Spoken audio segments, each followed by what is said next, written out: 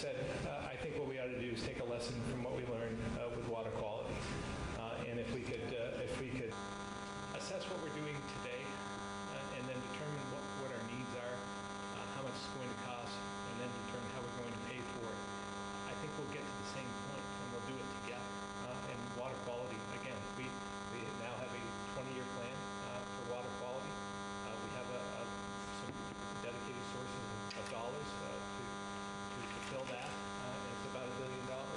So I think that's the best approach for this initiative, and I believe that they're moving in the right direction. But we'll see. Setting artificial or these goals that could be challenged could just take resources away from the climate initiatives themselves. What do you mean they could be challenged? Well, I think if you don't meet them, because again, I've said that I believe meeting most of our emissions at this point in time that I'm concerned about are transportation related. And I think that's not a straight trajectory. I think that the behavior is going to change, competition, technology, everything's going to change. But I bet within 20 years, most of the vehicles will be either electric or maybe hydrogen or something of that nature. But that trajectory is going to be like this, not straight. And so if you put something in place that doesn't meet that, then there'll be a challenge from some environmental group, a lawsuit, and take resources away from the initiative itself. And I believe that we can do this much more effectively if we go into it with the goal in mind of what we want to do, but then figure out how we're going to get there. You mentioned you used clean water as an analogy. Was it not a legal requirement in the form of the TMDL that forced Vermont to have that conversation and resulted in the action? Yeah, I mean, it jump-started, no doubt about it, jump-started the conversation. But then we came to the conclusion, if we're all on the same page and we want it to happen, let's talk about, again, what we're doing today, what we need to do, how much it's going to cost, and how we're going to get there. And I think that that's a much more effective way of doing business than to set a goal that we're not sure if we can meet or not, and then leave it up to future legislators and future administrations to adhere to. I mean, that's not leadership. What concerns you about the mandate specifically? Because we don't know, again, how we're going to get there. And again, my trajectory, I think, is different. I think that it's going to be much steeper in the years to come. 10 years from now, when technology changes and all these car manufacturers come out with their EVs and they're competing against each other, and there's more acceptance, and we have more charging stations, then it'll be a steep climb from there, but we'll get there, because I think that the competition will drive that. You're saying the state doesn't need to do But I think you might miss that. You might have an artificial goal that you can't hit because you don't have either the vehicles, the charging, whatever it is, you might not hit that. And then you see open yourselves up to lawsuits that, again, take away from the initiative. So you think that the free market is the solution to climate? Well, it's part of it, but we have to lead by example, which we're doing. I mean, many of the initiatives I've taken over the last 2 or 3 years with trying to incentivize the EVs, more charging stations. We had a press conference this week with buses, electric buses. 2 in the Burlington area. There's 2 more coming here. There's been some in the schools. That opens up the door to all kinds of different initiatives. And again, it's endless. What might happen is not just about the transportation.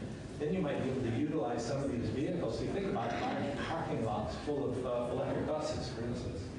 That's a huge power supply in itself, that when they're not being used, could be used to shave some of the peak power. I mean, there's all kinds of things that we can consider in the future. Do these electric buses, though, point out a problem? I forget the price tag. Was it $1 million? $1 million, and for a diesel now it's like $650. So for $1 million, you had $3 million in your budget for EV subsidies and charging stations, right? So, I mean, that would be 3 buses. So sure, but those prices will come down as technology again changes, as competition drives those prices down. When they have more bus companies building these buses, and they become more commonplace. place, the price will come down. I think the argument against your trajectory is that because the longer we wait, the longer that it takes for that ski slope to go up, the more emissions we're pumping out and the worse the problem gets. We need to take more action to push that trajectory earlier. Agreed. But I think we should take action like we're doing now. We have to prepare ourselves for that. We need the infrastructure, charging infrastructure, for instance. And the whole game really is in battery storage. That's the whole game. And so technology is changing every single day. The life of batteries has exceeded expectations, and there's a competition to see who gets there first. So if it's a different type of battery technology that we don't even think about, it probably won't be lithium. It'll be something else. And if we can extend the life or the longevity of that storage, so instead of having a vehicle that gets 200 miles per charge, you have one that has 600 or 800 miles per charge. That makes it much more feasible. And it's exciting in some respect. It's the new age. It's almost like the Industrial Revolution, only it's the electrical evolution. Some Vermont towns have been considering declaring themselves Second Amendment sanctuary cities. I know at least 4 or 5 already have. Some more considering a town meeting day. I'm just curious, do you have any sort of advice for towns or voters who are considering declaring that they aren't subject to state or federal laws? Yeah, I think most of them realize that when they take that action. It's just advisory in nature, and it's more of a statement. Well, I think there are some people who think it goes a little further. Well, state and federal law prevail. So that's your advice. I guess I'm asking, do you have any advice to these voters who are considering these measures? Well, I think that, if they have the sentiment on a local level, I just think they should be advised. My advice is make sure that they know that state and federal law is going to prevail in these issues, and they're not going to be isolated and do whatever they want to do. They have to adhere to state and federal law. You expressed concern about what a TCI agreement could look like and how that could raise prices for Vermonters at the gas pump, et cetera. What would it take for you to support a TCI agreement? What would you need to see? What would need to be on the table? The overall costs, from my perspective, of anything we do is a concern. We have a limited pool of resources. I think we have to prioritize what we need and what we want, and make sure that we live within those resources. I believe like the water quality. I mean, when we first started having that conversation, most of the talk wasn't about what we do for projects. Most of the talk, at least in this building, was what tax we're going to raise, right? So I said, I think we could do it within resources that we have. Let's grow the economy, and we'll have the resources in order to pay for it. Well, guess what? We didn't. I mean, we came up with a source, an existing source. We didn't have to raise taxes to do it. We're dedicating that to water quality. I feel the same way in this area, because to get to a point, like I believe, again, that within 20 years, most of the vehicles, 90% of the vehicles are going to be EV or hydrogen or something other than an internal combustion engine. If you believe that, as I do, then you know that the resources that you can reap from a carbon tax of some sort is going to fall off, because we're not going to be utilizing it as much. So why not just prioritize what we want and need, and see what we can live without? And if this is our highest priority, and I put resources towards this in my budget, then let's just do it. You're in the U.S. Senate right now. Would you want to hear testimony from John Bolton for having the regular? I think, I've said before, I have faith in this process. When I say that, I believe that most Americans want to have faith in this whole process. So I think that includes hearing as much testimony as necessary to come to this whatever conclusion they're going to come to. This is an important time in history. We shouldn't take this lightly, and we should have all the testimony we need in order for them to make the right decisions, and we can feel good about the process. So does that mean you want to hear John Bolton Sure. speak? Absolutely. When you vetoed the 24-hour gun You had cited a lack of research showing that it's effective. I think last week, two Harvard Business School professors came and testified that longer waiting periods do work. And I'm just curious, given there's more research showing that some longer period would work, would you be inclined to support a 48 or 72 hour? Again, my feelings haven't changed. We took some historic steps just a couple of years ago in terms of gun legislation in the state. Some of the provisions within that legislation, like the red flag provision, I think could be effective in some of counteracting some of the suicides we're seeing in Vermont. One of them is if someone is in harm to themselves or others, they would have their guns taken away from them. So I think we also should improve the NICS system within that so that if someone is, the red flag provisions are put into the NICS system so that someone can't buy another weapon. So I think we can make some improvements within that. I think we need more education. I don't think everyone realizes how you can utilize the red flag laws that we have now. And I would also ask, I would also ask the experts from Harvard if they have compared states that have red flag laws and have they done any research on how that effective that has been. And when they say that the 24 or 48 or whatever, or 3-day waiting periods are more effective, have they compared them to states that have red flag provisions now? Well, would that change your calculation at all, given that if you were thinking 24 hours doesn't prove to be effective, longer proves to be effective, research shows? No, would that change? I believe the laws we have that we passed 2 years ago are sufficient, and we should improve upon those and make sure that everyone knows how to utilize them, and then continue down this path as well. And as far as suicides are concerned, in my budget, we made investments in more suicide prevention. So that's the track I'm taking, and I'm not inclined to do anything more. In your budget address, allocating some $5.5 million to the ACO under the pretense that they become a nonprofit. I guess right now, state and federal law are kind of clashing, like they have to be a for-profit right now. I guess sort of what are your thoughts on that going forward? Then how that's possible? If they can't, if in some way they can't become a nonprofit, they have to become more transparent. I think that's the point.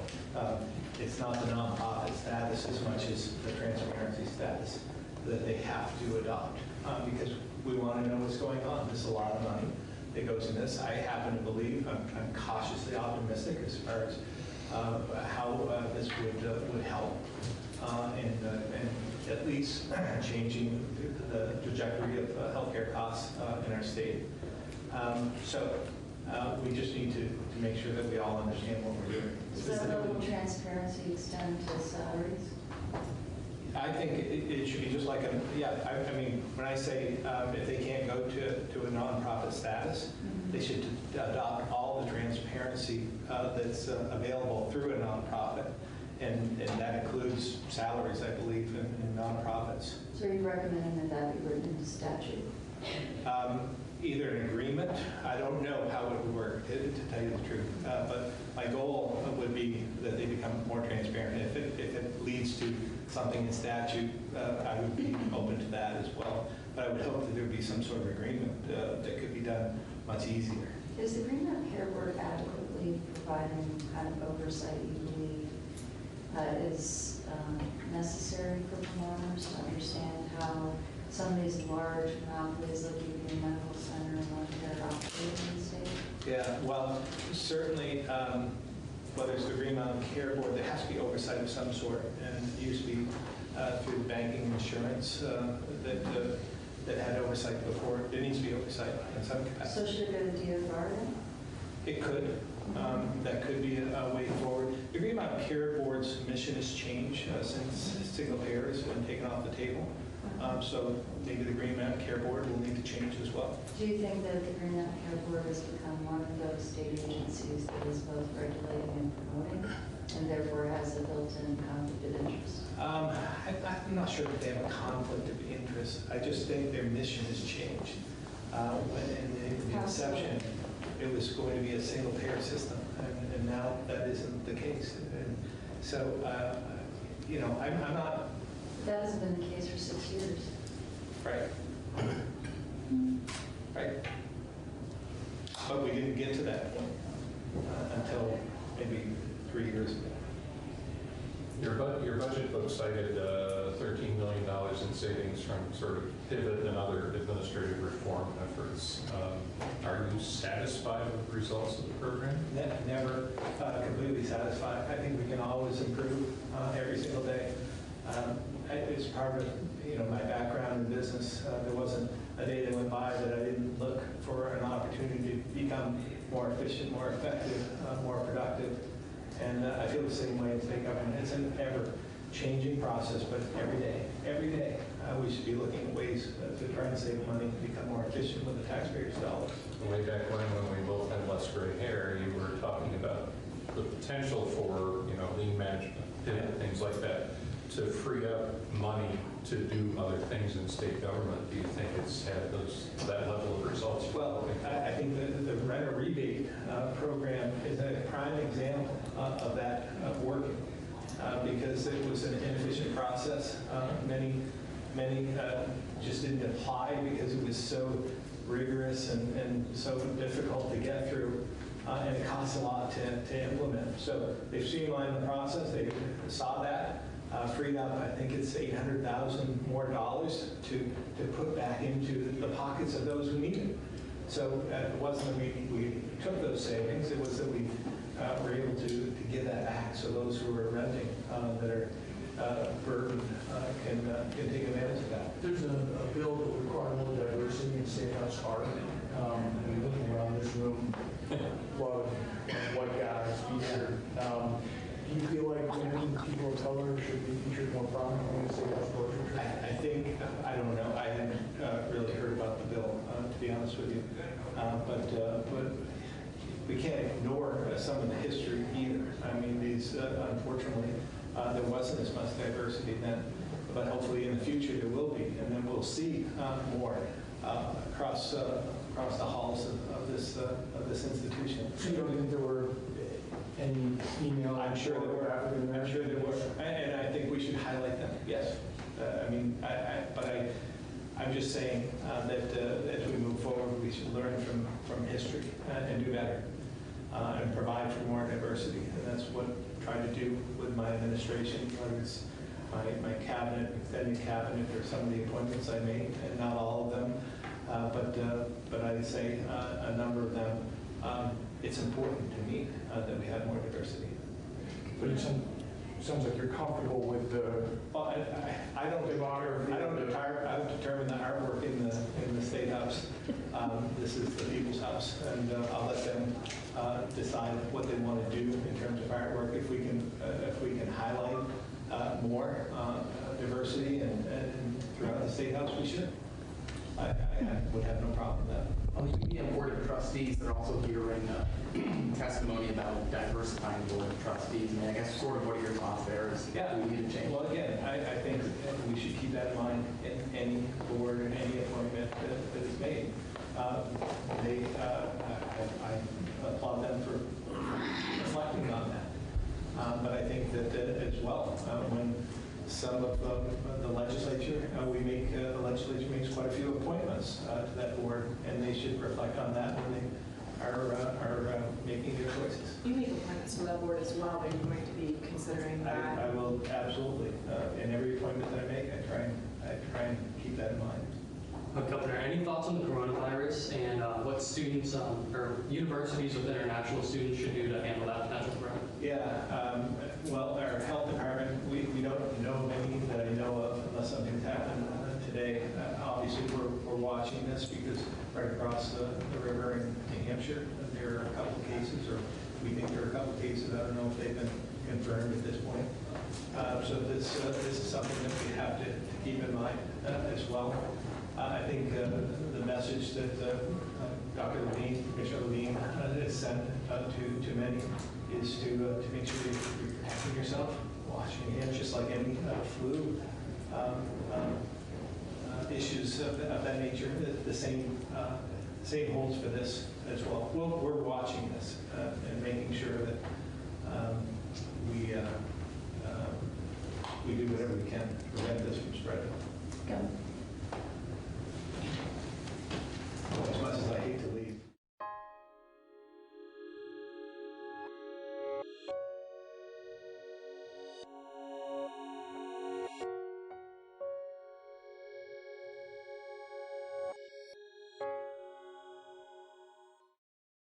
The thrill of flying on skis. Take a deep breath and soar. Get out your cowbells and come to Harris Hill on February 15th and 16th. Cheer on an international field of jumpers as they soar at speeds of up to 60 miles an hour. The hill record of 341 feet is up for grabs on New England's only Olympic-sized ski jump. Music, food, a toasty beer tent. Tickets at the gate or go to harrishillskijump.com. Did you know Vermont 211 makes a difference in the lives of thousands of Vermonters each year? Hi, I'm Mary Ellen Mendel, Executive Director of Vermont 211. Do you need help paying a utility bill, finding housing, buying food, accessing job training, navigating veteran services, or dealing with an emergency or a crisis? Call 211 today or text your zip code to 898-211 to reach one of our specialists. We'll help you navigate and connect with resources. Call or text 211 today. Help is available in 180 languages 24/7. 211 is a program of the United Ways of Vermont and is supported generously by the Agency of Human Services.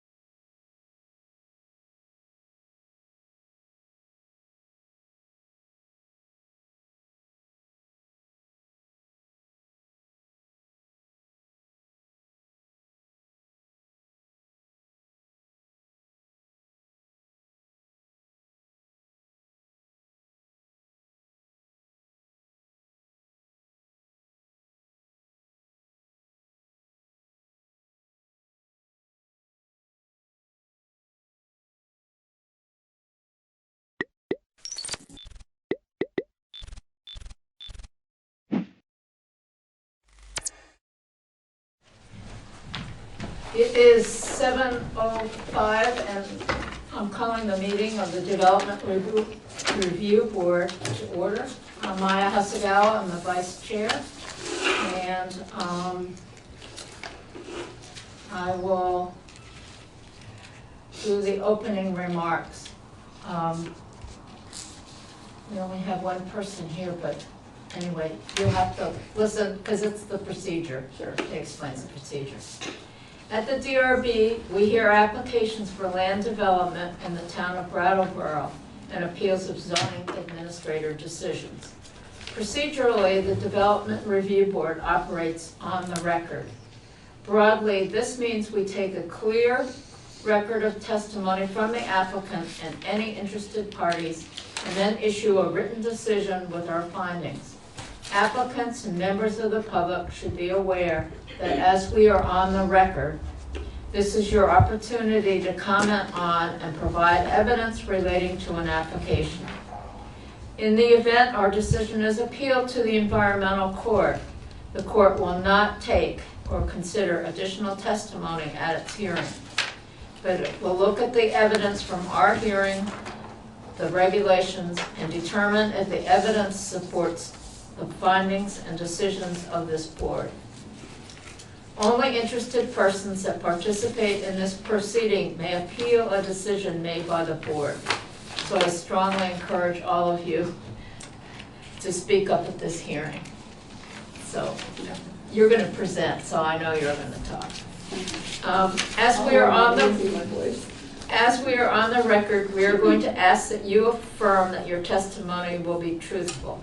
So would the applicants and anyone wishing to speak to an application please affirm the following? Okay.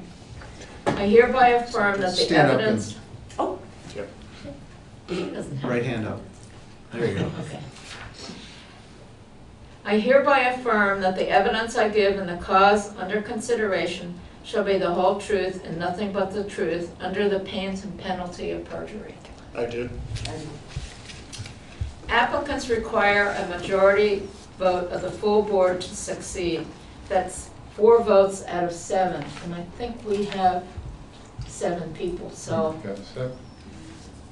If we do not have a full board present to hear your application, then we will consider a request to continue your application to the next public meeting. After taking testimony, the board will close the public hearing and may vote on your application. The board will issue a written decision within 45 days of the close of the hearing. While we may vote on an application, it is the written decision that controls the timeline for an appeal. It should be noted that the town of Brattleboro is a party with an interest in land development applications. The town does not have a special status before this board. Documents provided to the board by the town planning department, town attorney, or other town departments will be considered in exactly the same way as information from the applicant and all other interested parties. Okay. I have a motion to approve the minutes of the December 18th meeting. So moved. Second. All in favor? Aye. Excuse me. Okay. Everybody took the oath. Has the meeting been properly warned? Yes, it has. Does anybody have any conflicts of interest or ex parte communications? No. No. Yet. I just had a question about the agenda, the number 3 item on our agenda. I'm just confused about that. Review of cases public. Did you put this on the agenda, Brian? What's that? The number 3? Could you read it to me? Review of cases / public hearings to be reviewed under the Broward Land Use Regulations as warned on October 12th, 2015? Is that just a... Yeah, that's the standard. That's what you're doing. Oh, okay. Yeah, That's so the applications. And that just, the date refers to when those land use regulations went into effect. Exactly. Okay, it just caught me off guard with that date. Sure. Okay. Sorry about that, Madam Chair. I am going to appoint Ian to hear all applications. That Ian. That Ian. He's the alternate Ian. Ian too? Well, I don't know. Good Ian and bad Ian. Oh, good. We're on TV, guys. So it goes. People will find us very entertaining. Okay, are you Deborah? Yes, I am. Tamosh? Tramposh. Tramposh. Okay, will you take a seat up at that table there? And the nature of that microphone is so that the television can hear you. I wasn't ready for TV. Okay. Sorry. Don't be angry about that. Okay. Okay, can you talk to us a little bit about your project and what you want to do and? Yeah. First of all, I'm losing my voice. I've got some lung thing, something moved into my lungs, I guess, and I work with children. You know how that goes, right? So germs are everywhere. So my voice is going, so hopefully it'll stick with me for a while here. Yeah, so I purchased a duplex on Western Avenue. Excuse me, in September I moved in, and I'm from Portland, Oregon. So I drove across. Part of the reason I wanted to, well, there's a lot of reasons I wanted to move here, but part of the reasons I wanted to buy this place, which is, it's really quite a good deal and a nice place, was because the attic is a perfect space to have a small practice. And I am a Pilates and yoga instructor. Actually, currently getting certified in yoga, and I've been teaching Pilates for about 12 years or so, and also teaching yoga. It's a very sweet space. It's pretty small. You know, it's an attic. It's the 3rd floor. And I currently live on the 1st floor of the building, and an old elderly woman lives on the 2nd floor, but she's going to be leaving, and then I'll move to the 2nd floor and rent out the 1st floor. It's a very sweet space up there, and it's probably comfortable. I've started working on it, fixing it up. It's not a big deal. There's not much to do other than taking wallpaper, fixing the plaster. You know, it's not a major renovation. It's pretty simple. And I've already talked to the fire department, to the assistant fire chief, about what I would need to do for that part of it. That's already been done. Well, it's going to be done, but I've talked to him about it. And probably, maybe, at the most, would be 10 people up there, you know, at a time, because it's not very big. So it's a small, my idea is to have a small studio where I would be the only one teaching. So it's a pretty small situation. And maybe teach like anywhere from 1 to 3 classes a day, because I'm not, it's just me, so, and I'm in my 60s, so yeah, so that's my plan, that's my desire, and keeping it, you know, the parking is pretty easy on the street, you know, there's plenty of parking, and like I say, there wouldn't be, who knows how many people would come to a class, but the room can only accommodate to about 10. So really, for what I'm doing. Yeah, and I've got other ideas about maybe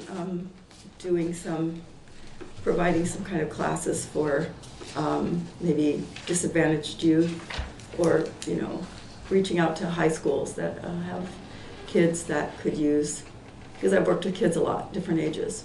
I work at the Montessori school right now with elementary and young kids. So maybe providing some kind of, in the future, some kind of classes that maybe, you know, there's a sort of a community pay it forward kind of thing, you know. So providing for, who knows, I don't know what the situation is. I haven't actually spoken to any schools yet. That sort of thing I'm looking at, maybe doing, yeah. Because I love working with kids of all ages, and maybe there'll be some teenagers that could, you know, be interested in yoga. So that's kind of my basic idea plan. Not until I wouldn't be doing it until at least the summer or the fall. So it wouldn't be right away. It's a few months off. Yeah. So are you planning to have any evening classes? Well, my understanding is the hours are 8 to 6. And I prefer not to teach in the evening, so I really don't have a problem with that. I like those hours. I would, however, I was hoping that once on occasion, if I wanted to do something in the evening, but it would be probably very rare, you know, to do something special or to have people over or something, some kind of a gathering on occasion. But for the most part, I don't like doing things in the evening, so I like to end by 6, so I'm good with that. Yeah. Is this the former Dr. Avila's building? It is, Okay, yes. that's why I just Yeah. Googled it, so. I was Right, like, yeah, so Dr. Okay. Avila was an eye doctor, right? Yes. Yeah, so he was practicing there. So the signpost is all still there. Yeah. Yeah. I'm glad you pointed that out. I was wondering exactly what we were talking about. Yeah. Yeah. Yeah, when I Googled it, that's what I. And then I guess I'm going to direct a question to the zoning administrator. The way that it just says, request for retroactive change to use from dwelling unit and office to 2 dwelling units and home business approval. So that neighborhood, so to speak, that section Western Ave, that's there's a number of properties that are sort of combination residential Yeah. and office. Yes, yeah, I'm just definitely. asking him because he kind of deals Yeah. with that on a regular basis. Yeah. So, and so to me, in one sense, my mind says changing. And you can tell me whether my thinking is correct, but changing from a dwelling unit and office to 2 dwelling units. I mean, to a certain sense, am I thinking that sort of a small yoga studio is sort of synonymous with an office in a way, for that zoning area? Yeah, it's a smaller use, and it's kind of something that's protected by law as being a residential use, so it doesn't trigger some of the requirements that would come with a site plan approval. So, Okay. for instance, landscaping. Okay. So in a certain sense, you're saying under the regulations that I guess let's call it what it is, a yoga studio has, what did you say, is it less impact than an office? Home businesses have less impact, so they're Okay. smaller scale businesses conducted by somebody living in the home using a small portion of their home for it. Oh, okay. Yeah. Okay. Because I can just picture that stretch of Western Avenue, and in my mind, there's quite a number of combination office and living spaces.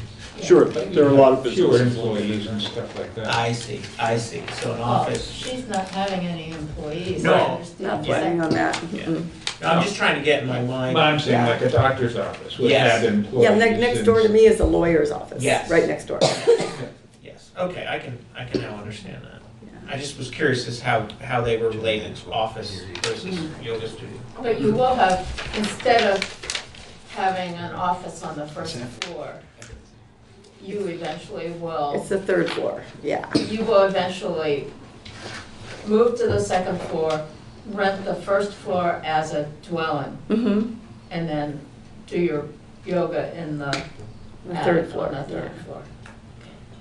And what changes did the fire chief want you to make as far as any external exits? Yeah, so Two egresses. what I'm going to be doing is putting a balcony off of the front of the building. On the 3rd floor? Yes. Okay. Yeah, so that the fire trucks would have access if they needed to come, and everybody would be able to fit on the balcony. So it's got to be like a 10 by 10 balcony, Okay. which my next door neighbor Mitch is going to build. So, yeah, he's great. He's helpful. So yeah, I'm going to have this balcony there, and a door, a small doorway where it's already there as a window, and we're going to turn it into a door kind of thing, and door window kind of thing. And so people can be able, so that the fire trucks can access that. And it's been approved by Leonard. And Yeah. is the He said it was okay. Yeah, I good. talked to him. Yeah. The only other question, are you having any facilities up there on the third floor, a bathroom or anything like that? Right, so I don't want to do any, that kind of remodeling up there. I don't want to, take on that, I just want it to be the rooms. So my apartment, part of the reason I'm going to be living on the second floor, other than I want to, is it would only be one flight down from the third floor to the second floor, and there's a doorway right there at the top of the hallway that goes through a small room into the bathroom of that apartment. So all people would have to do if they need to use the bathroom would be to open that door, walk through a small room, and there's the bathroom. It's just very accessible. It'd be in my apartment, but I'd be fine with that. I would, so that way there would be a bathroom available. No, that's yeah. just, Yeah, no, that's a good question.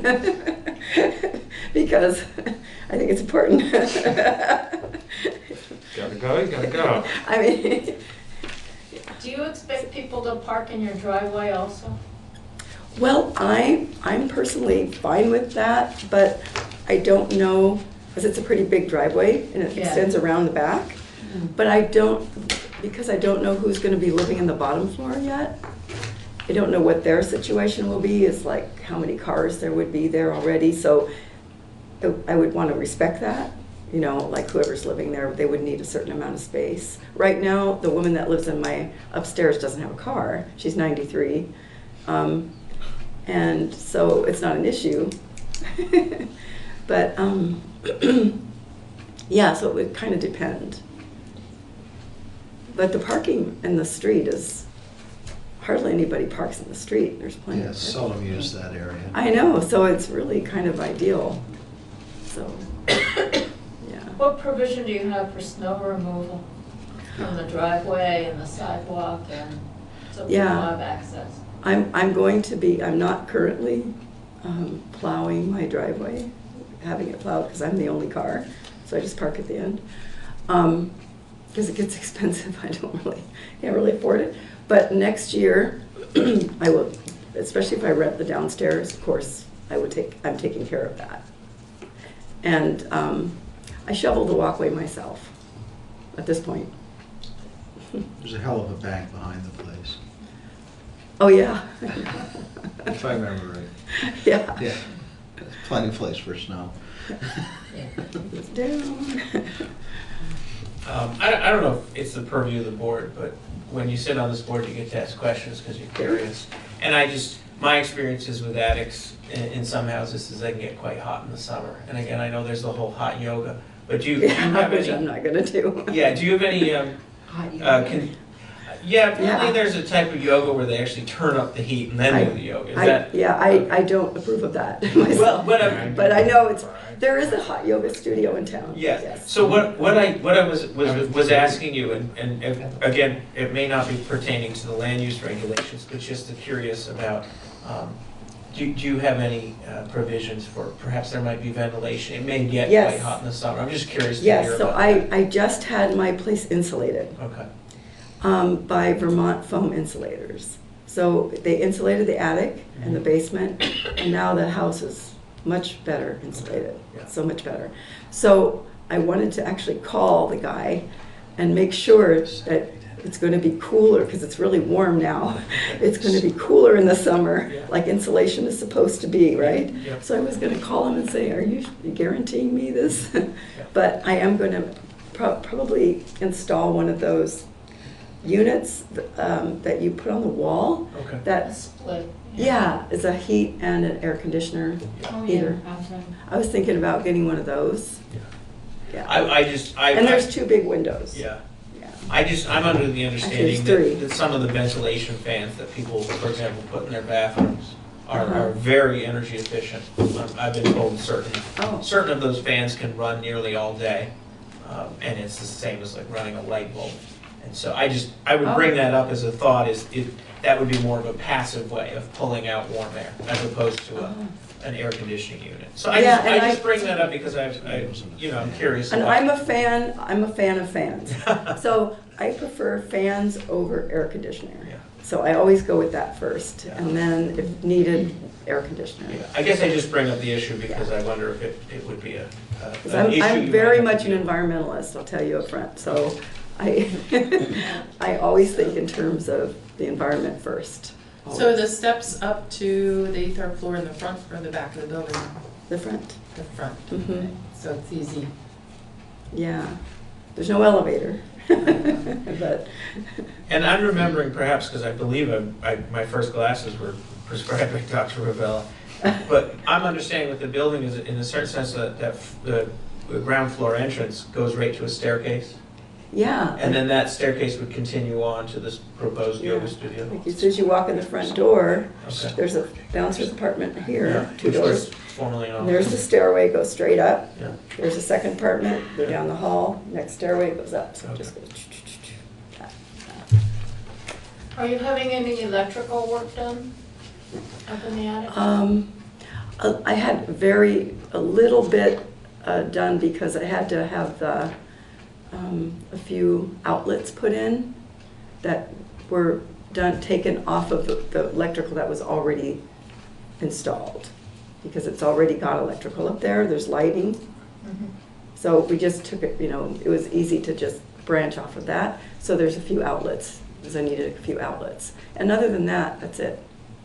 So Brian, is that enough to trigger having to? It's not in the same part of the house, so I don't think there's any savings on doing, A charger. yeah, not at this point. And there's a smoke alarm up there already. And you will need a sign permit, a separate sign permit. Oh, okay. And I Okay. believe Brian can approve that Yep. administratively. Okay. We can put that in as a condition, if everybody agrees that. Didn't the doctor already have a sign there? Yeah. Yeah, and the posts are still there. Right, so it would, Hang on that post, Yeah. I assume, yeah. Yeah. Anybody have any other questions? Got it. I'm good, thank you. great. Anybody have any other questions? Okay.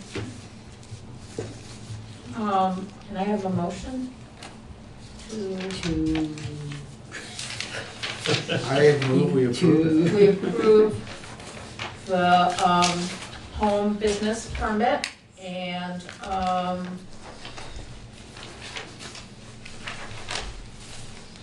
think that's what we have to approve, right? Yeah, with the condition that a Yeah. sign permit is required Oh. and strike the electric Yeah. or charger outlet. We should probably, I would say before we vote, we should mention to you that there is a provision in the land use regulations in Brattleboro, whereas some changes trigger us to require the property owner to install an outlet that can be dedicated to charge an electric vehicle. What's happened is your particular request hasn't triggered that requirement. Oh. But you mentioned you were an environmentalist, and it sounds like you may want to rent your property. So you could certainly talk to Brian, he'd give you Yeah. information. But the idea is Brattleboro is trying to make sure that many buildings that have renters, that those renters have access to a dedicated, am I saying this right? They have access to a dedicated outlet. Well, so they the can. owner also. Yeah, so we just thought you'd be aware of that. Yeah. It's not being triggered in your case, but Okay. it may be something you might Yeah. want to do for your own sake. What if I want to get an electric car? For example. So I just thought I'd point that out to you. Yeah, if thank that's you. if But that's we're not okay with making you. that a condition. Yeah. Great. Of approval. The separate Good to know. sign permit, and we're approving the home business. And the change of use to And the two change- dwellings. and the change of use to 2 dwellings. With occasional events in the evening. Yeah. Oh, that's right, yes. Okay. Second. All in favor? Aye. We can all come and take a yoga class. That might be a Only if we conflict. do of interest. carryover. Okay, I have 2 two other pieces of business. Thank you. So do I get to go? Thank you. Thank you very much. Yeah. Brian will be in touch with you. You'll get something in the mail at some point, and within 45 days. That's good, thank you. So that there was a question about adding another condition for the, what was it, Kavanaugh decision we made last month, and Well, was that actually, did we make that decision in December? yes. Okay. So, can I have a motion that we go into deliberative session? So moved. Is there a second? Oh, second. Okay, can we go into deliberative session for, just, will probably be 5 minutes, So maybe this 10. is where we go off camera? Oh, Who knows? We can stay here, right, since there's nobody here. what's that? Do you have to vote? We have to vote Oh, on we haven't voted yet. Oh, I yeah. apologize. To go in. Yes, thank you. Should we I vote? forgot Say that. aye. All in favor? Aye. Thank you.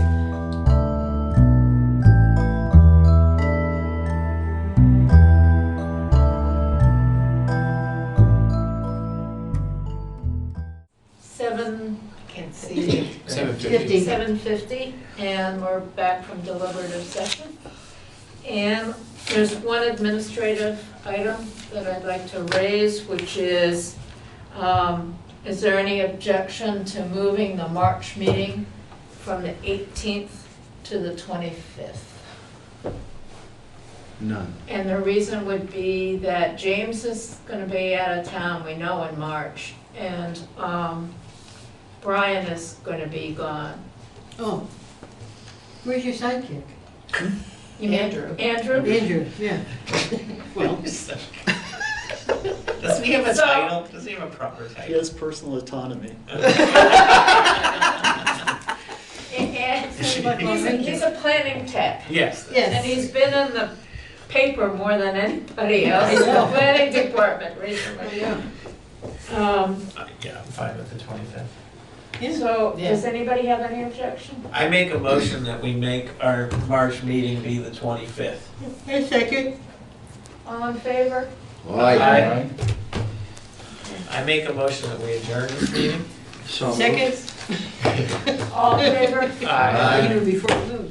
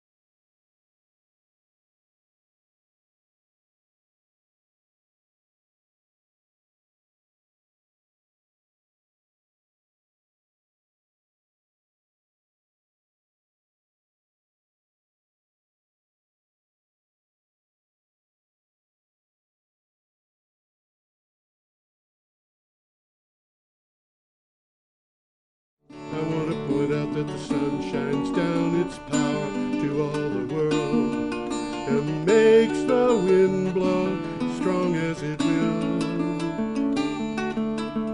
I want to hope gentle rains can fall upon the land, so lovely earth can stay lovely still.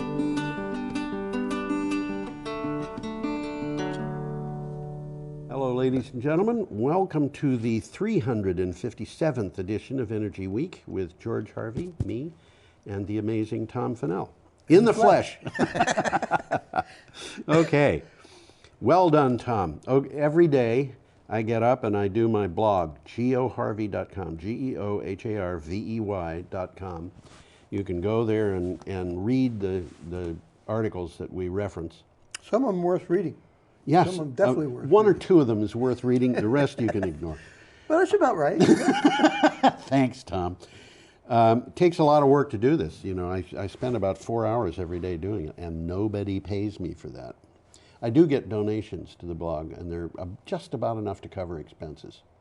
Well, that's encouraging. It is, and the donations that we got for the show were just about enough to cover it too. Uh-huh. We came just that close to it. Okay. So I'm going to pay a couple of dollars extra for my membership dues this year. Anyway, what happens is the news goes up daily at geoharvey.com, and if you want to read one of these articles, which we will start with on January 30th, you can go to the blog and click on the calendar for, you know, the date starting January 30th. We'll try to keep you up to date on when these things appeared. You can click on it, and then you'd have about 15 articles usually to search through to find the one you want. So, Well, obviously, I read the articles. yeah, Tom reads the articles. And some of them, as I mentioned, are worth reading, and I'll try and mention those that are. Yeah. Because some of these are long. Some of them are long. The long ones I do not read all the way through. Tom reads the long articles all the way through, and Yeah, I, on the 90% other of them, hand, anyway. have to look at about 400 titles every day to figure out which ones we want. And if you think about this, over the time that blog has been active, I've probably looked at over 1 million titles. I wouldn't be at all surprised. So there we go. Let's get started anyway, here. We got a picture we coming have a up of picture. An UPS truck. And I'm not going to make an appeal for money today, because this is, you know, we're into a new cycle. That's an UPS truck. That's an UPS truck. It's funny because I have just to make it fit on my computer, I've shrunk the picture. Oh. So on my computer, it looks like a much longer truck. Oh, really? It looks like here. It does not look like it's low and long. It looks a lot like those self-driving shuttles that we've had, Yes, it except does. it's Yes, brown. it does. I mean, in terms of the shape. Yeah. Very much so. We'll be talking Yeah, about one of okay. them a little later on. So this is from Clean Technica. And let's. What? I'm trying to get somebody up here like me. Oh, there you go. There we go. Okay. Tom is the engineer who maintains this thing, which is why a lot of the time he looks like a deer in the headlights, staring in the headlights, because he has to look at. We've got monitors all over the place here. Yeah. That helps. Including one behind us, but we don't even look at that. Go ahead, Tom. Well, you'll look at the picture in the background, but it's a UPS truck. Yeah. And UPS orders 10,000 electric delivery veils from Arrival. Now, that sounds a little strange until you realize that Arrival is the name of a company. Yes, it is not a rival, it is Arrival. Arrival's electric delivery vans are priced about the same as conventional delivery vans. That's important. They're the same price, but have 50% lower operating costs. Now, that's significant. This turns it into, a squirrel could figure this out. Arrival's unique skateboard, the skateboard is the whole bottom of the vehicle. It's the motor, the wheels, everything.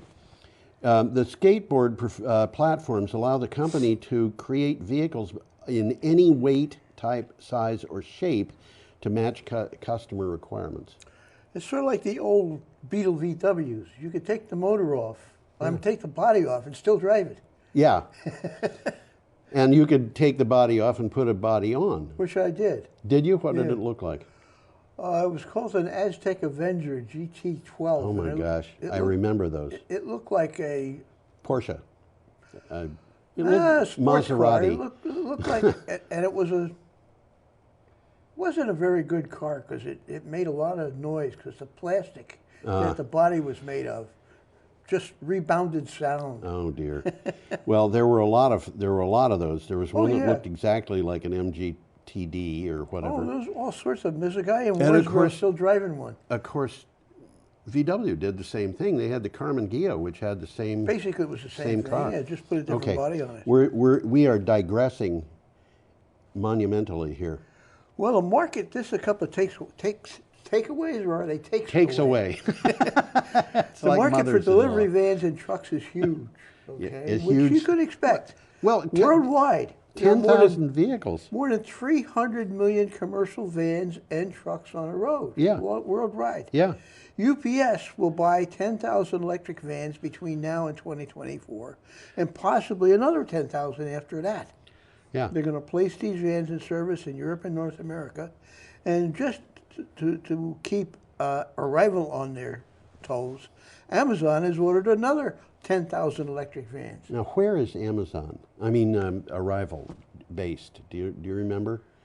I don't remember seeing I it. think it's American, and I think it's a startup, and I didn't make too many notes about it. Okay. But I don't think there was much about it in the article. I'm sure they're American because. Did you actually put that up so people could see it better than? Well, I had it up there. We'll take Oh, you another did. look No, at it. don't worry about it. Well, There you go. There it is. There's the new Right, UPS truck with, as we sat down today to start the show, Tom was talking about how big that windshield is. Yeah. It's a big windshield. Okay. Well, let's move along here. From Green Tech Media, we have an item. Renewables set to overtake natural gas in the U.S. power mix, according to the EIA. Now, this is the first of two articles that we're going to have about this particular thing. This week. This week, yeah. Yeah, right. And, you know, as I put this together, I was thinking, why have I got two of these? And then I read the two and realized there's a reason to have the second one. The DOE's Energy Information Administration has finally come around to the view that renewables will overtake natural gas in the country's electricity mix. The EIA has long been known for its implausibly, I want to repeat that word, implausibly conservative predictions about renewable energy. They keep saying year after year, well, they kept saying, they haven't been saying it in the last year. Every year they would say, renewables have been growing exponentially, but that's going to stop in 18 months. It ain't stopping though, is it? No. I got a little quick takeaway here. A year ago, the EIA predicted gas would remain the company's top power source through 2050. Right. It's changed its mind. All power generation sources will lose market share by 2050 except for renewables. Yes. Okay?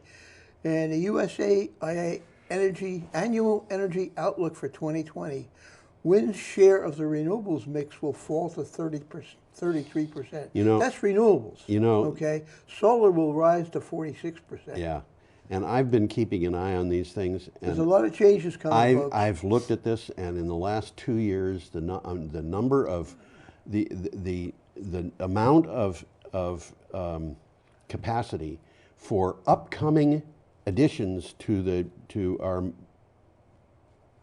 generating capacity, the amount of capacity that comes from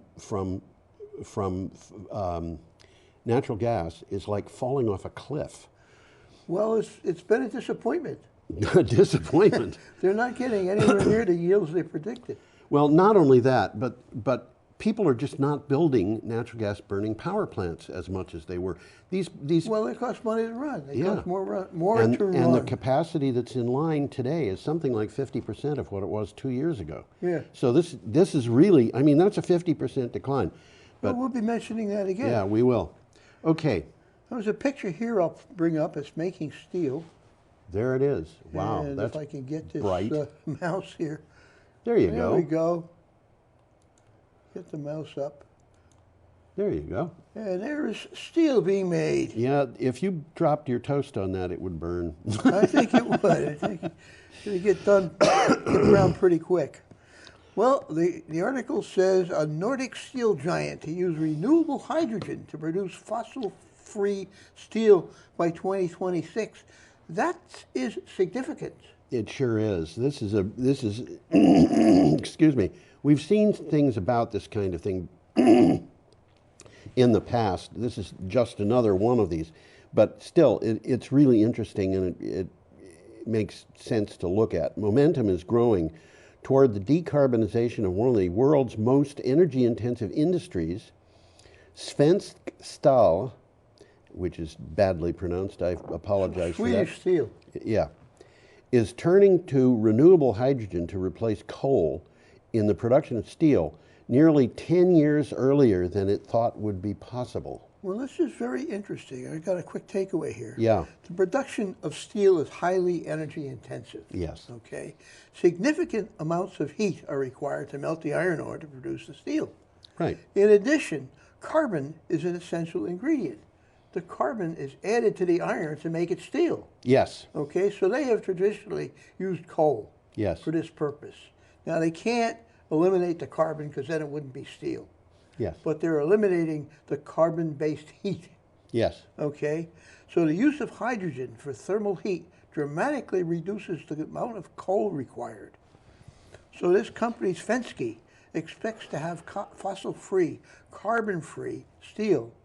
They say carbon-free steel. They mean it has the carbon in it. Yeah. But it's not. They're not steel's using actually an alloy.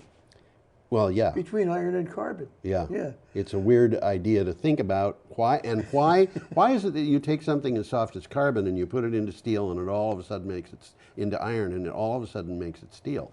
Well, you can think about that and ask yourself, why is it a diamond is so hard? Because that's carbon too. Carbon's a very funny thing. There's a bunch of images in this particular link. Yes. And it says here, well, this is from the images.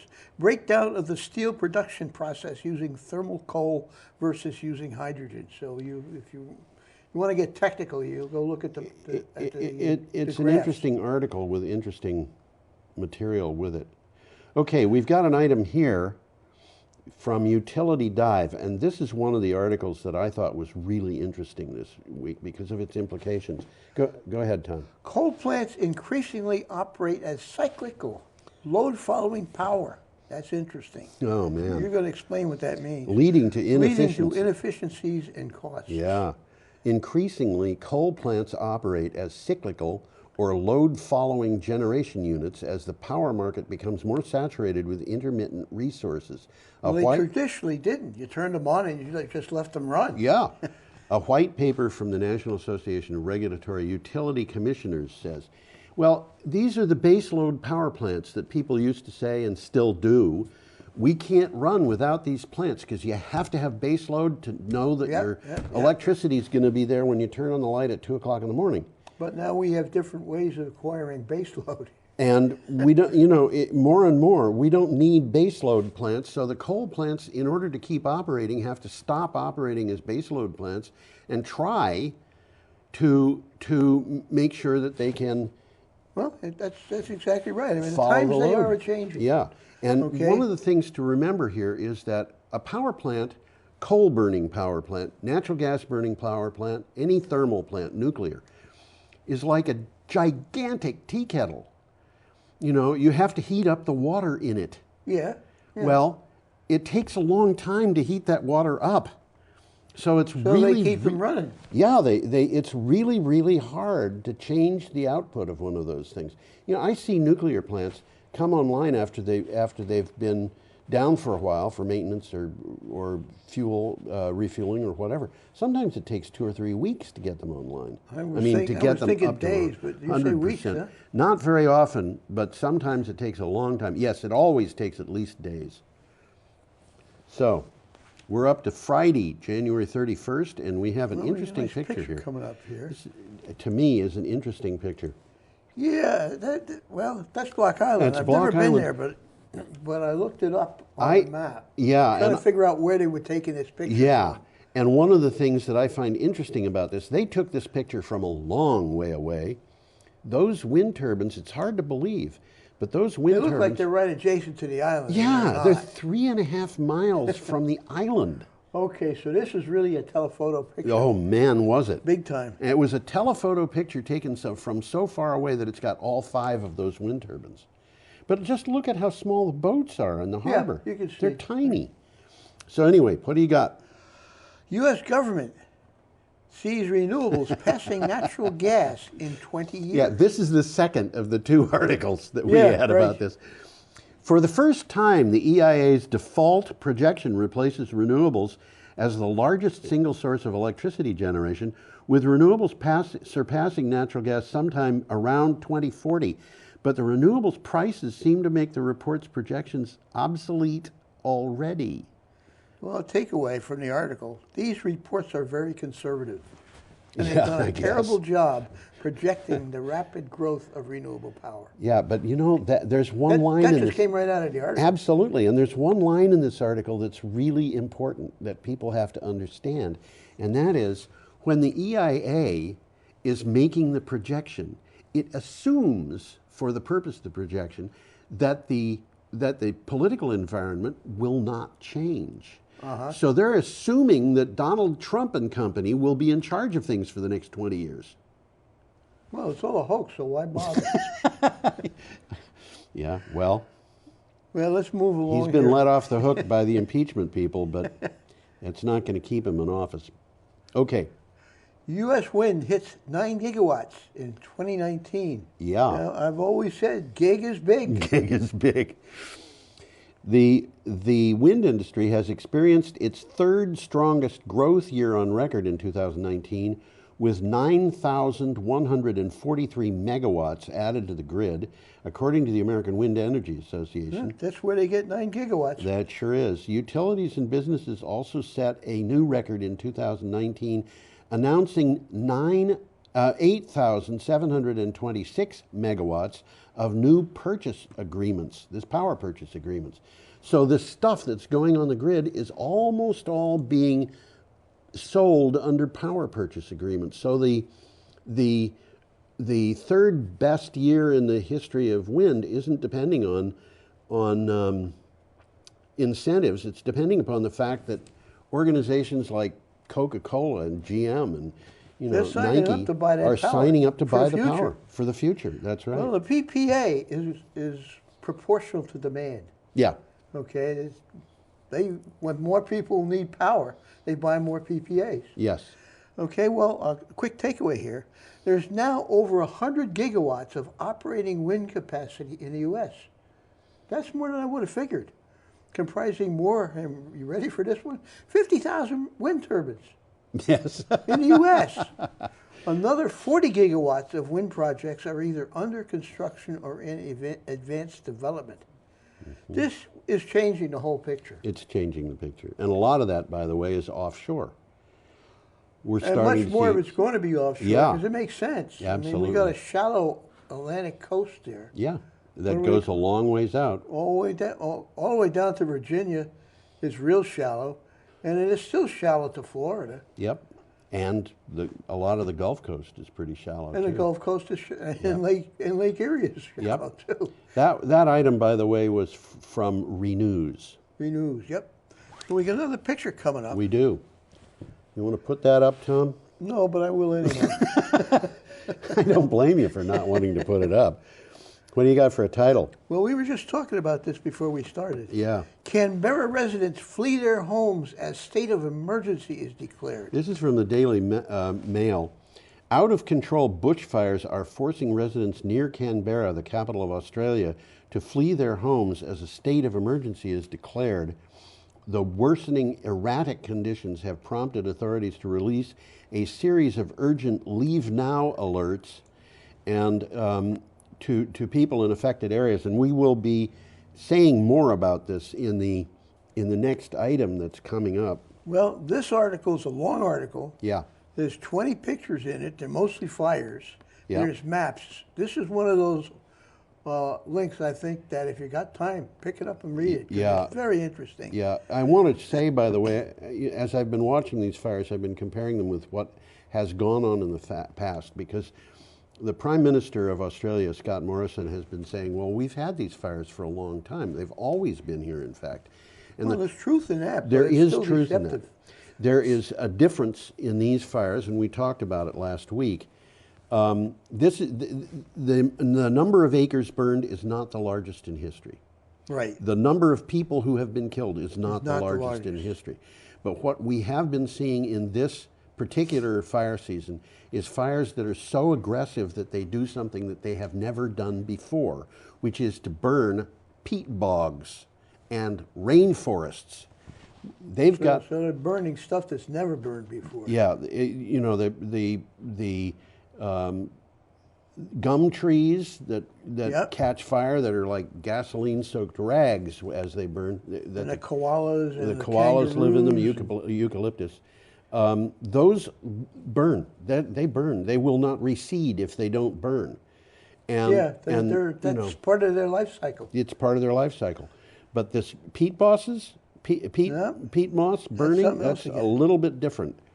Okay. Well, I got some takeaways here. Okay. For those who don't know, Canberra is the capital district. It's a capital city. Well, they call it the Australian Capital Territory. That's right. It's just it's the analogous to Washington, D.C. That's right. Okay, Yeah. it's located within New South Wales, but it's not New South Wales. Yes. Okay, it's near Sydney. It's got about 400,000 residents, so it's not A lot an of people. insignificant place. Yep.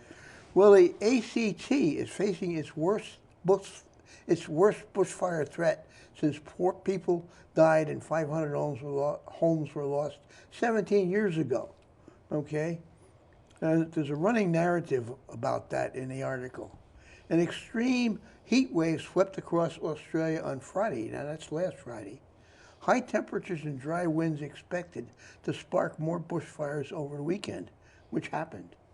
Okay, and there's more than 80 blazes are still burning as of this article, which was a week ago. Now, we're up to Saturday, February 1st, with an item that continues this, and this is from the BBC. Yeah, we do. Australia fires. Residents are told to seek shelter in the Canberra region. A bushfire near Australian Capital Territory grew to more than 35,000 hectares, which is 135 square miles. So if you want to think about this... It's a 12-mile square. Yeah. On Saturday, as officials closed a major motorway, residents in some areas near the capital of Canberra were told that it is, quote, too late to leave, end quote, and they should try to seek shelter. In other words, the roads that they have to get out of where they are, where the fires have been cut. Yeah. They can't get away. So they have to find some place, you know, to protect themselves. There's a 1-minute time lapse of the fires burning in Canberra. Okay, and this is what this is what they're being told. They're being urged to fill up their bathtubs, buckets, and sinks, so that when the fire arrives, they have access to water to extinguish flames and to drink. They can't even leave. Yeah. They're going to sit there and watch. Try putting out a fire in your house with a bucket load of water. It's not an easy job. However, I want to point something out, and that is we won't talk about it much this week. Next week we might. There's more stuff happening. There's more going on, and what has happened is the entire east coast of Australia has been hit by torrential rainstorms. Yeah, you were telling me before the show started. Yeah. So what'd you say, 7 inches of rain? In one town in Queensland, they had 7 inches of rain. Wow. And a lot of this area in New South Wales and Queensland, we're talking about, they had torrential rains a year and a half ago that were so bad that they couldn't plant their crops. And then that was followed by a year and a half of drought, which ended with these fires. And now they've got torrential rains and flooding again. Kind of crazy. Well, this is climate change is producing it's a hoax. Very strange. How the Chinese are having effects in Australia, I don't know, but Okay. Well, we got a picture coming up here. We do, and this is a picture of the Newport Bridge. Which has absolutely nothing to do with the article. Except that it was taken by the author. This is from Clean Technica. I've been over that bridge. It's a nice bridge. It runs along, pretty much along the coast of Rhode Island. The road does. Yeah. And it's a beautiful view from the bridge. Well, what it says here is, oh, by the way, it costs you $5 to go across the bridge. Senate Majority Leader Mitch McConnell, well, that's what you're supposed to say. Yeah, it is. Republican strategists praise carbon pricing as a way to win votes. Who'd have thought? Senate Majority Leader Mitch McConnell called for conservative solutions to address climate's consequences. House Minority Leader Kevin McCarthy, who is also a Republican from California, talked of a possible existential crisis for the party. Republicans are starting to talk about carbon pricing. The Republicans' leadership is starting to recognize that they have to do something about climate change. I think you're right. Even though Absolutely. it's a Chinese hoax. Well, this is kind of, how would you say it, cynical. But conservative solutions, call it a hoax and eliminate regulations.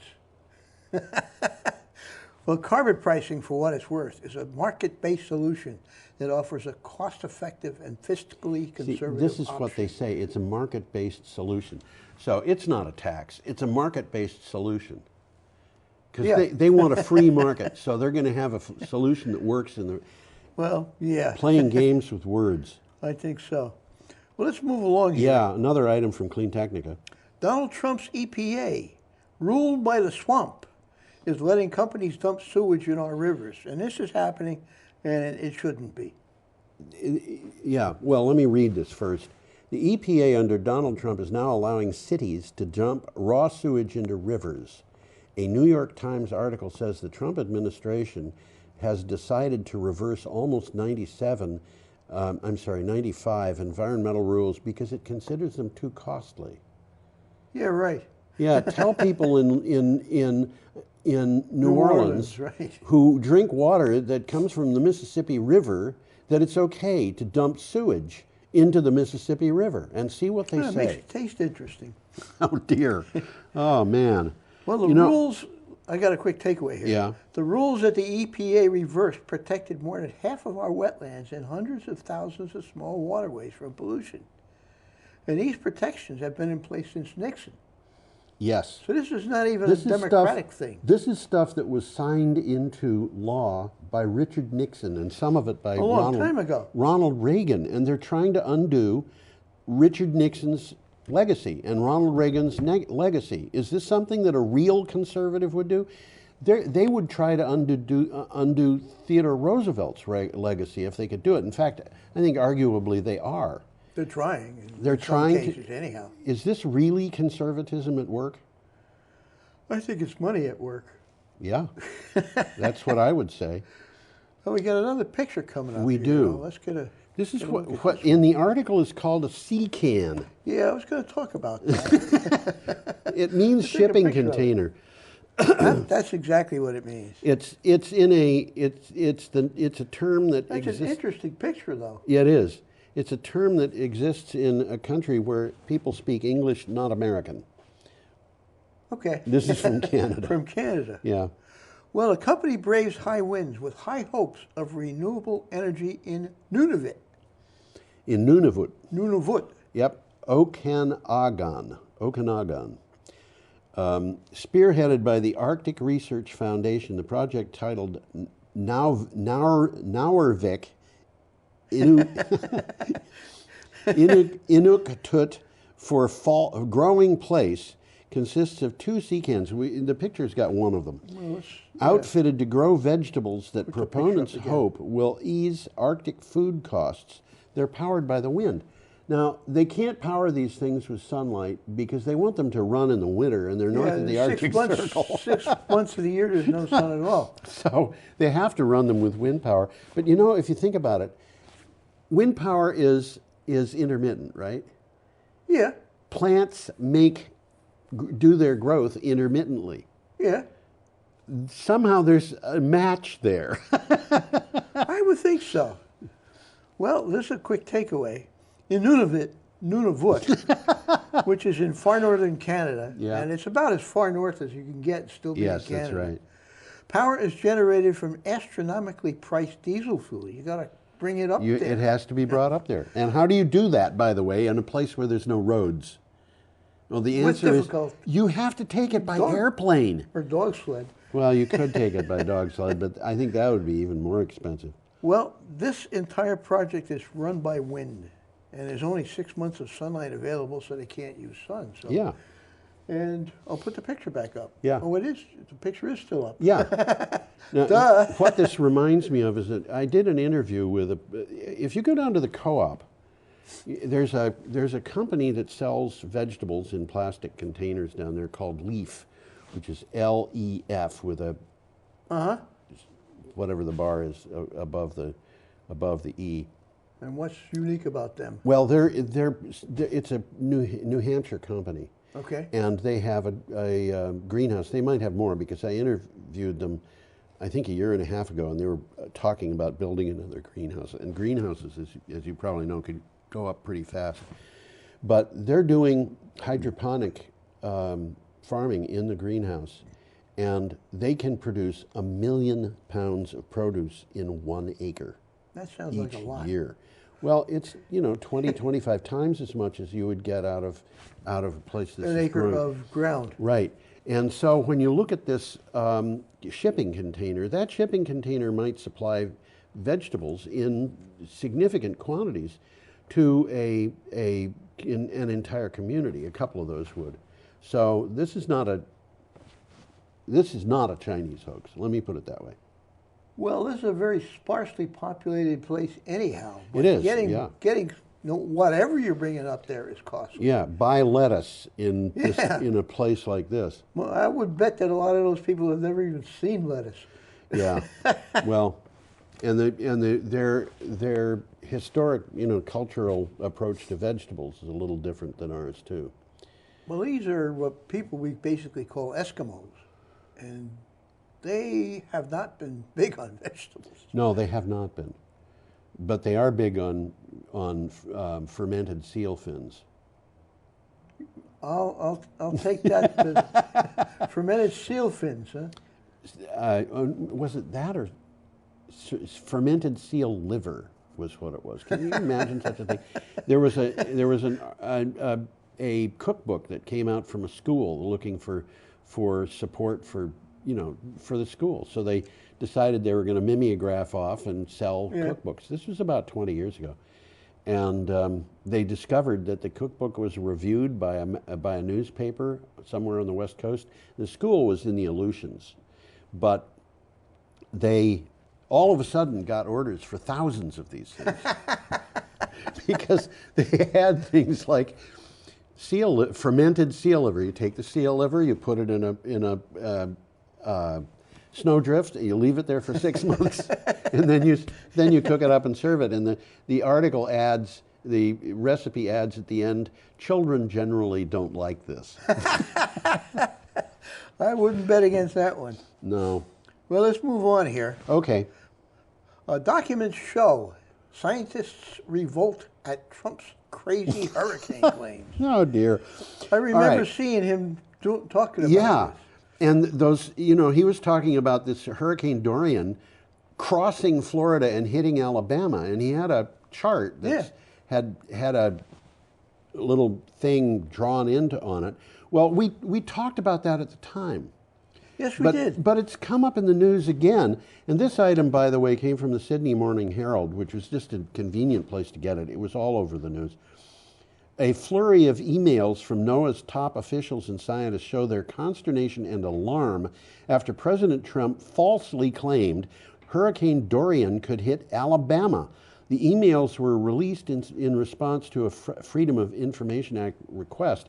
Now, that's what puts it into the news now, is that all of a sudden we can see what was going on in NOAA, where, among the weather scientists and so forth, who are, saying, wait a minute, the president is saying something that's absolutely false, and anybody who believes him might want to evacuate or I can board up his remember store. seeing him making this presentation. Absolutely. And I looked at it, I said, that's crazy. It is crazy. Well, this is the takeaway. In September, Trump was depicted in the Oval Office holding a chart with an extended impact zone of Hurricane Dorian. Yeah. Okay, Trump claimed that Alabama was most likely to be hit. Yeah. I don't even know why he did that. I don't know, but I will tell you, I don't think that this is a conspiracy at work. I think it's just a symptom of the way Donald Trump thinks. I think you're right. Well, the National Weather Service in Birmingham corrected him. Yeah. Okay, well, and a top NOAA official called the president's behavior crazy. Yes. I don't think he even knows why he did it. I don't think he knows why he does anything, to tell you the truth. Everything that Donald Trump does. Well, I'm going to get into politics. Well, we got another picture coming up. We do indeed. This is a guy. I actually saw this guy once up close. I had dinner with him once. Huh? Did you? Yeah, a long time ago. He was mayor of Burlington. I remember when he became mayor of Burlington, and a couple of very conservative friends of mine were outraged that a major city in the United States had a socialist mayor. Oh, my God.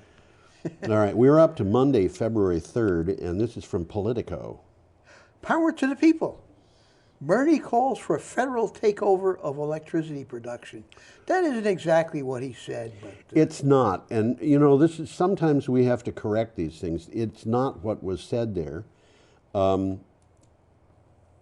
It may be that what they're implying in that title is actually less than what we're going to have to do, because at some point we're going to have to make up for lost time. Let me read this. Sanders laid out a $16 trillion climate change plan that would transition U.S. electricity generation away from fossil fuels toward renewable resources like wind, solar, and hydropower by 2030. That's far faster than any other Democrat candidate's target. let's mention this. This is a long and detailed article. It's interesting. There's a 6-minute long audio clip talking about it, and it's radical. It's but radical. It's interesting. But it's interesting, and one of the things that I find interesting about it is that if you look at this and you look at things that came from Mark Jacobson and things like that, it becomes clear that this could save us a lot of money. I think it could. Well, this is what he's trying to do. He's not. The article kind of implies, you know, he's trying to socialize America. Well, that's what the title implies. That's what it implies. This is what he says. These organizations, though Sanders wants federally owned utilities that already exist, okay, like the TVA, right, to build massive amounts of wind and solar power, right, on their own in their own territories. Okay, yes. These organizations currently provide power from hydro dams to 33 states. They're doing this already. Yes. Okay, and they would be able to sell the increased green energy to local utilities nationwide. But nobody's making them buy it. They got to be competitive. So Sanders has defended his plan as the only one that could reduce greenhouse emissions quick enough to meaningfully combat climate change. That is something that I absolutely agree with Bernie Sanders on. And by the way, just to be clear about this, you know, fair disclosure, I voted almost straight Republican from 1968 until 2002. Yeah. In 2004, I did not, because in the interim, I had figured out that climate change not only was a serious problem, but was being covered up by the top level people in the Republican Party. In the last election, faced with a choice between Hillary Clinton and Donald Trump, I voted for Bernie Sanders as a write-in. Okay. With Tulsi Gabbard as vice president. Vice president, and she, by the way, is the person who was the vice chair of the Democratic National Committee, who left that position in order to endorse Bernie Sanders. Okay. Now, obviously, right now she's running against Bernie Sanders. And she who's on first? Yeah, she made a bunch of points that I've been following, and one of them, and this is something that I think is true. You know, I was looking at emails from her and stuff like that, and saying I don't understand why she's doing what she's doing. I respect her a great deal, but climate change is the biggest problem we've got, and she's talking about solving the problem of forever wars. and things of that nature. And then I realized when she voted present on the impeachment in the House Yeah. as a Democrat, Yeah. I couldn't understand that until I saw her email explaining why. And then I realized we're not going to solve climate change if we can't talk with each other. That's where she is. Hey, she's got a very valid point. Yeah. So Well, we'll move along here. we will. We have an item from The Guardian, and here is more We got fires. I got Clean Technica. Oh, yeah, and I'm putting up a picture too early. Yeah, this is an item from Clean Technica. Yeah. Super Bowl ads announce Hummer electric truck and the, quote, quiet revolution. And by the way, the Super Bowl is the biggest single day in advertising. Yeah. 30-second ad costs $6 million or something. Really? Phew. General Motors will start selling a battery-powered Hummer pickup truck in May of 2020 to whet the appetite of the truck-driving public. The new Hummer is a topic of a 30-second television ad. Did you see the ad, Tom? I did. Yeah. You tell us you can see it here, and you can. Yes. Running during the Super Bowl, and I was infuriated by this ad. Were you? Yeah, I mean, they're coming up with an electric vehicle, and what do they say about it? It'll do 0 to 60 in 3 seconds. It has 1,000 horsepower. And I'm telling you, it's saying we don't have to change our attitudes. We don't have to change our dedication to power, Yeah. to Yeah. being number one. What Well- we need to do is just, you know, do it electrically because that's what sells. And it made me really mad. I can see where you're coming from. I can see where you're coming from at all. They're not they're all they're looking at is dollar signs. Yeah. They're not looking at anything else. Okay. Well, we got a picture. Now coming we've up here. got I'll the try and fires find near Canberra, and this is from The Guardian. That is Canberra, and the article says, if there is a silver lining in the clouds of choking smoke, it's that this may be a tipping point. As a climate scientist on sabbatical in Australia, I've had plenty of conversations about the climate crisis lately. When did you do that? Well, I'm quoting this guy who wrote, this is an opinion piece. Although the Murdoch media make it seem as if there's plenty of debate, the reality is that most Australians I talk to get it. Well, Australia's horrific bushfires could be the catalyst that pushes the world to a mass recognition that it's time to act.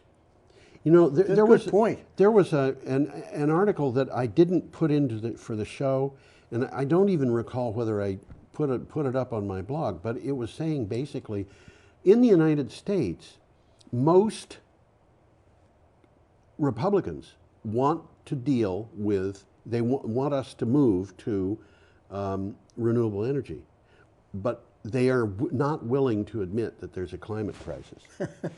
Puts them in a box, doesn't it? It does, yes. Okay. Are we done with that one? Australia's horrific bushfires could be the catalyst that pushes. I said this, didn't I? Yes, you did. It's not a physical tipping point where the global climate undergoes dramatic, irreversible, and catastrophic change, but a psychological one. Yes. The fact that the bushfires tore through Alaska as we ended the hottest decade ever recorded is no coincidence. Oh, yeah, absolutely. Okay. Okay, we're up Tuesday, February 4th with an item we got from our friend here Clean again. Technica. Oh, no picture of Greta. No picture coming up. Yeah. No. Oh, you gave it away. Greta Thunberg, nominated for the Nobel Peace Prize. Wow, she's only 17. This is the second time she was It's the nominated. second time. She was nominated last year by a Norwegian legislature. Yeah. This time, well, you're going to tell us who. Two members of the Swedish parliament nominated 17-year-old Greta Thunberg for this year's Nobel Peace Prize. Thunberg started just 3 years ago with alone climate protests on Fridays at the Swedish parliament. Since then, she has emerged as a world leader. Well, people know who she is now. They certainly do. Action for reducing our emissions and complying with the Paris Agreement is an act of peace. Yes. Okay, that's not me talking. Yeah. Last September, Greta delivered a strongly worded speech to the UN Climate Action Summit in New York City, in which she said, and I remember her saying this, "How dare you You've stolen my dreams and my childhood Yeah. with your empty words. Yeah, absolutely. Okay, now we have Oh, you know the an picture coming item up here. from the BBC, a very colorful item of an oil It's an terminal. oil. It's an oil terminal. It's an oil. Yeah, This that's a I terminal, thought was isn't a it? really interesting article. It was something that I did not expect to see in the news. Coronavirus and oil. Why crude has been hit hard. The world's biggest oil producers could be about to reduce output as they grapple with fallout of the coronavirus. As China has responded to the medical emergency, travel restrictions are in place. Factories, offices, and shops remain shut. The result is a 20% reduction in the demand, for oil. That's interesting. Oh, man. Quick takeaway here. China is the world's second largest economy and a key engine of global economic growth. Yeah. Any negative impact in China is almost certain to ripple across the world. Which is why Donald Trump has got a trade war against it. Yeah. The cost of crude oil has hit its lowest level in a year after falling 20% since its peak in January. That's last January. And by the way, today in my news, there was an article that said that ExxonMobil has lost 41% of its market value in the last 5 years. Yes. Wow. And That's significant. It is. And I looked that up and found that, guess what? You know, there's a Dow Jones Oil and Gas Index. The Dow Jones Oil and Gas Index has lost 47%. So ExxonMobil is actually doing a little bit better than other oil companies. That's interesting. But, you know, I mean, they're in trouble. And the trouble... times they are changing. I guess. Okay, we've got an item from CNN. That we do. Scientists find another threat to Greenland's glaciers lurking beneath the ice. The warmer air is not the only threat to Greenland's ice sheet. A study published in the journal Nature Geoscience found that the ice is being attacked from below. Warm water, ocean water is moving underneath the vast glaciers, is causing them to melt even more quickly. This is Greenland. This is Greenland. Last week we talked about Antarctica. Antarctica, yeah. Something very similar, or at least they're trying to find out why it's melting so fast. Yeah. Well, there's an interesting 1-minute video here which depicts a bunch of sled dogs. Yes. Sitting in a lake. It's interesting. We actually had that picture at one of our shows. I think we did, quite a long time ago. Well, mass loss from Greenland's ice sheet is currently the single largest driver of sea level rise globally. Right. Okay, it is currently melting 7 times faster than it was in 1992. Wow. The ice sheet holds enough water to raise global sea levels by more than 24 feet. Which would put... Well, it's going to take them a long time to melt all of that ice. We're will. talking like 100 years. But, yes, we are. But, you know... But still, it's significant because every little bit counts. That's right. There was an article the same day about a guy who jumped into what they call a supraglacial lake in Greenland. I bet he was surprised. No, he wasn't. This was I was surprised. I mean, he put on goggles. Yeah. And he put on just ordinary bathing trunks. Yeah. He didn't have a wetsuit. No, and he just went into the water. The guy's 50 years old. And he said it was really kind of frightening. Invigorating. Invigorating, yeah. This is one of those guys who goes swimming in ice water. Yeah. You know. There's one every year. Yeah, he said that he saw that there were super glacial lakes, something like 65,000 of them or whatever, in Greenland, and he wanted to go and investigate. So he did.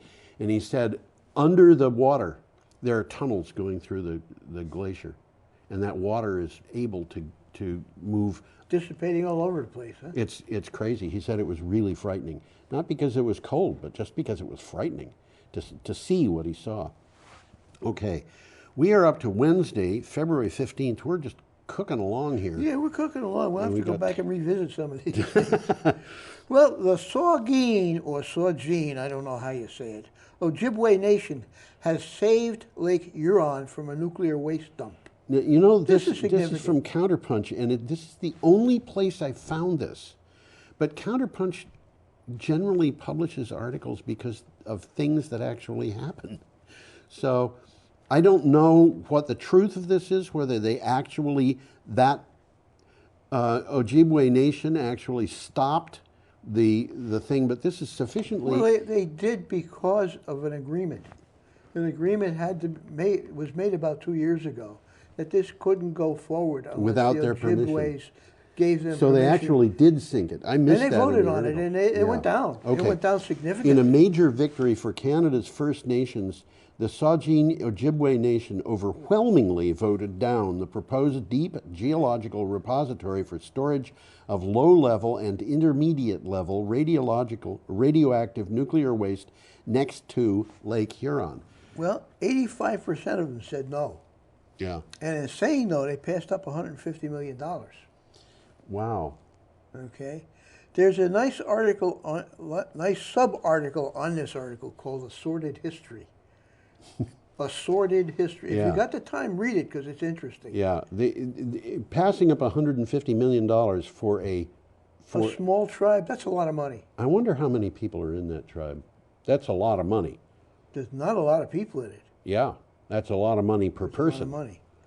So, yeah. Well, the First Nations in Canada are starting to exercise their power as independent nations. Yes. They have that status in Canada, which they don't really have down here. They're supposed to have it. They're supposed to have it, but it's been diluted. The United States, as far as I know, has never been truthful in treaties with the American Indians. Duh. Didn't they make movies about that? Well, you know, there was a guy whose name was Christian Herter, and I think he was the Secretary of State for Franklin Roosevelt. Uh-huh. But his family ran a company called Herter's, which went out of business and then it was revived, and I think it's back in business now, in Minnesota, where they sold sporting goods and they sold guns and they sold that kind of stuff. You wouldn't believe what their catalog was like. It was unbelievable. They'd have an item about a silent dog whistle that they sold. Yeah. And they would tell you that you could do wonderful things with this silent dog whistle. And then right below it, Everything they'd have a thing saying... Everything but call a dog, right? Yeah. And then they would say right below it, silent dog, another thing for sale, silent dog whistles don't work. Use this one instead. This was the way they did things. It was hysterical.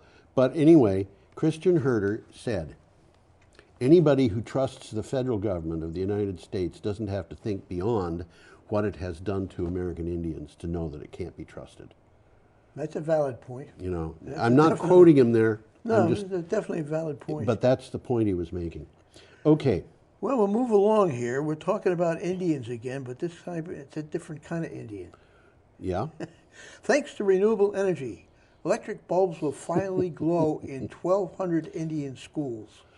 This is from the Kashmir Monitor, and you know, I have to check. That's Kashmir, India. Yeah, that's right. I have to check these news sources. CNN, I'm pretty sure that if I put a link into a CNN article, when a reader for the blog goes to that link, it's going to get there. CNN links are all pretty good. They're usually pretty good, but when we're talking about when I come across a news site and I don't actually know in my mind. Do you mean like the Kashmir Monitor? Like the Kashmir Monitor. Counterpunch. I didn't know. Can I rely on Counterpunch? Mm-hmm. The fact of the matter is I've seen things like the Sydney Morning Herald go squirrely because, or BBC, because there's an article. I put in the link to the article and the little blurb about it, and then for some reason I click on that to see what's going to happen, and the something article else comes up. Disappeared. Yeah. Something else comes up. That was what happened. Well, I had to check this Kashmir Monitor, so I'm sorry. I went on a little diversion there. Students in far-flung areas across the Kashmir Division have a reason to smile as more than 1,200 government schools will be provided with round-the-clock electricity from clean, renewable energy sources. Previously, only 36% of the schools had power. There's a quick takeaway here. Solar power will generate a kilowatt in elementary schools. and in secondary and high schools, 5 kilowatts. So where they didn't have any power at all. They didn't have any power at all. So all of a sudden they're going to have light bulbs. Yeah. You know, which are probably going to be LEDs. But you know, I had to check this Kashmir monitor to make sure that people would be able to get to it. Yeah. And it seemed to work out. I think it was slightly a different article, but the message was the same. Really? I think so. No, yeah. that's another thing. They changed these It just articles. had a different title. It was basically Oh, really? the same energy. Okay. Same. Okay, and we are up to our final item for We got today from the pictures here. CNN. And this is a picture that reminds me of my brother. I'll have to explain why. Well, that's Billie Eilish. And Yeah. I didn't know who Billie Eilish is. Did you try to find out? Yeah. Did you? Yeah. I went to YouTube and I listened to her sing. Oh, did you? Yeah, she has a very nice voice. Cool. Yeah. Well, what the article says is from Billie Eilish, or is it Eilish? I don't know. Like E-I-L-I-S-H. It's E-I-L-I-S-H. I will say Eilish. To Maroon 5, green touring is becoming the new normal. Green touring. You're going to have to explain to us what Yeah, they right. mean by that. Green touring has been around for decades with musicians including Neil Young and Bonnie Raitt among the movement's pioneers. But effects of climate change, as the effects of climate change continue to intensify, the music industry is now making this approach mainstream. There are a bunch of musicians that this article talked about. There's pictures of about 20 of them. Yeah, who have decided that they're going to approach, you know, their touring Well, thing. I'll explain what they're doing. Yeah, go ahead. Okay. Green touring venues are banned from giving out plastic straws and are required to have water refill stations, which are expected to eliminate over 35,000 single-use water bottles. Mm-hmm. So they're doing something. Yeah, and in the case of Billie Eilish, whose picture you should put back up, she has made her hair green and she's made her clothes green and she's I would under say. green lights.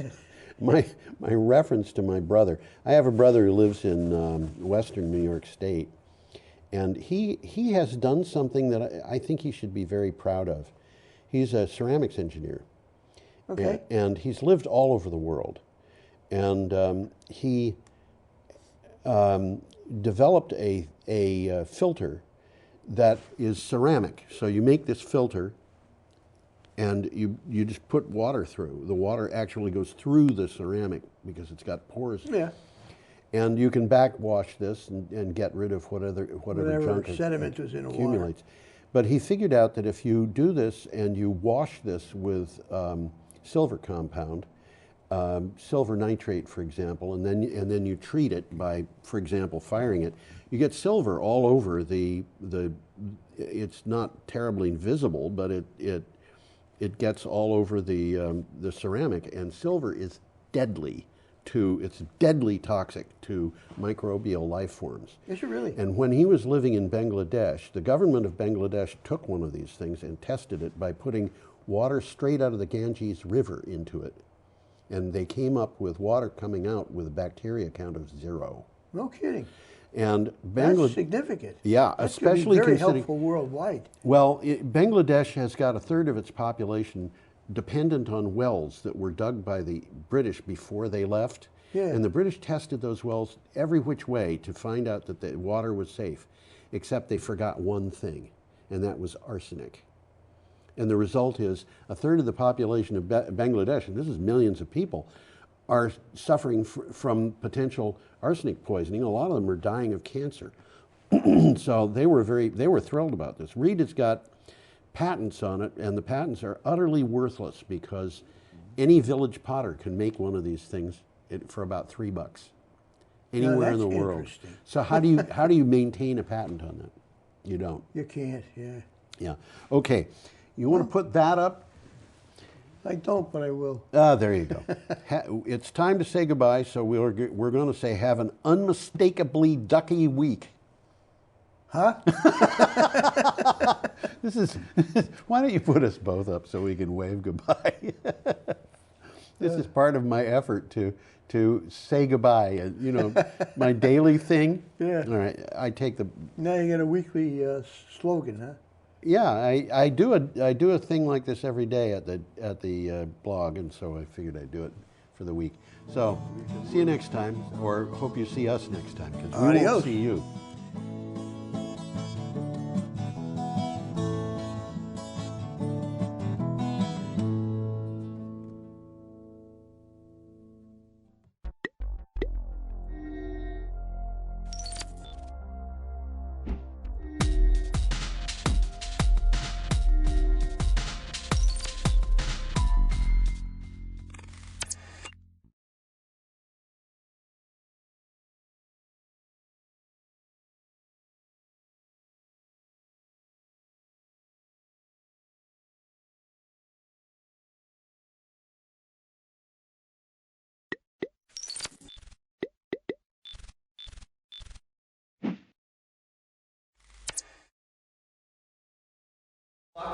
This is the February the 10th. It's the Jamaica Select Board meeting for that date. And the order of business to start with is to call for any late additions to the agenda. Does anyone have one? Just the update on the town hall. Okay, hold on a second. Let me get my updated pen up.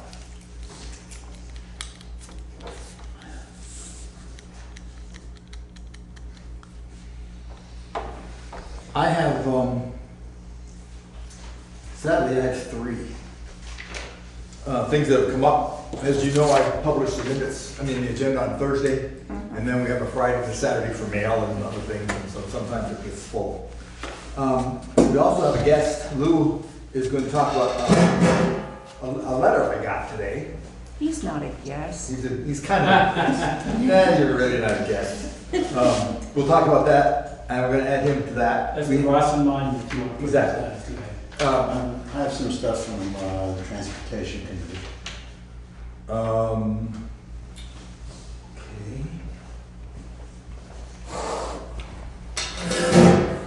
Which, is this the county transportation, right? This is the original? Yeah. So I ran into somebody over the weekend, he gave a name of a committee that you're on, that didn't sound like the one I'm on 2 committees. What's the other one? Community Development. Maybe. As well, and I'm also on the Emergency Response Committee.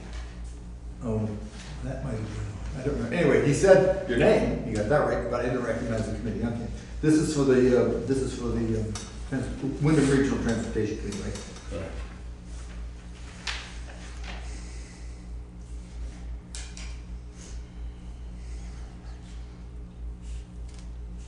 Okay. We've had 3 overweight permits have come in, and we have 2 liquor licenses we have to discuss. So they've been added to what looked like a pretty quiet night. Yeah. So the next order of business is the usual minutes. Any other additions, Julie? Any other additions? No? We're good. The minutes for January 27th. Have any corrections, deletions, additions, comments? I'll make a motion to accept the minutes as written. Second. Okay, further discussion? I have some. There's a number 2, where it says, Greg made a motion to accept the minutes as written. I believe there were minutes as amended. Yes. If we could change that to minutes as amended by Andy. And other than that, they're really classy work that we've come to expect from our illustrious scribe. So, could we amend the motion? I amend the motion to approve the minutes as amended. A second. Have a second? Second. Second, good. Any further discussion? Hearing none, all in favor of accepting the minutes of the 27th as amended, say aye. Aye. Any opposed? Hearing none, they are accepted. And thank you, Sarah. Next item of business is the usual timesheets for town office, Worcester Highway Transfer Station. We have them here. Sign the select board orders. They will be put to the end of the session, as is our usual. What I think I'm going to do is I want to review and update the town winter operations policy. I'll tell you a little bit about why we thought that we'd do that now. But since we have other people standing by who might get bored by that, perhaps we'll set that a little bit later. And let's start with Lou. regarding the Roston, you got the same letter I got, right? Right. Okay. Paul received a letter from Steve Rosson, as did I, because I was doing some research into it from a listener's perspective. And what's on top is just his email to us, just so you can see it. And then the second page is the beginnings of a drafted letter that I was going to send. One of the things we want to decide was that should that response come from me or should that response come from Paul? We can decide that as a group. Just to refresh your mind, that little triangle or that little square of land up there that has the Rosson Monument on it was deeded as a quitclaim deed to B.B. Bradford D. Rosson. And then I found out today, I did a little bit more research on it, in 1918, it was then deeded from B. Bradford Rosson to the Rosson descendants. Now, what does that mean? I have no clue. Terry and I did a little research, and we found out that that little parcel was never put onto the grand list. However, it's on the grand list, as I think I might have told you before, on a parcel of land that Suzanne Rice now owns. And in the deed, in her deed, it says, it says we can, hold on, her parcel is described as containing 13.5 square rods, excepting a smart parcel, which has sometime since been conveyed to B.B. Rosson. So it's kind of peculiar that a quitclaim deed was actually never considered to be a separate parcel, but was considered to be like an interior parcel for another piece of land. It's kind of peculiar, but it seems to be the way that we've been handling it on the grand list since 2000 or 1915. But anyways, that's the history of the parcel. I then did some further research to look to see if the Rosson descendants had ever deeded it to the town or to any other entity, and I couldn't see any other deed that has transpired since then. So the best research I've been able to do is to determine that it's owned by the entity called the Rosson descendants. So, anyways. Then are they liable for paying income? Well, the taxes have been paid for by Susan Rice. Okay. At least during the last year. They've been paid for by the people who own that property. That little triangle. So, back in July, and Lou mentioned this to me before the meeting, back in July, Mr. Rosson came in and talked to us about the potential of the town mowing, maintaining that piece of land. Right. And I looked through the notes, and I saw when he came in, I looked through the minutes, but I couldn't find any minutes. But I thought we followed up and said, yes, we were gonna maintain that. I thought we had done that, but I could find nothing in minutes after that. Okay. But I remember that, and I thought Amidon's were doing it. I thought Dean Case was doing that. I believe that's the case. That was my understanding as well. And I thought we had communicated to him. I don't either. But I looked through. I didn't. But something in my head said that it had come back. We couldn't determine or something. So we just decided to go ahead and it wasn't going to be that much of an increase in the total contract for mowing for the town. So we decided to just do it and throw it in. Well, this originally came up before that when he was asking us to take over. Yeah. And that seemed reasonable since we all thought it was our property. Yeah. But now researching it, and we did mow it at least once. I think we did, yeah. And then we started looking at it, and now it turns out not us.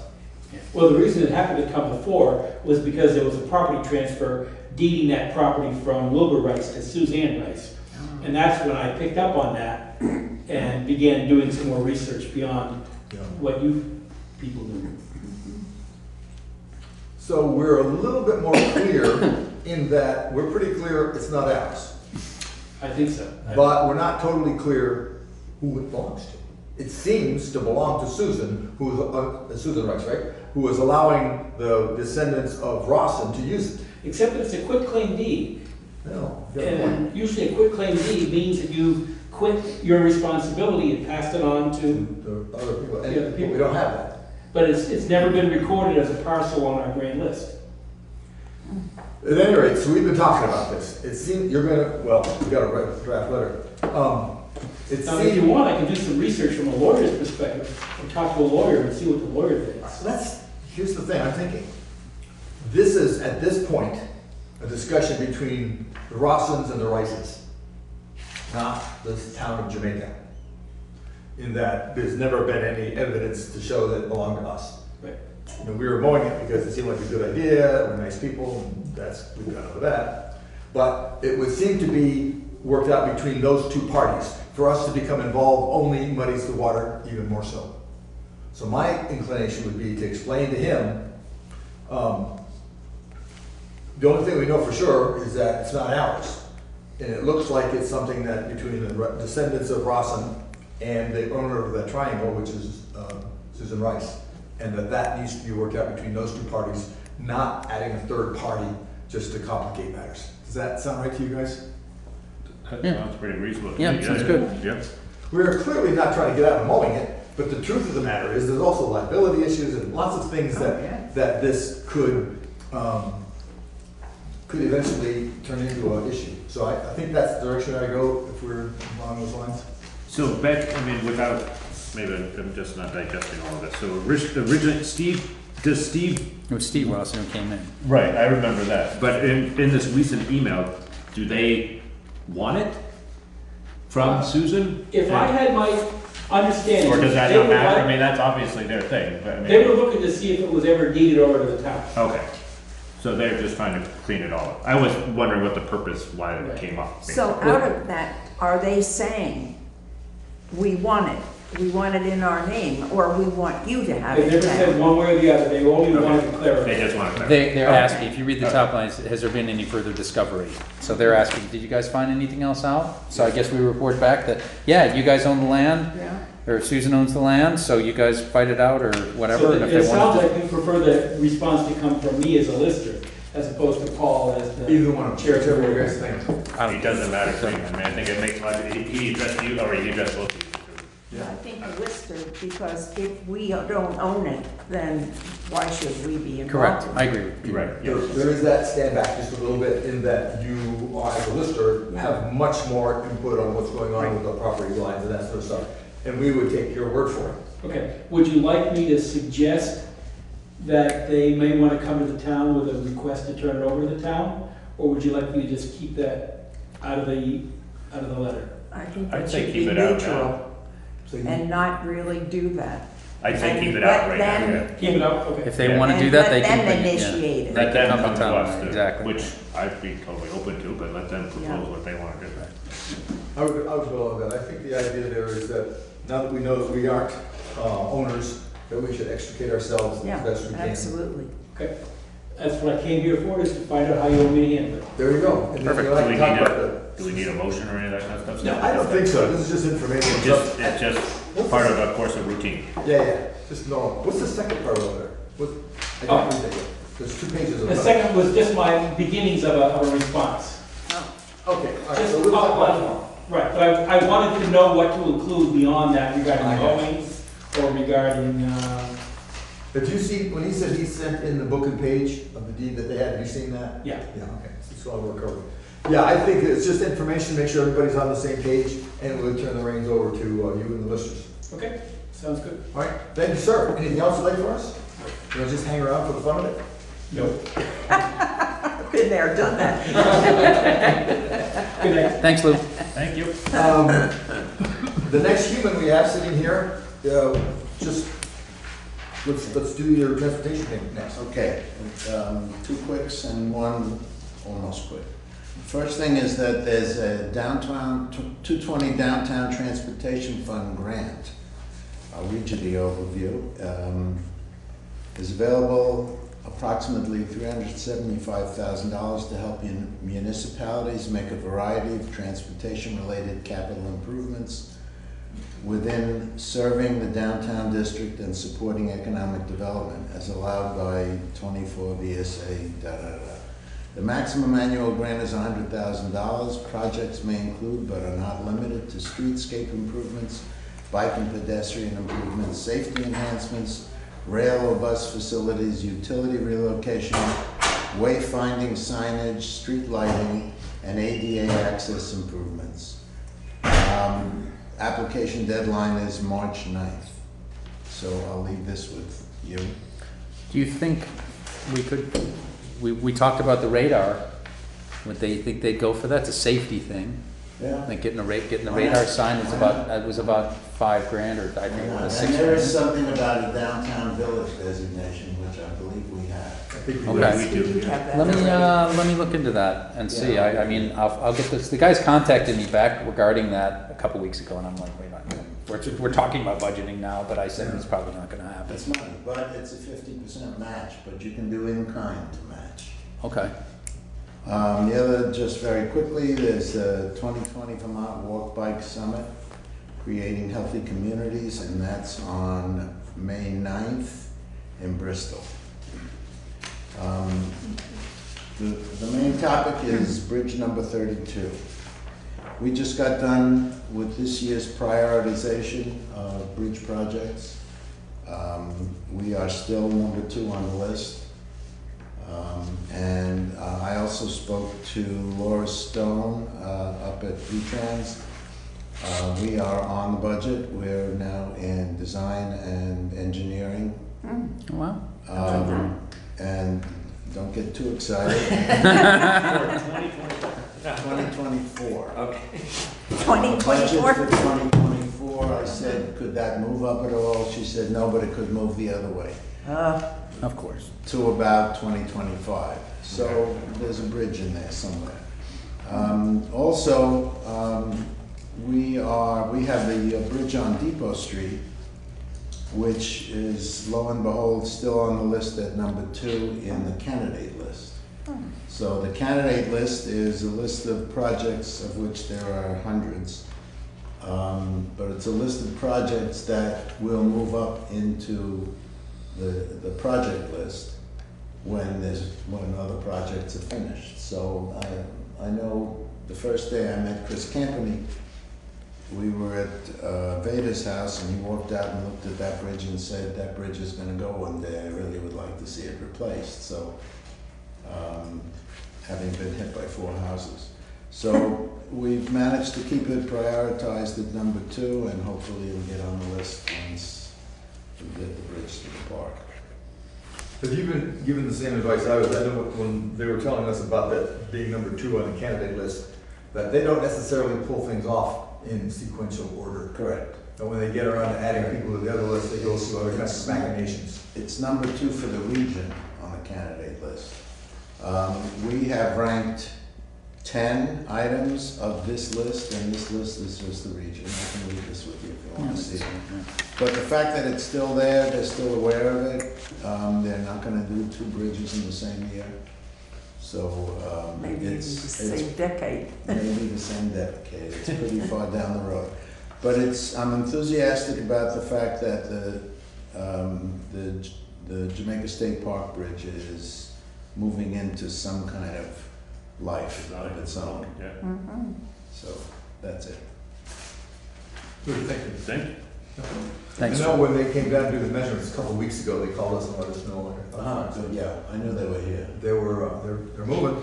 Okay. Well, it's in the phase called scoping. Yeah. Measuring and looking at it. Thank you. Good. Okay, next item. We have another human involved with just paperwork. So would you be a human involved with telling us about the town hall? Okay, town hall. Actually, the ceiling has been completed. Ooh. Oh, wow. And it is really very, very nice. They did even extra things that were painted. They did out in the hallway entrance painting. And I would swear that the plaster was white. It is not white. It is a very, very light green, which has always been the color.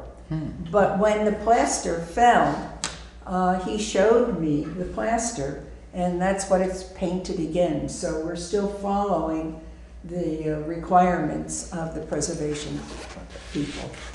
And they just did an outstanding job, cleaned up beautifully.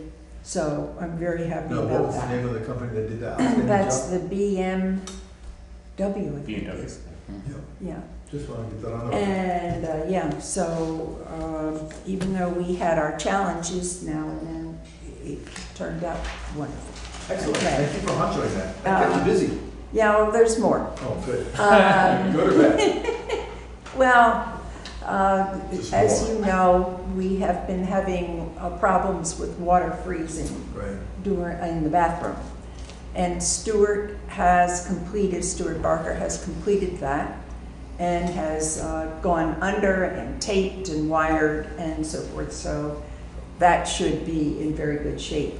In the process, he did tell me that he found a whole apparatus, I guess, for hot water that has all of the plugs and all ready to go, but no plug to put it in. So he asked me if we thought that that might be a good idea, and I went ahead and said, yes, I think that's an excellent idea. So he will be fixing that. Everything is there. What were we doing that water literally before? Was it like a hot water heater? Hot water Like an heater. electric hot water? Yeah, it's been, I gather, buried, not literally buried, but, you know, under that whole There area. never was hot water. We've never had hot water. I thought we did have I hot thought we water did too, but I don't know. at one I don't time. know. But Interesting. he says it's just kind of lying there in the dirt, and would be a Are good we certain idea. it's functional? That would be Yeah. my concern, that it would be old and then someone disconnected at some point because it stopped working, I maybe. think he would tell us that. Yeah, okay. He's pretty responsible. Yeah, I think he would. So there's that, and I think since I'm going to be leaving the board, I think other than the window, that still needs to be replaced. I think I've done a lot on that building because during my tenure, I got the new well put in and all of that. So I think the whole building is in pretty good shape. The town hall will miss you. Yes, thank you, Judy. So I wanted to report that. Excellent. We're still working on it. And thanks. You've done a lot. There's been a lot of twists and turns. Thank you, ma'am.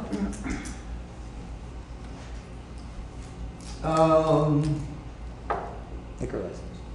We've got 2 liquor licenses, and then we've got some overweight permits. The liquor licenses are Muleman's and You sign it. oh, come on, there's a name in here someplace, isn't there? Rossendale Market. Oh, there it is, Rossendale Marketplace. Sorry about that.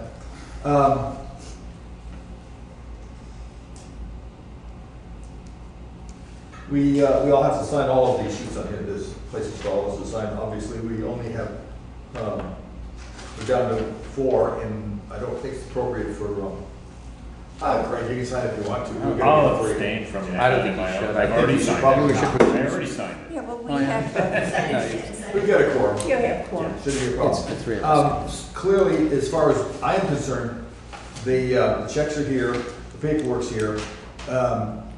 We've not come across my desk a single negative comment about either of them, either the Rossendale Marketplace or the Muleman's Craft Drafts. And therefore, I know of no reason to say no. Okay. Do we need a motion on I that? think we probably do, don't we? Make a motion to pass the 2 liquor licenses, one for Rossendale Market, one for Elman's And I'll Craft second. Brews. Okay, do I have any further discussion? Someone needs to second it. She did. Oh, you did not Yeah. second it. All in favor, say aye. Aye. Any opposed? Hearing none, motion I'll carries. abstain. And one abstention. I'm gonna put them with the invoices for when we start circulating these things later. We can get everybody to sign those. The next thing I have is I have 3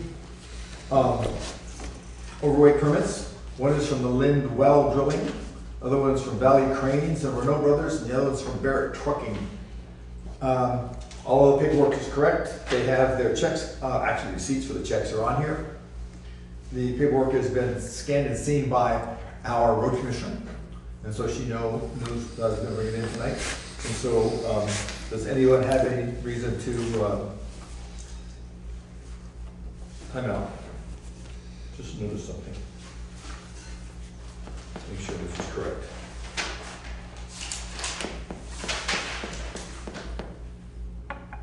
Oh, I see, I beg your pardon, we have four. The Valley Cranes and the Renault Brothers, they came in together. I just saw your note for 2 permits. I thought the 2 permits meant these 2, but there's actually 2 in this one. So yeah, so the Valley Crane and the Renault Brothers came in, the receipts for $20, so it covers them both. And the paperwork is for both. So they're looking good, everything's okay with it. And Lexa, I told Lexa, she knows about it from this morning. We will, the usual plan is to pass these to the town road commissioner and have her sign these and move them forward.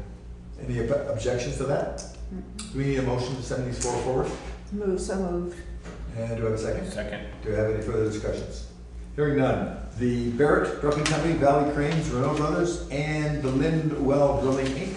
overweight permits will be turned over to the... You gonna vote?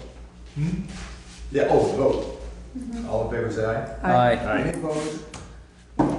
Now we're gonna turn, I'll pass, okay, I'll give these up to Alexa tomorrow, and we'll get those things moving forward as well. All right.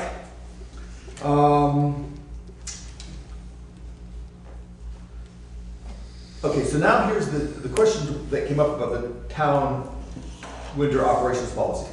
We started reviewing that because we've got a chronic issue on Pikesville Road that I was addressing, and we wanted to make sure we had everything as tight as we could be. We started looking it over, and there's a couple of little glitches in the operation policy that needed some updating. One of which, of course, is we now have 2 on the page 2. We have 2. You guys got all these things, right? I mailed them out to you, I think. Yeah. Email them? Yeah. All right. So we need to change. We got 2 350s instead of just 1. And the simplicity riding snow blower is really a John Deere, not a Simplicity.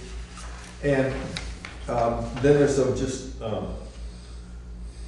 one, just a grammar error in the page under procedure. The line says, "Our highway crew are given the responsibility to make decisions regarding." That would be correct in England, but in the United States, we would say our highway crew is giving responsibility.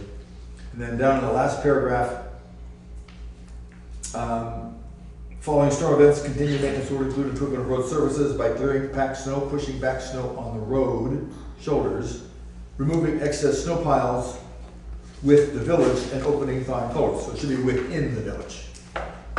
So on the new one, we just need to make that within. And packed with an ED, right? Clearing packed. Did I miss it? Or does it say Just packed? above that, same paragraph. Is this the same thing? Yeah. Let's see it. No, I read this, and this is very wordy. Oh, this is the one that she just sent you. This is the corrected version, right? I don't Well, know. that's basically the same thing. We just made it talk 10 years. What do you mean by wordy? There are just things that ought not to be in here that just continue. Can you give me an example? Now, let's see. During here's a better word of see, there may be a reduction or no winter maintenance between the hours. The first one goes on, let's see, over here. Drivers should adhere in order to accommodate safety winter driving. Can you help me get here to where you are? Yeah, I don't know, because of the big type that I had. No. It's just, She was, the first line she was looking at was the limited maintenance between 10 p.m. and 4 a.m. Yeah. And is that really the case? I Where's mean, that? Help me. It's in under general, the first paragraph under general. Oh, right, yes.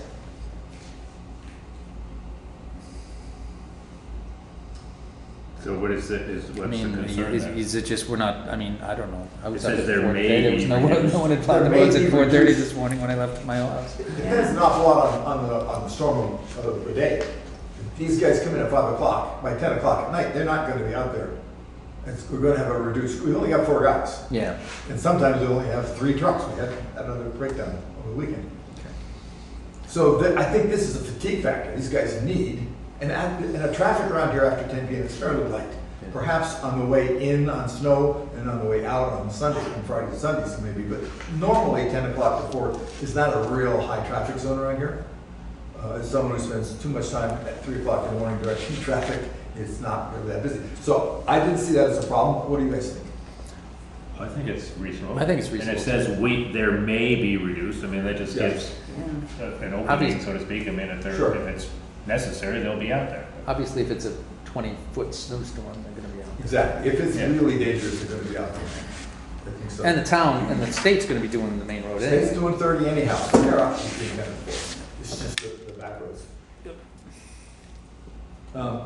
Did you have another question, Judy? Yeah, on prioritization. During a storm event, priority will be given as follows. And it would be better to say would be given to the following. Ba, ba, ba, ba, ba. And it's, a lot of it is the language that really needs to be looked at. But if you guys don't see it that way, So I guess the question is, are these in order of priority, or are all of these 4 a priority? So that's, I mean, read it the way that it's the order. We do That's class what I 2, we thought. do class Yeah. 3, yeah, and then that's how I read it. we don't maintain highways and private driveways or private roads.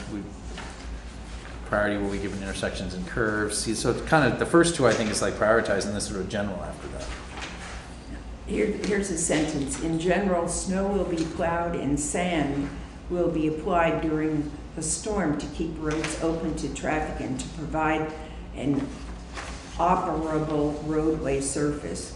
And it can be shortened to do, in general, snow will be plowed and sanded during a storm to keep roads open.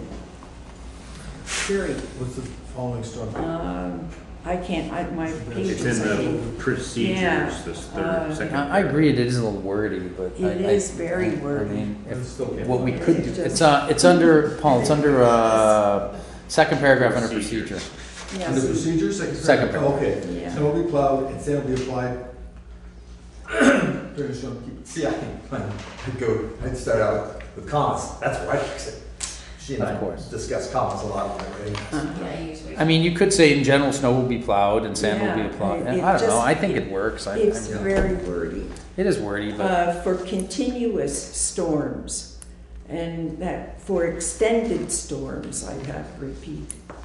for extended, that is better than continuous, you're right. Yes. Continuous is not the right word. Right. Extended storms is the right word. And it's just the way to keep, the towns keep a stockpile of sand, of 4 cubic yards of sand I have. And here it's put in, it's just that it is extremely wordy. But if that doesn't bother the rest of the group, then that's, Unless we want to rewrite the whole thing. yeah. I don't know When if we want to we spend the time to do continuous, that. I don't think extended, I think storm after storm after storm. And we get storms that continue as opposed to one storm that's extended. That's how I read it. Let's Okay. face it, it's a real kind of a Semantics, it would be semantics. yes, we're certainly. So in general, without referring back to the previous version of this, the overall change, other than these grammar things, have been the list of equipment? Have Yes. there been other changes to this? I don't recall. There have not been, that I'm Okay. aware of. No, I was talking to Keith about this and it seemed to be working okay for him. Okay. I was thinking that there was something that came up that wasn't addressed in here, Well, but if what that's came- not the case, that's No, awesome. how this came about is we've had, some of our plow people have been plowing, the private plow people have been plowing snow onto the sidewalks and into the road and leaving fairly significant berms in the roadway. Pikes Falls is the one that comes to mind, because that's the one I drive by all the time. And I was putting a letter together to the owner And we decided to just make sure everything was tight before I wrote the letter. And while I was doing that, they cleared the road. It was there from the 18th of January until last week. But as soon as I got the letter written, got the research, berm was gone. Perfect. Yeah, well, let's see if it was just pure dumb luck, or if we're getting a message. It is against the law in the state of Vermont, for those of you who are keeping track of such things, to plow or blow snow onto a sidewalk or onto a traveled roadway. Understanding that's difficult, if you have to do it, at least don't leave snow in a traveled roadway. It's a traffic hazard, it's a safety hazard, and it can hurt people, and we're not interested in hurting people. So anyhow, so that letter didn't go out. So it's sitting on my desk, just waiting for another date. Which I hope I never have to say. But anyway, that's what this is. So let's decide if we want to make some changes on this. We should do it now. Otherwise, we'll implement it as it sits. I'll make a motion to implement it as it sits. I think it's fine. I'll second, with the revisions to the equipment list and the other grammar items that were. Thanks. Okay. And I'll give these to you, Sarah, tomorrow, and then you can see what we're talking about. Does that need to be posted on the website? Is it posted on the website? I don't know the answer. Do we have it on our website? I could put it on the website. If you send me a copy of the updated copy, I'll put it up there. That's a good idea. Just to have it on there, and whatever. Put everything on the website. People can download it and look at it in full text. Yep. You see all our bad grammar. Excellent. Do I have a second? He seconded, I firsted it. Any further discussion? Hearing none, all in favor say aye. Aye. Any opposed? No. I have one opposed and 3 ayes, or 2 ayes. 3. Yeah, you get the the vote. Yeah. I only vote when there's ties and there's not a tie. Okay, so we'll do that then. Okay. Excellent. The only other thing I have is time for public concerns. Our resident public is already concerned. Do you have anything else? Is it good today? I'll make a motion to adjourn. Second. I have a second. Any further discussion? You have something to say? Going for the record. All in favor say aye. Aye. Any opposed? We are adjourned at 7:36.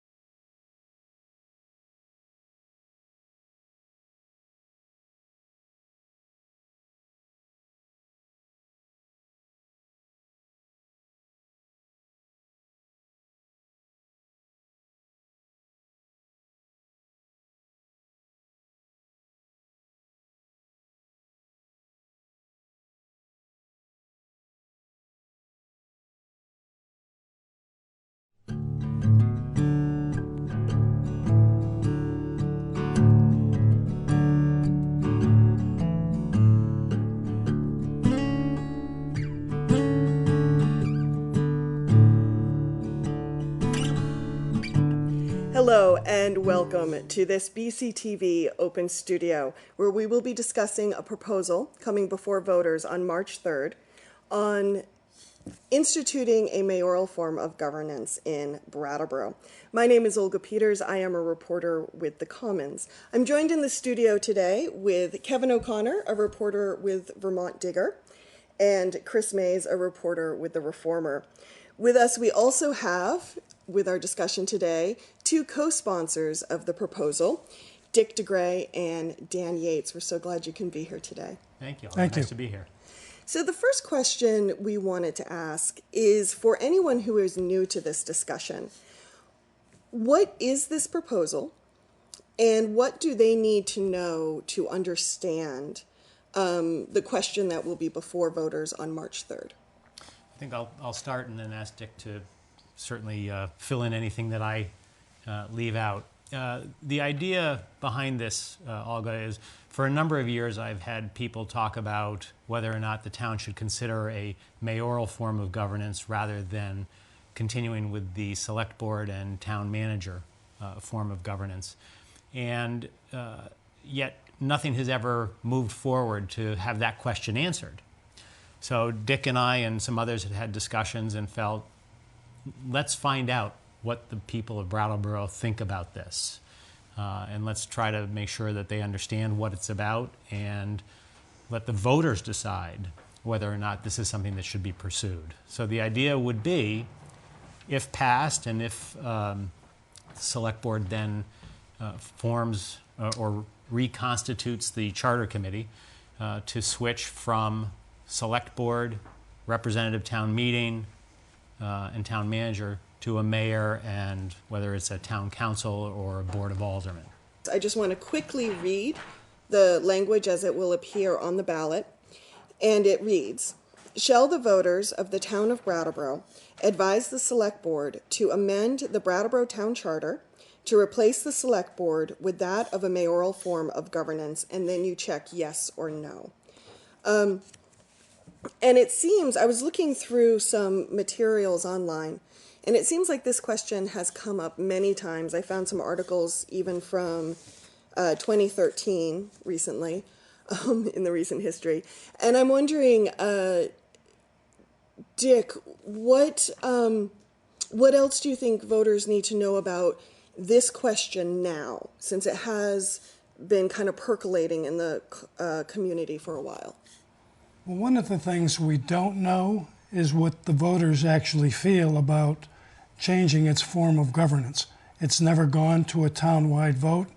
And in the discussions that I had with Dan and a couple of other people sitting around the table, I know, because I have been a participant in the governance system that is existing as a select board member and a former chair, is that when the charter committee was convened back in, I think, 2007 or 2008, this was part of a discussion. But it wasn't a broad-based discussion to go out and let's do a vote as to find out if the town would like to change it. So the committee decided that this wasn't a direction that we wanted to go. And as I said before, sitting around with Dan and the other people at the table, I said, because this is such a cumbersome project, I want to know if the people in Brattleboro want us to explore this, and the best way to do that is have a town-wide vote. And if we find out that it's in the positive, then we move forward to go in front of the select board. If we find out that the question is defeated, then a lot of time and energy is saved by not moving forward with the question, and we stay status quo. And just for clarity, this question is an advisory question. It's not, if we vote yes or no, it doesn't automatically put that form of governance in place. It would then still have to go through like a vetting process or something with the select board. This is correct. It is a non-binding question. And as you alluded to a few minutes ago, you've done some homework in looking up where this question, have we talked about it before? I have been in favor of a mayoral system for many, many years. Have never moved on it until we got together and said, well, let's take this course of action. So this isn't new to me. And like Dan also said, I've had many people approach me through the years to say we should have a mayor. Well, you know, you can constitute 10 people sometimes seems like a couple hundred. So for me, the best way to find out if we want to change the form of government that we have is to take it right to the people and say, are you happy with this, or would you like to look at what another form of government would be, i.e. mayor? And I think if I can mention, Olga, that for it not to be advisory, what you would actually have to do is redraft the town charter and present that proposed charter to the voters for it to become a binding article. Kevin. For people who might be curious about this but not quite understand why you're actually supporting this, what do you feel are the benefits to the community to pursue a mayor form of government? Go ahead, Dan. Sure. Kevin, thanks. That's a great question. As I look at it, and of course this is, you know, my own opinion and my own vision of what it might look like, is I would foresee a mayor who serves, you know, as a, shall we say, a strong mayor. That is somebody who is both the administrative and political head of the town, but who is also supported by a town council that is larger than the current select board. You know, we've had discussions about the possibility of redistricting, or a more simple approach would be we currently have 3 districts. You could have 3 members on the town council from each district, so ensuring equal representation for each of those districts. But a mayor would have the authority to run the town the way a CEO has the authority to run a company. And I also look at it as accountability to the stakeholders. You know, for me, the select board, certainly there is accountability to the voters. We have an election every year, and the board potentially can turn over by 3 people. Well, I think in a mayoral system, you would have a vision for where the town wants to go, and I'm an advocate of a 3-year term versus 2 or 4. Right now, the town really doesn't have a vision. It has goals that the select board sets up yearly, but next year's board is certainly not compelled to follow this year's goal or any other policy that they have jurisdiction over. So that can change year to year, and I don't think that's good policy, so to speak, for the town. And again, accountability to the voters. I want to pick who's leading my community. For both of you, in addition to what Dick just mentioned about the changeover that can happen from year to year and keeping a vision for the town, what do you feel is broken in Brattleboro's current democratic system that the mayoral form of governance could potentially fix? I'll be honest with you, I don't, you know, I've heard people say if it's not broke, don't fix it. Well, maybe it's not broke to the person who said that, but there are other people who feel that they don't like the system that's in place and they would like to have a mayoral system. So it's not one versus, you know, it's not broke. Some people are saying, I don't like this and I would like to see this. So it doesn't make one right or wrong. And so that kind of argument goes away for me in terms of it ain't broke. Everybody has their opinion. A classic example is our existing president. Some people hate him and other people like him. So, I mean, that's what we have going on here in Brattleboro, and hate's too strong a word. But the reality is there are people that just don't like this system. Right, and I'll just rephrase my question so I can fine-tune it a little bit. What specifically, what parts of our system are you hearing that people don't like? Some of what I hear, Olga, is that the size of the select board, limiting the governance of this town to a 5-member select board doesn't provide broad enough representation for the town. Also, if you consider it from the perspective of if you were to have representation on a town council or select board, if it stayed that way, that ensured equitable representation from each of the 3 districts in the town, I think some people would feel more comfortable. Conceivably, you could have all 5 select board members from the same street. It's unlikely, certainly, and unrealistic to think so, but it's possible. So by districting your membership, then you're ensuring, at least to a greater degree, that you are representing the interests of all of the voters. Chris. So I hear you talking a little bit about the 3 districts. I'm wondering how you envision or what you envision happening to representative town meeting if we move to a mayoral system.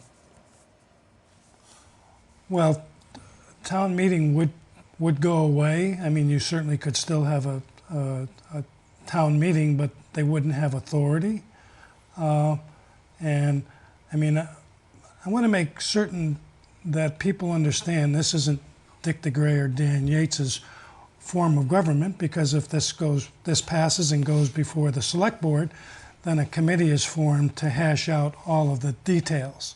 These are just ideas that Dan has and I have that I would be advocating for. I mean, I would be advocating for term limits for the mayor and also the council, something we don't presently have with the select board.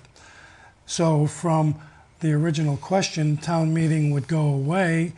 And if you look at the history of town meeting the past several years, we've had extreme difficulty filling all the seats via the election process. And so people are going out and recruiting people to come in, and they're getting to be town meeting members via caucus. I don't believe that's the best way to have governance and representation at town meeting. And there are a lot of people that have spoken to me who are quite frustrated about town meeting and what happens at town meeting. So again, there are people who are happy about it and people who aren't happy about it. One's not right and one's not wrong. It's just the way you personally feel. There may be some people who question why town meeting has to go away. Is that something under a mayor's form of government in terms of the state of Vermont, or at the national level, that you can have one or the other? Is that something in terms of it just doesn't work to have all of those components? Can you explain to people who might say, well, gee, why does it have to go away? Is it something that it just, the system would only work in a certain way, or is that a possibility to keep it? Well, if I can touch on that, Kevin, 2 pieces of that, because we have representative town meeting and then we have town meeting. And representative town meeting, a continuation of that under a town council and mayoral form of governance would be somewhat superfluous. What's their purpose? That's what the town council or board of aldermen, whatever you want to call it, and a mayor, that's their role. In terms of a public town meeting, I think certainly you could continue to have a town meeting, as was done before we had representative town meeting. But I certainly, and again, these are just my own opinions. There's no reason that you would not continue to have a public forum at bi-weekly or however often the town council meetings would be held. Therefore, ensuring that the voters have the opportunity to come and speak before the governing body. Before I ask my question, I just want to clarify for listeners, a couple questions. Terms have come up with the mayor, and I think Dan used one term called a strong mayor. You'll also sometimes hear the term a weak mayor. And just for the sake of listeners, that just determines how much power the mayor has in the structure of the government. So those are 2 terms you might hear in the discussion. One concern I have been hearing from folks in the community is that if we have a mayoral system of government, it would concentrate too much power in one person. Can you respond to that? Well, in the present system that we have, you had advocacy when people are talking to select board members and trying to get things accomplished, things that are going to come before the board. And there's people that talk to the town manager. You know, there is something about transparency, that this stuff would all be behind closed doors. I don't see that as happening. You're still going to have 2 public meetings a month. That's what I would be advocating for, with the council, and the council having veto authority. Again, all this stuff to be discussed later on. And, you know, again, if people feel that that's happening, they have the authority to vote someone out of office.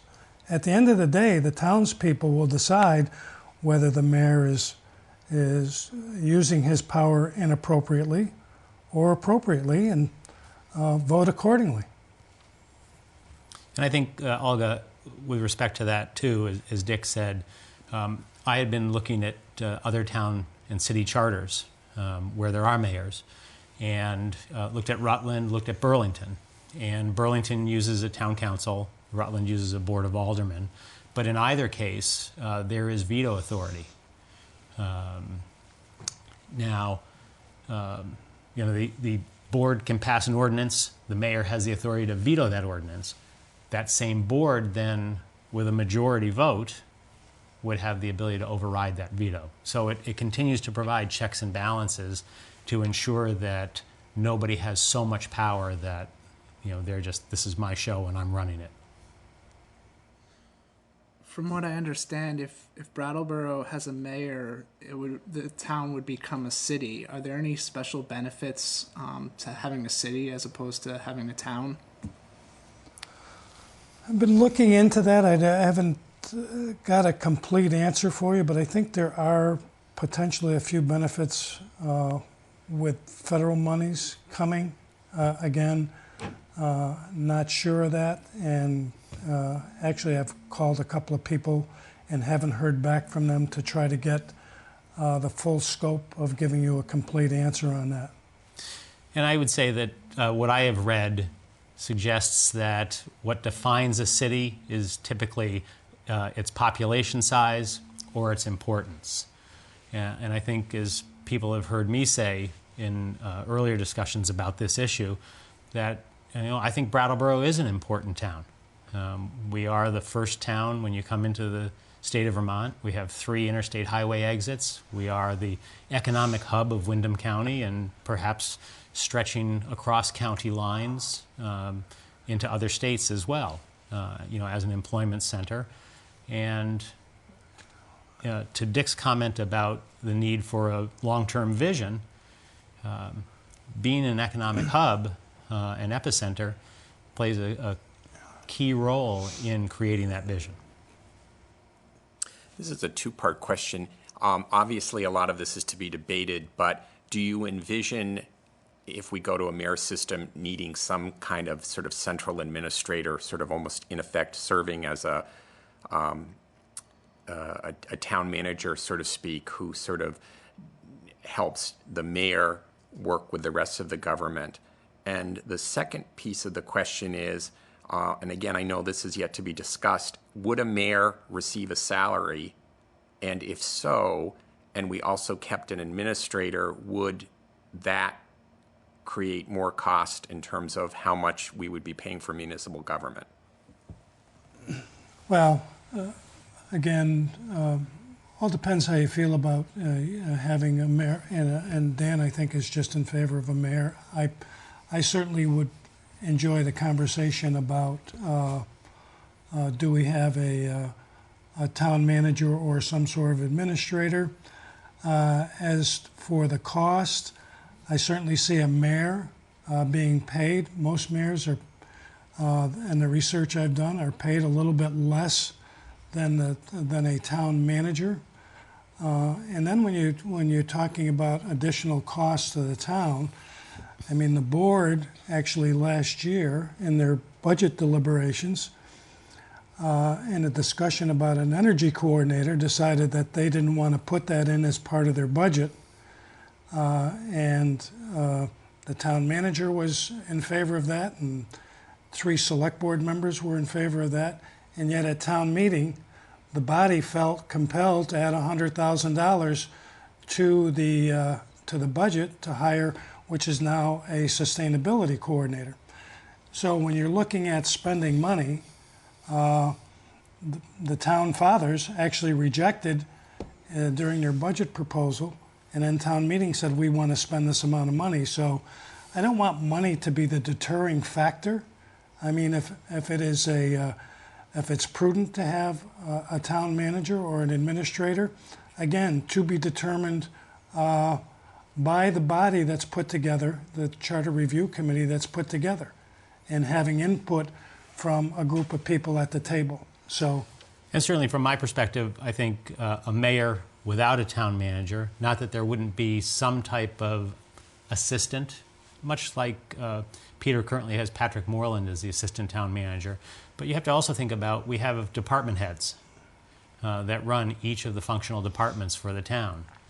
And so I'm not thinking about adding another layer and we continue to operate the way we are and, oh, let's throw a mayor on top of that. The mayor, in my vision, is the person that runs the town. So one follow-up to that, would the mayor, as a result, be the one who appoints the department heads? Or would that still be something that the town council or select board would be in charge of? You know, that ultimately would be decided in any charter revision, but it would seem to me that if we want a strong mayor, we would want that mayor to have the ability to do the hiring and, when necessary, the firing. yeah, I don't see a change, a big change in the way that we're functioning. I don't think that the present town manager micromanages the department heads, and I don't think a mayor would be micromanaging the department heads either. Certainly he would be administrating them as to if there were problems to come up and talk to them about them. But I don't see wholesale changes every time that we would have a new election with a new mayor to say, okay, we're going to get a new public works director, or we're going to get a new police chief, any of those positions. So I don't see a turnover there. It's potentially could happen, but I don't see that happening. I think anybody you speak to speaks very highly of the department heads that we have in our community. And I want to make sure something's perfectly clear here. I served a year under Peter Elwell as manager. I've actually talked to him personally about this and wanted to make sure that this is not directed at him, and want to be clear to everybody out there in the public that this has got nothing to do with Peter Elwell and or any other town manager that would be sitting there at this time. This is about just a different form of government and more accountability in my eyes. And I would just simply say that I'd be thrilled if Peter Elwell was the next mayor, if that were to happen. Chris? Yeah, so if this passes, what exactly do you think will come next? Will you guys sort of be leading the charge? Will you try to be involved in the Charter Review Committee?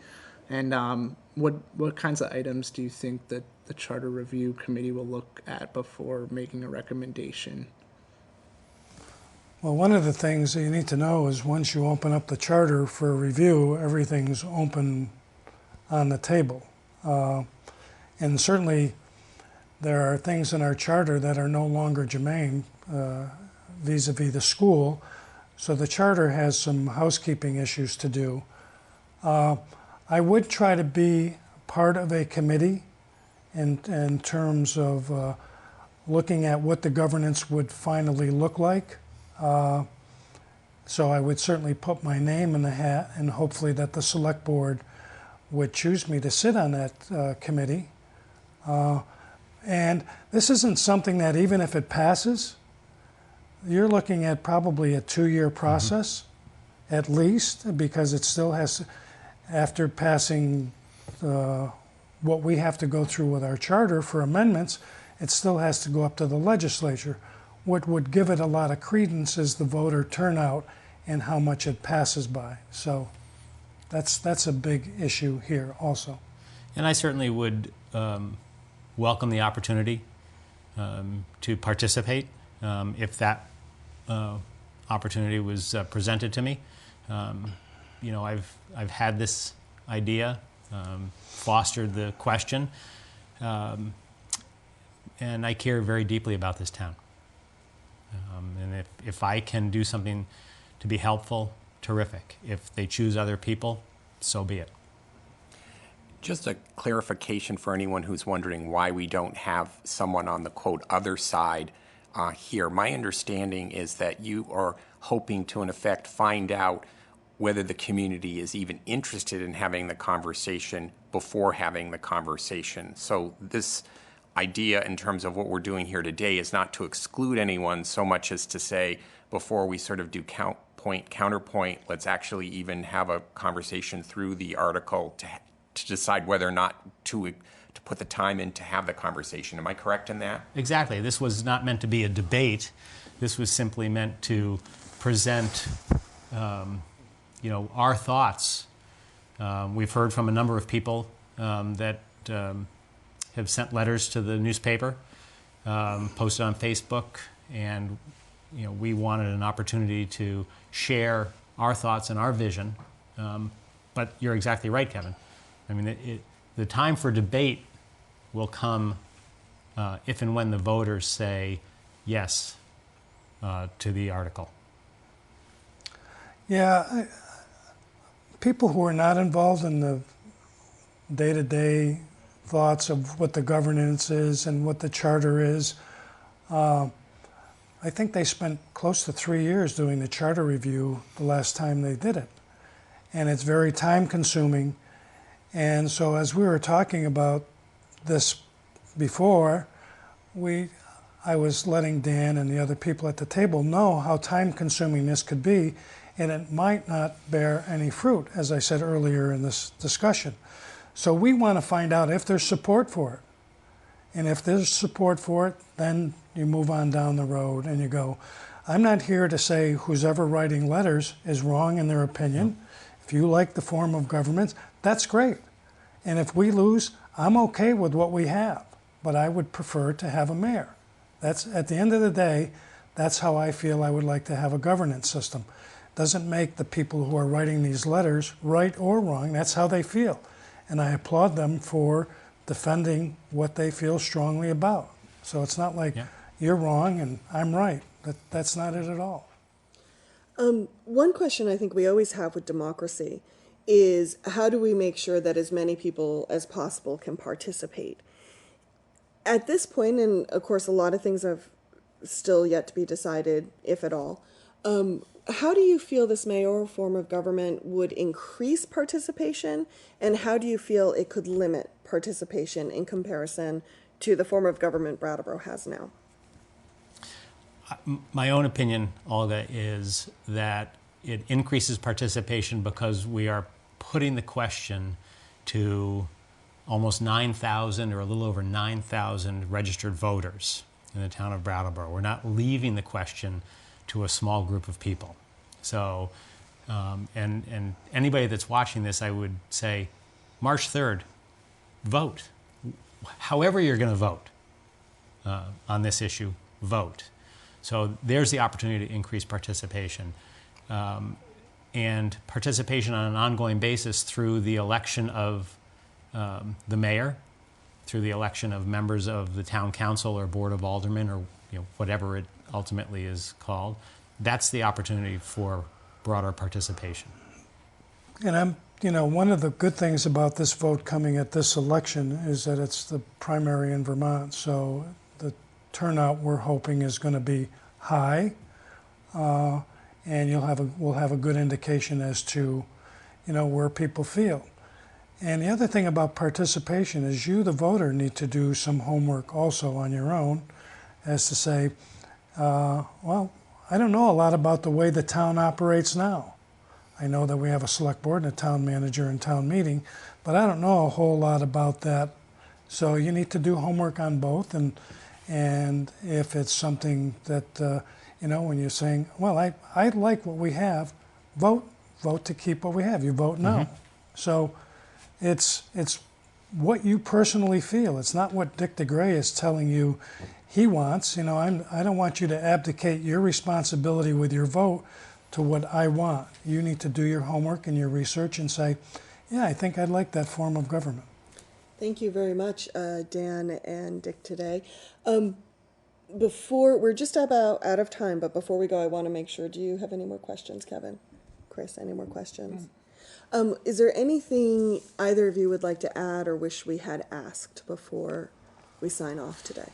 I think I would just like to add that, as I've read the opinions of others, which I very much respect, that are not in favor of this, make sure that people understand exactly what we're talking about. There's much work to be done if, in fact, the question is voted up. Where it goes, time will tell. So nothing has been decided, no structure, no nothing. This is simply about putting the question to the voters of Brattleboro. And I would say the same thing. It's not personal, and hopefully the people on the other side don't make it personal. And I certainly don't want to be the mayor. If that was to, someone said I have a secret agenda, I certainly have no interest in being the mayor, but I have a strong interest in the mayoral form of government. And last but not least, get out and vote. Make sure you get out and vote. That's one right that you have, and you should utilize that. And, early voting, I think, starts on the 12th or 13th of February.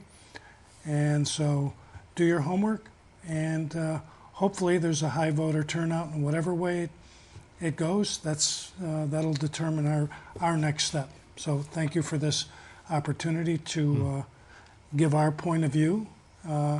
And again, it's not Dick DeGray and Dan Yates' form of government. We're going to be going to the select board, and that charter review committee would then come together with a proposal to take forward.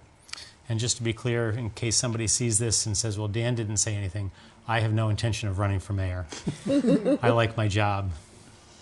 Thank you. Dan Yates, Dick DeGray, co-sponsors of the mayoral ballot question that will be on the town of Brattleboro's ballot on March 3rd. Thank you for joining us. And for everyone who's watching, Kevin, I, and Chris also thank you for joining this episode of the BCTV Open Studio. Thank you very much. Thank you. Thank you.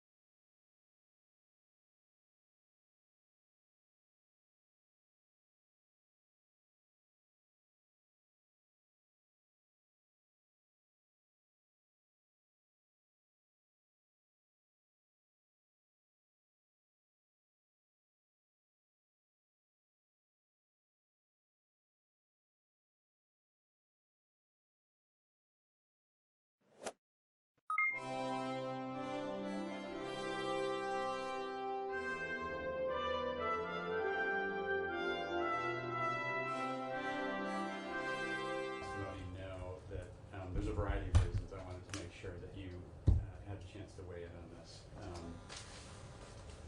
One is your current work with Capstone, which I think is important in terms of Capstone clients and how they're affected by climate change and some of the things that we have in front of us, both in terms of the transition, in terms of the opportunity, in terms of some of the vulnerability of some of the folks who you serve. Also, you have kind of past professional experience that I think is really relevant to what we're doing here in terms of your work as the Chief Recovery Officer with regard to Tropical Storm Irene, in terms of your work as the head of VTrans and the work that you did there, which is, ultimately our transportation system is very closely tied into what's happening in the kind of climate emergency. So it was a variety of reasons I wanted to make sure that we had space and time for you to kind of offer your thoughts on this bill, but also bring some of the things that are going on with Capstone right now, which we're eager to hear about as well. So thank you for joining us. And as you know, we record our hearings for the record, so if you wouldn't mind introducing yourself.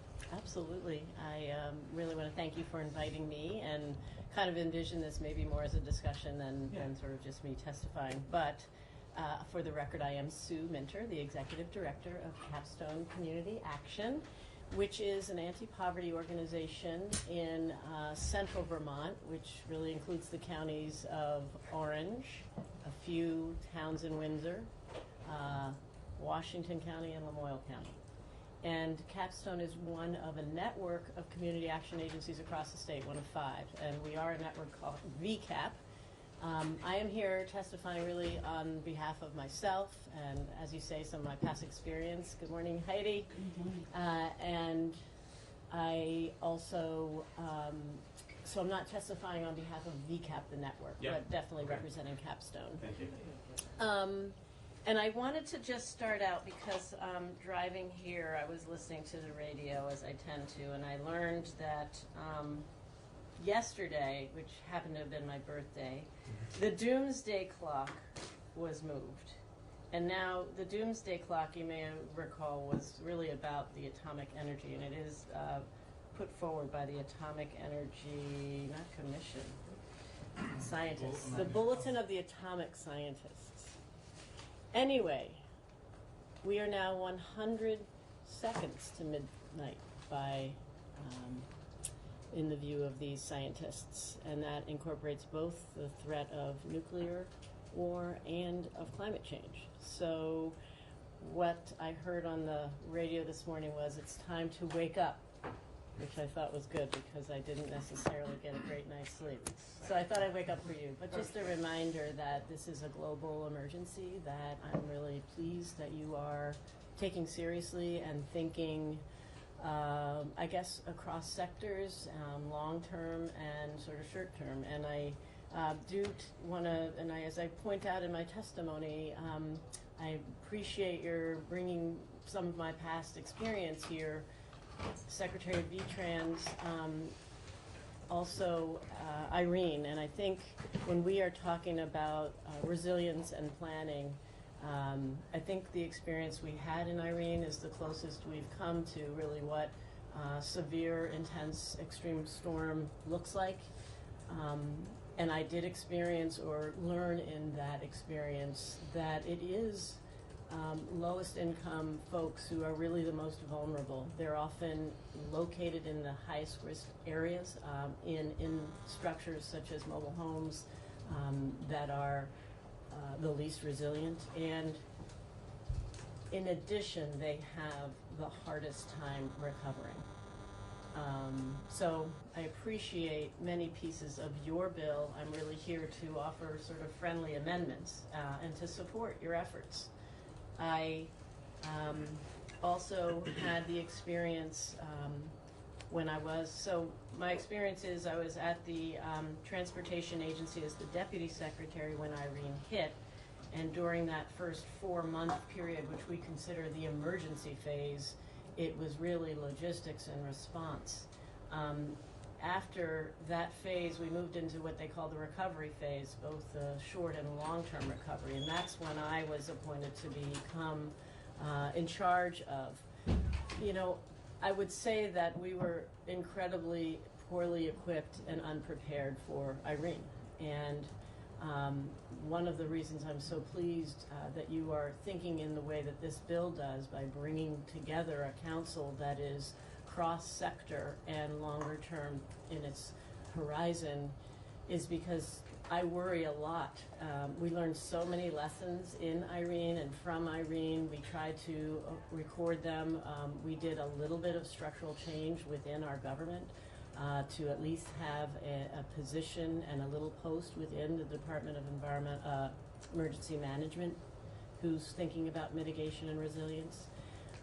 And we are certainly more prepared simply because of what we learned during that disaster. But I hope that we can use this opportunity to incorporate some of those lessons learned.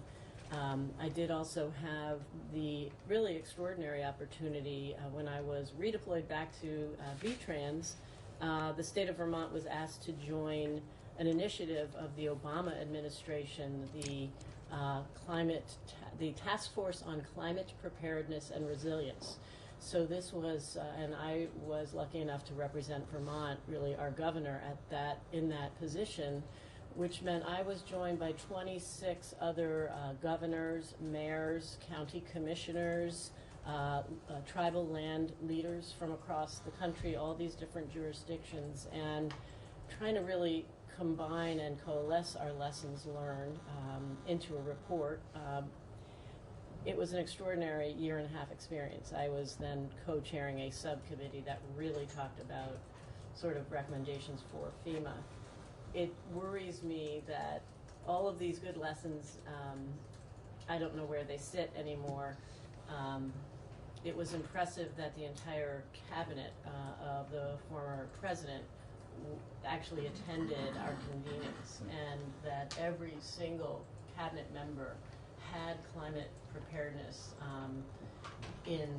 at one of the top things they're doing. So I worry that we're becoming increasingly unprepared.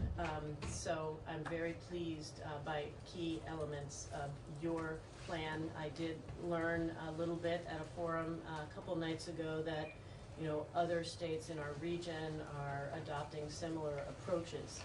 I guess I start by just in my testimony saying I very much appreciate that you do include marginalized and disadvantaged Vermonters or their representatives in your thinking for exactly the reason that I shared, and I hadn't realized that the IPPC report actually referenced the disproportionate impact on these communities, and especially because the folks who lack insurance and lack resources will be the ones who the state worries the most about and spends the most on if they are so inclined, which I think our state really was following Irene. The more that we can be prepared, the lower those costs are. So I think there's an economic argument, frankly, to becoming more prepared in a broad sense. I do really support incorporating some clear enforceable reduction requirements. I was a member of this body along with many others in the room, or at least some. Representative Sherman and I shared a seat on the Transportation Committee. And when we, I think, first adopted this legislation, I think we set forth goals, and I think it's hard to achieve goals when they aren't really staring you front in the face. And I don't think we as a state have figured out good, constructive ways to measure where we are relative to where we want to be in a consistent way, and thereby think about strategies to reduce. So I can't possibly think to testify about what the right targets are, but I've certainly seen, and I did as a graduate student study environmental policy, and at that time watched very serious positive impacts under the Clean Air Act by mandating emission reductions and with targets And in certain states, and I certainly think of California, who have already started adopting greenhouse gas emission requirement reductions as part of their air quality infrastructure, have really seen differences. So I support that. It's not going to be easy, but I think it's the right approach. One recommendation that I'd like to make about the council and is really in the structure and who you have as the chair. And again, I think this is my experience after Irene. So I would recommend that you actually have the Secretary of the Agency of Administration chairing that council. You know, when I was the Irene Recovery Officer and I followed Neil Lunderville in that position, he was there in the most intense first 4 months. And he had been the Secretary of Administration. And he, in that experience, understood in a way that few others could, the levers of power and influence and how to conduct significant response. I learned then by being within the Agency of Administration just how much, you know, when you are a secretary of one agency you are on a parallel, you are not above the others. And unless you have someone who has the authority to actually oversee those other agencies, I don't think it's effective. I learned that, you know, I was in the Irene Recovery Office, and I think Neil Lunderville specifically set it up this way because of his understanding, having been in that position, that the Secretary and Agency of Administration oversees all of state government on behalf of the governor. It's separate from the governor's chief of staff and staff.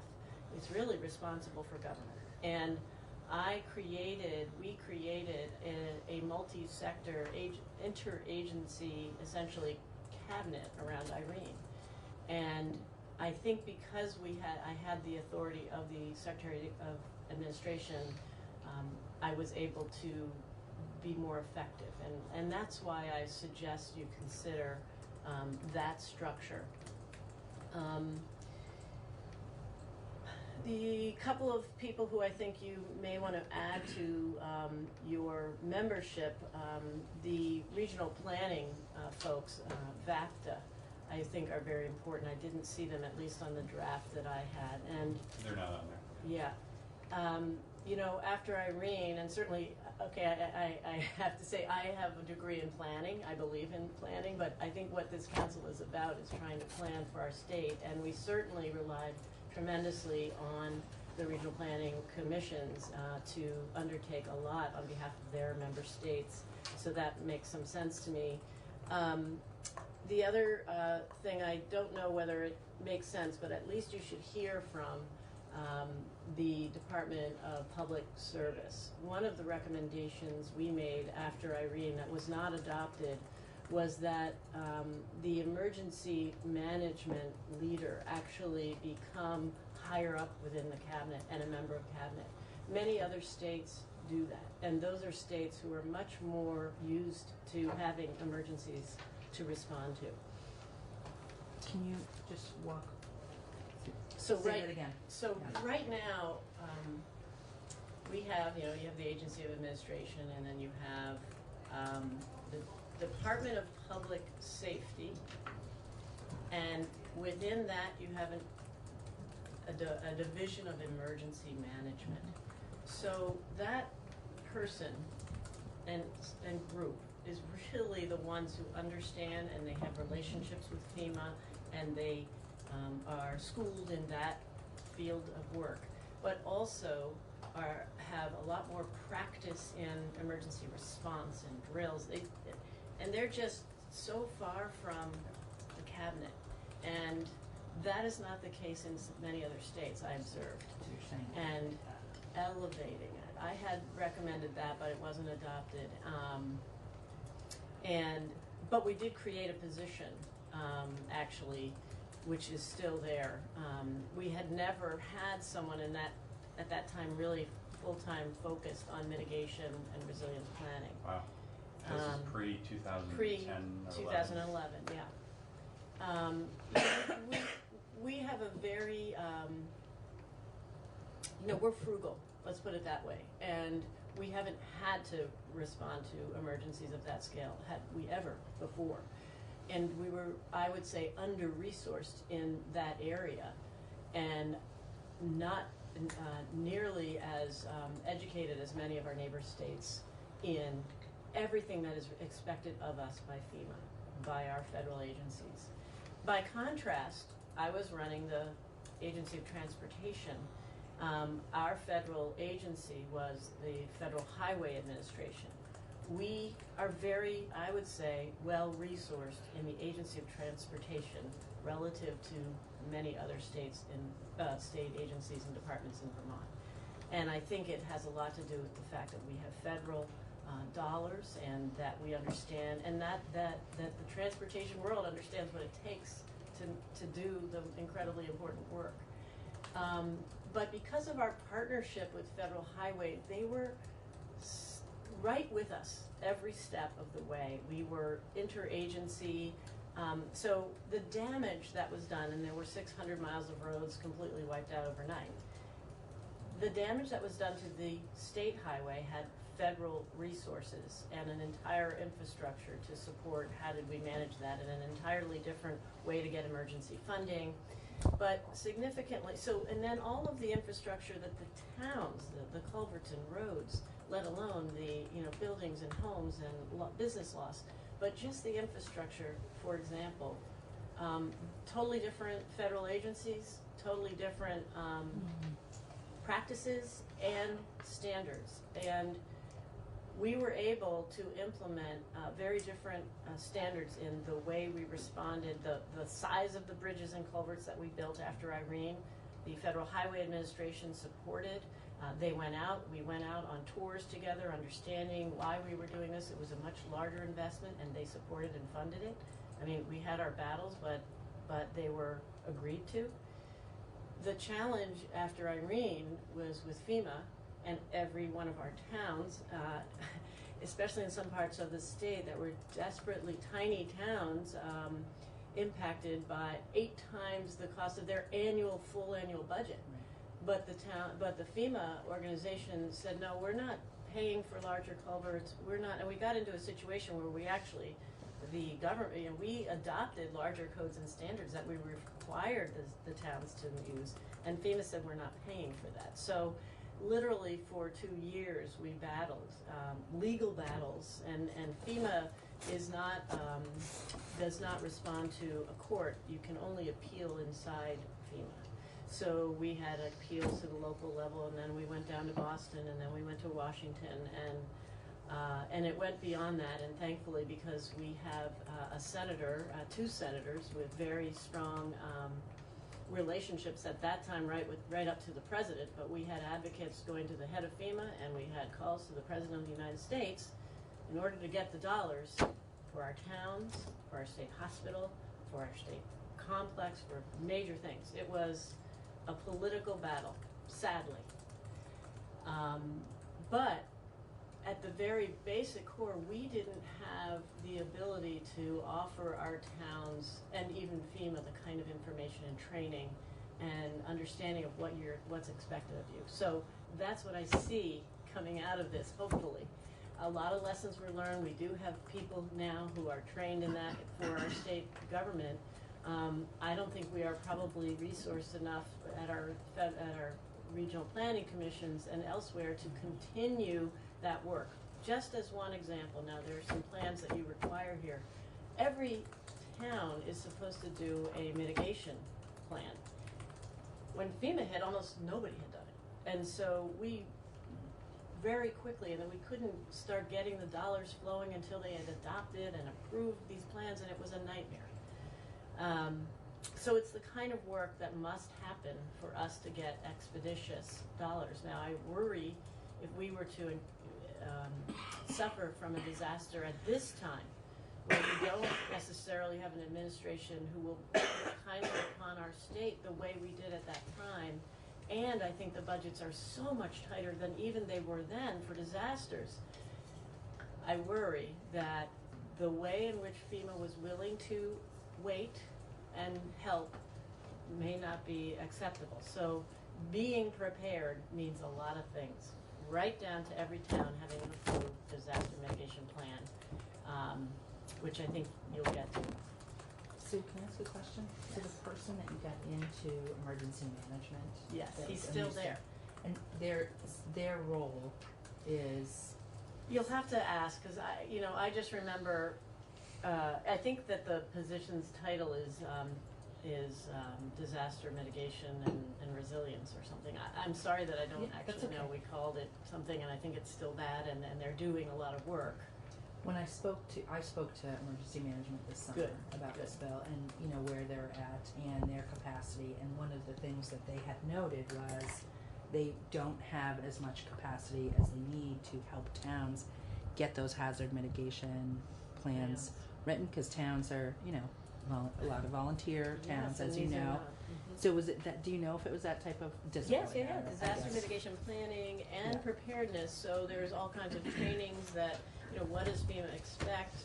I'm sorry that That's okay. I It's don't not have the really that details really in my head, but it is exactly that kind of work that is very basic that we were completely underprepared for before Irene, and we tried to make adjustments to help us be more prepared, but at this moment I don't know where we sit.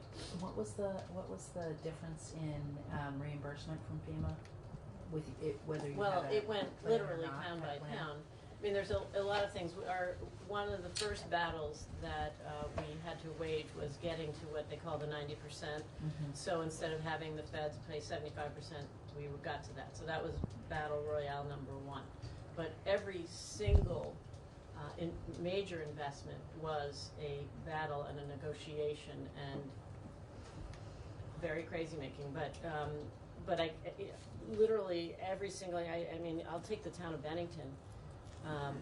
Really extraordinary that they had, because the Roaring Brook had already flooded so many times, they had gotten federal funding, FEMA funding, hazard mitigation funding, to recover in a way that was resilient. So, we've learned that you can't just build trenches. We have to think about the velocity of the moving water. And so we know that rivers meander, and so we try to replicate that in the way we now respond to flooding. And that's because of the really leading edge river fluvial geomorphologists that we have in our Agency of Natural Resources, with whom the Transportation Agency has also learned, and we are really working together on how to respond in a more resilient fashion.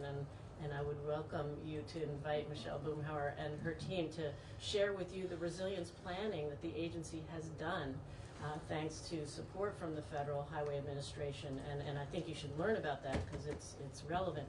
And I mentioned it in one of my recommendations. But the town of Bennington had a $2 million investment in how they properly responded in resilient fashion when the Roaring Brook was decimated, and we had photographs, and we had the geologists, and we had,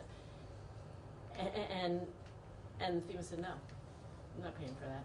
So $2 million for the town of Bennington is just an extraordinary impact. So we had to get the Senate, so Senator Leahy got some of the staffers to come and take a tour. I went to Washington and talked directly to the FEMA staff. I mean, it took, and then we had to do these appeals. And actually, a member of Michelle Boomhauer's team was at that, who's now your environmental planner and policy, was the attorney. You might be interested to get his testimony because it is telling what we had to do. We deployed attorneys from the Attorney General, from the Agency of Transportation. We spent enormous resources to battle with FEMA on why they should pay for us to do exactly what the plans that the mitigation part of FEMA had said we should do. We won. Bennington got the money, the town by town, we battled on the culvert sizing. It's an extraordinary story, and it is the mindset of FEMA not to be doing that, and I think it has to do with the fact that they don't have the money. Yep. Which I expect is exacerbated today. Mm-hmm. However, the more prepared you are with your mitigation plans, and the more you can. The other issue was mapping. We were relying on 20-year-old maps from FEMA that were inundation maps, and they weren't fluvial erosion maps. And what we now know is our threat is the river overflowing and the unbelievable damage that it will do. It is not, slow-moving floods that then recede. And our Agency of Natural Resources had gotten funding from FEMA to do that kind of mapping, and we had high hazards. So in the town of Jamaica, we had homes that were ripped away by that river. I think it was 5 homes. And we could not get them funded for the buyout, even though they met, because they were on the high hazard map that our Agency of Natural Resources had already set, but they weren't on the FEMA inundation map. And it is just the lack of preparedness and planning and clarity that allows FEMA to say no until we battle back. So I went down a path I didn't expect to even talk to you about, but it's relevant.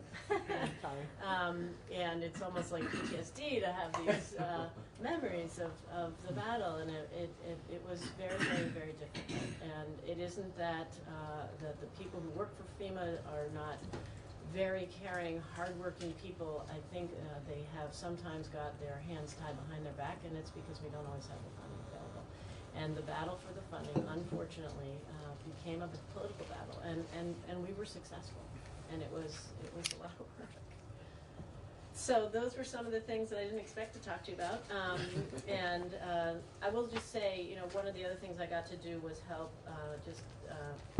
send a team, lead a team really of folks from transportation to Colorado after their flooding. So their flooding was very similar to ours, and the whole transportation world, and I was the head of something called NASTO, the Northeast Association of State Transportation Officials, and we started a whole discussion around resilient infrastructure. So the world of transportation has learned a lot and is really moving forward on thinking differently about how we build and where we build.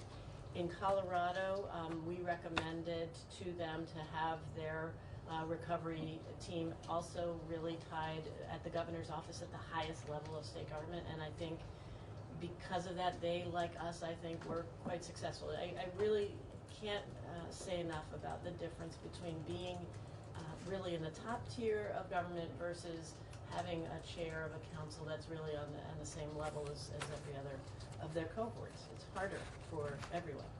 I have a few more comments in there that you can read that I think I've sort of covered the main points. And again, these were just friendly amendments with suggestions. Some is wording about adding social equity, including public health and housing stock into a section that I think you didn't have. Making sure as you think about what's required that you are aware of the town requirement now and learning that it isn't well resourced doesn't surprise me, but it does worry me. And that's what this council, I think, can help bring to light. So I probably talked plenty. No, that's correct. Ask if there are questions. Go ahead, Laura. So one of the pieces that we have in here is the creation of a vulnerability index to help us kind of understand which communities are most likely going to need help just with doing this planning, or they're just going to be overwhelmed with that. So we were surprised to find that the Agency of Health has a socioeconomic vulnerability index for the state. I don't know if you were aware of that or not.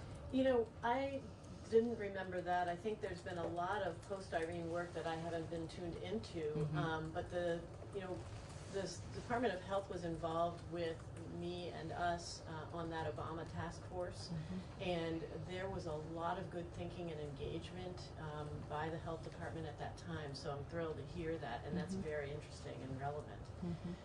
The mapping, again, the Transportation Agency has done very good mapping of our infrastructure vulnerability relative to our river system, our fluvial geomorphology, and has a prioritization system. I actually got to present that at a national a climate resilience Department of, it's a National Transportation Resilience Conference. I think it was a year ago. Maybe it was 2 years ago. I think it was 2 years ago. But anyway, we've done a lot of thinking with the support of the federal government to actually map our vulnerabilities, and I think that all of the different mappings that may be going on may already be put together in some way, but if they're not, that's a great thing. And if they are, then that's the resource the council can begin to really utilize, because while we're mapping, and we even have a way of prioritizing, I don't know if we've adopted those priorities and thought about the investments that need to be made, and being strategic about getting going. Right. That's what's not, I To don't reduce think. the vulnerability. Yes. And in some ways, it's about which bridge, we've thought about redundancies. When this bridge goes down, okay.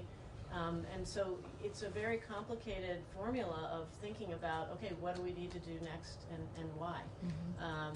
Specifically to make ourselves stronger for the future. Can I keep going? You can. Mike wants to get in here too. Oh, okay. I'll wait. But if you want to continue on well, this, I actually, around so one of the climate change activities that sometimes concerns me, coming from rural areas, is thinking about cost effective, right? So, of course, we need to do that. We need to be responsible.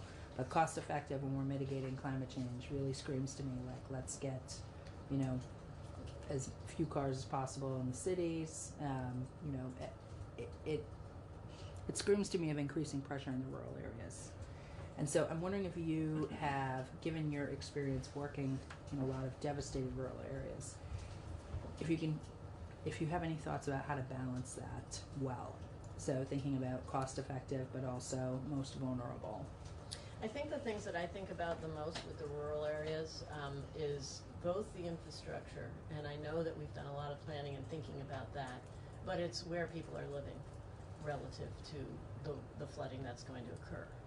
And the incredibly hard choice of suggesting that people move elsewhere. And we did do that after Irene, and this was another, that's what we had hoped to get federal money for in Jamaica. But, thankfully, in Jamaica, the philanthropic community stepped in a tremendous way to help those families. But there are whole areas that we've mapped that we know really are higher risk, and we should be talking about buyouts. And some of the funding, we still have a pot of money. Again, this is stuff you should learn more about, and I'm not sure I get clear, but we have mitigation funding, sort of a percentage of every federally declared disaster. A pot goes into a pot for thinking about how to utilize these funds. So probably there is good strategic thinking going on. The Department of Emergency Management is thinking about this stuff. Okay. But I think a lot more about the folks at risk because of their homes than sort of where the cars. I'm not sure what you mean about that, but I do know that the folks who plan our infrastructure are thinking a lot about that, and I'm confident that continues. But the housing and getting people to move or not build in high-risk areas, and that becomes the issue of insurance, and that's another really difficult conversation. As we're dealing with, as we're looking to deal more aggressively with climate change, and reduce our emissions, but also protect our people that are dealing with the effects right now. So, I want to make sure that we don't set up a competing, interest thing around reducing emissions and our, protecting our folks that are dealing with climate change right now. Is that, maybe it's not really clear. Sorry, I was going totally into the thinking of planning and resilience, and not so much the impacts of mitigation. And emission reductions.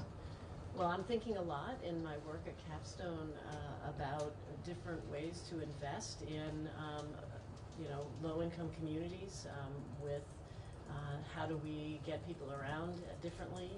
How do we, your body supported the effort to help reduce emissions by getting lower-income folks, helping them get subsidized to purchase used high-efficiency vehicles. So getting off the road, what many low-income people rely on is gas-guzzling, high-polluting vehicles, but helping to subsidize them to get into the used high-efficiency car market. So that's a very small example of something that last year you all passed in your T-bill, that we're working with the Transportation Agency to implement. And I'm hoping that that's a program that you'll continue to fund beyond this 1 year. It was a one-time funds from the VW settlement, so hopefully there will be a conversation, and I'll be talking to others in the building about that. And it's just one example. And we are also working with the Agency of Transportation on a very new program that the Federal Highway Administration is rolling out called Mobility for All. We have invested, I think, mightily for a rural state in our public transit system. I learn now with the folks that we serve that have access to no transportation and are literally trapped in poverty due to the lack of access. So we're looking to purchase or create an all-electric fleet of vehicles to help get rides for people so they can go to work, because our large employers can't find people and they're in our doors, but they can't get there. People to get to their healthcare appointments, which the hospitals are now very concerned of the number of people who aren't showing up. People get to their recovery. So we're trying to think locally about a system that uses electric transportation to meet the very desperate needs of folks in rural poverty. Yeah, so thanks for your expertise. Your expertise is a gold mine of information on It's a little old and rusty, but I can pull it out. Gold never rusts. Yeah, so, no, but I mean, it's amazing to hear your accounts of what it took to get funding from FEMA.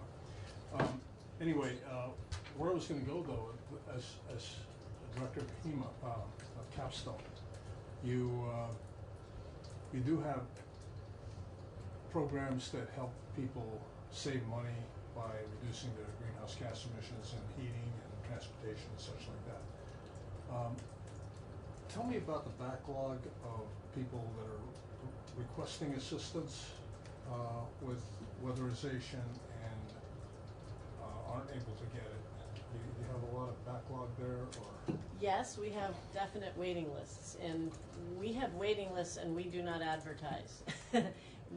The only way that people know is honestly last year, and I want to thank this committee. I know you really supported efforts to increase the amount of weatherization funding that we have, and even just the debate, we got a spike in phone calls. And that we can't really meet the demand. But, part of what's challenging is, in order to meet that demand, we have to hire new folks and we have to really build out our base of employees. And unless we know that that's going to be a consistent, and honestly, there's probably another expert in this room who could speak much more about this, but it's a little bit, we want to grow, but we can't start hiring those folks unless we know there's a real growth path.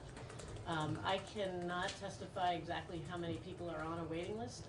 I know that we're constantly having to triage and prioritize who it is we will serve first by a very complicated but important formula, and I know we're not meeting the need. And one part of it is people up to 80% of area median income are eligible, but people below 60% are prioritized, so the people between 60 and 80 essentially never get served. Right. Thank you for reminding me of that. So the only way to approach that is by increasing investment. Yes. Well, we definitely, I do have, I hope, just a 4-minute video maybe to close up and talk about a little bit of what we do. You got 4 minutes, look at that. I noticed that. But I thank you really for inviting us into this room and even more so inviting representatives of the folks we serve onto this council, and look forward to continuing the conversation. Happy to be a resource in any way. Yeah, no, I hope we get a chance to have you back. So this is just a video to give you a sense of what it is we do, because What I've learned in my just over a year is that we have an extraordinary challenge of people in poverty who are needing support, whether it's food, heat, or housing, that we do vital assistance for, but that we actually can help people get out of poverty. And that's the thing I feel is the most important work we do. We support people in crisis, but we also have very innovative strategies to help people get economic and self-sufficiency. So this is a little portrayal of what we do. Thanks. My wife gets a check one week, I get one a couple weeks later, and then I get one from the VA. It's just, you got to plan all your money for each pay period. I didn't do a whole lot of good. I did a lot of drinking, and I wasn't able to maintain jobs or relationships. I really didn't feel like I had much opportunity. A lot of people right now, their income is so limited, and they really cannot make ends meet. I made the mistake of marrying to support for my family and got myself into a very bad relationship. I did 22 years in prison and I got out here. I didn't understand the seriousness of what I had forfeit, not knowing that my life was going to be changed forever, that I wasn't going to never raise my son or be a father to my child. I'm 71 years old, and my wife and I are both retired, and we're raising grandchildren, so my parents just weren't able to raise their children and raise them properly. And DCF stepped in and took them away from them and gave them to us. As a single mother, it was really hard. I lost apartments, and I had to choose between feeding my kids or clothing them. I was homeless a lot of the time. We stayed in cars or couch surf. Without a second chance, what could we do besides go back to the old things that we used to do? We were struggling with, we got handed 3 kids, and financially it started getting harder and harder and harder. I wanted more. I wanted to open a business. I wanted to be more successful. I wanted a better life for my son. The program is there. The opportunity is there. It's providing jobs for others. People want to help, so you take it, you do it, you run with it. It's an amazing program. It gave me the steps. It was somebody right there with me, walking beside me, to guide me through to say that I've now owned my business for 11 years. Capstone was like a key to a door I was trying to get through. They orchestrated the right moves and made me see that, okay, I can do this. I can be a cook for real. Whether it is the food shelf or the cooking class or help with the taxes, there's hope. Capstone is my foundation of support. When they did our furnace, they told us it would save us about half of what our fuel was the prior year.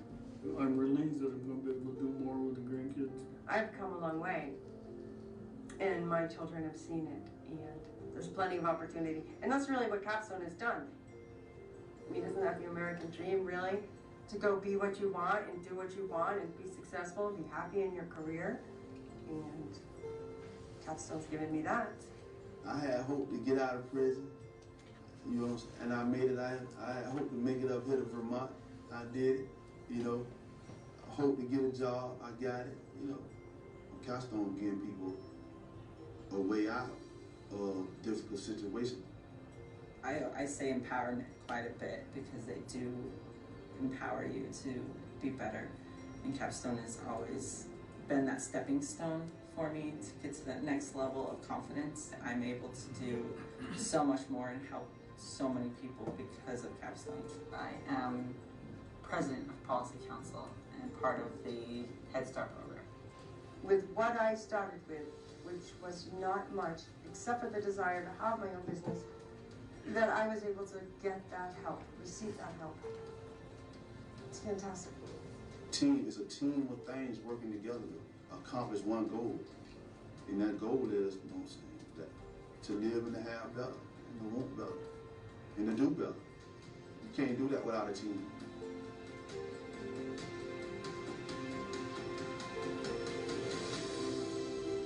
Thank you for listening. Nicely done. Thank you. It's good work. Thank you. Very nice. That guy's in Stowe. Yeah. Yeah, you've met him. Yes. Thanks for your work, everybody. I know it's hard. I know you're working hard, and I appreciate it. And Thank you for joining us early, Sue. Yeah. You know, it wasn't easy for you. Thank you for making time for us today. We're in the middle of considering the Global Warming Solutions Act, I think you know, H688, and I know that you have some thoughts to share with us about that in representing Associated Industries of Vermont. And I wanted to welcome you here and thank you for your patience and waiting for us to get off the floor. And if you wouldn't mind introducing yourself for the record as we record our hearing. Absolutely. So my name is William Driscoll with Associated Industries of Vermont. We represent primarily the manufacturing sector in the state, and certainly appreciate the opportunity to talk to you today about this legislation and hope to continue to engage with you folks going forward. You know, I'd like to maybe address some sort of high-level issues today, and can certainly follow up with further comments in writing and more specifics, and obviously you know, engage in some of the questions and answers and discussions as you folks try to you know, figure your way forward with this legislation. So just want to maybe start by putting into context, it's not that it shouldn't probably be pretty obvious where we're coming from, but just the perspective we're trying to bring to some of the issues and the specifics in the bill here. You know, for us, this issue is not, these issues, because obviously this is a broad and complex topic, you know, it's not about whether or not to have climate policies. Our primary focus is how do we have the most reasonable and balanced policies. One of our concerns, not surprisingly, is trying to avoid undue economic harms, but also harnessing positive economic opportunities as well as we get into eventually what are details and specific proposals. Because however important climate priorities are, obviously there are many critical priorities that we're all charged with trying to address. And although climate and economic priorities don't have to be in conflict and often aren't, there are always the possibility that they can be when you get down into specifics. So that's the perspective that I have some sort of basic comments or recommendations both on the Climate Council itself and sort of how it's set up, but then also the sort of implementation and accountability provisions further on in the bill. With regard to the council, and again from the perspective of trying to make sure that you're getting the kind of perspectives and kind of balance input that I think is important, both in putting forward things that you ought to do and things you ought to avoid. Obviously there are a lot of perspectives and stakeholder groups represented already in what's proposed, but I think it could be adjusted to be include additional representation that I think is important to the topic. The first thing is, if I recall correctly, you have farm and forestry combined as one representative, and I think honestly a lot of both the challenges and opportunities in farming and in forestry are not necessarily the same. And I think it would be beneficial to separate those two and have one from each. Second, having a representative from the manufacturing and industrial perspective I think would be helpful. Obviously a lot of emission concerns and economic concerns and opportunities stem from manufacturing and industrial activity, so I think having somebody from that sector would be an important ingredient. And similarly, transportation and freight providers. From our perspective, obviously, our areas of either concern or opportunity are not just operations and facilities in Vermont, but as you folks know fully well, a big chunk of our emissions portfolio is transportation based, and the hauling of supplies and goods, primarily over the roads in Vermont, is both a big part of that issue, but also very critical to our operations. And so having folks that can speak to those issues is important, and that's not necessarily entirely within the manufacturing sector. A lot of that activity operates on its own in terms of this So those would be the primary sort of membership recommendations. The other one, which obviously you provide some, some flexibility in the subcommittee structure and approach, but I think it would be, we think it would be helpful if, in addition to, I think you have 2 subcommittees specifically cited in the bill. It would also be helpful to have one that's specifically charged with looking at avoiding or mitigating economic harm, but also realizing economic benefits from, again, the interaction between whatever proposals come forward and businesses in the state. I think that's an important part of the overall discussion. I think having a subcommittee that makes sure that that's really looked at, I think would be helpful as well. One question I have, and this maybe speaks to the sort of next area of suggestions, is also the question of the decision-making mechanisms of the council. Anybody who's ever put together, served on, or sat in the same room as study committees and things like that the legislature puts forward, the whole question of do you have the right mix of people and do you have a fair decision-making process is a very difficult one to get right and to figure out.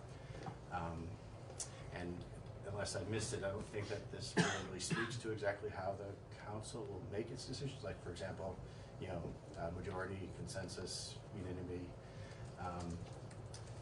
That could be a factor in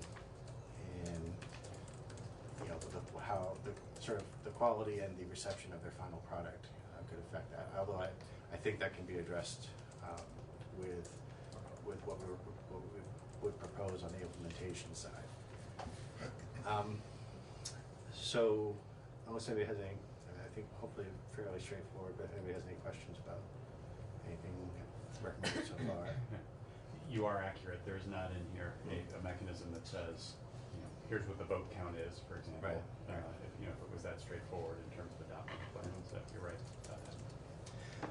So what we would recommend in the next part, which obviously has to do with deadlines and schedules and frankly the cause of action and the role of the courts, which we have concerns about that for a number of reasons.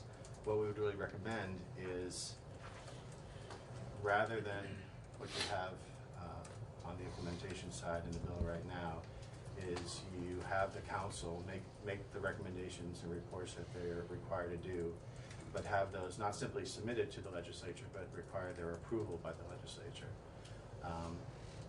That, I think, first of all, given the balance of considerations that need to go into specific proposals, I think having that go through the legislative process is both important and reasonable. That can also serve, frankly, to be a filter or if you will, for the other challenges of trying to make the council the perfect representative body with the best process for approval. I think similarly how we don't have study committees and working groups go straight from report to law or rule. There's good reason why those go through the legislative process. And I think given the significance of the issue and the policies and proposals that are likely to be coming forward, it's all that much more important that those should be approved by the legislature. Excuse me. Sure. Just looking for clarification on what it is that should be approved. You said that so we require reports. Mm-hmm. Is that what should be approved, or are you looking? Is it before that? Is it involved in the rulemaking?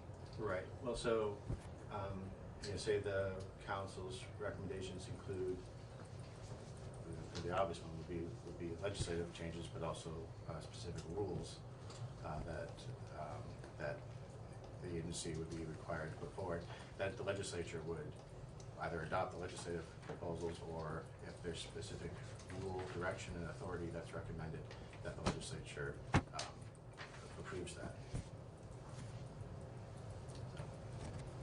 Similarly to how now the legislature passes laws that require rules for implementation. So it would give an opportunity for the legislature to review the actual specific proposals and approve them. and if necessary, maybe make adjustments, you know, if they see that there's good reason to do so.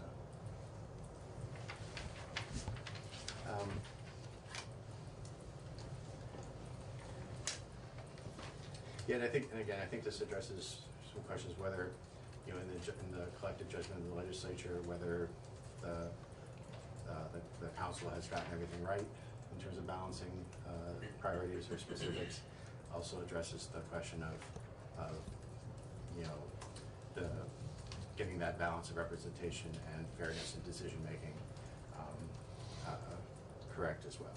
And I don't see why having that legislative approval step would necessarily really slow the overall schedule or progress of what you're trying to achieve. I don't think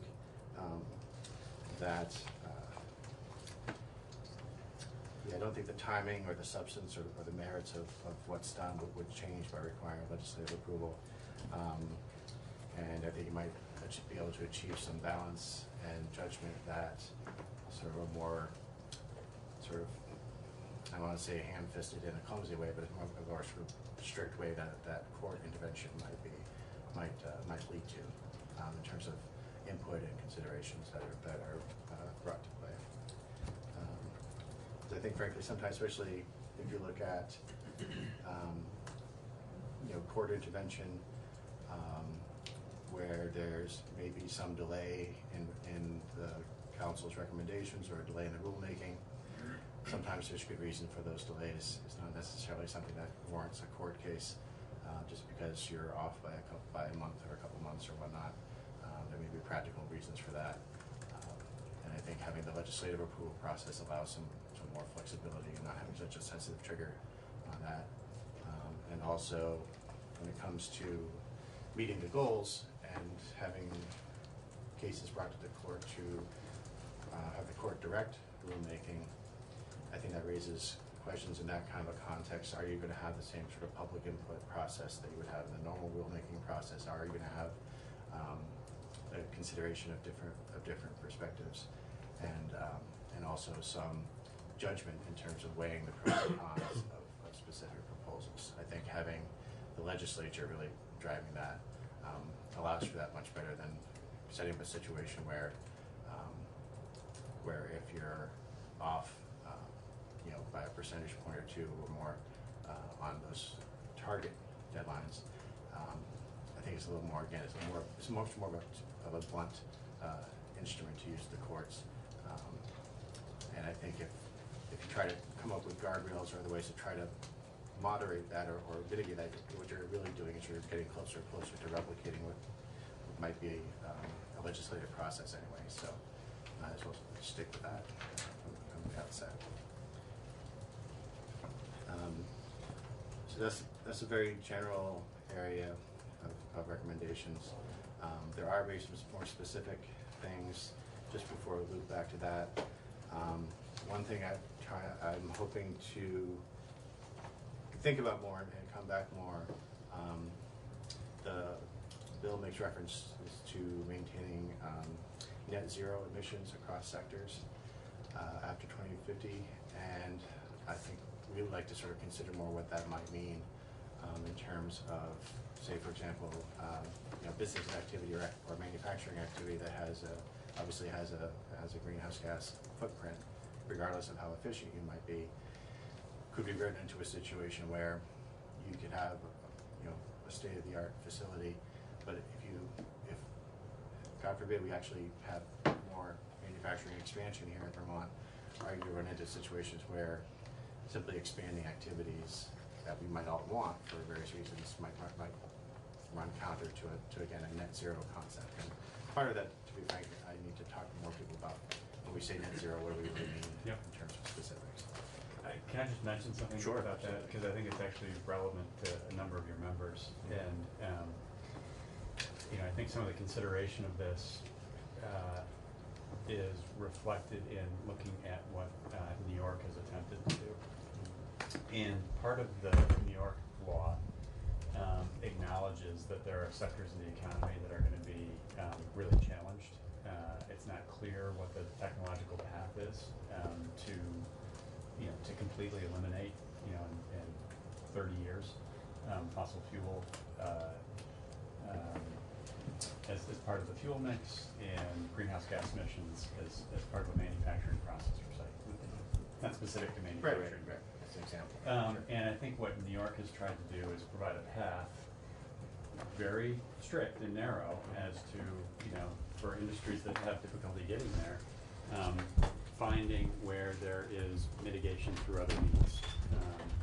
That, there may be industries that can't get, off the fossil fuel, may be able to reduce but not eliminate, and whether it's, just generally speaking through sequestration means or other, can get to net zero, even while they still may be emitting. But it's a very prescribed and narrow path. But that was one of the concepts that was embedded in the New York legislation. So it's something we can talk about more. But I think it's very relevant to probably some of the people that you represent. Yeah, and certainly if we're talking about goals and aspirations and trying to find ways forward, that I think that allows some flexibility as we get closer. Obviously, it's hard to predict where we're going to be in 2050 today. Yeah. And whether if we're locking ourselves into some things today that may not really work, that there could be some challenges. That actually, I need to get back to another thing on that, but one other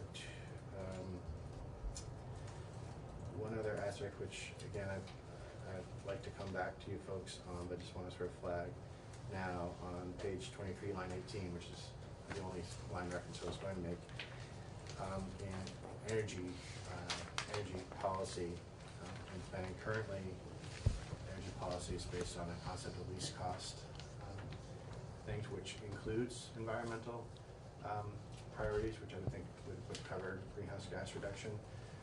This bill would set greenhouse gas reduction outside of and alongside least costs. So right now, least cost is a basket of critical priorities, which are then balanced as best they can by taking greenhouse gas reduction sort of out of the basket and having it co-equal with everything else combined.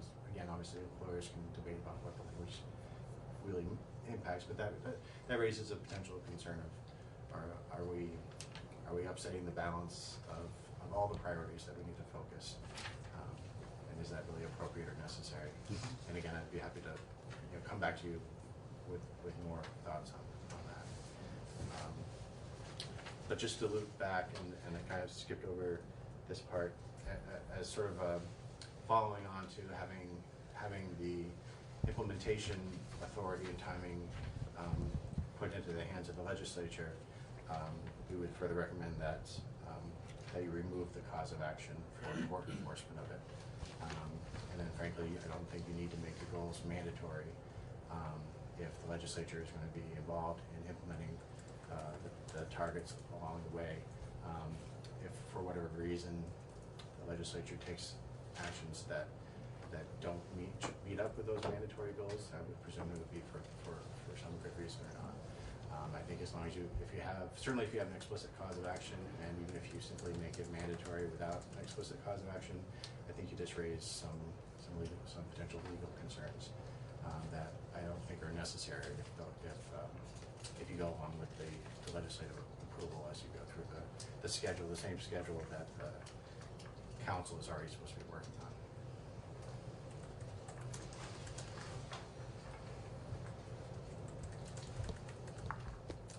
There you are. Other than that, so you want me to go back and draft that up for you?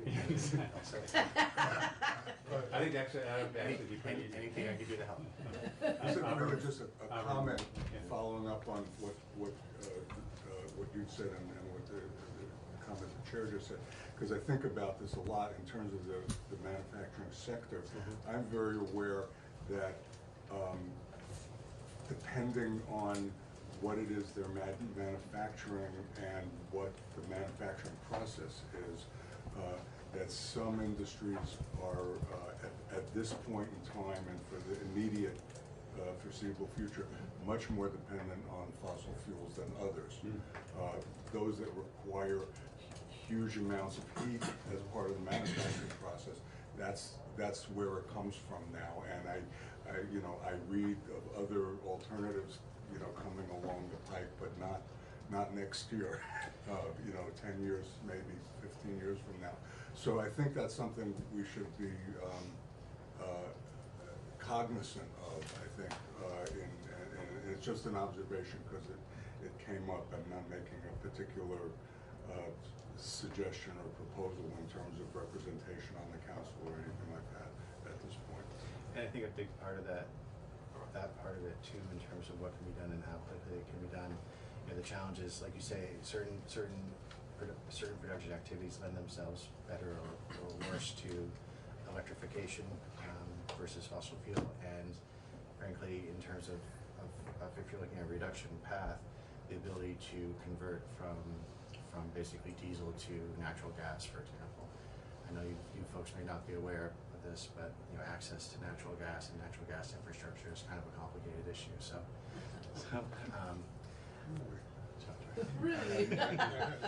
Heidi has experience on committees where I've actually been able to make everybody laugh quite a bit. If I come back more often, hopefully I'll get you guys there. But yeah, so yeah, it's a complicated question. So. And I'll just add as a footnote to Avram's point that something that we've had testimony on in this committee and that other states have focused on, it's not something that's in this bill, is that the focus on emissions reduction should relate to what the contribution of that pollution is. There are certain sectors, transportation, which you've highlighted, but then also certainly thermal are the major contributors in Vermont. And as you mentioned, our manufacturers certainly engage in transportation and heat plant floors. But the industrial sector as a contributor, as a piece of the pie, is actually pretty modest in Vermont. That's not to say that manufacturing businesses aren't meaningful contributors, they are, but in kind of looking at the pieces of the pie that we want to focus on, we know where those are. So. Yeah, and part of this is sort of the interconnection between manufacturing and some of the other sectors like the transportation side. Yeah. I guess one thing I would just point out there, again, not that you folks don't see it this way too, you can certainly look at it from the perspective of where are the contributions coming from, but then the relative distribution of contributions is not necessarily the same as the availability of redress or measures. In other words, an area might be a big contributor, but you might face some significant limitations in how you actually can go after that one. Diesel fuel transportation is a very good example. That's certainly a chunk of the contribution. But if you look at the efficiency of logistical planning and the technologies available, there are big challenges in trying to reduce that contribution. So, it's just an example of some of the things to look at. Airplanes might be an even better example. Yeah. And I'm sorry, I don't mean to sort of ramble you go back. Another question I think for folks, and this gets to the rulemaking for A&R and the authority of it. It wasn't clear to me looking at the bill. Obviously, the council will come up with all sorts of recommendations, but it looks like it's really A&R that's going to be doing the rules, and so it raises the question of does any recommendation of the council, even if it's in an area that's not currently within the jurisdiction or the traditional responsibility of A&R, say like some transportation sectors or other whatnot, that is A&R actually going to be given both the authority and the responsibility of doing such rules as the bill is structured or as you might change it? So that's just not The quick answer is they would have the authority, not necessarily the responsibility. The bringing people together in the council certainly allows regulation to occur in different places. There's nothing in the bill that precludes agencies that currently have authority to use that authority. How the bill is currently drafted is, at the end of the day, A&R as the primary regulator of pollution, air pollutant, has the ultimate accountability for that. But I think what the bill envisions is that different agencies in state government would collectively work to regulate. So, Mike, I want to make sure you get your question. Yeah. So, thanks for coming here, Bill. I was listening, but my computer wasn't catching up with your the recommendations you had on membership of the council. Mhm. So if you could go over that once again, Sure. I'll capture it this time. Yeah, very shortly, I think that farming and forestry should each have their own representative, have that combined. I think there should be a representative from sort of the manufacturing slash industrial sector, and then also one from transportation slash freight. Okay, manufacturing and industrial sector. And what was the other one? Transportation. Transportation. And in our mind, we're primarily thinking of goods and supplies, sort of commercial freight transportation, but I think there are organizations out there that represent those folks. Okay, thank you.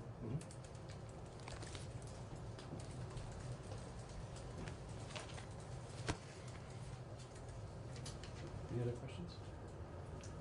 Great. All right. Thank you. Thanks for joining us. Thanks for the specific suggestions. Yep. Helpful.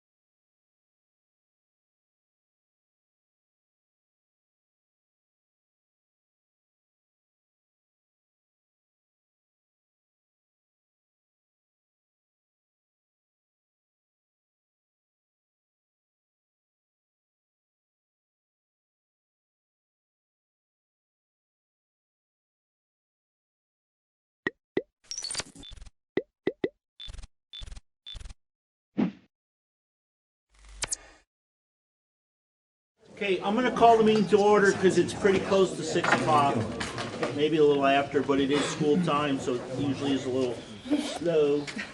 So the real world is probably a little after. So welcome to everybody. I'm gonna go off agenda for a second. If we could, starting in that end, just introduce yourself, because we do have some people in the audience, which we usually don't. And we'll go through and we'll introduce the board. Sure. I'm Lisa Harris. I'm a school board member at Marlboro. Ken McFadden, representing Newfane for the West River District. Dan MacArthur from the Marlboro School District. Mike Foley from the West River District. Leanne Gilson, West River from Brookline. Rick Thorpe, River Valleys from Wardsboro. Al Clausen, Townsend, West River Vice Chair. And Rich Werner, I'm from the River Valleys, representing Dover. Emily Long, West River District from Newfane. Joe Winrick, West River District from Townsend. Alison Young, Stratton. Sorry. I'm sandwiched between two people. Okay, thank you everybody for that. So is there any changes or changes to the agenda, any additions, deletions from anybody? Bill, is there a West River meeting after this meeting? Before it's done. Oh, it's all done? We were here. Cool, okay. We're very I missed efficient. my morning meeting in Townsend. Good Lord. Wow, thank you. If nobody else, I have a couple things. I'd like to add an executive session for contractual issues at the number 6, and then make number 7 adjourn. And I also want to bounce the agency funding grant fund up to number 3, and we'll put public comments at number 4, just because Lori, who just is gone now. Did she leave? She did, yes. Oh, well then we can leave it where it is. Perfect. Thank you. So public comments. Hi, public. Any comments? There's somebody in the back corner. Hello. No, you're right in like my line. No, that's okay. I just won't see you if you want to say something. Okay. I'll poke you because I can. Okay, you can see her. Okay, And so I know we're how kind it of is to have informal, so somebody behind a please, if I don't see you, just say, hey, dummy, or something. If we got no public comment, I'm gonna go to old business, and we have 2 things, and we're just gonna review them quickly, because we usually don't vote on these until, April 1st. right, after we have our, after the school budgets go through, so that we know that we're okay to approve them. The first one is the agency fund budget, and there should be a copy of that in front of folks. Is there extra copies for guests? So the agency fund really doesn't cost anybody except the schools that use it, and it's been something that Wyndham Central's done since way before Emily was on the board. It came, I think, from Frank Rucker. That's really mean. Well, no, I'm just saying. Or how about it? It came I was before, only on one before year longer than you. I before think. Dan MacArthur was There. ever on a school Dan- board. that's it. So Dan was that's before really me. old.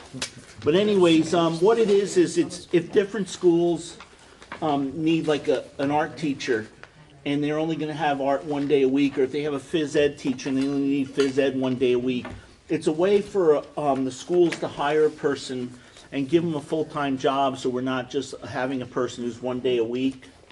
And then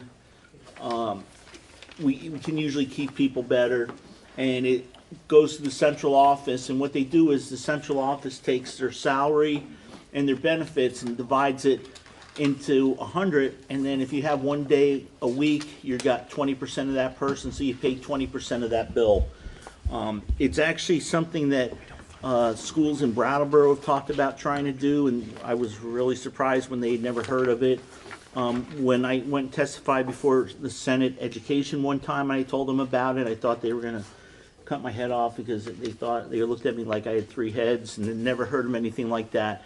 So I think Wyndham Central is way ahead of the curve in sharing resources, before we were mandated to.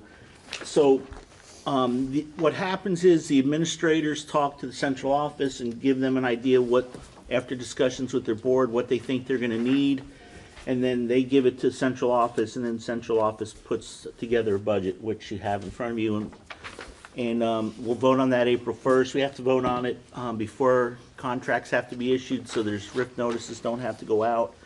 But we also changed it probably the first time as chairman 10 or 12 years ago, because we used to vote on it in December, and we decided to push it off and vote on it after school budget meetings, so that in case somebody had their budget cut, they weren't committed to the agency fund. And then that way, because the central office has to issue contracts, and once contracts are issued, we can't, they're issued and we have to pay the people. So is there any questions on agency fund? And Lori was feeling a little under the weather, so we can throw questions at Bill if you want.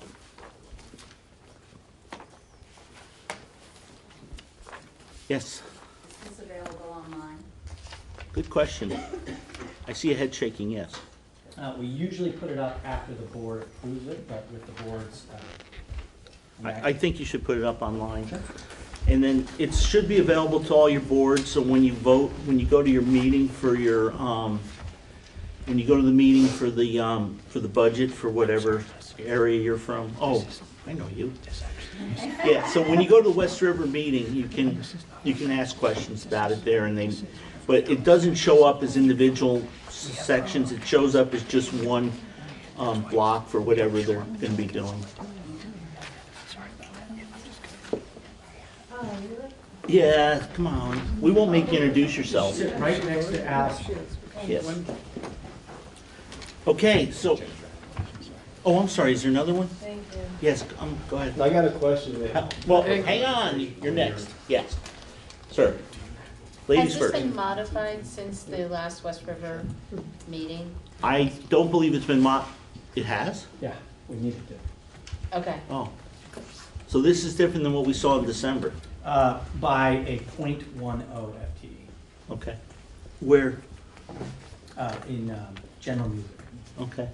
But that could change. Well, actually, I'm sorry. I'm gonna, Ken. Now, real quick, I think this needs to be clarified or changed or something, because it says for professional development for the West River District, that we have 49.95 FTEs. Could you explain that? Probably not well right now, no. Where's That's not in the agency fund. It's right on the summary sheet. That's what he said. Oh, in the summary. It's on the summary. For the agency fund? Yep. Top page. I will Right smack in the clarify middle. that. Rather than give you erroneous information, I will clarify. Thank you. You bet. That is interesting. Isn't it? No wonder the budget's so high. Yours. Thank you. They're not getting paid for it. Yeah, that's a bargain. Can we hire anybody at that rate? Okay, hang on a second, That's how we cut folks. the budget. Well, hey, sorry, just so we don't lose it.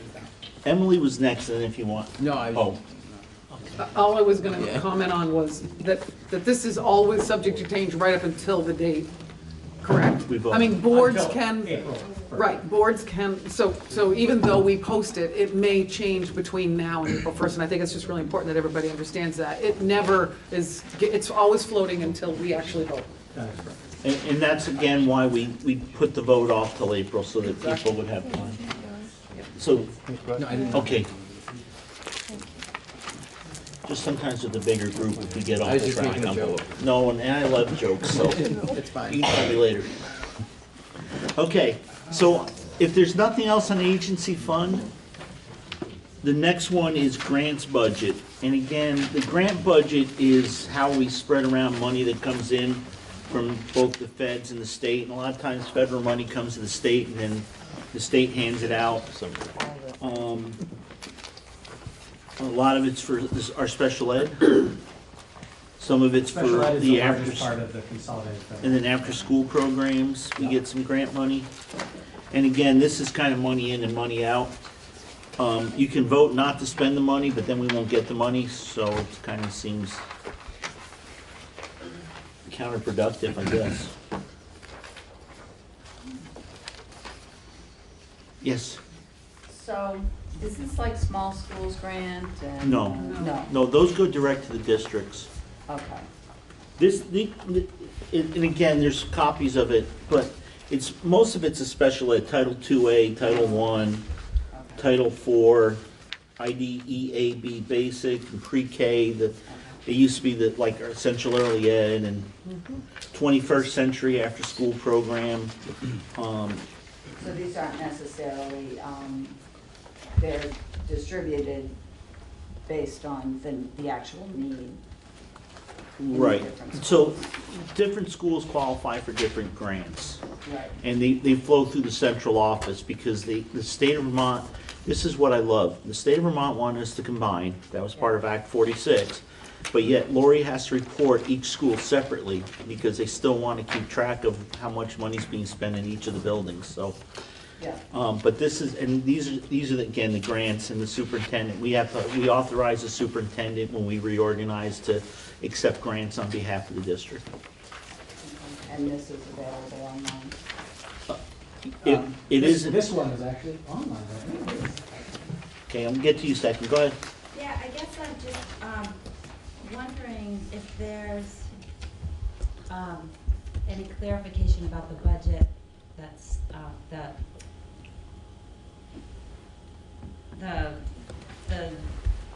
how the money's being spent down at the central office. Like, is there anything in writing somewhere for the public to see how that's broken down? The superintendent's budget? Yeah, Yes. That is definitely on. that's online? Okay. Yeah, that's There's a already been breakdown approved. there? We've already voted. That's already been approved. We usually Right, I approve know. that in December. But I just know that there are people that are having a hard time deciding how to vote because they don't know where to find that. Okay, you don't vote, public doesn't vote on the. Right, but they do for the budget. School district budgets. Yeah, okay. Go ahead. Bill, and maybe this is addressed to Lori, it's just not here, but according to the adjustments we made last time, there should have been an update to the nurse, FTE, as well as the technology for the shared services. Okay, that's in the agency fund budget.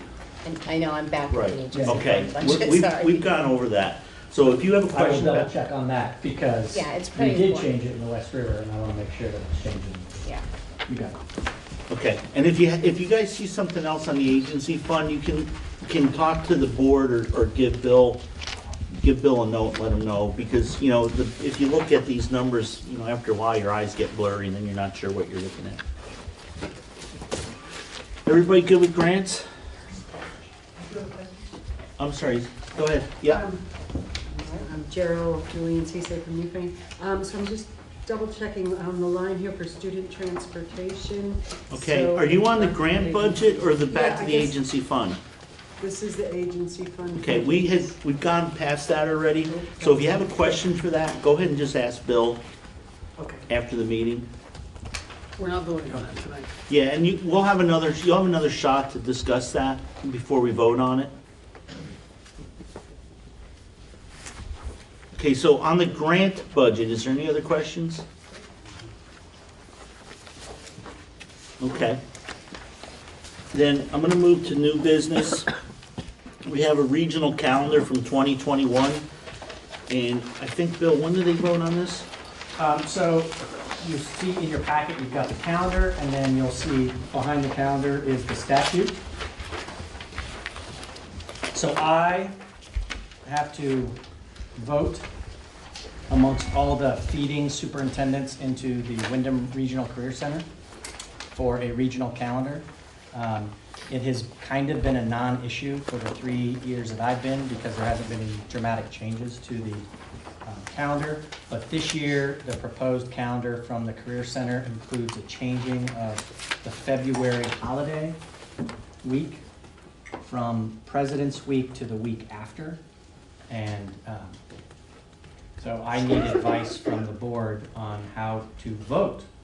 I'm one of 5 votes. So the Career Center is for this, and we have 4 other votes that will determine what the regional calendar is. The other vacations and days are an alignment with the past. The most important are matching the 3 days in Thanksgiving the days during December holiday, the days during February holiday, and the days during April holiday.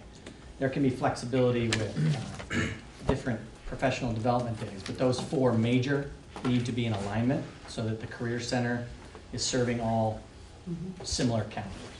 So this is the first time it's been different. So. What happened to Veterans Day? Oh, hey. So those are individual decisions by individual districts. Okay, so Ken, you can go second after Emily. So, this is then in alignment with what our regional career center wants to do. That's number one. Yes. Number two, we have done this before. We've gone back and forth over the years, and I think it's really important that we all recognize that we haven't always had it on the week of President's Week. We've often done it to link it, frankly, to town meeting break as well, to lengthen the time, which this is doing. So this isn't outside of what we've done in the past. It's just different from the 3 years that since I have been Got it. superintendent, so I thought it was highly important for. Got it, This- and I'll just make one, that was my question, making sure that we all understand that. No. I have been, over the many years, heard an awful lot of comments about which week we should do it, and frankly, when we've moved it to President's Week is when I mean, you guys all may be different, but I hear a lot more negative around that than having it this way. So, that's just a comment from, anecdotally, from what I've heard over the years. I don't know what anybody else feels. Ken? Well, I agree with Emily there. We used to have it there and go back right after town meeting, which worked out perfect. And I don't know why they changed it, but they did, and it goes back and forth. And it's funny because it actually, most of schools in the area and over across the border there are all next week. And for some of us who have families that have, grandchildren over on the other side, we'd like to spend some time with them too. But anyway, Veterans Day. We used to have Veterans Day off years ago. All of a sudden, we don't have Veterans Day off the last so many years, and I'm just wondering why. I'll represent the veterans from the district, okay? Can I? Yeah. I have no evidence as to why that was made, but those individual dates can be done at the district level. So since you are on the West River Board, I'd be happy to put it on the agenda for the February 24th for that particular day. So just a quick comment for people to think about too is, when we switched, we have a couple times gone against the Wyndham Regional calendar. And the problem with that is when parents realize that, parents have kids at the high school and the career center and in our schools, they get really ugly because then they get no time off because, they have to be around for the week that we're in session and then be around for the week the career center's in session. And the other thing is we can send Bill down with explicit instructions to vote against and do everything he can, but he's one of 5 or one of 6? 1 of 5. 1 of 5.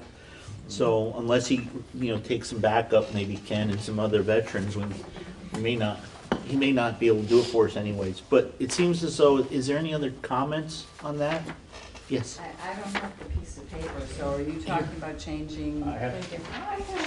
Changing from February vacation. February vacation. Are you talking about it not being, not next week? It would be the week after next year. Next So, just so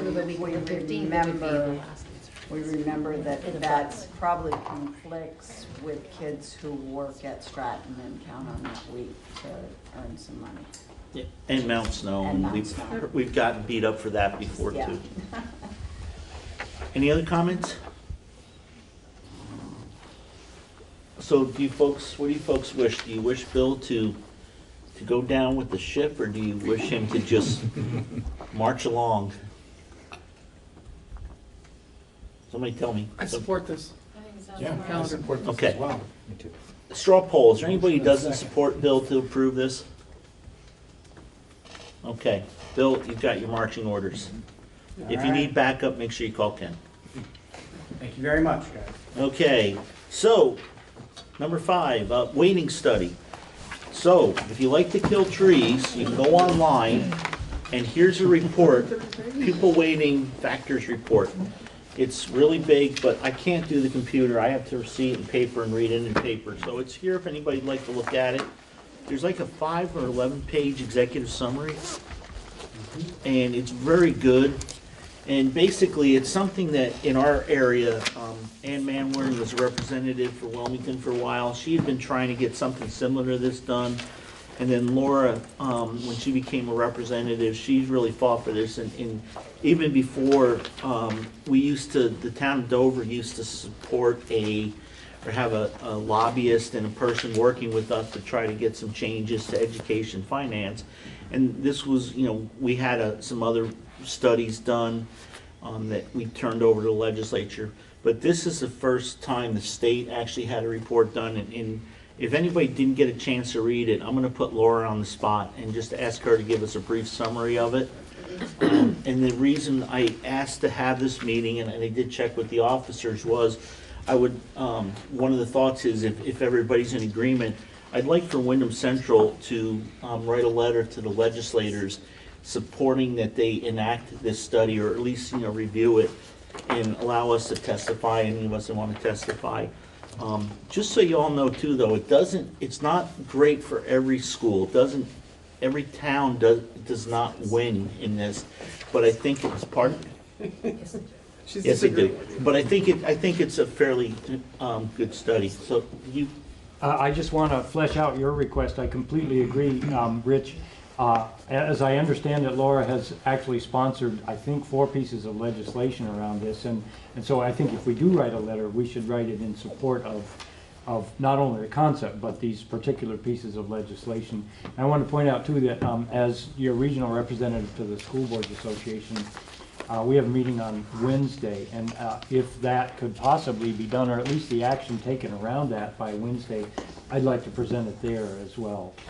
So yes. So let's keep that in mind while we'll let Laura present the study.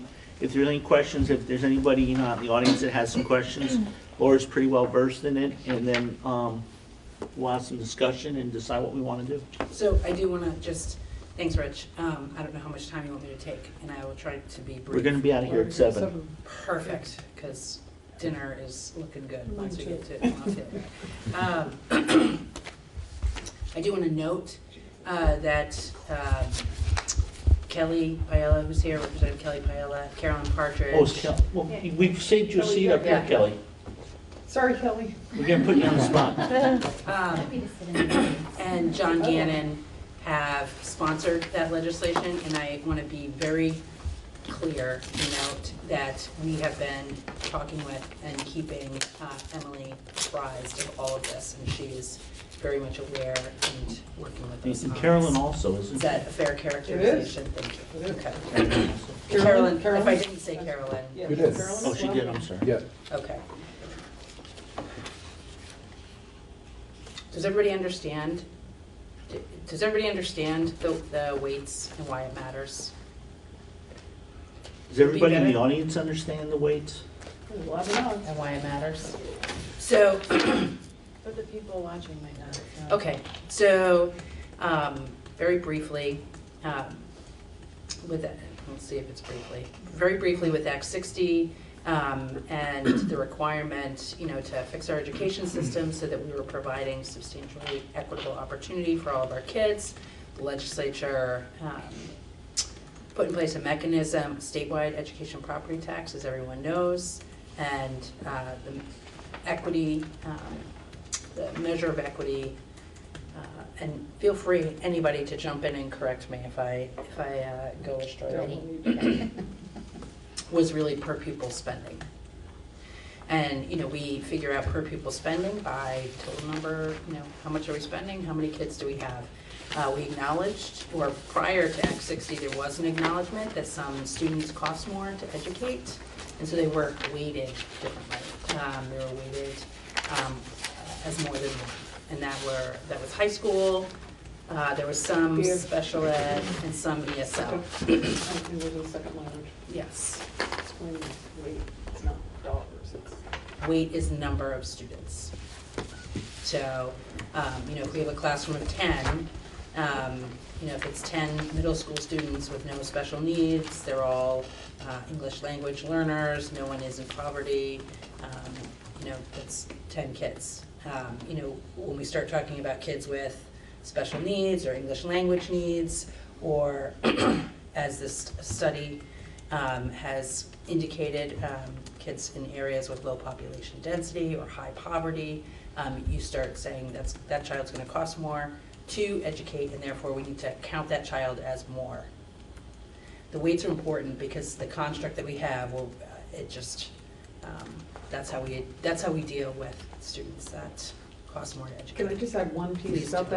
that? The one time that I remember that a weight change, the weighting schedule was in place for a really long time, but there was a change made in 2020. For high school. I can't remember the date, for high school, and it went from 1.25 down to 1.13. Yeah. And at the time, and I'm pretty sure Laura remembers it as well, but I was sitting on the Leland and Gray High School board, and I felt pretty concerned about the loss of having, I'm sure it you know. was, yeah. So I asked why, over and over and over. How did you come to 1.13? And I, at the time, never got an answer. I'm sure For it was. that. threw it There dark. was no, I shouldn't have well, I described didn't actually say that, but it felt like that. There was no real metrics that they based it on. It felt like it was a means of dealing with Back of property envelope, taxes. right. Yeah. So we have been pushing, as Rich said, for years, saying that it just does not, and we've had these discussions here, it does not cost the same to educate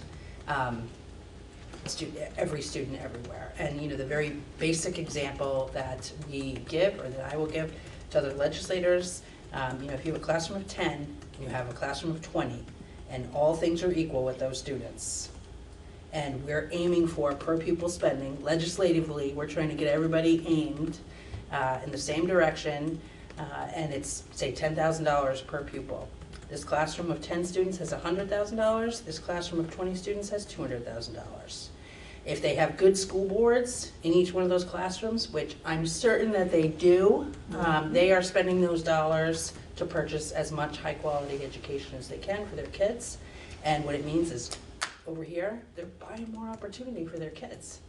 And when all the residents get cranky and say, you're spending too much, we push down on per pupil spending, the penalties, the excess spending penalties, and we say, all right, guys, we really only want you spending $9,000 per pupil. I have $90,000 here and $180,000 here, and that's starting to hurt for these kids. And you know, maybe their school board's saying we have to spend more, and now you're seeing tax impacts there, or maybe your school board's not saying spend more, you know, one way or the other. You've got taxpayers or kids getting hurt over here. We're still probably pretty good with $180,000 over here with these 20 kids.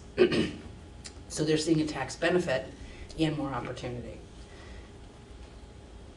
This weighting study, you know, we've been pushing for years and years and years. And actually, Oliver Olson, preceding Kelly, you know, I can remember him speaking on the floor and talking about the differences in opportunities amongst high schools and alluding to this. This study, Oliver Collin. yeah, yeah, probably not. I think the education committee, and I think you probably were still on it at that time, we were fortunate enough that the chair really wanted to push on the poverty weight. Really wanted to, Dave Sharp at the time, push on that. And we took a look at all of the weights, with the exception of pre-K. And this study, I'm so ecstatic, you know, with the quality of work that was done, the breadth of information that they considered across the nation, and you know, they've come back with recommendations basically saying the weights that we have, they're historical artifacts, there's no basis for them, and you know, I can see you laughing, but and it's sort of funny, but actually it makes me really angry, because not a lot of people, but some people have known this for a very long time, and a lot of kids got hurt, and taxpayers have been hurt as well. I'm sorry, Al, I'm not meaning, you know, but it's, I'm telling you, I'm really feeling the, you know, injustices a lot.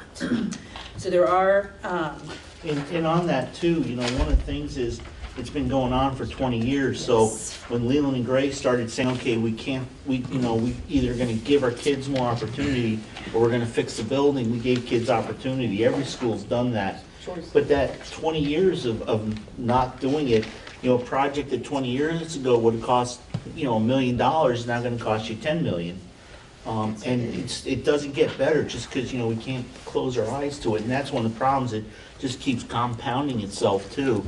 And that was one of the reasons why I really wanted to do something, because I thought it would be important for this legislative session to do something, because we can't just kick the can down the road again.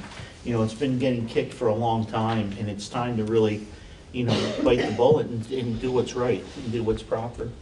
I think it's important to use the term that they used in the study. There was no empirical evidence to back up the weights as they were in place, as they are in place today. They searched for it, couldn't find it, no empirical evidence. So there are weights. There are now recommended weights, looking at adding a new weight for, and I can't get to the chart, but presumably you all have it. A middle school weight, adding a rurality, and contemplating a small school, and a very dramatic, as I'm sure you've all seen, increased weight for poverty, EL and ELL. Did I hit them all? Okay, thank you. So, I want to have that same. Thanks. Did you mention rurality? Yes. Yes. That's the first. Yes. Big one. Yeah. Oh, I have that. Thank you. So the weights have been moved forward. Some things that are curious and interesting to know. So this is the second year of a legislative biennium, and that means there was a lot of legislation that was introduced last year. That probably will never be acted on. We put in place, the legislature put in place some mechanisms to, you know, really try and manage that this year, meaning that you had to introduce full, long form bills. When was it, Emily? January 15th? No, before then. December. Oh, for drafting. For drafting was December. Yeah, December. In December. So you can introduce a short form bill at any time. A short form bill, and that's what we have introduced, are just, it's a notion. And the committees can then decide if they want to take that up and flesh it out, or add that language in, but it's a means of putting forward ideas. The ideas that we have put forward are to implement the weights this year, to not make any changes to the education financing system until the General Assembly has fully considered and acted upon the weighting study. Doesn't mean they have to put in what's there, but they have to take testimony, consider it, do all of that. And then the other two are, one is to do a look back to 2000 to 2018. 2000 is the fourth year of implementation for Act 60. Act 60 rolled in over 4 years. So looking at 2000 to 2018 and asking JFO or AOE to quantify the cost and lost student opportunity in those 18 years. And then the other is asking AOE or JFO to look back from 2000 to 2018 and to quantify the amount of excess dollars that some districts accessed and the penalty that other districts have been in because the system has been unfair. The reality on the ground, there's a couple of pieces. I've been told that education finance has moved back to Ways and Means. For a number of years it was in the Education Committee in the House. I've also been told that this bill needs to start in the Senate. Senator Baruth has told me he intends to try and act on it, you know, you have to look at how many senators want to move this bill forward. The Secretary of Education testified in the House Ways and Means that this had been done. It points to a pretty significant inequity, an existing inequity for our students, and that the current weights are outdated and they do not represent current educational circumstances or cost. In particular, the variation between the poverty weight as compared to the poverty weight determined through the analysis of the report suggests immediate action by the General Assembly is necessary to address a significant equity concern in the current education funding system. I was standing behind him while he said this to the Ways and Means Committee, and he said he could see no justification for waiting. A-I-T-I-N-G. Delay. Delay. Nonetheless, and so the other piece of information is the Joint Fiscal Office. 2018 was before all of the Act 46 mergers were in place. And so JFO, Joint Fiscal Office, has been running the numbers for 2020. And I think it's their belief that, I don't know if those have Have not been. crossed my desk. Okay. So I believe those, I'm not sure, but I believe those are posted on the Joint Fiscal Office website. And I haven't had a chance to review their memo that goes with that. I think it's their understanding that there are more winners and less losers. Losers being people whose taxes will go up if they continue spending the way that they are.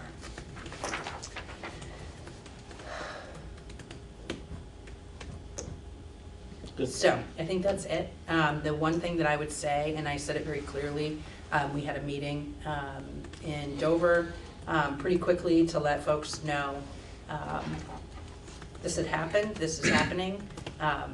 We are pushing really hard for action this year. It's my intention to push at every single opportunity to bring this forward and try and get some relief. It's my expectation. They're trying right now to roll it in over several years, which makes sense. You know, if my town was looking at a 60-cent tax increase, I'd be looking for rolling it in for the increases, but not for the relief.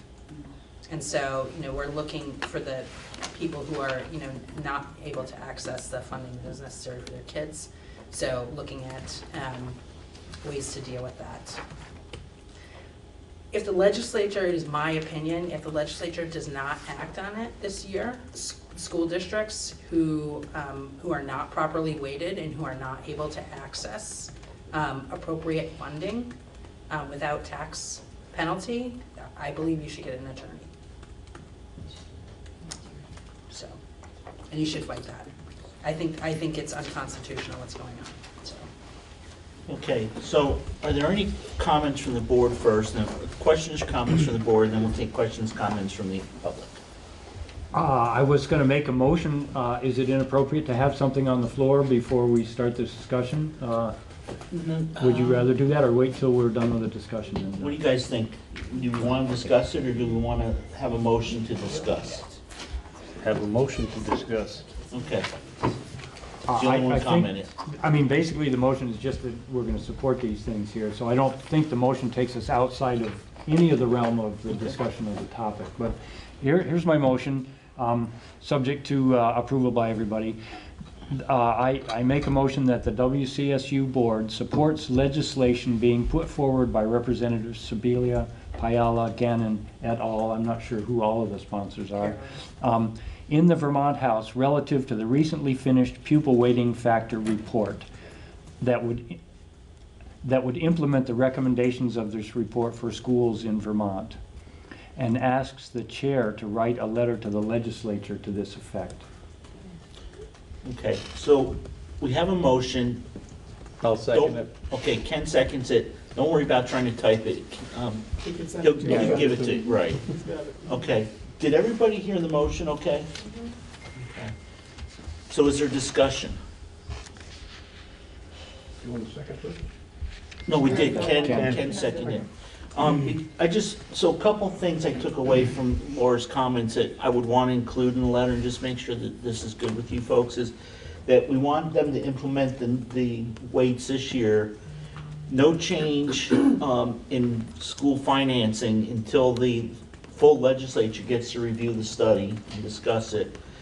That they look back between 2000 and 2018 for the lost opportunities, student opportunities, and quantify excessive dollars spent and penalty dollars received or spent by districts that were in the penalty, and that we want to make sure we address we want to address the Senate Ed, we want to address our senators, Yes. our representatives, House Ed, House Ways and Means. yeah, and then Senate, Finance. House Ways and Means, Yes. Senate Finance. The Senate Pro Tem. Senate Pro Tem and and Speaker. Speaker. I would also send it Hang on, to well, do we also want to talk about no justification for waiting and relief is immediate? no justification for, waiting. Delay. For waiting. The other waiting. Not having it. And then joint, so we want to do the Senate Pro Tem and the Speaker of the House, and was there? I would recommend AOE. And I think you should discuss whether or not you want to send it to the School Boards Association and the Superintendent's Association. I was gonna say, probably the special educators, 'cause that's a pretty big piece of this. Huge. And the Principals Association, to keep them informed as well. There you go. Do the Ds. Okay. Can I just ask a quick question? Yes. What's the timeline on this, like, that you would expect that they would? Can you repeat it so? What is the timeline for this? Not your fault. So a couple of things to know, which is the legislature can move on a dime if they are so inclined. This is very impactful, and so it's not gonna move on a dime. The Senate needs to move something out before crossover, which, Emily, do you know when crossover is? Yeah, but I have to pull my calendar because we just decided on it. Did we actually both vote on it? I don't know. We did. It's crossover is- mid-March. It's right after town meeting. So they would have to make a move on this by that point. Theoretically. So the Rules Committee, there's a Rules Committee in the Senate, there's a Rules Committee in the House. The Senate, at this point, they'll need to do something around rules if they were to put in a bill, or they'll need to put it in a bill that's moving because their deadline for committee bills has passed. It's the 13th. The 13th. Tentatively, there is a public information session on March 11th up at the State House as well, tentatively. I was just gonna say for financial crossover is a week later, but it has to be impacting things that were in the budget or revenue. Yeah. Well, Revenue usually got an would be- extra week. So, things that I think are really important right now, your senators need to hear from you respectfully. They need to feel your sense of urgency so that they can convey that to the Senate. We all need to hear from you, please copy all of us if you're reaching out, and we need more voices. So the Northeast Kingdom and this district have already kind of been pinpointed as, they're up in arms. So, that's where the SBA and all the others could be really helpful. So, yes, we will definitely, it'll have to be urgent.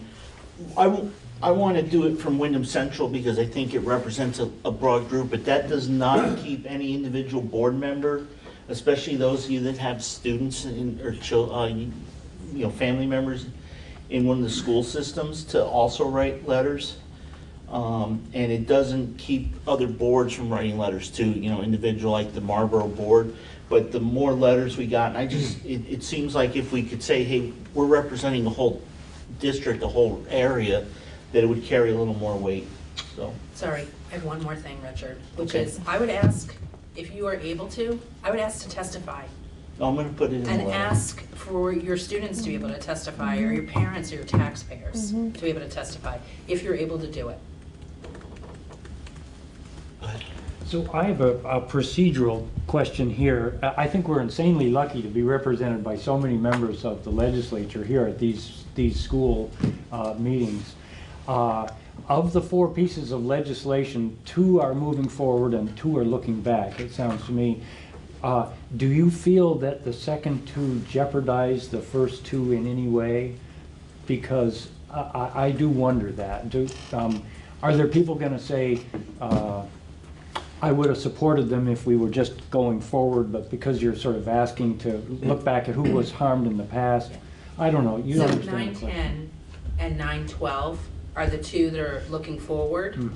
911 and 913 are an expression of hoping to get people's attention to the gravity and size of the injustice that's being done. I don't actually hold out a lot of hope that government resources will be expended to quantify that. Okay, Al. Speaking of the gravity and the size, this is kind of to Bill. Lori last time indicated that the red board, or our budget, we would see approximately 60 equalized pupils. That's huge. That's humongous, and it would drop us below the threshold. I mean, that's right now. it would not. No, I'm sorry? she said it wouldn't. Really? It wouldn't? Yeah, you're 923,000 away from the threshold. This would only be about 600,000 plus. It's So still If huge. enacted based on just- the FY18 modeling that you have in front of you, but not the FY20 modeling, Right. which is being done in the joint fiscal office. Okay. 600,000 would represent about 12 cents on the Oh, it's a big deal. tax. Yeah, it's a big deal. So if Bill passed out on the back of the agenda sheets, and I'm just picking one, Appendix E, Simulation A-2. Brookline unfortunately sees a 4-cent increase. But Jamaica sees a 39-cent decrease. Newfane sees a 22-cent decrease. 29-cent decrease for Townsend, Leland and Gray, 11 cents. Where are you? I'm sorry. This was attached to the, So there's Richard, several of them. Richard, I want to make sure, because there are a number of different simulations here. Right, that's why I said There I'm are some just, variables yeah. that the legislature needs to discuss. Right, but from looking at these, They're the close, difference though. is, 2 to 4 cents, so that's why I'm taking, Right. I'm taking the one that shows the biggest variances Yeah. that I can see. And then, Leland Gray's 11 cents, Dover goes up 4, Wardsboro goes down 17, Marlboro goes down 21, Wyndham goes down 29, and Stratton is the big winner. They go up 64. I have another thing to say. Yes. Sorry, it's actually kind of important. So Okay, one go of, and then we gotta take questions from the audience. one of the pushbacks on this that I've heard from analysts and Ledge Council, and they say it in the study themselves, is that there's no way of knowing what a town like, I will say, a town not in the supervisory union, but that I represent, what a town like Reedsboro would do with a 40-cent decrease in their tax rate in 2018. Would they have purchased more opportunity for their students, or would they have pocketed the tax savings? And in fact, when I testified in House Education, there was a lot of concern expressed about that and whether or not I would support mandating that they use that to purchase opportunity for their students. I want you all to listen very carefully to me. That is happening right now on the other end, where people are over accessing resources based on incorrect weights. And schools that are over accessing resources are making choices to either purchase more opportunity for their students or save their taxes. And so if you are confronted with that, I hope you will push back on it. It's also a justification for dealing with this issue immediately. But it also allows the public to make that decision when they go to school district meeting. They can say, hey, look, we're willing to accept a 2-cent increase or a 10% or increase in the, or whatever that number is, and they get to I mean, that was part of all about Act 60. The state wasn't gonna just give you a pot of money, you got to Yeah, but make that is Act decisions. 60, and you're not creating that situation by enacting these weights. That situation already exists. Right. Can I follow up on that? And I know I'm probably just stating the obvious, but I want to make sure everybody understands. This is about tax rates. This is about tax rates and what you can buy. you feel that your voters in your district can support based on tax rates. So if for example, at the West River District, we're over the excess spending threshold, if we, and we're still, the reason we're over is because we have made decisions about the spending plan that we have here, providing the education that we believe supports those values that we have behind us. And our tax rate is, our tax rates are higher because of our decisions around that spending. If there's a change in weighting that Laura's been describing, we will be able to see either a reduction, significant reduction in our tax rates in our communities, most of them, they're all different. Or we can say, hey, this is an opportunity for us to maybe both lower our tax rate and to put the money into something that we've been deferring for quite some time. And I think you can duplicate that in every single district around the state in one way or another, either going up or going down. But I think it's just really important that people understand, decisions are still made locally on your spending plans based on your values and what you think the voters in your school district will support for that education. And I just think it's really important we keep that in mind. And so decisions are still made locally around it. I have one more question. Yeah. Because I'm from Stratton. You know, talk to have him, Ken. Ken's very loud. I can hear Joe. it. Ken's on that end. I'm sorry. Ken is loud, but Joe's loud enough. Just tell her. She's got laryngitis awful. I know. I'm from Stratton. Yeah, she's from Stratton. Yes. Yeah. And so before I totally freak out. Yeah. We have been told repeatedly that we Yeah. will work for us as well. And No, I mean, based on these numbers. well, no, but what I'm wondering is, because of the years that we had an incredible anomaly Yeah. happen right around this Right. time. So maybe this isn't necessarily representative of what would happen overall for Stratton. Is that an accurate? So there are FY20 numbers, I think they need to be looked at. This is not what you will see, of course there will be an immediate impact. There is the opportunity to see some spending maybe come down, because what is the effect of what is happening here are large, wealthy towns without a lot of poverty have been seriously overspending, and that is actually where most of our spending is in the state. Right, but Stratton's current situation is compounded by 2 years of unanticipated students and being above, significantly above the excess spending threshold. Right. And so that's why that number looks so scary. You're not the only However, since you're a non-operating district, I think your numbers function somewhat differently than an operating school district. Because I like my hair, I don't want to get scalped. Oh, it's not bad, it happened to a But couple of us. But I think if this is going to be addressed, You have to look. you have to look at, operators. right, you have to look at what this does to non-operating districts and see how they function within the funding formula. Pocket that maybe not has been as discussed. Right, and, Well, there are some non-operators who go down as well. Mm. So, I mean, Yes, we have to. that's true. Yeah, right, so. and Winhall goes up, not quite as significantly, but also significantly, so, you know, and I know you, two towns have had kind of mirroring Yeah. challenges over the last couple of years, so. So we haven't given the audience a chance, so if, go ahead and I just had one question. Is this gonna do anything with the hold harmless? Because we can't go, like, even if this was implemented today, we wouldn't see these declines because we're held to the, can't go down by, up or down by more than 5% because we merged. Right? So the legislature can turn things around on a dime, which is great, it's terrifying, so. So I mean, would I this think- be would your legislation be outside of that, like, so that it could go down like it went down 29 cents, it could happen That and not be probably have to limited be by addressed. how much it could fall? I think we have to flesh all of that out by taking the bills up and working on them, as well as the, different, you have all these different scenarios because there are some, options to discuss. So when Act 60 was phased in, what they did was, they said schools that are going up are only gonna increase so much percentage. Like in Dover, we would go up to this certain tax rate that we were below, and then the following year, we would go up to this other tax rate, whether you spent that much or not. And other schools were getting some of that money, but it didn't fully implement for 3 years or 4 years.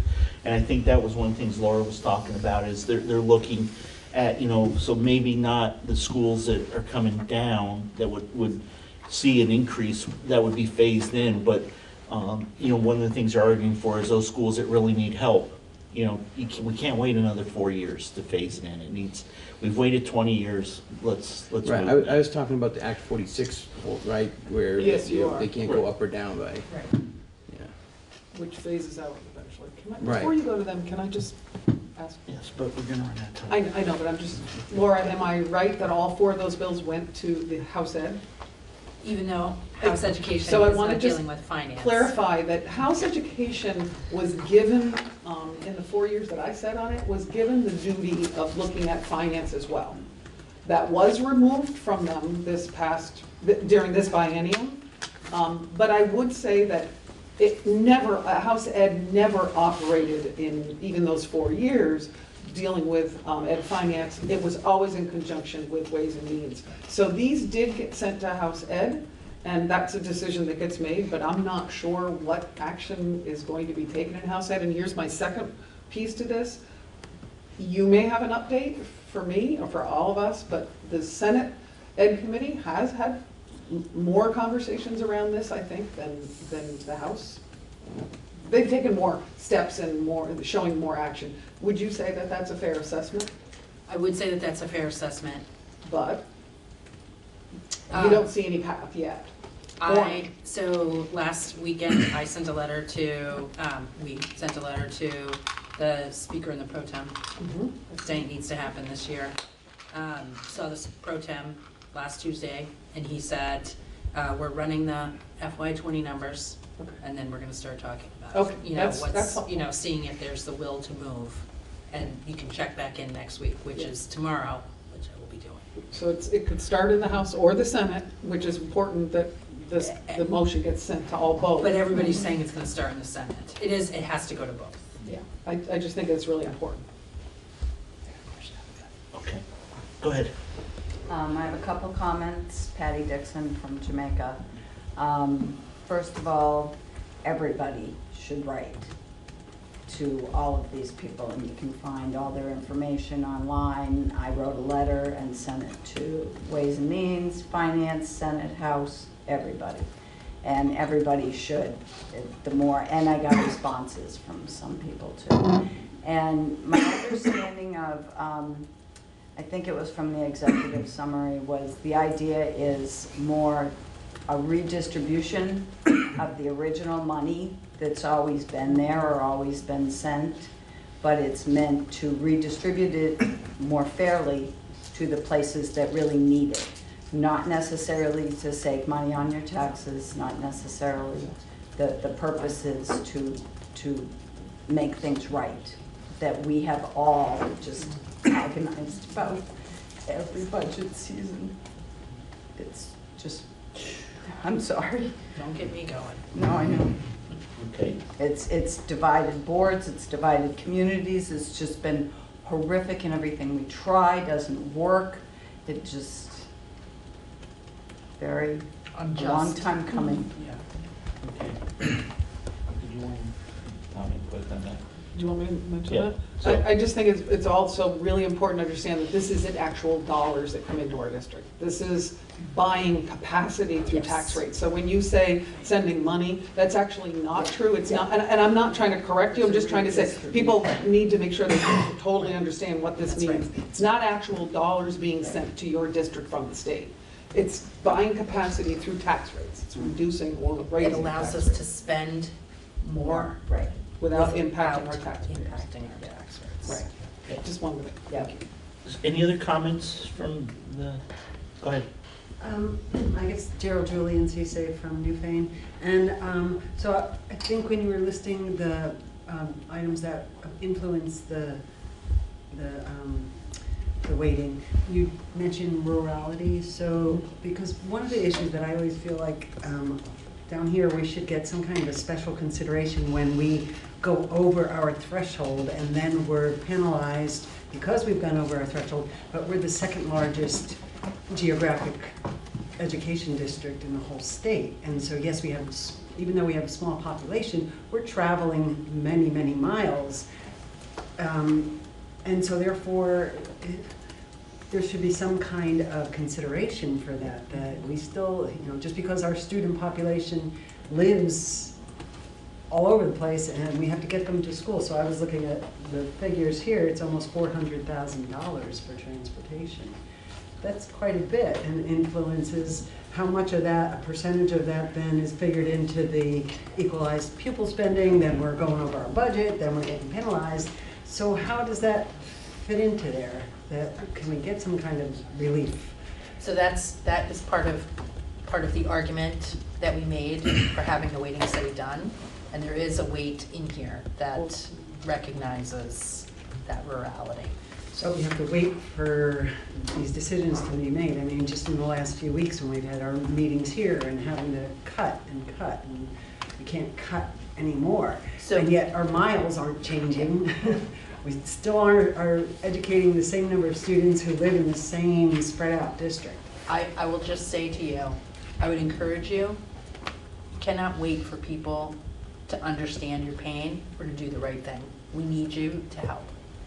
We need you to be articulate about what you are facing, and we need you to work with your boards to be articulate about what you are facing and to communicate that. So- We need everybody. Any other comments from the public? Drew? No? Anything as a board member? No, I support the action that was called in motion, and I second the call to put in there that we will testify, parents will testify, board members, we will all march up and testify. Well, drive, it's a long march. Go ahead now. It's a long drive. And then Ken. Yeah. Pardon, Ken? That's not. Everybody done speaking up No, here? Al wants to speak, and then I'll get you, and then we'll vote. Just following on to what you said, so is it fair to say that the excess spending threshold is really kind of a compounding of the inequity? I mean, loan sharks don't charge you 100% on penalties. Right. It continues to be pushed back on the excess spending threshold from all angles. Yeah. Right, so I'm just thinking, if we were not able to push this legislation through, at the very least, if we can knock that out. So that was a The excess suggestion that I made to the education committee. We were there, like I understand that you may need to roll this in, because of, the shock factor for places that are looking at tax increases. And, I encourage them to look for then one-time dollars or something to help us, or look at the excess spending. And, we've been hearing some good ideas about, ways to do that. Yeah, because you're not taking it away from anybody else at that point. Yeah. No, but your excess money's going to Well, other places. one of the other notions that is being put out there, that at this point I've heard nothing to help me not be alarmed by this, is the notion of doing categorical grants instead of adjusting the weights. And so if you don't adjust the weights, you keep the inequity in place, and you put some, temporary, will into categorical grants, which is simply going to increase education spending, which I'm sure none of our voters or your constituents will, weigh in with you It's about. also not adjusting what's wrong. Right. Okay, Ken? But it allows Well- you not to have to make I was difficult gonna call the question. decisions. Okay, well, we don't have to call a question. You guys ready to vote? That's one less vote. So I have a question. I'd be willing to revise this if my second will go along with it. Instead of saying this clause relative to the recently finished pupil weighting factor report. Instead of that, mention House 910, 911, 912, and 913, or maybe leave them both in. No, there. but that's okay, because you said it. Yeah. So it's gonna be in there. I don't think we have to, I can reference it in the letter without you having to change Okay. your motion. Okay, unless you feel that the motion would be more I more think, effective. No, I don't- Okay, all right, Unless he puts so, it in. yeah, I'll make sure I put it in, and you know what? I'll shoot it over to you, and you can look at it. okay, sounds good.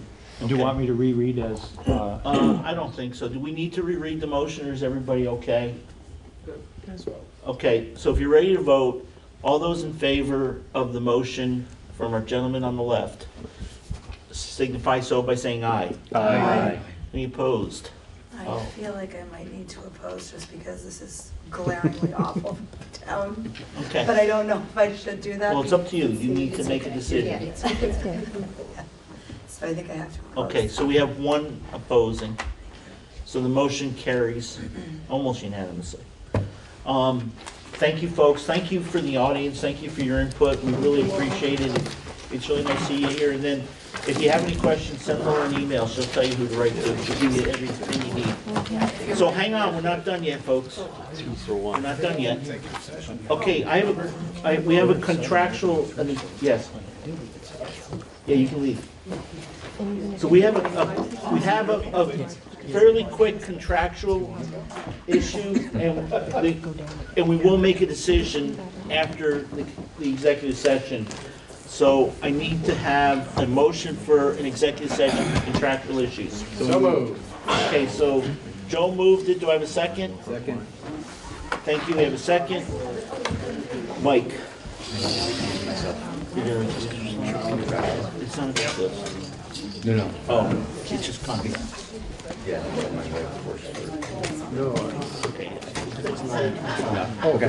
Okay, so we have a motion, a second. All those in favor say aye. Aye. Okay, Rick. And I will make a motion to instruct the chair to sign the contracts for Christopher Medina, Director of Operations. For the amount. Email. Oh, the amount, okay. In the amount of $77,344 for fiscal year 2021. Oh, say that slowly. We'll give it to you in a minute. Okay. No, Would you like we'll it give slower, to him Peter? in a minute. We'll hand them to him. Okay, great. Director of Finance Lori Garland in the amount of $104,310 for the year 2020 through 2021. For Director of Curriculum, Instruction, and Assessment, Jen McCusick, in the amount of $106,339 for the year 2020 through 2021. And finally, for the Director of Special Education, Stephanie Beatty Hancock, in the amount of $101,274 for 1 year, 2020 through 2021. 102, 270? Yeah, we'll give them to you in a minute, Peter. $101,274. Okay, second? Second it. Okay, Dan seconds it. Is there any discussion? Hearing none, all those in favor say aye. Aye. Any opposed? And any abstentions? Okay, we are good to go. So our next meeting is April 1st. Good luck at your school district meetings, folks. And I'll entertain a motion to leave. You're not done yet? So moved. Motion to adjourn. Okay, got a motion adjourned by Mike, and somebody else is so moved. Leanne seconded it, and all those who are in favor say, let's go. Okay.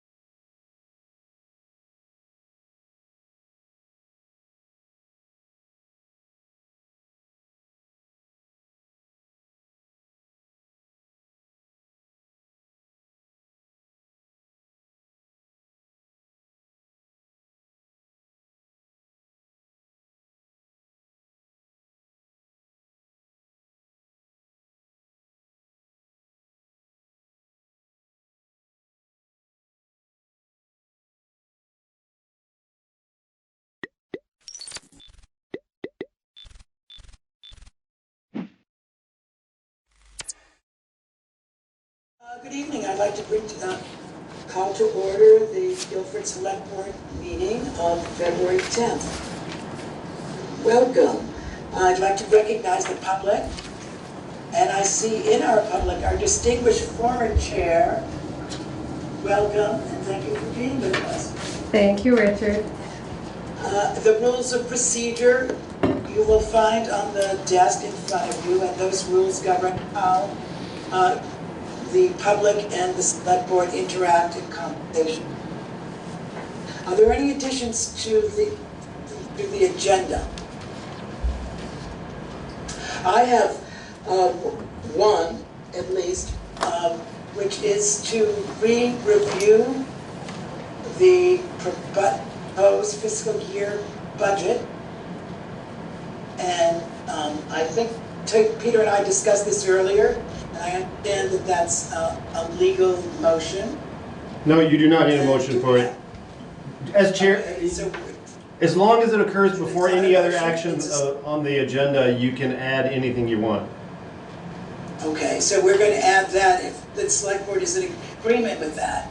Yes. Okay. Another item that's come up, and I don't know whether this is for the select board as a whole to discuss, but it is our Guilford's participation in the broadband meeting that is in conflict with the big town meeting that's coming out. Thursday? And Do you we want need to put decide that on whether the we're going to- agenda? Pardon me? Do you want to put that on the agenda?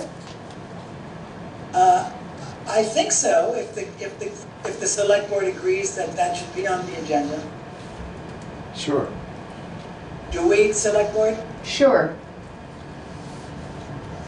And anyone else want to put their oar in? Yes. Yes? Okay. Gordon, you Michael? too? I'm okay with it, absolutely. Yeah, we're all okay with it, I'm sorry. Okay. And there was another item that seemed to be outstanding to me, which is the talking points for the select board in regard to the town meeting, which we haven't been brought together, or we haven't come together to discuss. And I don't know whether this is the time to do it or not.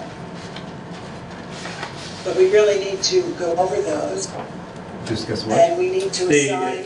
Who's gonna do what for the town meeting Oh. Are in terms you of the articles? talking about town Yeah. meeting or pre-town meeting? Technically both. Both. No, I'm Okay. talking about both, actually, the talking points for both occasions. Should we do that in a meeting? Yeah, so why don't we do that too, Richard? Good idea. Okay. I mean, So, as long as- Richard, so I don't have those printed out for folks because I was waiting your feedback on those items. And I hadn't received it, and so no one else was prepared to give their 2 cents worth on those topics. Well, I saw him in the, Everybody received them, huh? yes, I saw him in the folder. That impression. You guys, Did you all get them? I'm trying to Did- find it. did he share the talking points with you? I haven't seen them. No, I saw them. Yeah, Okay, it- so oh, we're gonna have to, well, the talking points, maybe I'm not being clear. I saw the articles. Yeah, there's the articles, and so what I Yeah, did but is, that's not what we're talking about. I'm sorry, Yeah. then I have not seen so whatever you're talking about. every year what I do is I put together just a few brief talking points about each article. I saw And, those. and then, because Richard had asked me to share them with him so he could review them prior to sharing them with the rest of the select board. Yeah, I didn't see those. right, I did, and I was under the impression that you had put them up in the folder. They're in Not, yeah, it's an email, let's see. not,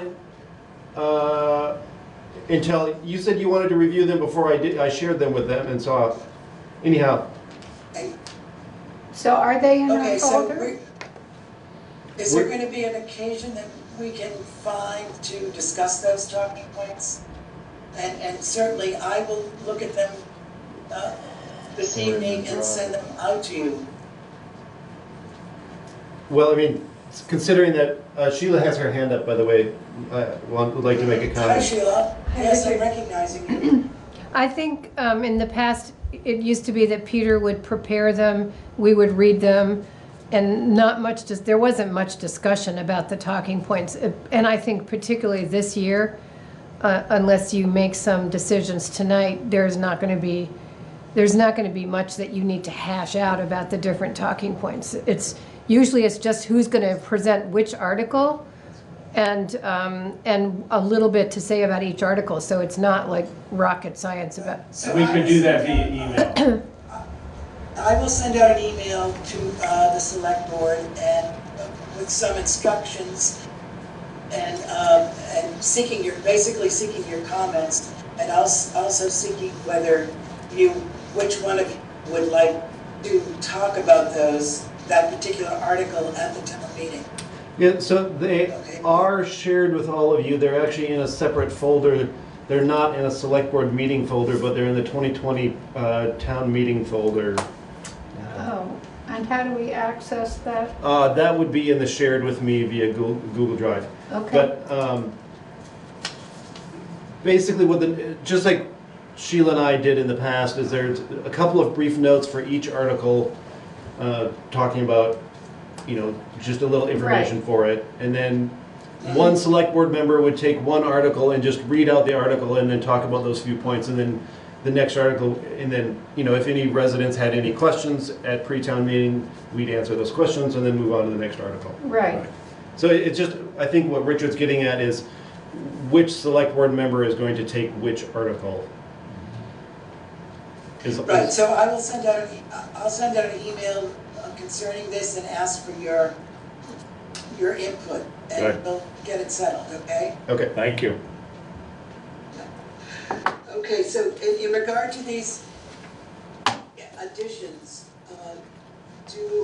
why don't we begin with the agenda as it was written, and then add these to it? Sounds good. So okay. So I'll move that we accept the minutes. Do I have a second? I will. Okay. Is there any discussion?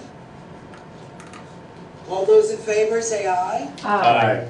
Aye. Are there any opposed? The motion carries. Thank you very much. Please sign this. Is there a report from the highway department? I spoke to Danny very briefly this morning. He stopped in for about 2 minutes to drop off the timesheets, and they have been plowing and sanding and salting and fixing equipment. And that's it? It is it. That's all he said. There's been a lot of Thank you weather. very much. Now on to old business, the town administrator's job description. Everybody's had a chance to read that. Yes. And what are your responses? Well, I was wondering how much time the revisions to your job description would free up. The tasks that you peeled off for the administrative assistant, how much of your time would that free up? We were looking at it in the time frame of 5 to 10 hours a week. Obviously, it would vary. Some weeks would maybe have 1 hour, and other weeks would have 10 or 9 or 11, or depending on what the tasks were in the time of year. So, I think it will be difficult to specify really clearly, but same thing with the work that I do. Does that make sense? Mm-hmm. But you're comfortable with this document, one, in relationship to your role and responsibilities and that of the administrative assistant? I do, and I think that it reflects some things that Sheila and I talked about for quite a while that would have been good to shift off to someone else. And so I think that it does, enable me to be able to have time to do these other things that I've been given responsibility for. I feel comfortable with it. I think that it looks good. Other than a few clerical changes, I didn't see much content change. Is that accurate? That is accurate, Okay. yes. There were a few grammatical things. There were a couple of minor things that Veranda had suggested be clarified slightly and added to the admin assistant description. Okay, yeah. But And they were, and they fell into sort of preparation for Peter's oversight. Well, there is the addition of the emergency management duties, and I mean, that's the large change in this position description. Yeah, and I just wanted Sheila, to do be. you want to say something? Maybe after Gordon? I just wanted to be clear on, okay, I see the list. You're thinking it's gonna take between 5 and 8 hours a month, is that on average? for the For the Emergency- yeah, the yes, EOC. yes. You know, there might be something where it, you know, takes a couple more hours than that. There might be another week that takes Less. you know, another month that takes 1 hour. You know, it really depends. Although I think in the next 3 to 5 months, there'll be a few more hours than usual just because of the hazard mitigation plan being rewritten and all the work that has to go in with that. Okay. But Sheila? Yeah. Maybe for this I Could can you, yeah, why don't you? bring my chair up. Come up to the table.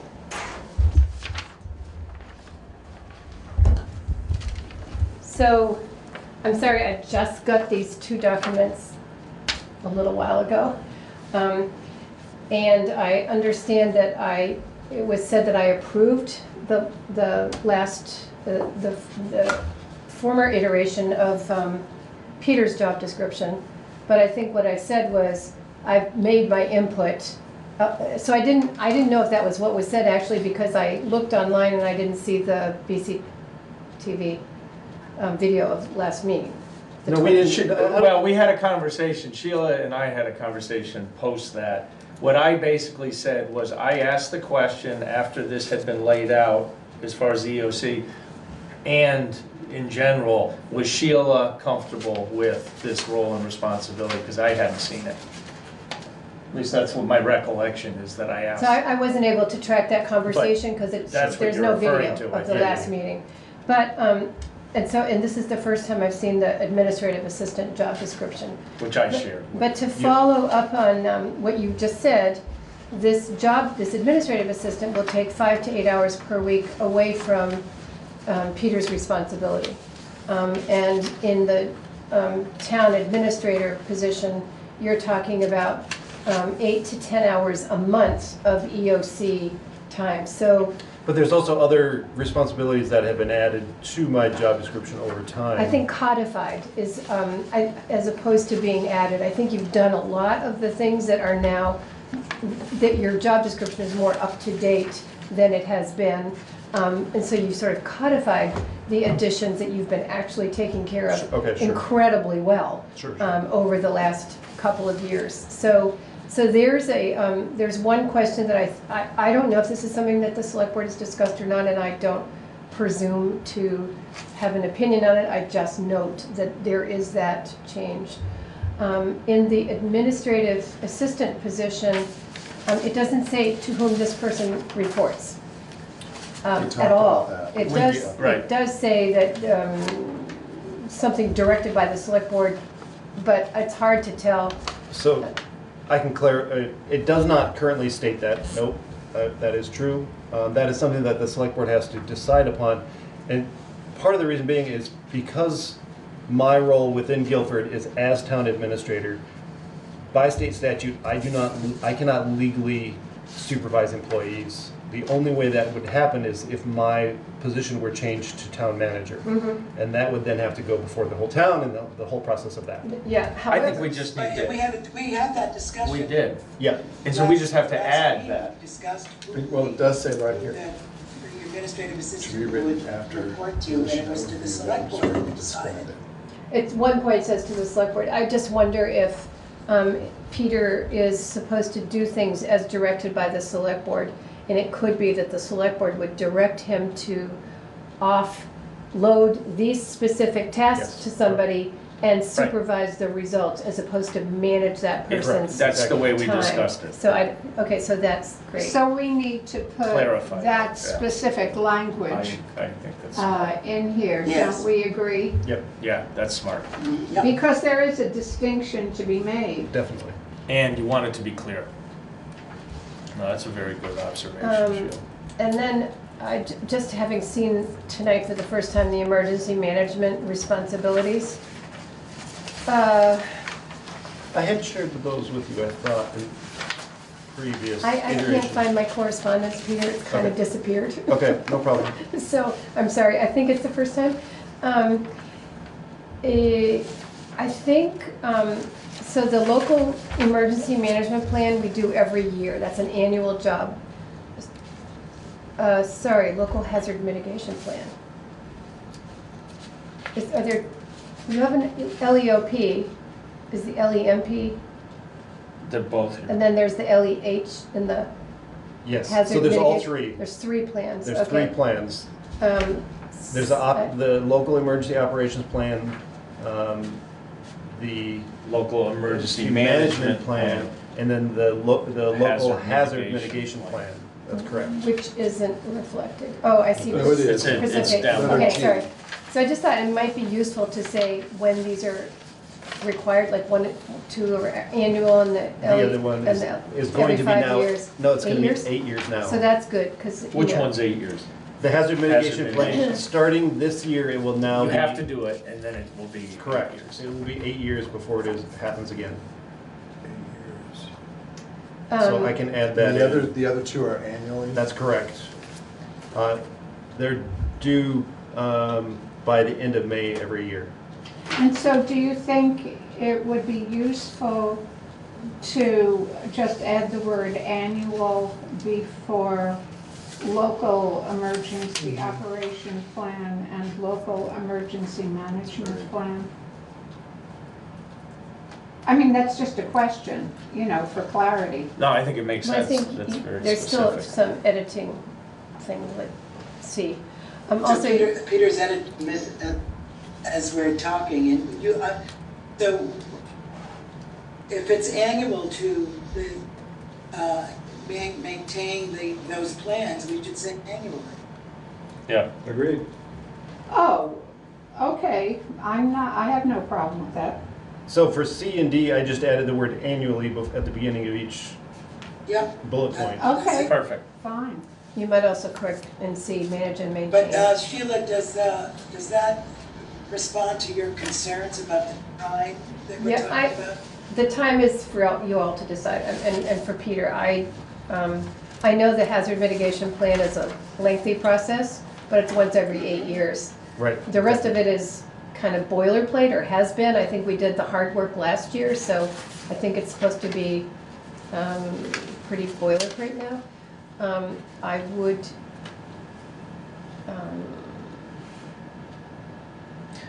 the only other little thing is, I think you refer to the EOC until F, and then you say the Emergency Operations Center.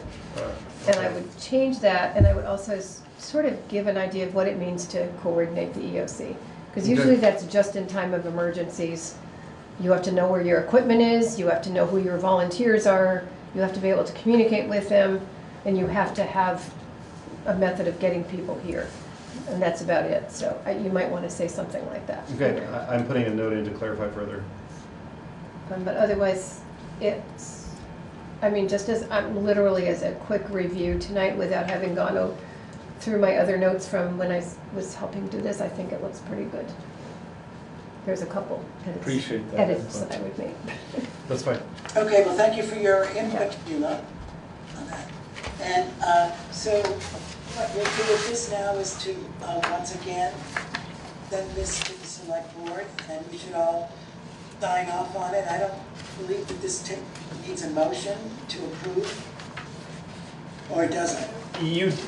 In the previous iteration, There was a select board motion to approve the job description. And I know that because I looked back at the minutes after Katie gave her last resignation.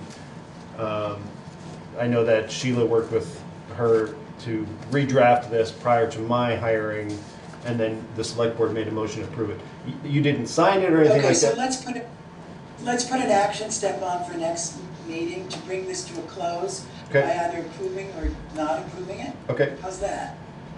Richard, would you like me to share the final documents with Sheila as well? Sure. It's up to you. Yep. And the only other thing Do you I'll want to add, see them, Sheila? would you like to see the final version? I think I've You're- done, Okay. I think I've Then I'll just done share what I with- said I would do. Thank you. Okay. The only other thing I just wanted to say is, I think this document, both these documents need to be fluid, because I think as this starts to separate, I think this is a good start, but I think, you know, as you kind of walk through both of these, particularly with the administrative piece, you might find, you know, this might work there too, or this, Yep. you know, and other things, if you're getting, you know, buried. Yep. Or vice versa, you know, so just something for the select board to keep in mind, because I won't be here to do Right, that. it should remain fluid, and particularly in the first year Ex- that we're, Exactly. you know, practicing in this way. So, would there be a point in saying, I don't have the wording right now, but about having a one-year review of these job It descriptions? should be part of your performance review. Oh, Every year, okay. every single year, you should do the job review and the performance Okay, review. we all set You should on look at that? the job description. Okay, good. All right, now we're gonna move to discussion update of childcare in town meeting. I know that Peter has some information and Miranda has some information. Yes, so one of the things that I was tasked with was to contact VLCT regarding select board liability for having childcare at town meeting day. Very briefly, my initial thought was that this would be a question for the VLCT attorneys, so I contacted them.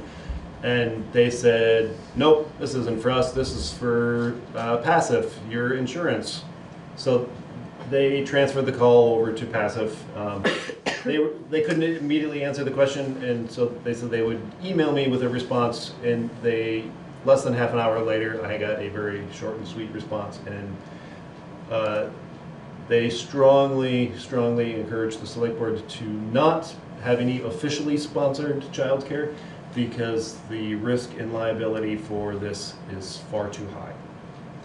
And this is advice they give to every town across the state. Whether the select board in that town or this town takes that advice is up to the select board. We can have community-sponsored childcare at the meeting. That's a totally different topic. But they feel that the risk is far too high for the town for something bad to happen. Because if it's officially sponsored by the town and something bad does happen, the first responsible party will be the town. Yeah. So we had discussed that and thought about that at our last meeting. And that was our sort of beginning of thinking about a community committee that would take the responsibility of volunteers doing childcare at town meeting and other necessary chores and tasks at town meeting. And I know that Bratt has some information about that and the progress we're making on that.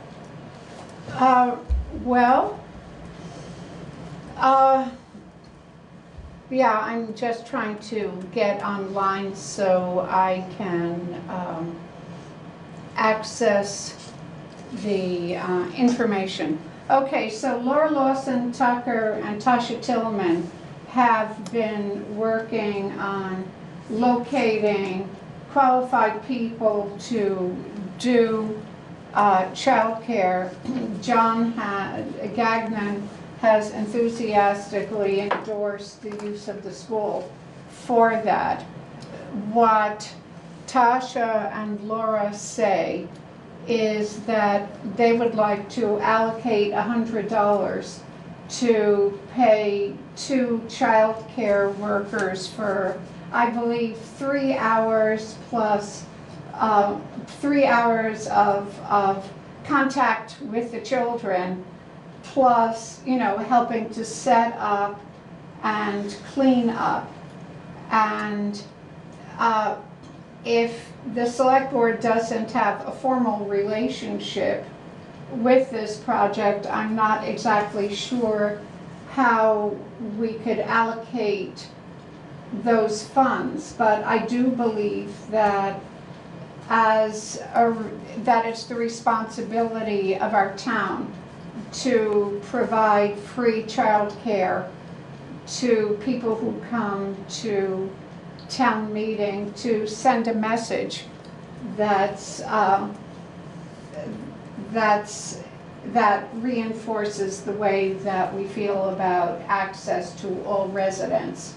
So there's more detail that they've brought to us about how they want to organize it, but really those are ringers and we don't need to interfere with what they're doing. My question is, if the town provides a funding, a budget for this, is the town responsible for the childcare and the liability of the town?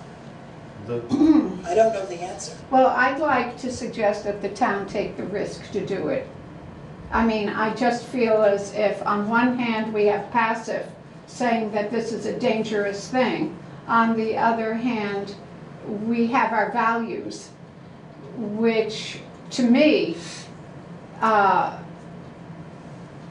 require that we provide access to all of our residents to participate in public discourse. And I have more to say about it, but that summarizes my point of view. Does it seem possible that, I mean, I don't know where the lines are drawn, but it seems possible to me that the town, the select board in the town could be engaged in subcontracting a group of people to take care of these responsibilities. It's not our job to decide exactly what these responsibilities are or to fund a specific portion of this, but to just say, here, we need these tasks taken care of. One of those happens to be childcare. Are we then saying it's town-supported childcare? I think we're not saying that. I wondered whether there was money in the budget having to do with voting, whether there was some kind of budget for running elections. You know, certainly having people have childcare when the bulk of deliberation for town meeting was going on seemed to fall generally under an umbrella of voting. But I couldn't find whether there was a budget for running elections. I think there is. There's a line item for that. I know that. To some degree, it's mostly for checks. It covers buying pizza for the people who count votes. Right. Yeah, well, there you go. I mean, I would think that we'd be able to offer up $100 out of some fund to be used as however. I mean, that's not signing on to what's going on. Do you want me to contact Passive again to ask for clarification? I would be comfortable for you not to contact them. I love the spirit of your conversation, Miranda, and I'm wholeheartedly in favor of it. My only issue is my job here is to support the town's interest overall as a select person, and I struggle with, you know, if we can't do it, then we can't do it from an insurance standpoint, but. Well, I guess our alternative is that we could have a telethon, and the select board who wanted to could just start throwing money on the table for childcare. I was just going to suggest that. I can. I wasn't being serious, Richard. Oh, well, I am. I mean, I think that we could find folks in town to come up with $100. I I think do that the select board needs to show its support. Well, so I'll go back, and I think that if we can find other issues that are related to running the town meeting, that there's an array of things that are required. I think the further we can remove ourselves from actually managing and taking care of childcare, the less we are at risk and responsible in that way. So, and yet we can say this is an open meeting, and here are some of the things we provide. You know? So- Isn't there also free lunch? No. No, you You have to pay. pay for lunch. You have to pay for Everybody lunch. does. Okay. Under the BCA, we have election support. Oh, from the Board of Civil Authority. Yeah, so perhaps the Board of Civil Authority could. So you'll have to talk with Penny about that, because that technically falls under the town clerk. Part of the town clerk responsibilities. Well, that may be where the childcare should be coming from. How are we able to sponsor a lunch and We not, what's that? We People- don't? We ask, I mean, Mark Peter to make it. organizes it, Yeah, but right? we don't. But we don't, the town doesn't pay for it. Whoever goes to lunch pays Seems for like it a similar yourself. situation. I just make sure that they show up and they have lunch for sale, but the town doesn't pay for lunch. I would just, Sheila, did you have something to say? since I'm here, sorry. I think that what I'm hearing from Peter is passive says it could be a risk. You make up your mind whether or not it's a risk worth taking. What I hear Veranda saying is the benefits are far greater. Then The likelihood of there being a benefit to this is far greater than the potential for a risk. And I would say take $100 out of your BCA account and do it. Well, I mean, John Gagnon, whose site, I mean, it's our school, but he is responsible for safety in that school, and he enthusiastically, 2 thumbs up, I think it's great. endorsed the family members who I'm came not- to him and said, this is what we want to do. There's no question, it seems to me. I mean, it's the right thing to do, for sure, for all the right reasons. Well, let's, why don't we take a vote? Does the... Well, do we have to talk to Penny about it or not? Well, Does someone want to make a motion to take $100 from the civil board, the Board of Civil Authority? Is that her for bucket or elections, ours? when the buck stops, it stops with the To select pay board. for childcare? That's ours. Okay, I move that we allocate $100 from the budget of the Board of Civil Authority to provide childcare for all of Guilford's residents. I'll second that. Do I have a second? yes. Michael, did you Yes, second that? I second it. Okay. Is there any discussion? All in favor? Aye. Aye. Thank you. Thank you. Now on to a re-review of the proposed budget. And Gordon, I believe you wanted to speak to this? Well, the key point I really wanted to speak to, yes, was the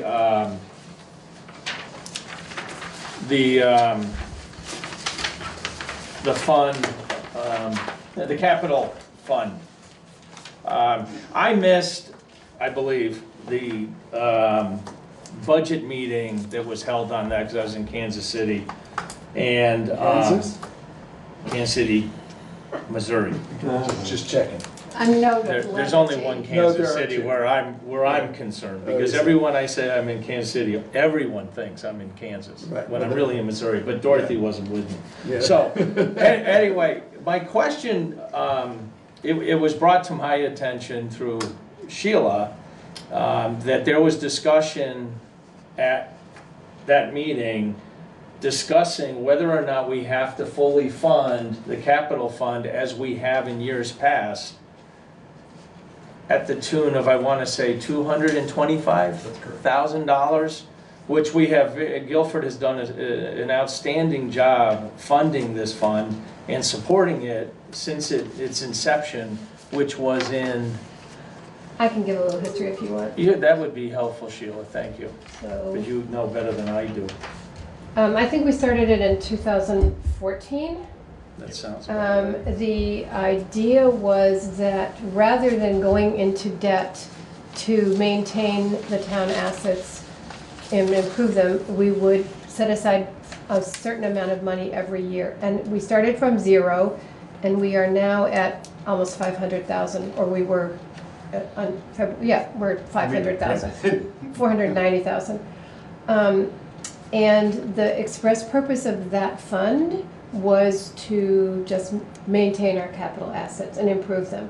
And then in 2017-18, Richard, you and Gabby worked on the capital needs assessment, and I went back to that document today and discovered that the entire budget for all of the proposed improvements that the select board approved in 2018 was about $402,000.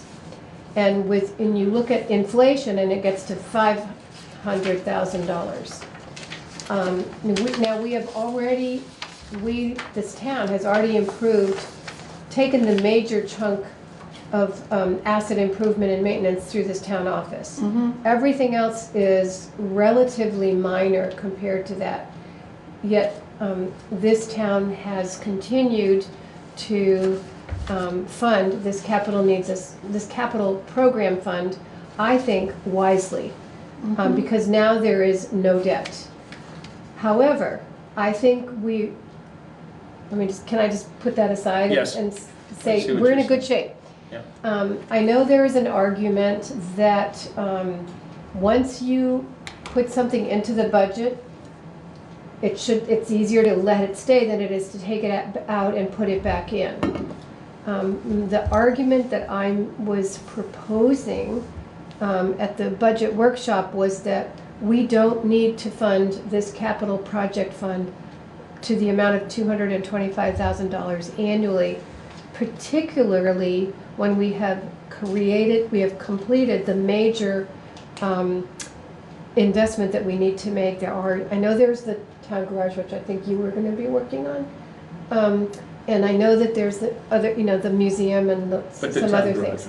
The town garage is a major one, but with $490,000 the library, and with $490,000, you exceed what you thought you were going to need in 2036 already. We also have a healthy reserve fund in general, and it is 15% of this year's budget.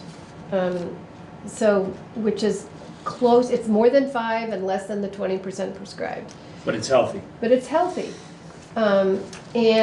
Last year we put $147,000 from our unspent budget in fiscal year 2020 into the reserve fund, 19 into the reserve fund. It is possible that we're going to have that same budget amount in the same overage or a similar, or at least an overage for fiscal year 2020 to go into the reserve fund. So my proposal in the budget committee was that we would reduce the amount of transfer to the capital project fund at a time when we don't know what the schools need, and we do know that the town itself is in really good financial health.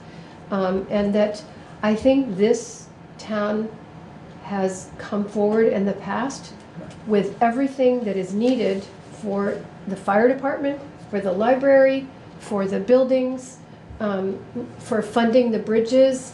I think that we do a great job, but I proposed, I think at the time, a $50,000 reduction, and after looking at it really closely again, I think you could reduce it by $100,000. But that is. What did you say? What was the last thing you said? Originally I had suggested to the select board that you reduce the transfer to the capital budget by 50,000. But I looked at it today and I think you could reduce it by 100,000 and still get to all of the goals that we have laid out in the rolling 10-year capital improvement plan. May I make a couple of clarifications?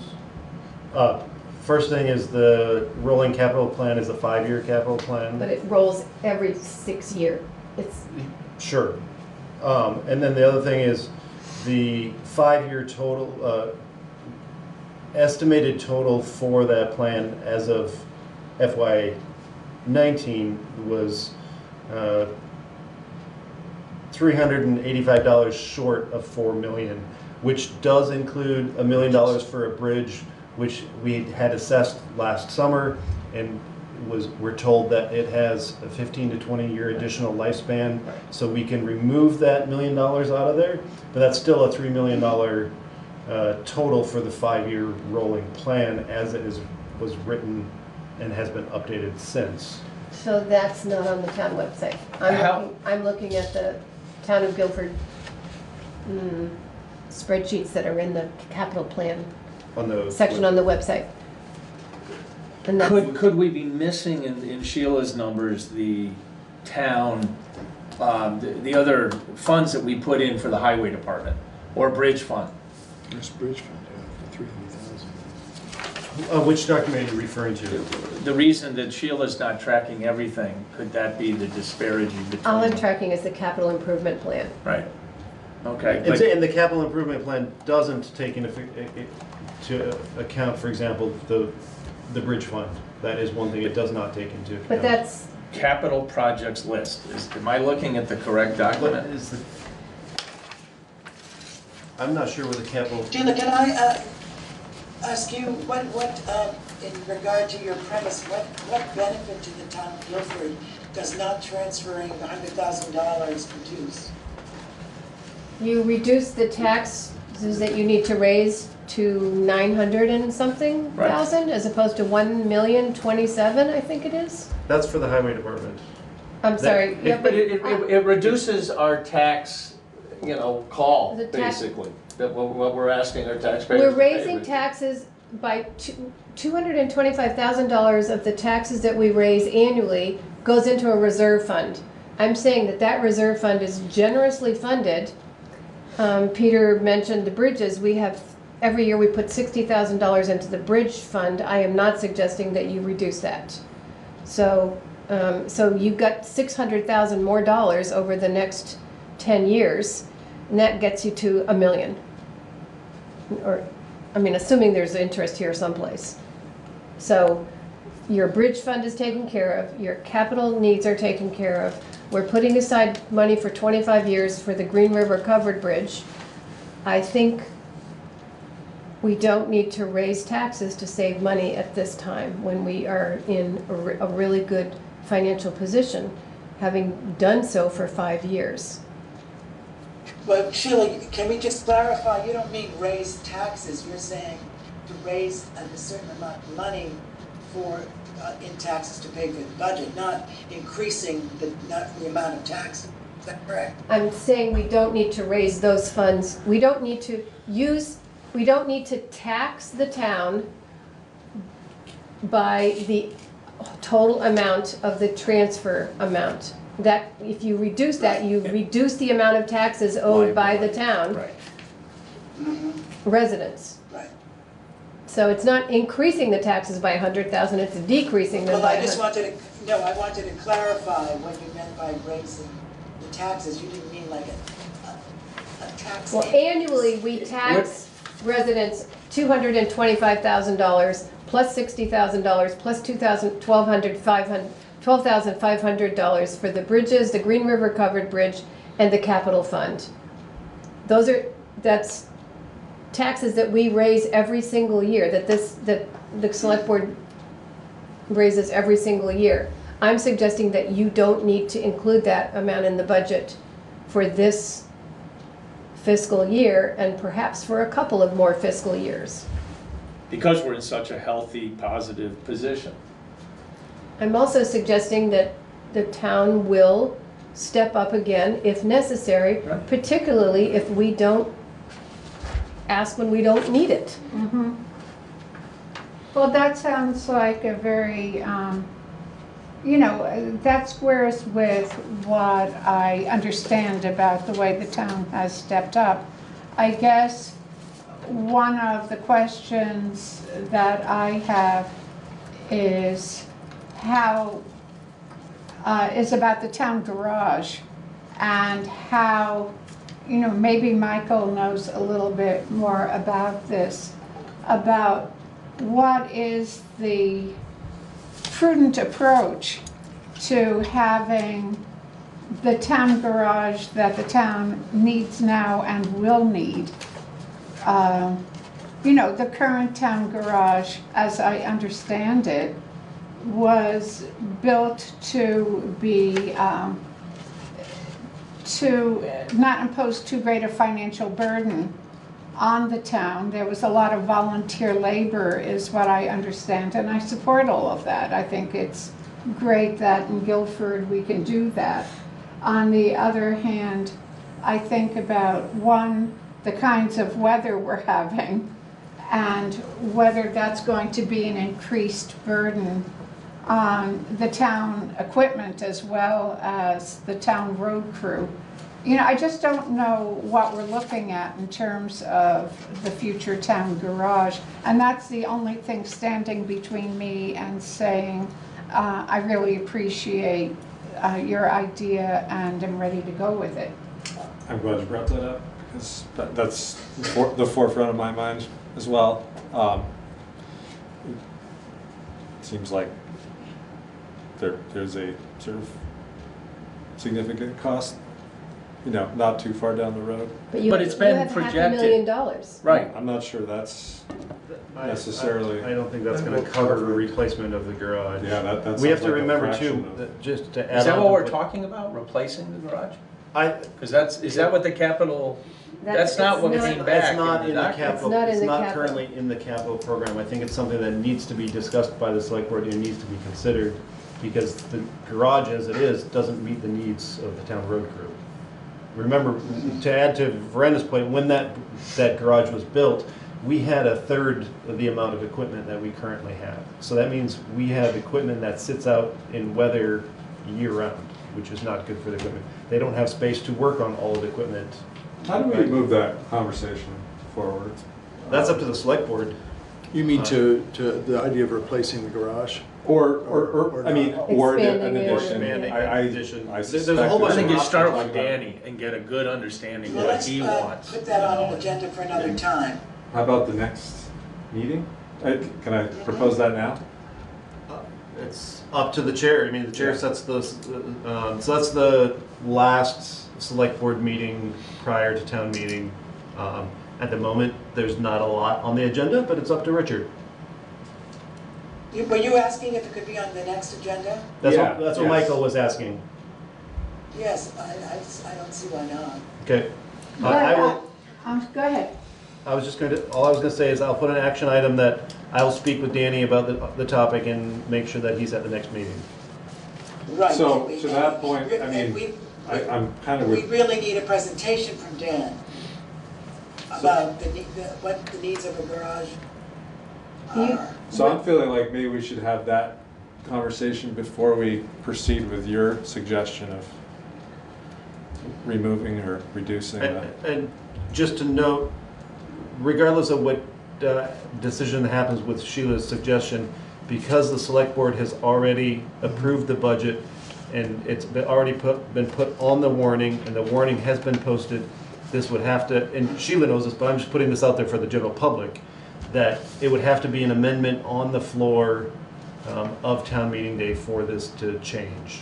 So you have a month to figure this out, and you can start with the original capital assessment that was done in 2018. There's a very detailed survey of what needs to be done to that garage.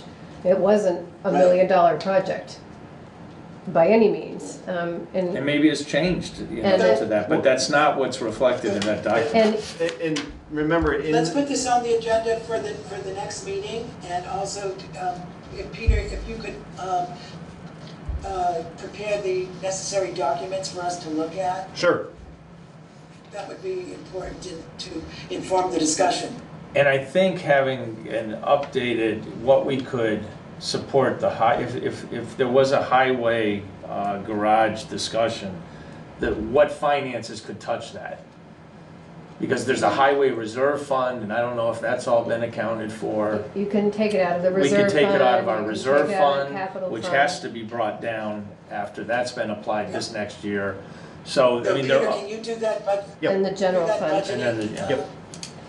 But I think Sheila's point, I mean, I support this idea. I certainly support a garage, you know, if we've got major garage issues, we've got to deal with that too.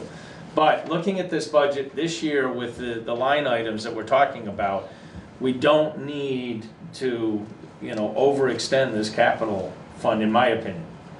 Oh, I had just a quick comment about, I'm looking at the capital needs assessment, if that's what it's called, of the town garage.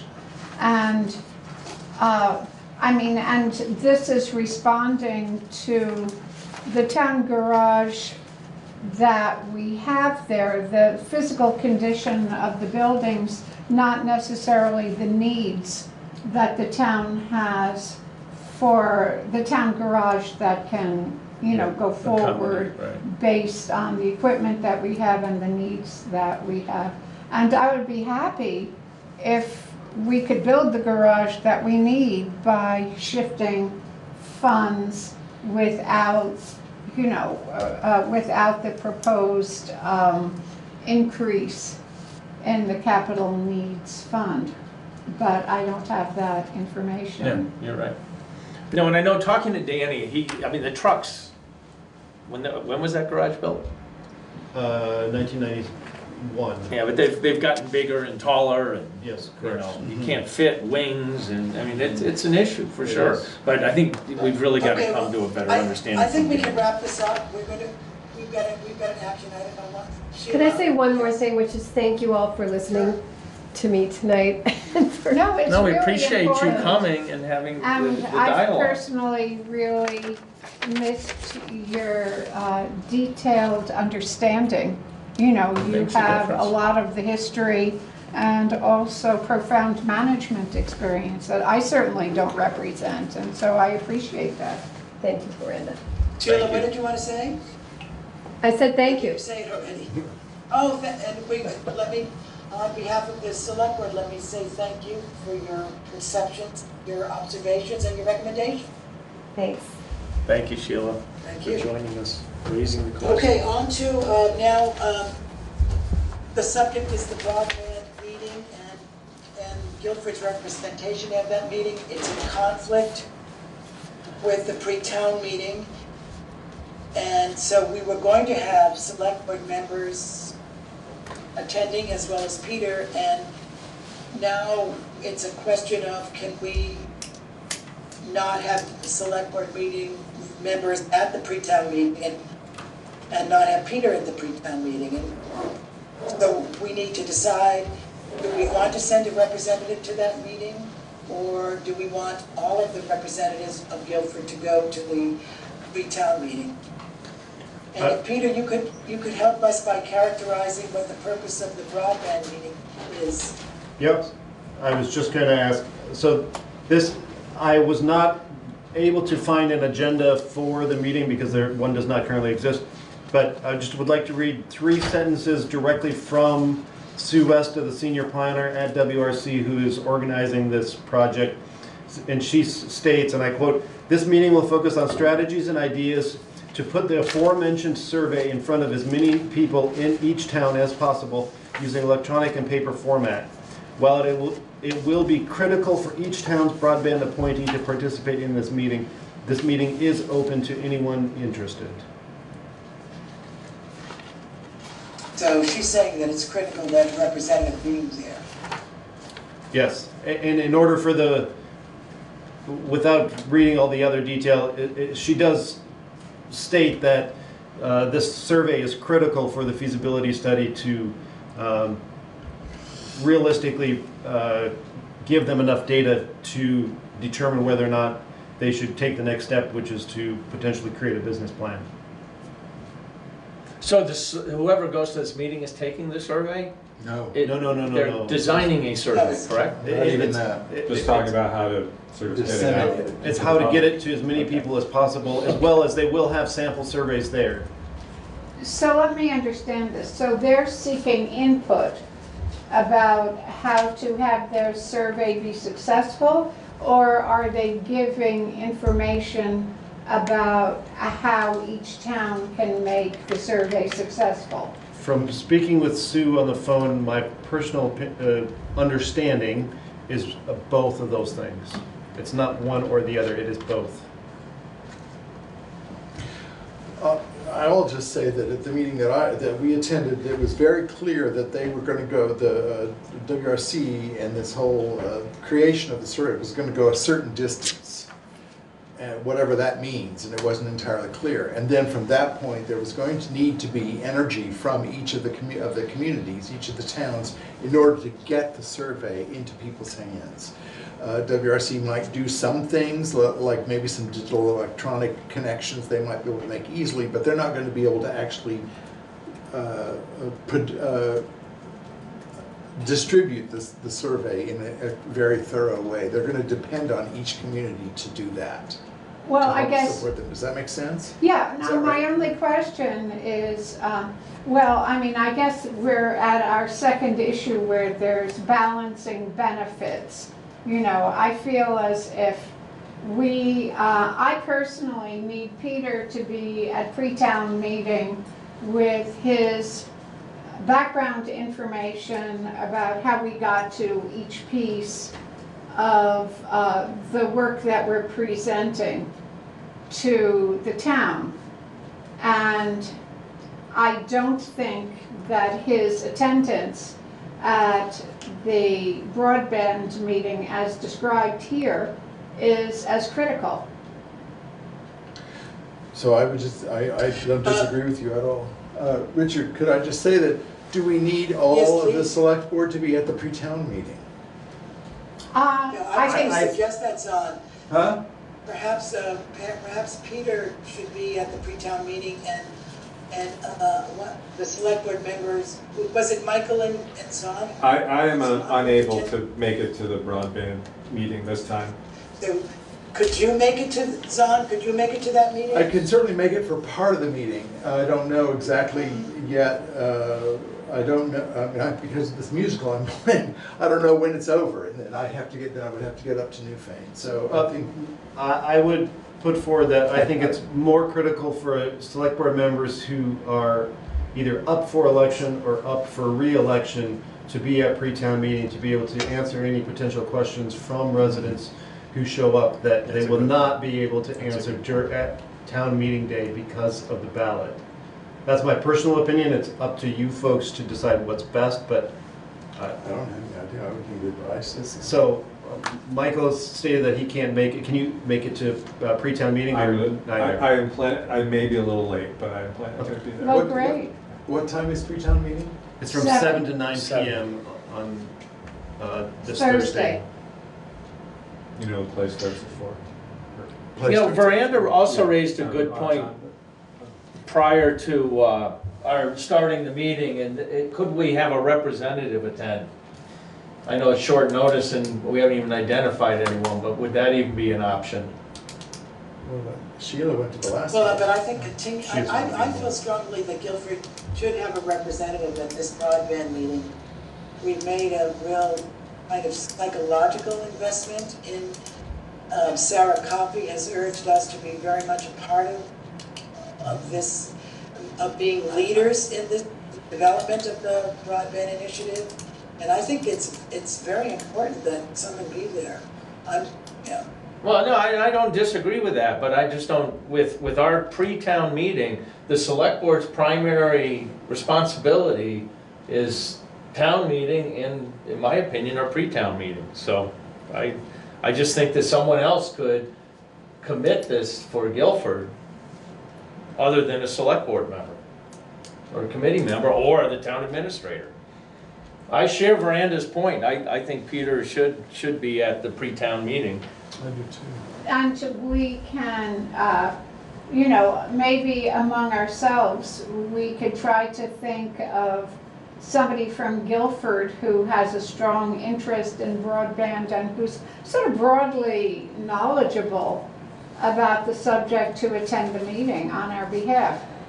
Could our assistant possibly? Well, no one has been fall under? offered that position Oh. as of yet. Okay.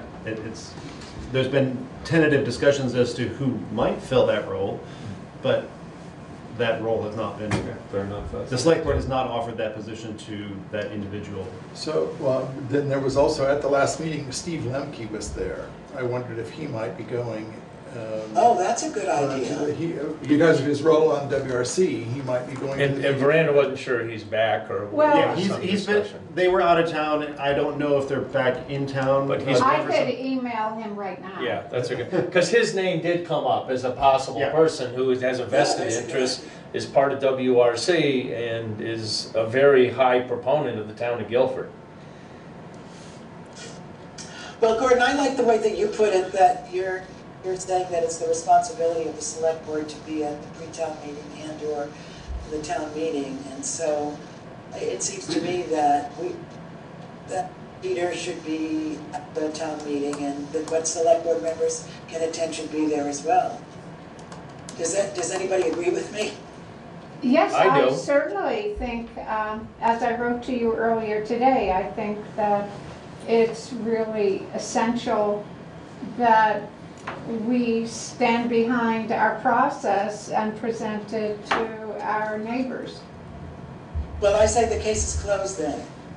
Okay, well, the action step I'm taking right now is to send an email to Steve Lemke and Peter, just asking if he could possibly attend this broadband meeting, and perhaps if anybody knows anybody else. I was gonna say, what do we do if Steve's not available? We have 2 days to find someone. Yeah. Yeah, so everybody should look and think about who might want to go. It's just unfortunate that the meeting, Right, the meeting that's got the moved problem, because yeah, of the weather, exactly. so Yeah. it's almost like we can't be not responsible our- for, yeah, it's not our issue. It's not that we don't want to support it, and it's not that we don't want to be there, it's just And, that. and if it turns out that there's no representative that we can find, we ought to communicate that immediately. Right. Exactly. To the organizer. Well, what about, Because I need to notify Sue that I won't be there.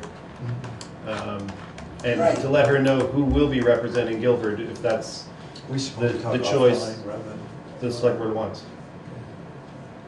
I think we should, if anyone has any other ideas as to a person that would be viable for this, if Steve Lemke says he's not in town, get you the information as to a possible Okay. person, and then I'll work on it with you, Great, Peter. thank you, Brenda, that's very kind. Okay, good. All right, moving right along, we have finance, the warrants. Okay. I will move to pay the following warrants: payroll week ending 2/2/20 for $6,421.80. Payroll week ending 2/9/20 for $9,246.28. Expense warrant number 2015 for $23,192.63, and expense warrant number FW15 for $45.50, for a grand total of $38,906.21. Second. Do I have a second? Yes, Zon seconded. Thank you, Zon. Are there any discussion? I would add the key fact, or the key items coming out of expense warrant 2015 were salt at $5,300. Our diesel came in at about $2,400, and our health insurance was a payment at $7,500. And if we take our Wyndham Solid Waste quarterly assessment of $3,600, we're almost at the grand total of $23,000. Not quite. Good. Thank you. All those in favor? Aye. Say aye, please. Aye. Any opposed?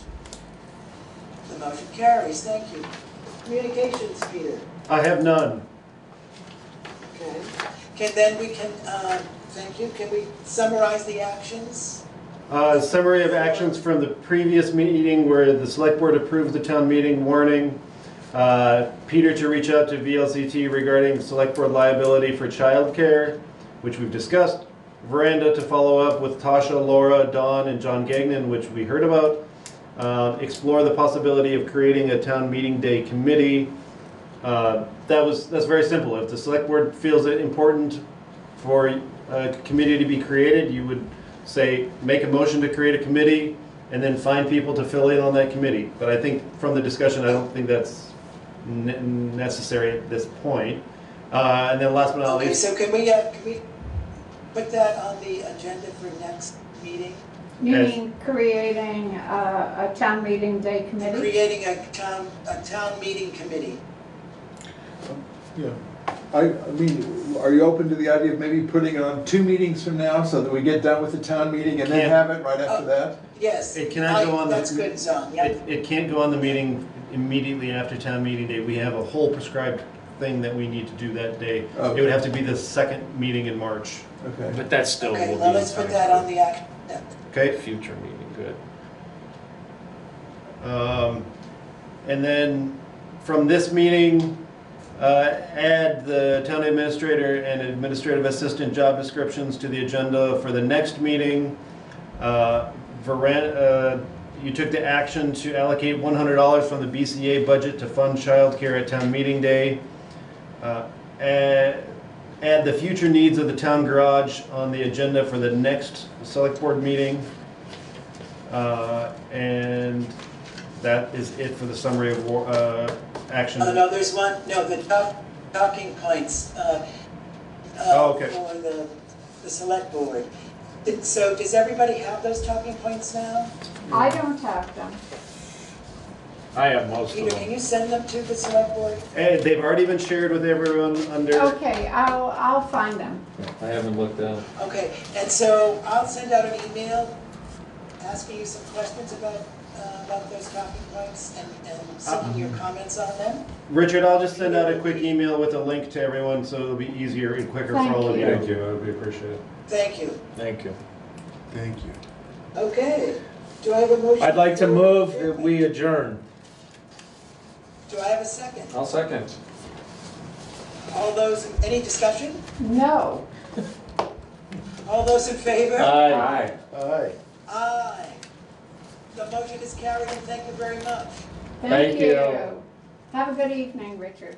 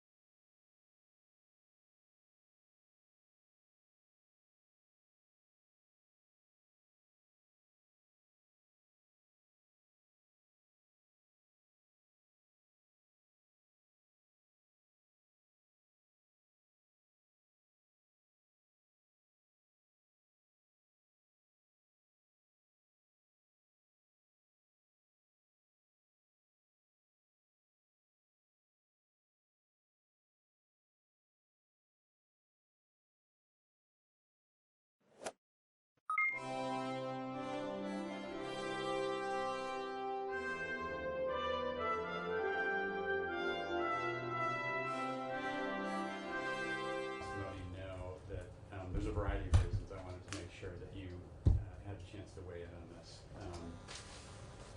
You know, one is your current work with Capstone, which I think is important in terms of you know, Capstone clients and how they're affected by climate change and some of the things that we have in front of us, both in terms of the transition, in terms of the opportunity, in terms of some of the vulnerability of some of the folks who you serve. Also, you have kind of past professional experience that I think is really relevant to what we're doing here in terms of your work as the Chief Recovery Officer with regard to Tropical Storm Irene, in terms of your work as the head of VTrans and the work that you did there, which is, ultimately our transportation system is very closely tied into what's happening in the kind of climate emergency. So it was a variety of reasons I wanted to make sure that we had space and time for you to kind of offer your thoughts on this bill, but also bring some of the things that are going on with Capstone right now, which we're eager to hear as well. So thank you for joining us. And as you know, we record our hearings for the record, so if you wouldn't mind introducing yourself. Absolutely. I really want to thank you for inviting me, and kind of envision this maybe more as a discussion than sort of just me testifying. But for the record, I am Sue Minter, the Executive Director of Capstone Community Action, which is an anti-poverty organization in central Vermont, which really includes the counties of Orange, a few towns in Windsor, Washington County, and Lamoille County. And Capstone is one of a network of community action agencies across the state, one of 5. And we are a network called VCAP. I am here testifying really on behalf of myself and, as you say, some of my past experience. Good morning, Heidi. And I also, so I'm not testifying on behalf of VCAP, the network, but definitely representing Capstone. Thank you. And I wanted to just start out because driving here, I was listening to the radio, as I tend to, and I learned that yesterday, which happened to have been my birthday, the doomsday clock was moved. And now the doomsday clock, you may recall, was really about the atomic energy, and it is put forward by the Atomic Energy, not Commission, scientists, the Bulletin of the Atomic Scientists.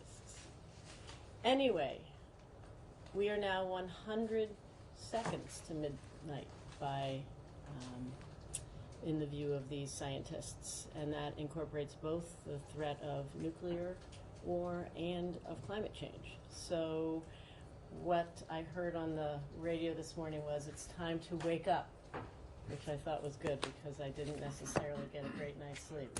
So I thought I'd wake up for you. But just a reminder that this is a global emergency that I'm really pleased that you are taking seriously and thinking I guess across sectors, long-term and sort of short-term. And I do want to, and as I point out in my testimony, I appreciate your bringing some of my past experience here, Secretary of VTrans, also Irene. And I think when we are talking about resilience and planning, I think the experience we had in Irene is the closest we've come to really what severe, intense, extreme storm looks like.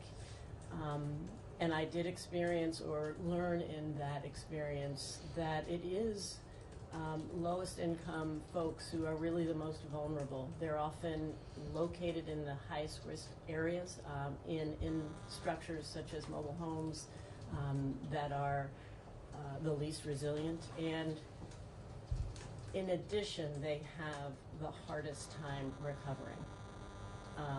So I appreciate many pieces of your bill. I'm really here to offer sort of friendly amendments and to support your efforts. I also had the experience when I was, so my experience is I was at the Transportation Agency as the Deputy Secretary when Irene hit, and during that first 4-month period, which we consider the emergency phase, it was really logistics and response. After that phase, we moved into what they call the recovery phase, both the short and long-term recovery, and that's when I was appointed to become in charge of You know, I would say that we were incredibly poorly equipped and unprepared for Irene. And one of the reasons I'm so pleased that you are thinking in the way that this bill does by bringing together a council that is cross-sector and longer term in its horizon is because I worry a lot. We learned so many lessons in Irene and from Irene. We tried to record them. We did a little bit of structural change within our government to at least have a position and a little post within the Department of Emergency Management who's thinking about mitigation and resilience. And we are certainly more prepared simply because of what we learned during that disaster. But I hope that we can use this opportunity to incorporate some of those lessons learned. I did also have the really extraordinary opportunity when I was redeployed back to VTrans. The state of Vermont was asked to join an initiative of the Obama administration, the Task Force on Climate Preparedness and Resilience. So this was, and I was lucky enough to represent Vermont, really our governor in that position, which meant I was joined by 26 other governors, mayors, county commissioners, tribal land leaders from across the country, all these different jurisdictions, and trying to really combine and coalesce our lessons learned into a report. It was an extraordinary year-and-a-half experience. I was then co-chairing a subcommittee that really talked about sort of recommendations for FEMA. It worries me that all of these good lessons, I don't know where they sit anymore. It was impressive that the entire cabinet of the former president actually attended our convenings, and that every single cabinet member had climate preparedness at one of the top things they're doing. So I worry that we're becoming increasingly unprepared. So I'm very pleased by key elements of your plan. I did learn a little bit at a forum a couple nights ago that other states in our region are adopting similar approaches. I guess I start by just in my testimony saying I very much appreciate that you do include marginalized and disadvantaged Vermonters or their representatives in your thinking for exactly the reason that I shared, and I hadn't realized that the IPPC report actually referenced the disproportionate impact on these communities, and especially because the folks who lack insurance and lack resources will be the ones who the state worries the most about and spends the most on if they are so inclined, which I think our state really was following Irene. The more that we can be prepared, the lower those costs are. So I think there's an economic argument, frankly, to becoming more prepared in a broad sense. I do really support incorporating some clear enforceable reduction requirements. I was a member of this body along with many others in the room, or at least some.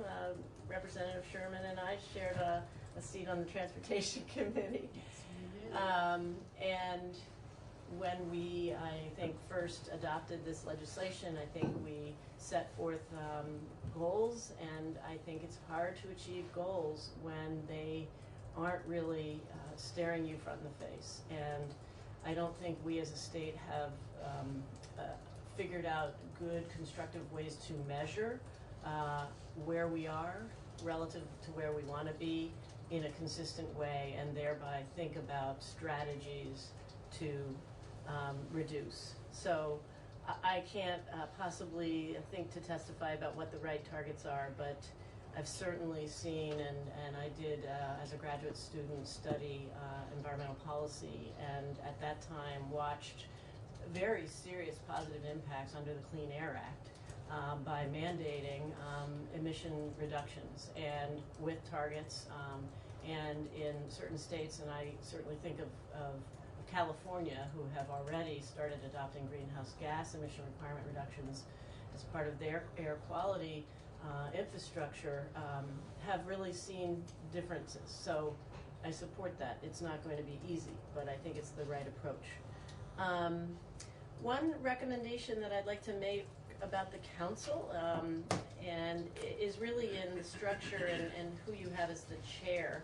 And again, I think this is my experience after Irene. So I would recommend that you actually have the Secretary of the Agency of Administration chairing that council.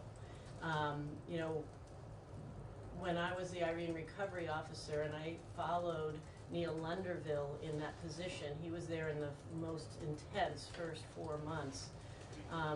And he had been the Secretary of Administration.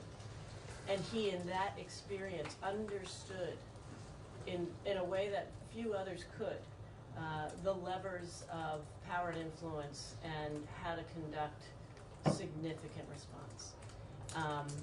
I learned then by being within the Agency of Administration just how much, you know, when you are a secretary of one agency you are on a parallel, you are not above the others. And unless you have someone who has the authority to actually oversee those other agencies, I don't think it's effective.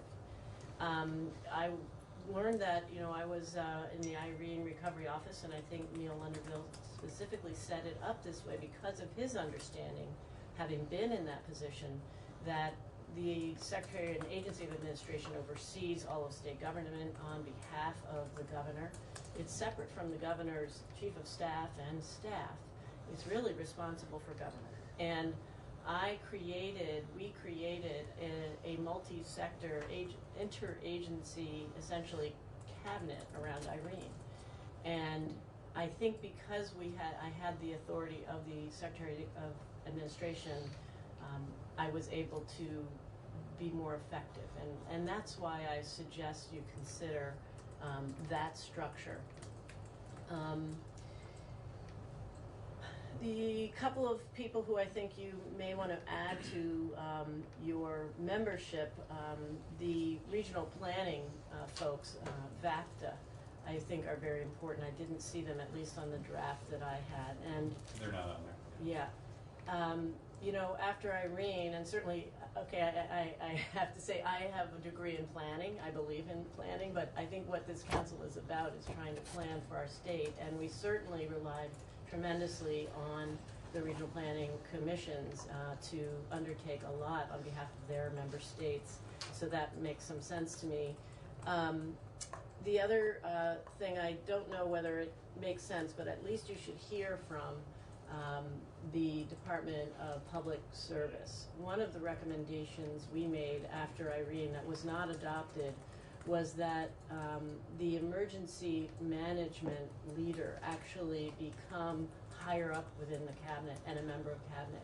Many other states do that, and those are states who are much more used to having emergencies to respond to. Can you just walk? So Say right, that again. So Yeah. right now, we have, you know, you have the Agency of Administration, and then you have the Department of Public Safety, and within that you have a division of emergency management. So that person and group is really the ones who understand, and they have relationships with FEMA, and they are schooled in that field of work, but also have a lot more practice in emergency response and drills. And they're just so far from the cabinet, and that is not the case in many other states, I observed. And elevating it. I had recommended that, but it wasn't adopted. But we did create a position, actually, which is still there. We had never had someone at that time really full-time focused on mitigation and resilience planning. Wow. This is pre-2010 Pre-2011, yeah. We have a very, you know, we're frugal, let's put it that way. And We haven't had to respond to emergencies of that scale, had we ever before. And we were, I would say, under-resourced in that area and not nearly as educated as many of our neighbor states in everything that is expected of us by FEMA, by our federal agencies.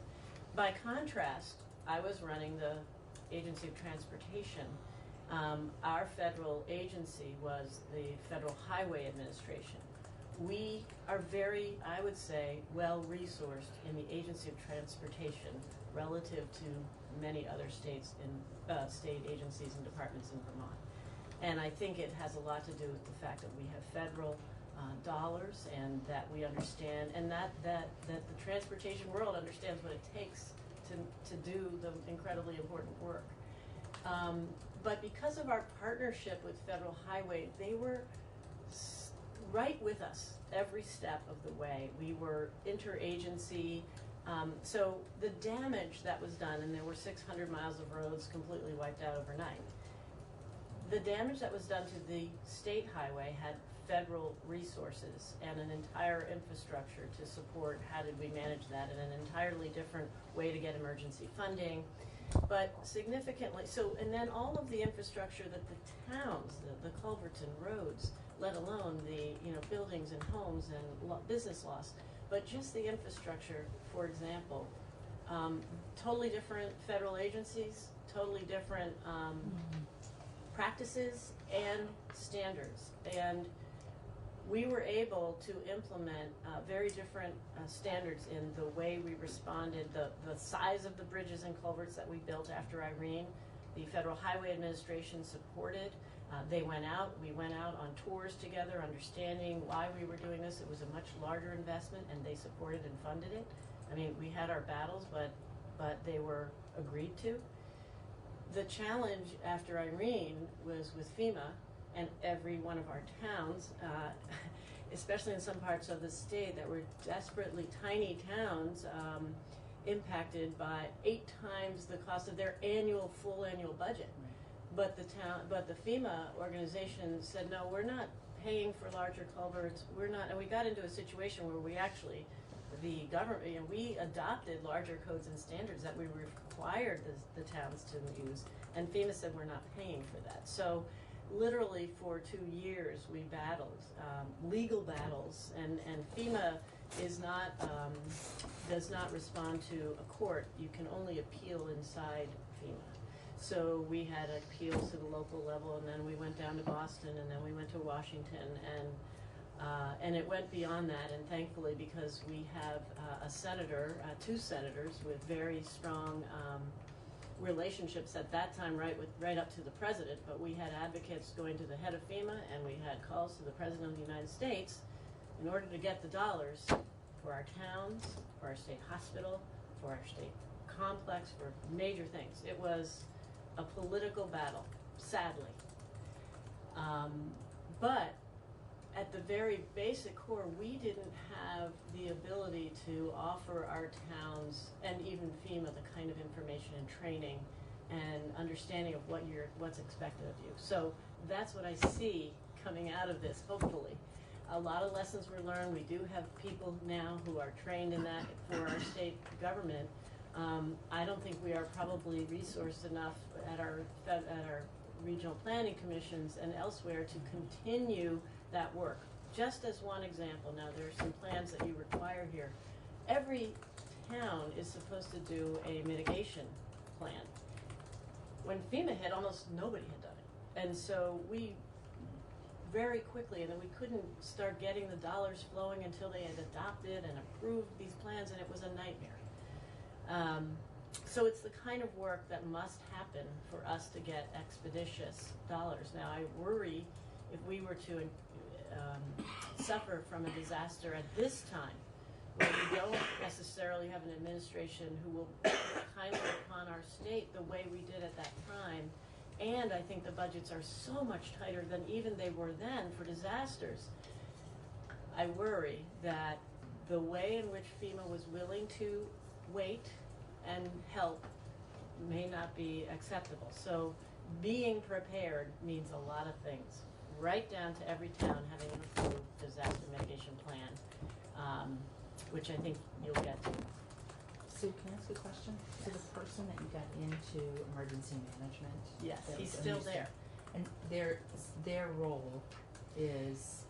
You'll have to ask, because I just remember, I think that the position's title is disaster mitigation and resilience or something. I'm sorry that I don't Yeah, that's actually know. okay. We called it something, and I think it's still that, and they're doing a lot of work. When I spoke to emergency management this summer Good, about good. this bill and, where they're at and their capacity. And one of the things that they had noted was they don't have as much capacity as they need to help towns get those hazard mitigation plans written, because towns are, a lot of volunteer towns, Yes, and as you these are know. not. Mhm. So was it that? Do you know if it was that type of Yes, discipline? disaster mitigation planning and Yeah. preparedness. So there's all kinds of trainings that, what does FEMA expect? I'm sorry that That's okay. I It's don't not have the really that details really in my head, but it is exactly that kind of work that is very basic that we were completely under-prepared for before Irene, and we tried to make adjustments to help us be more prepared, but at this moment, I don't know where we sit. What was the difference in reimbursement from FEMA with it, whether you Well, had a it went plan or literally not, town by that plan? town. I mean, there's a lot of things. One of the first battles that we had to wage was getting to what they call the 90%. Mhm. So instead of having the feds pay 75%, we got to that. So that was battle royale number one. But every single major investment was a battle and a negotiation and very crazy making. But literally every single, I mean, I'll take the town of Bennington.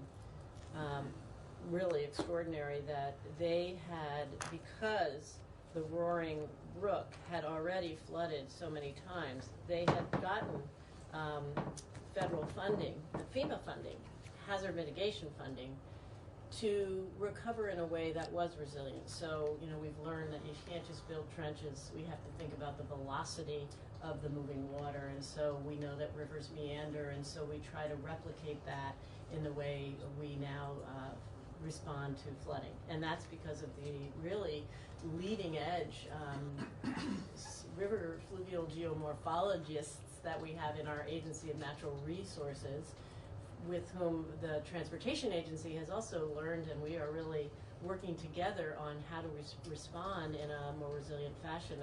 And I would welcome you to invite Michelle Boomhauer and her team to share with you the resilience planning that the agency has done, thanks to support from the Federal Highway Administration. And I think you should learn about that because it's relevant. And I mentioned it in one of my recommendations, but the town of Bennington had a $2 million investment in how they properly responded in resilient fashion when the Roaring Brook was decimated. And we had photographs, and we had the geologists, and we had, and FEMA said, no, I'm not paying for that. So $2 million for the town of Bennington is just an extraordinary impact. So we had to get the Senate, so Senator Leahy got some of the staffers to come and take a tour.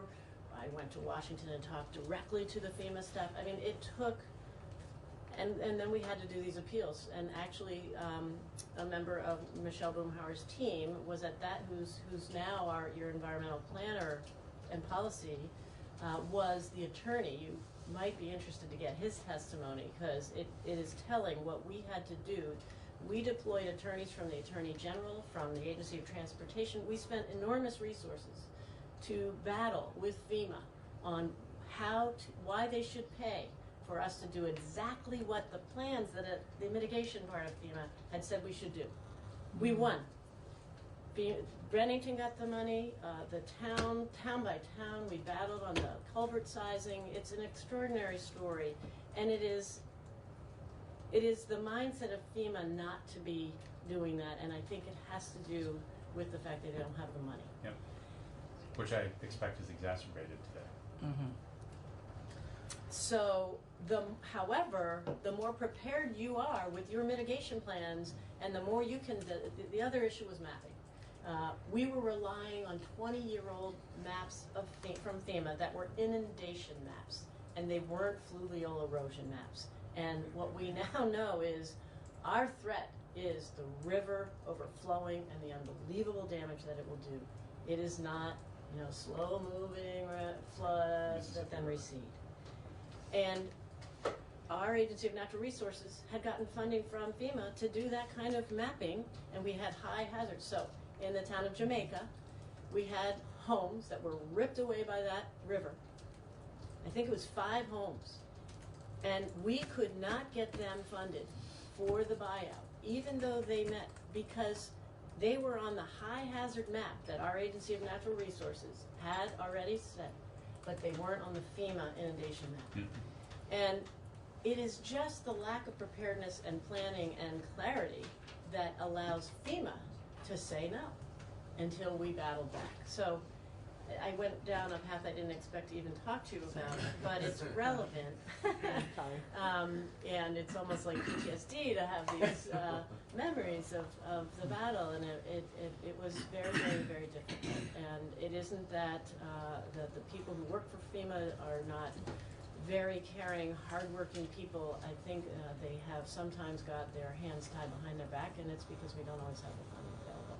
And the battle for the funding, unfortunately, became a political battle, and we were successful, and it was a lot of work. So those were some of the things that I didn't expect to talk to you about.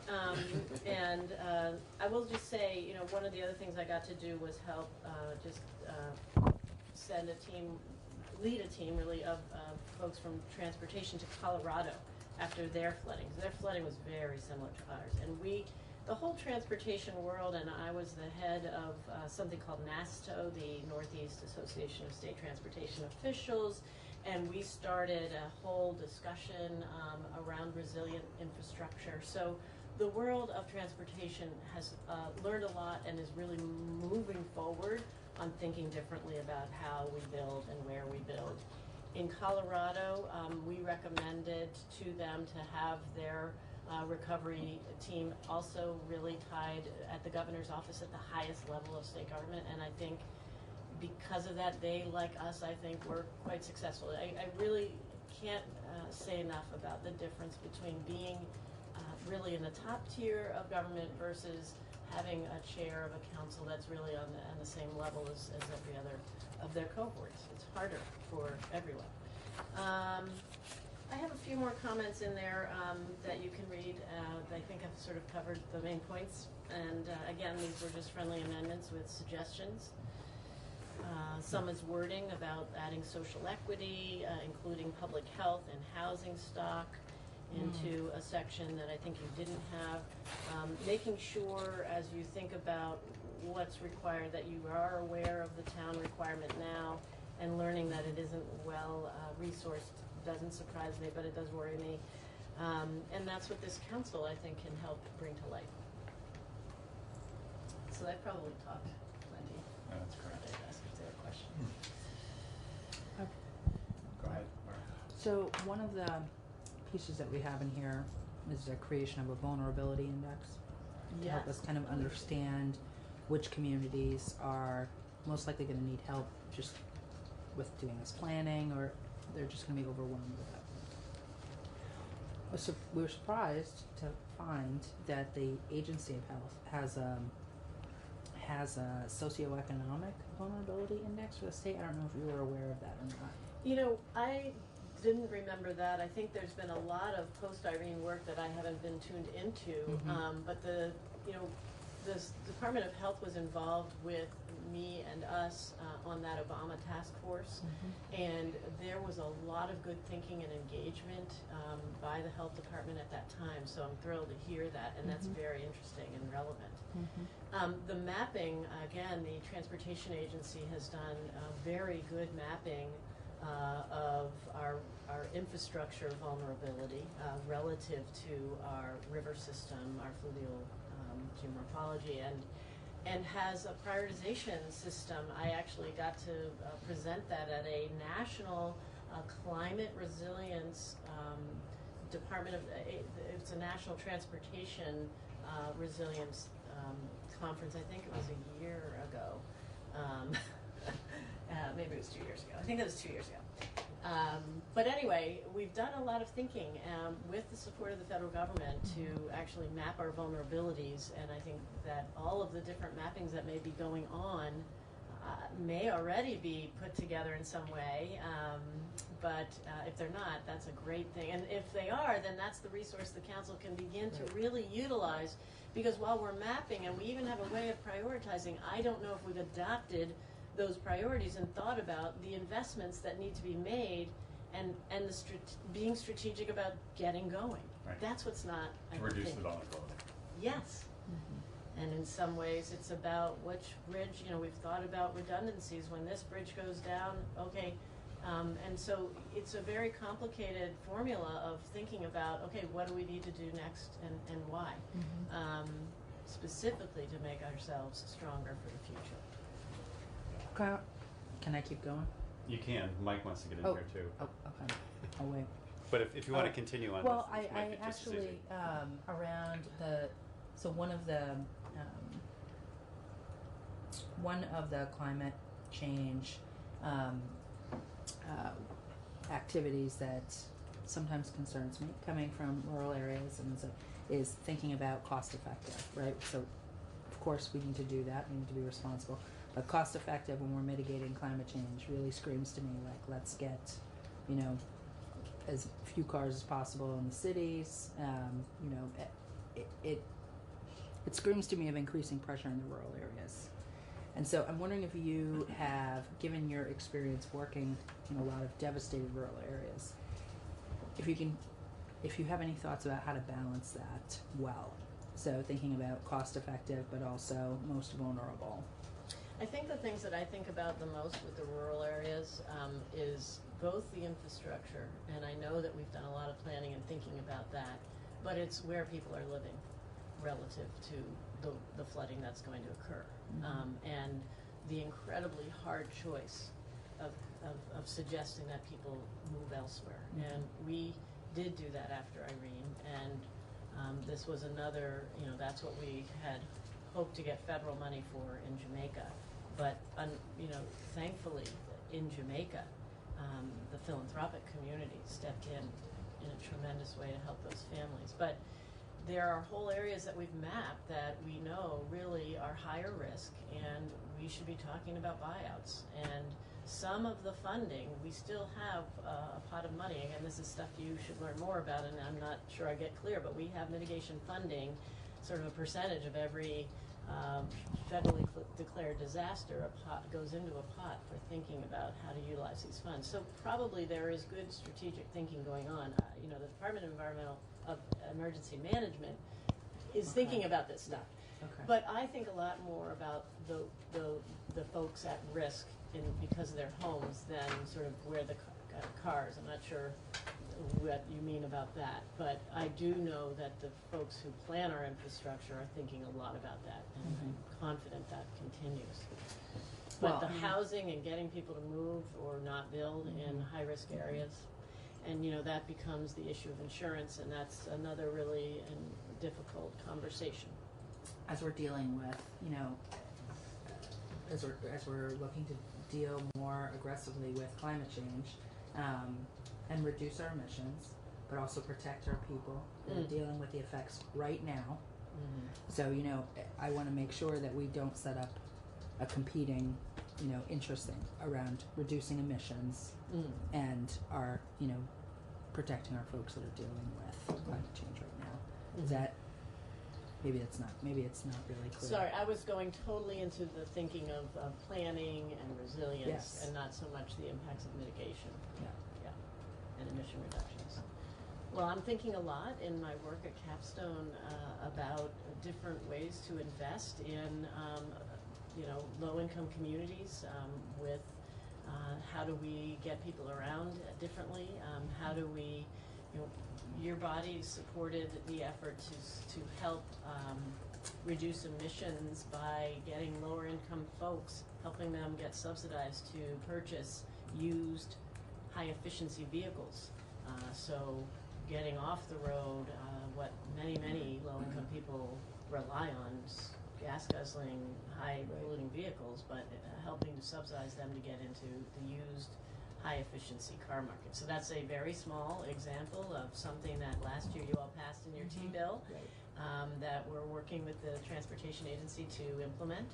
And I'm hoping that that's a program that you'll continue to fund beyond this 1 year. It was a one-time funds from the VW settlement, so hopefully there will be a conversation, and I'll be talking to others in the building about that. And it's just one example. And we are also working with the Agency of Transportation on a very new program that the Federal Highway Administration is rolling out called Mobility for All. You know, we have invested, I think, mightily for a rural state in our public transit system. I learn now with the folks that we serve that have access to no transportation and are literally trapped in poverty due to the lack of access. So we're looking to purchase or create an all-electric fleet of vehicles to help get rides for people so they can go to work, because our large employers can't find people and they're in our doors, but they can't get there. People to get to their healthcare appointments, which the hospitals are now very concerned of the number of people who aren't showing up. People get to their recovery. So we're trying to think locally about a system that uses electric transportation to meet the very desperate needs of folks in rural poverty. Yeah, so thanks for your expertise. Your expertise is a gold mine of information on It's a little old and rusty, but I can pull it out. Gold never rusts. Yeah, so, no, but I mean, it's amazing to hear your accounts of what it took to get funding from FEMA. Anyway, where I was going to go though, as director of FEMA, of Capstone, you do have programs that help people save money by reducing their greenhouse gas emissions and heating and transportation and such like that. Tell me about the backlog of people that are requesting assistance with weatherization and aren't able to get it. Do you have a lot of backlog there, or? Yes, we have definite waiting lists, and we have waiting lists and we do not advertise. The only way that people know is honestly last year, and I want to thank this committee. I know you really supported efforts to increase the amount of weatherization funding that we have, and even just the debate, we got a spike in phone calls. And that we can't really meet the demand. But, you know, part of what's challenging is, you know, in order to meet that demand, we have to hire new folks and we have to really build out our base of employees. And unless we know that that's going to be a consistent, and honestly, there's probably another expert in this room who could speak much more about this, but it's a little bit, we want to grow, but we can't start hiring those folks unless we know there's a real growth path. I cannot testify exactly how many people are on a waiting list. I know that we're constantly having to triage and prioritize who it is we will serve first by a very complicated but important formula, and I know we're not meeting the need. And one part of it is people up to 80% of area median income are eligible, but people below 60% are prioritized, so the people between 60 and 80 essentially never get served. Right. Thank you for reminding me of that. So the only way to approach that is by increasing investment. Yes. Well, we definitely, I do have, I hope, just a 4-minute video maybe to close up and talk about a little bit of what we do. You got 4 minutes, look at that. I noticed that. But I thank you really for inviting us into this room and even more so inviting representatives of the folks we serve onto this council, and look forward to continuing the conversation. Happy to be a resource in any way. Yeah, no, I hope we get a chance to have you back. So this is just a video to give you a sense of what it is we do, because what I've learned in my just over a year is that we have an extraordinary challenge of people in poverty who who are needing support, whether it's food, heat, or housing, that we do vital assistance for, but that we actually can help people get out of poverty. And that's the thing I feel is the most important work we do. We support people in crisis, but we also have very innovative strategies to help people get economic and self-sufficiency. So this is a little portrayal of what we do. Thanks. My wife gets a check one week, I get one, a couple weeks later, and then I get one from the VA. It's just, you gotta plan all your money for each pay period. I didn't do a whole lot of good. I did a lot of drinking, and I wasn't able to maintain jobs or relationships. I really didn't feel like I had much opportunity. A lot of people right now, their income is so limited, and they really cannot make ends meet. I made the mistake of marrying to support for my family and got myself into a very bad relationship.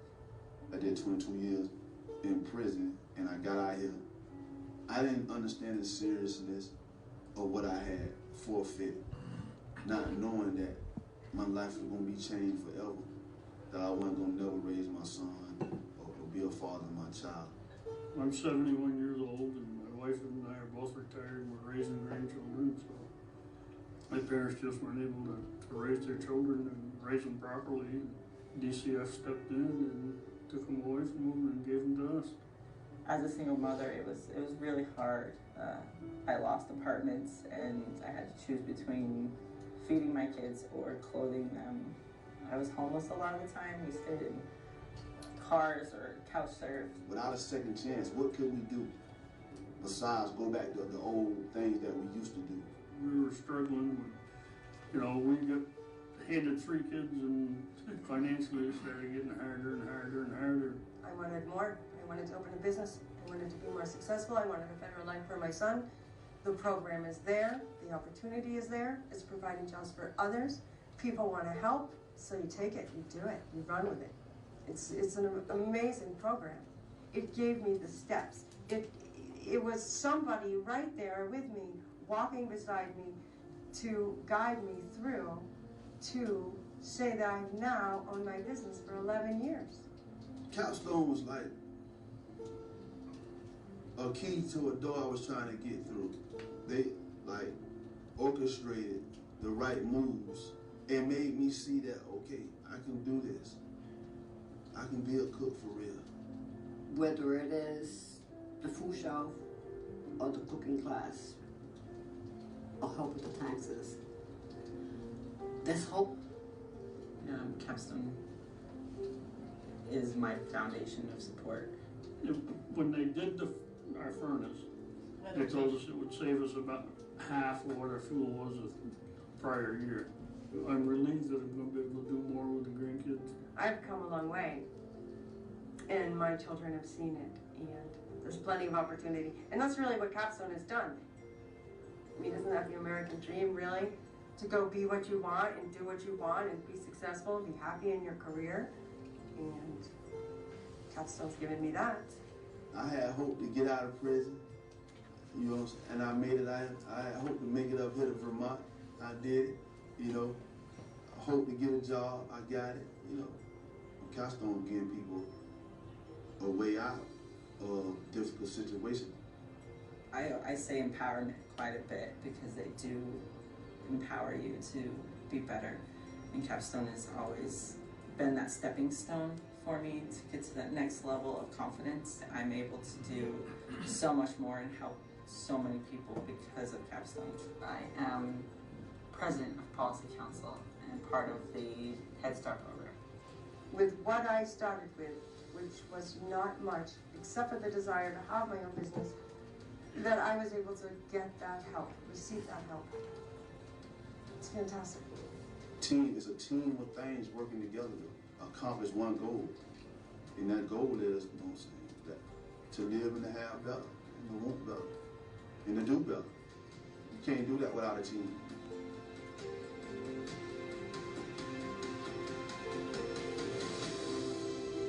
Thank you for listening.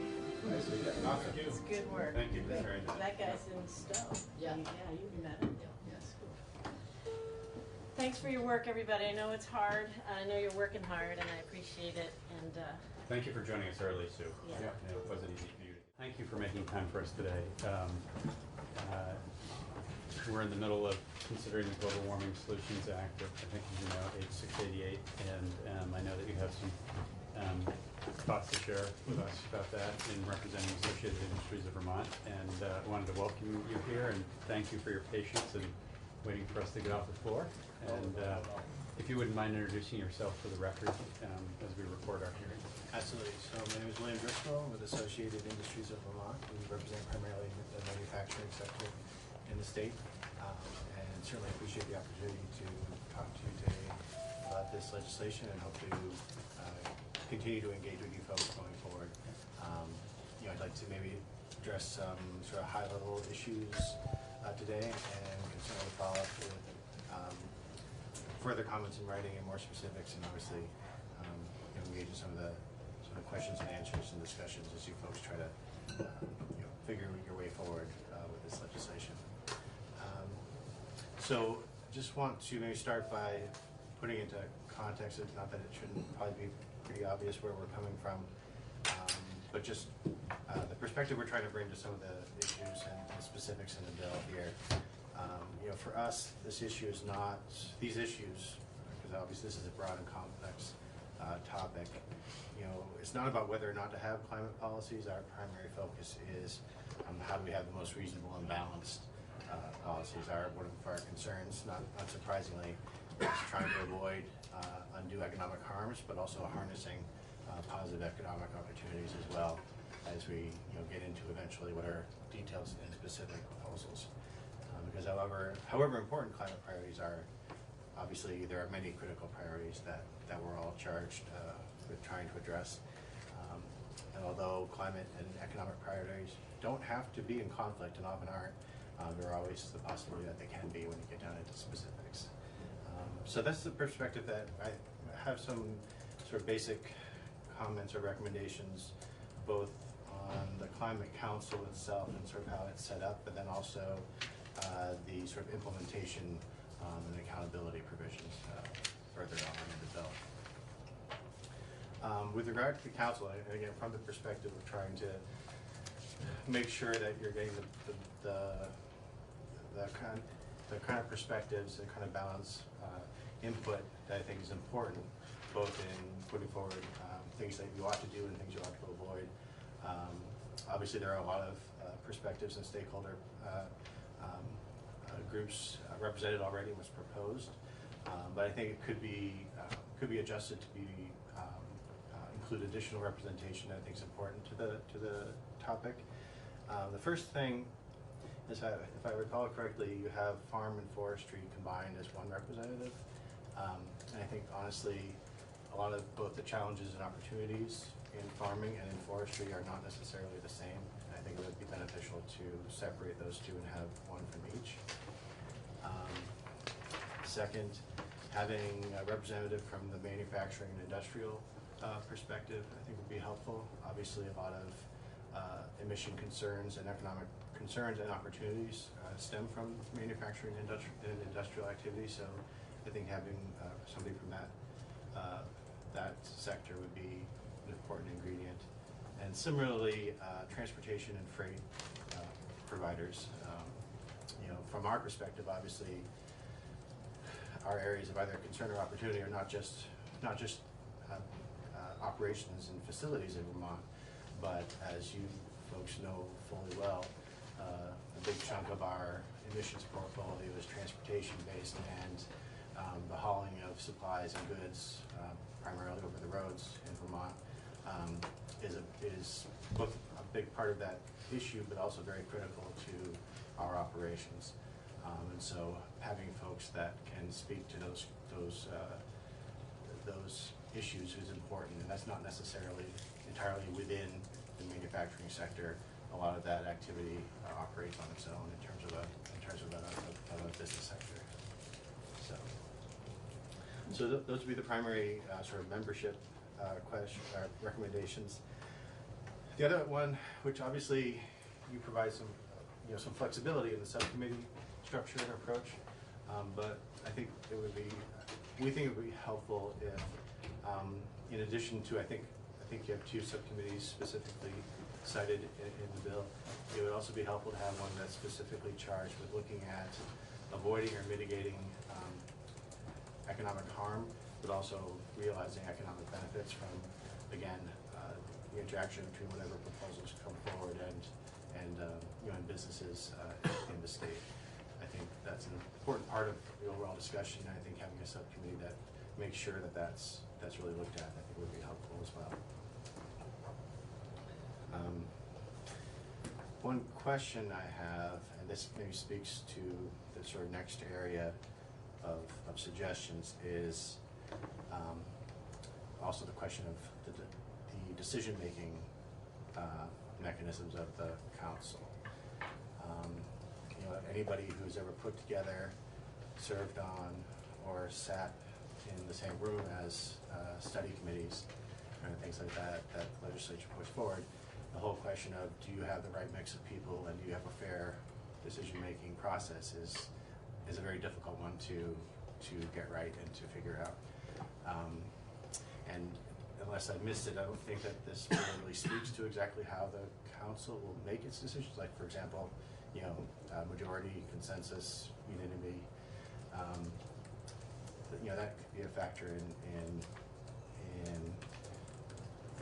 how the sort of the quality and the reception of their final product could affect that. Although I think that can be addressed with what we would propose on the implementation side.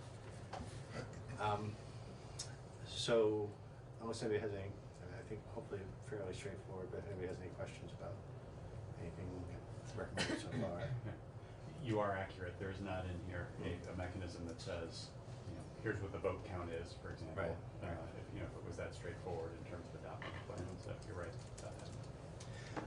So what we would recommend, the next part, which obviously has to do with deadlines and schedules and frankly the cause of action and role of the courts, which we have concerns about that for a number of reasons. What we would really recommend is, rather than what you have on the implementation side in the bill right now, is you have the council make the recommendations and reports that they're required to do, but have those not simply submitted to the legislature, but require their approval by the legislature. That, I think, first of all, given the balance of considerations that need to go into specific proposals, I think having that go through the legislative process is both important and reasonable. That can also serve, frankly, to be a filter or if you will, for the other challenges of trying to make the council the perfect representative body with the best process for approval. I think similarly how we don't have study committees and working groups go straight from report to law or rule. There is good reason why those go through the legislative process. And I think given the significance of the issue and the policies and proposals that are likely to be coming forward, it's all that much more important that those should be approved by the legislature. Excuse me. Sure. Just looking for clarification on what it is that should be approved. You said that so we require reports. Mm-hmm. Is that what should be approved, or are you looking? Is it before that? Is it involved in the rulemaking? Right. Well, so say the council's recommendations include the obvious one would be legislative changes, but also specific rules that the agency would be required to put forward, that the legislature would either adopt the legislative proposals, or if there's specific rule, direction, and authority that's recommended, that the legislature approves that. So, similarly to how now the legislature passes laws that require rules for implementation. So it would give an opportunity for the legislature to review the actual specific proposals and approve them. And if necessary, maybe make adjustments, if they see that there's good reason to do so.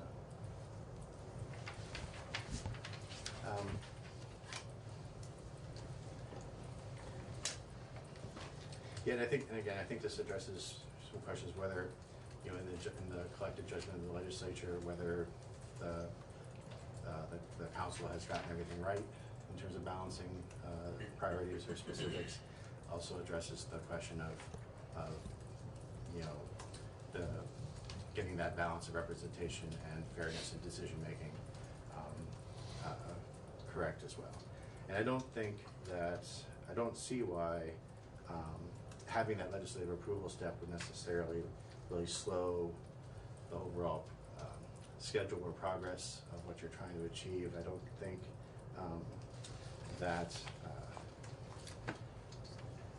I don't think the timing or the substance or the merits of what's done would change by requiring legislative approval. And I think you might be able to achieve some balance and judgment that sort of a more sort of, I don't want to say ham-fisted in a clumsy way, but a more sort of strict way that court intervention might lead to in terms of input and considerations that are brought to play. I think, frankly, sometimes, especially if you look at court intervention, where there's maybe some delay in the council's recommendations or a delay in the rulemaking. Sometimes there's good reason for those delays. It's not necessarily something that warrants a court case just because you're off by a month or a couple months or whatnot. There may be practical reasons for that. And I think having the legislative approval process allows some more flexibility and not having such a sensitive trigger on that.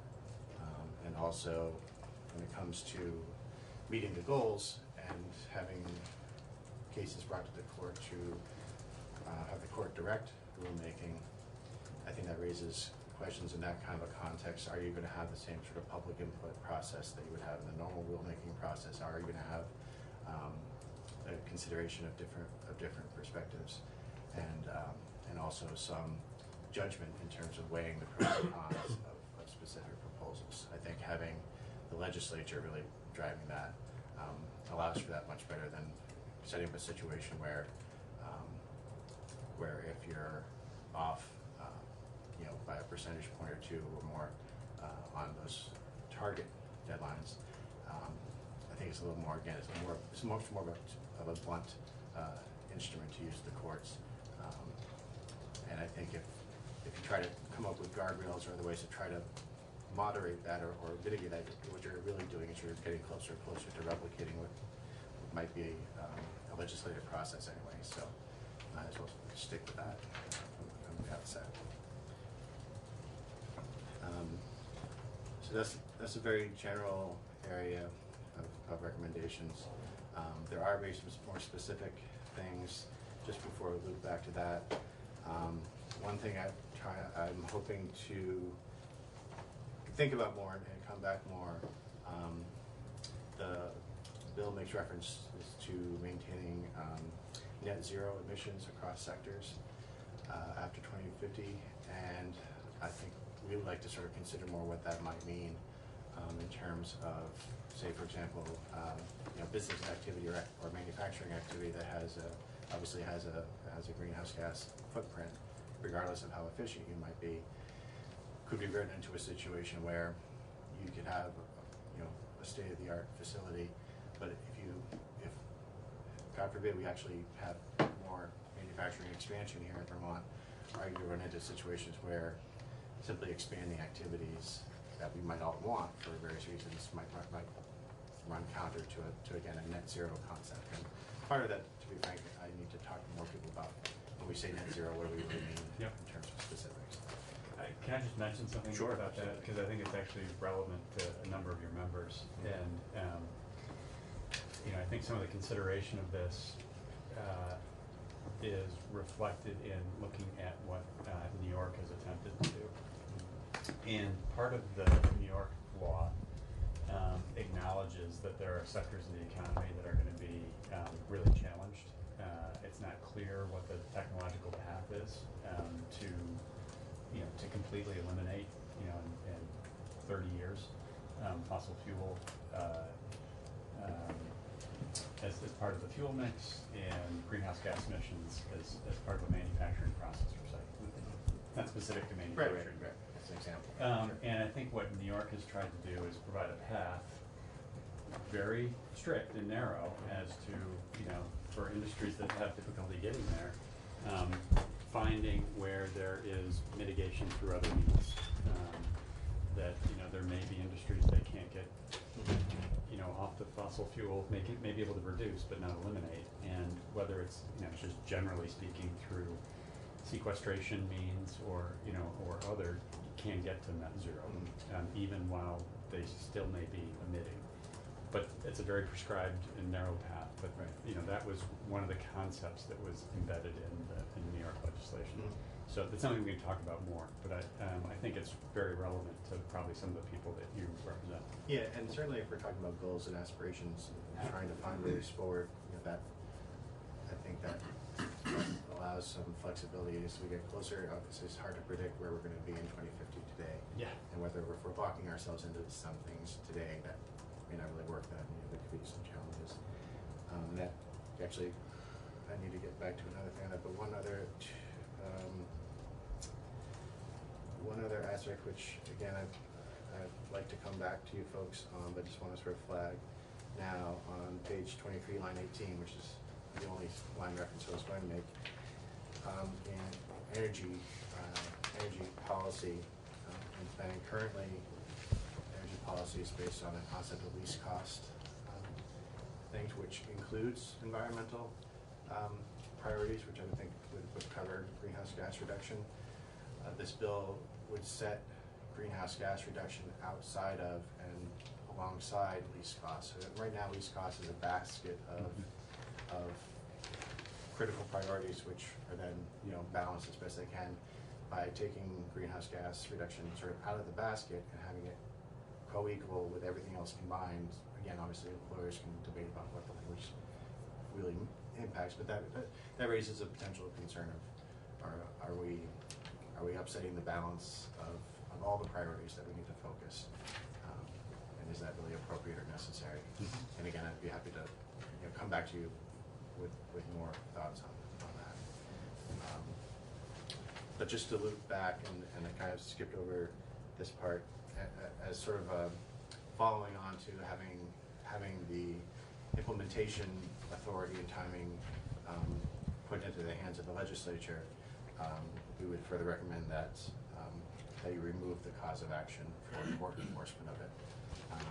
And then frankly, I don't think you need to make the goals mandatory if the legislature is going to be involved in implementing the targets along the way. If for whatever reason the legislature takes actions that don't meet up with those mandatory goals, I would presume it would be for some good reason or not. I think as long as certainly if you have an explicit cause of action, and even if you simply make it mandatory without an explicit cause of action, I think you just raise some potential legal concerns that I don't think are necessary if you go along with the legislative approval as you go through the schedule, the same schedule that the council is already supposed to be working on.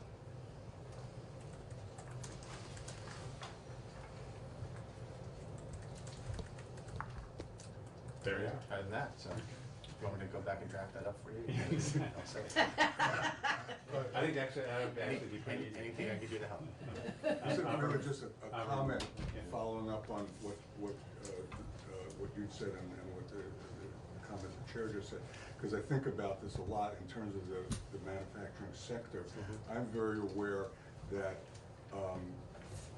depending on what it is they're manufacturing and what the manufacturing process is, that some industries are at this point in time and for the immediate foreseeable future much more dependent on fossil fuels than others. Those that require huge amounts of heat as part of the manufacturing process, that's where it comes from now. And I read of other alternatives coming along the pike, but not next year, 10 years, maybe 15 years from now. So I think that's something we should be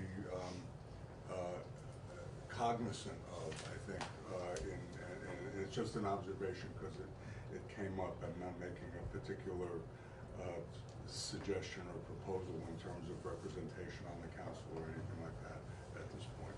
And I think a big part of that part of it too, in terms of what can be done and how quickly it can be done.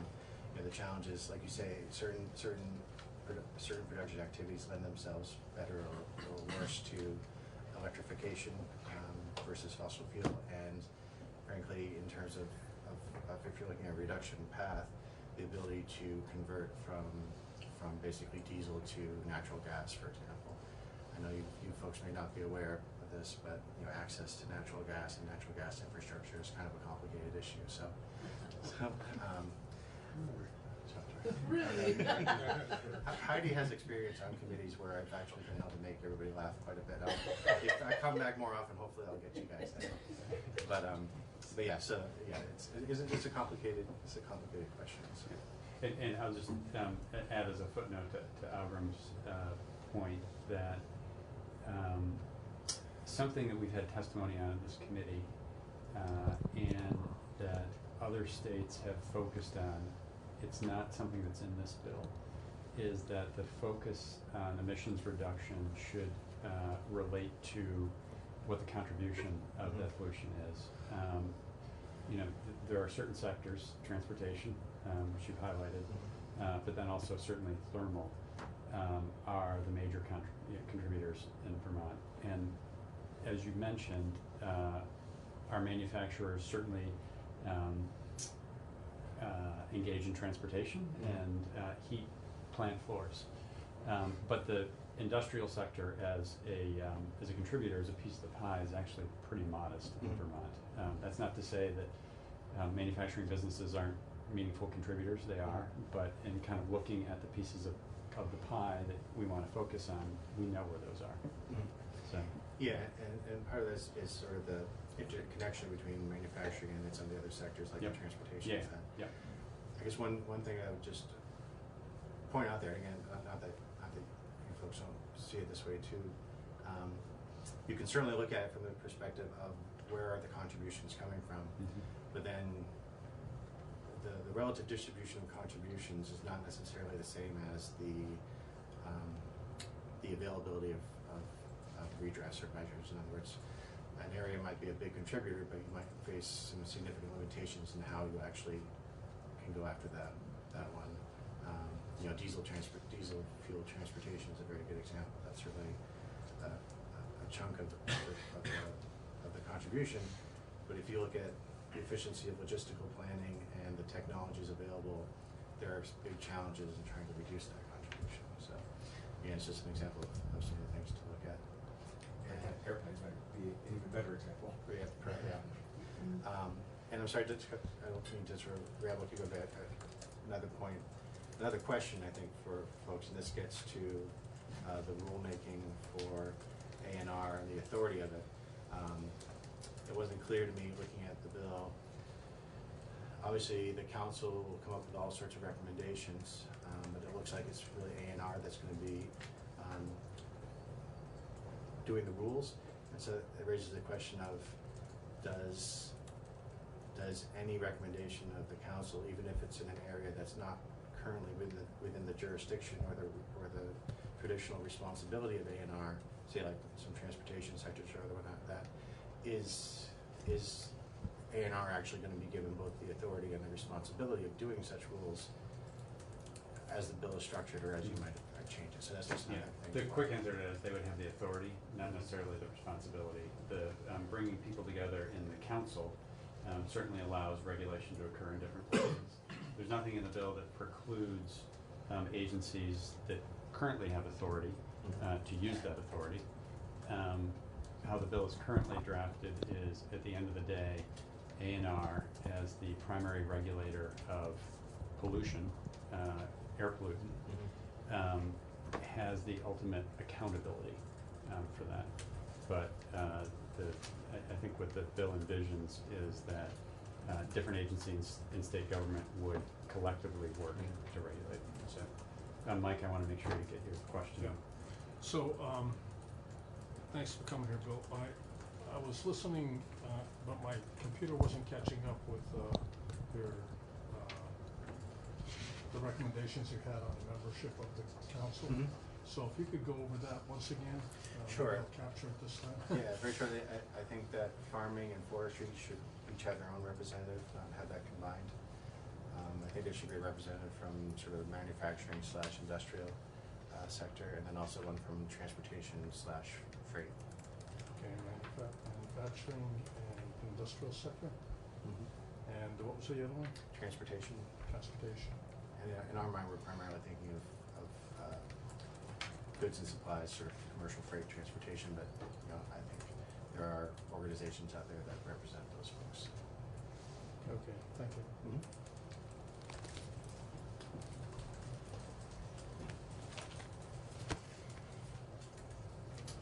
Any other questions? Great. All right. Thank you. Thank you for joining us. Thanks for the specific suggestions. Yep.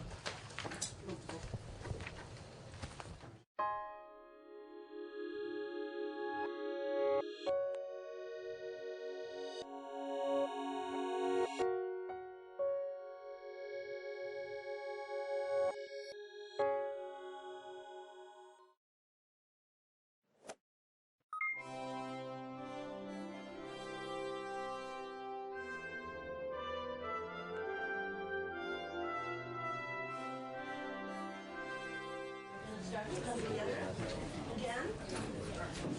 We are back on the subject of pre-K, and I am really delighted to start the conversation with Meg Baker.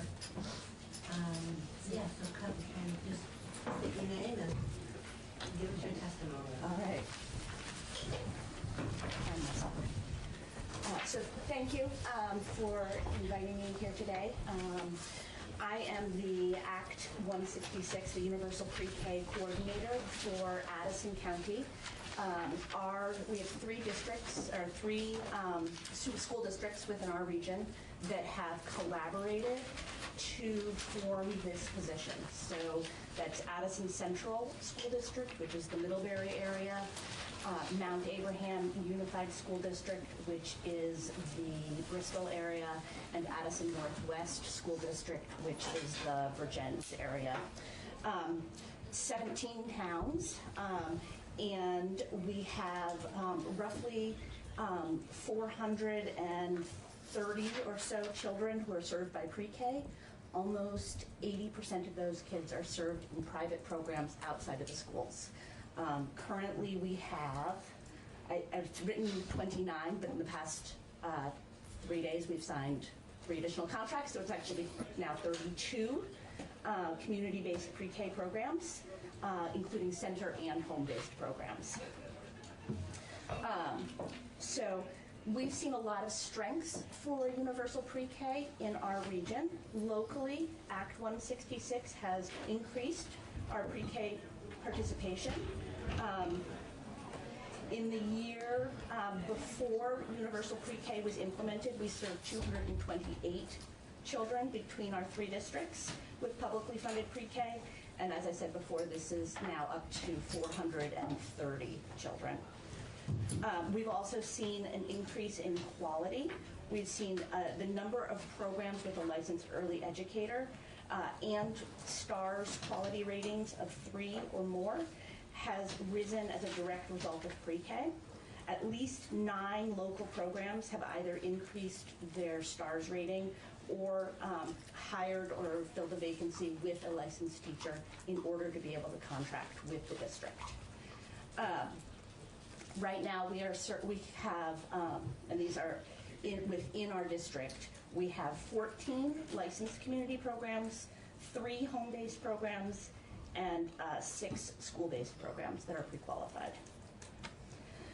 One of the strengths that we've identified is consistency, partially because of our regional administration. We developed, beginning back in 2015 and 2016, one central contract timeline and attendance and enrollment paperwork. And in the past year or so, I've been working with other regions in our state to further align contracts and practices so that we are more consistent with what's happening in Chittenden County and White River Valley, so that we've got a crosswalk and we are trying to refine our language to be more consistent. We found that meeting family needs, families appreciate the portability of the tuition and the variety of choices that are available. We have full-time, full-year programs. We also have part-time pre-K programs. There's schools, there's homes, and there's programs with a variety of philosophies. The information about children has also been helpful in terms of school budgeting and kindergarten transition, knowing more about the kids who are coming up. Another strength has been our increased public-private partnerships, thinking about awareness of early learning standards and child progress.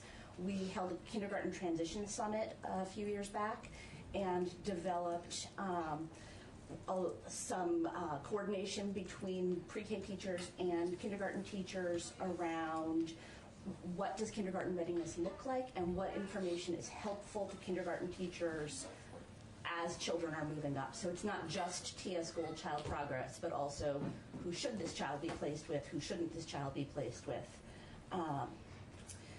We've looked at collaborative professional development opportunities. We've used some of our TS Gold data to think about what is the data telling us about where we need to spend more time. And as a result of that, we've formed some professional learning communities and communities of practice. We're offering professional development on the pyramid model, the social emotional pyramid model, to our private programs. We've also offered some mathematics. And as I mentioned before, regional administration has been a key component of that. We, like others in the state, have seen some limits to the universal pre-K law. One of those pieces does have to do with capacity. Although we have good capacity in our region to serve in terms of the number of spots for children, families have very disparate needs in terms of schedules and locations and program characteristics. And so what that means is that occasionally transportation is a barrier, finding mid-year openings for kids who come to our homeless shelter, which doesn't open until mid-October in Middlebury. Those kinds of things has been a real challenge. It generally works out, but that is one of the limitations that we've seen. Special education portability, I know you've heard some testimony, has been a challenge. The districts have a finite pool of resources, and although they're meeting the needs, it does continue to be a challenge. Equity, we anecdotally have seen that at-risk students seem to be concentrated into certain programs. I would say that that's both school-based programs and some of our full-time, full-year programs, depending on family needs, and that other programs are less accessible. And it's something that I think that there needs to be additional data and research done on. Dual administration has been a major concern. Having both the agency of education and the CDD responsible has been unwieldy for both community programs and school-based programs. And it's also very unclear sometimes how school-age policies like the McKinney-Vento Homeless Education Act might impact pre-K and ELL services, other kinds of services like that. And it's something that I hope that as you look at a bifurcation of the system, that you consider how issues like that will be resolved for individual students. Sorry, I've lost my place here. The local administrative concerns have been very challenging. Administrative costs are high, right? I mean, my position exists specifically to manage this law. And the other piece is that there's no recourse for schools. Schools are mandated to partner, and if a program doesn't return paperwork or doesn't obey the law, we've gotten limited guidance from the state around those, and we don't have a lot of recourse that is built into our ability to negotiate around those issues. Quality assurance. Even if we that remains even if we bifurcate.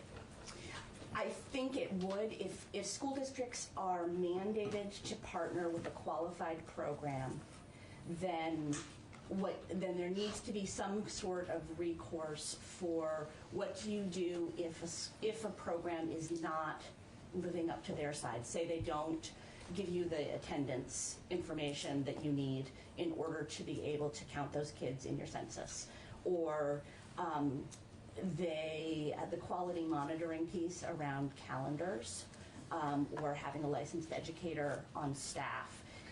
If there are concerns, a school district needs to have some kind of negotiation power to discontinue their contracts or discontinue their funding or renegotiate what those situations look like. And that is a challenge at the moment. And then quality assurance, that sort of feeds into that same piece, right? If school districts are in the place right now of needing to monitor for pre-K compliance with Act 166, and there has not been significant guidance from the state around those pieces. It also creates some real budgetary and ethical issues if a program loses their licensed teacher mid-year, for example. Do you discontinue the tuition funding for those children mid-year, knowing that the cost then is going to be passed on to those families? Fortunately, that's not been a situation that we've had to get to, but we've come close a couple of times. It also creates all kinds of issues for school budgets at that point, because you're counting kids and then you suddenly aren't able to count them. The lack of early educators has been a concern. There's currently insufficient numbers of licensed educators to fully meet the demand.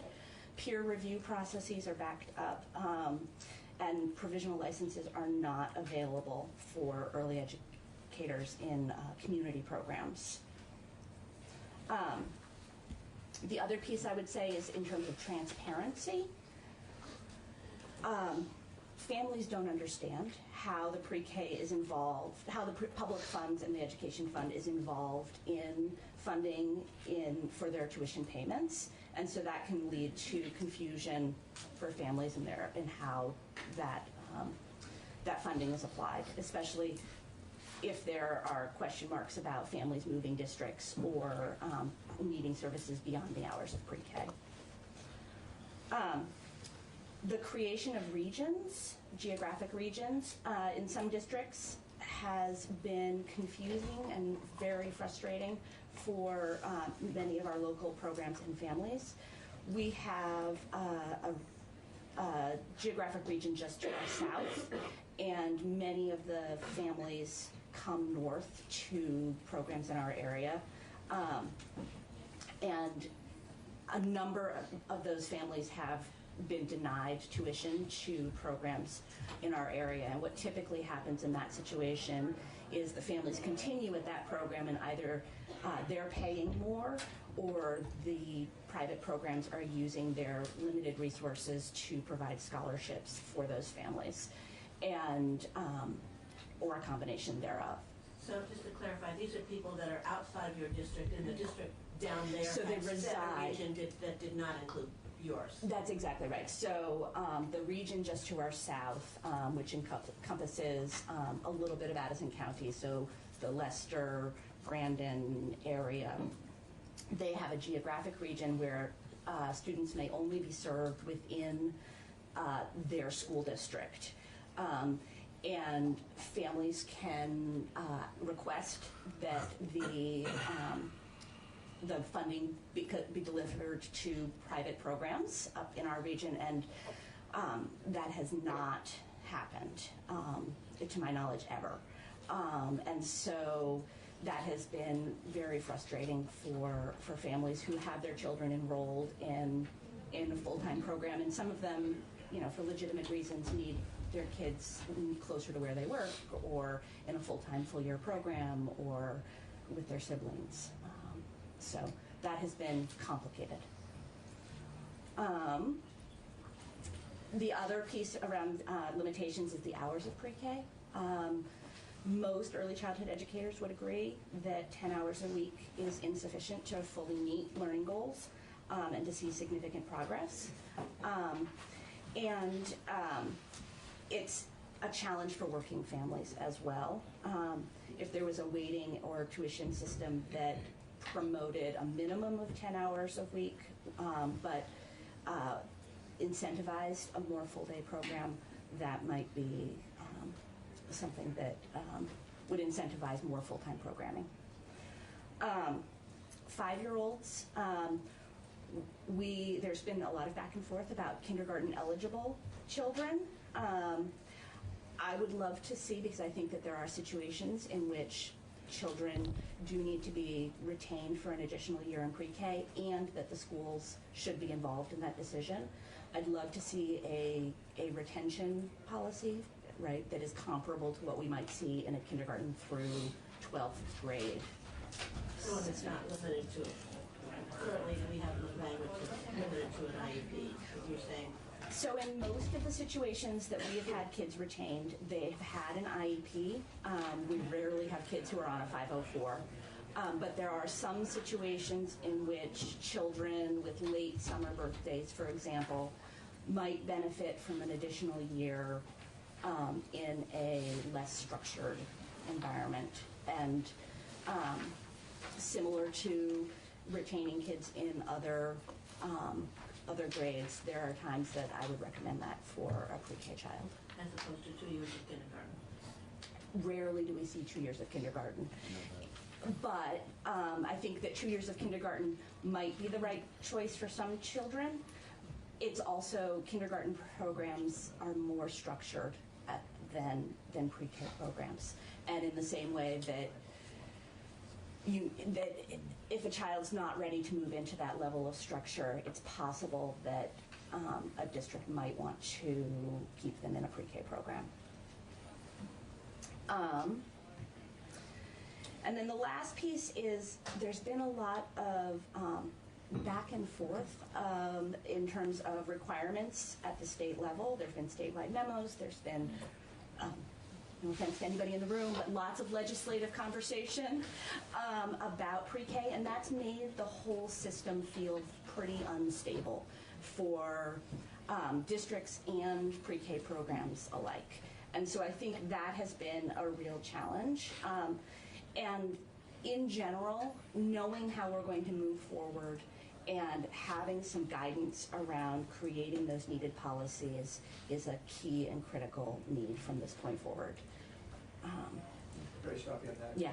You sort of list 3 areas of uncertainty that are hanging out there. Mm-hmm. One of which is legislative conversations about potential changes. Yep. Where does that rank in that list of 3? I would say the things that have caused the most immediate furor have been the statewide memos from the Agency of Education that have come out that have changed things immediately. The things that create the most long-term instability, right, that feeling of I don't know where we're going to be next year, that's the legislative piece.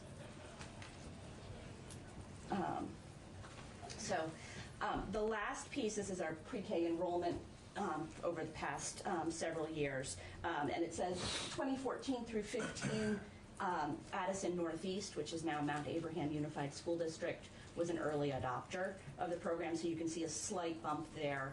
And then when Addison Central and Addison Northwest joined is where we saw the largest increases. And now it appears to have leveled out in terms of enrollment. So the other piece that I wanted to bring up was some specific comments about the draft that I saw. And I know it's just a draft. And I think you've gone a long ways towards looking at what some of the concerns are and compromise. There were a couple of questions that came to mind for me. The first piece is around pre-K eligibility and monitoring. It looks as though you've removed pre-qualification from that bill, but now it seems a little unclear who is establishing and monitoring that private program eligibility for partnership.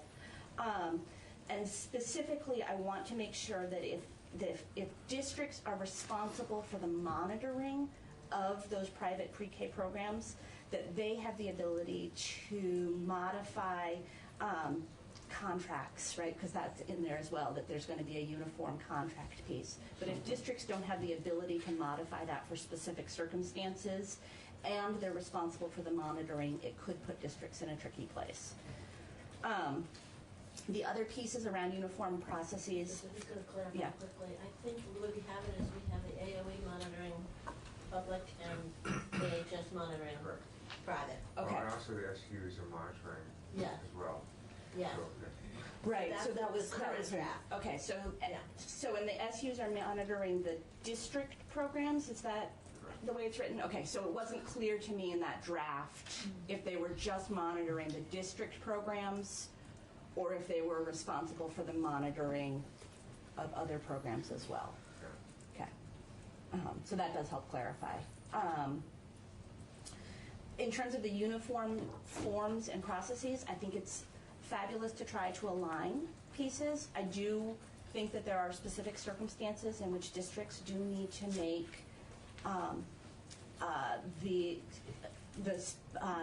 modifications. I even think about things like the birth date. The kindergarten entrance date is not the same throughout the state. So it would be hard to write a contract saying we will serve kids between these ages without having even that level of similarity around the state. The other piece in terms of thinking about enrollment and attendance forms, we don't have consistent enrollment and attendance forms K through 12. We don't even have the same school databases. And thinking about right now how our districts all share a similar, we all use a shared power school. We've been able to manage much of this regionally. I'm not sure, I'm in this conversation with Chittenden County about some of these pieces, and even thinking about, Burlington does all of their enrollment pieces online. That is not something that in Addison County we have moved to. And so that level of enrollment would be complicated to make entirely uniform. I'd love to see something in the bill about the Vermont Early Learning Standards, that's the backbone of what we understand about what children should know and be able to do at various stages, and our curriculum and assessment tools should be connected to that at a deep level in both public and private partners programs. Is there in those Vermont Early Learning Centers, we're also talking a lot about literacy. I'm just wondering, are there standards in terms of literacy and assessment at the pre-K level? So the standards, the Vermont Early Learning Standards, there are. They cover birth through 3rd grade, and they cover, I want to say it's 8 different domains: social emotional approaches to learning, language and literacy, which are broken up separately, mathematics, history, or mathematics, social studies, physical health and development, and science. It's 9. And they are tied to the Common Core as well. And so when you get to the kindergarten through 3rd grade, all of those Vermont Early Learning Standards actually link back directly to those Common Core, but with the addition of social, emotional, physical health and development, right? Some of those pieces that Common Core doesn't touch. And are there assessments in the pre-K? So the assessment tool that we use in pre-K is actually TS Gold, Teaching Strategies Gold, and it is tied to the Vermont Early Learning Standards. There's a crosswalk of the two. They are not identical. TS Gold is a formative observation-based assessment tool that does have, reliability, inter-rater reliability testing and so forth. So it is you can use a portfolio and observations and other documentation to demonstrate kids meeting those goals. And struggling readers possibly, because they're so young, and probably, but they would be at least, looked at, they be noted on those assessments. That's right. So when we right now, districts can look at those PS Gold, and in fact, I recently ran those reports for all of our pre-K programs. And I can look across those and note when there are kids who are not meeting those expectations and address that with the program.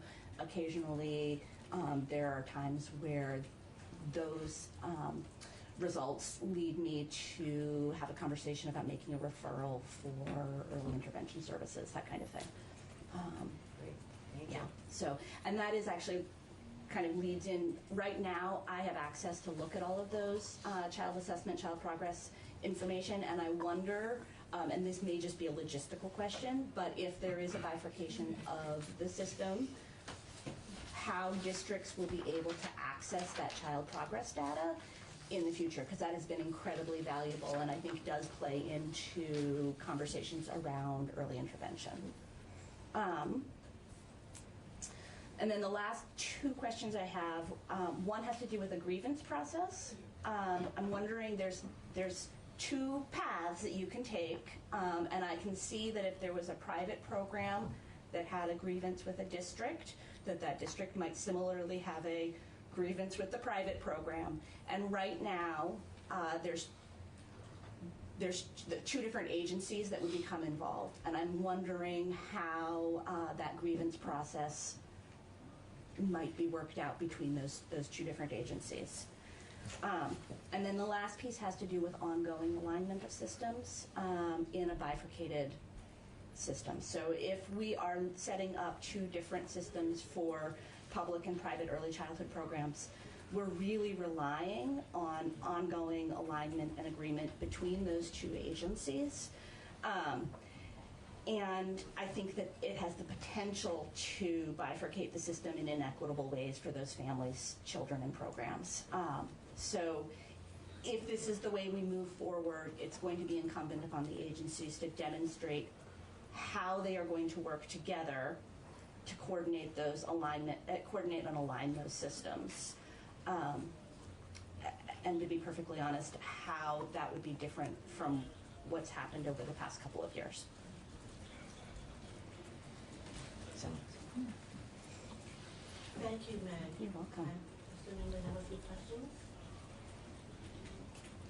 Kathleen? Your final point, could you elaborate just a little bit on, maybe give some examples of inequities that you could see evolving? And then totally unrelated, I needed a little bit better understanding of the problems with special ed portability, which was many bullet points up. Yeah. Okay.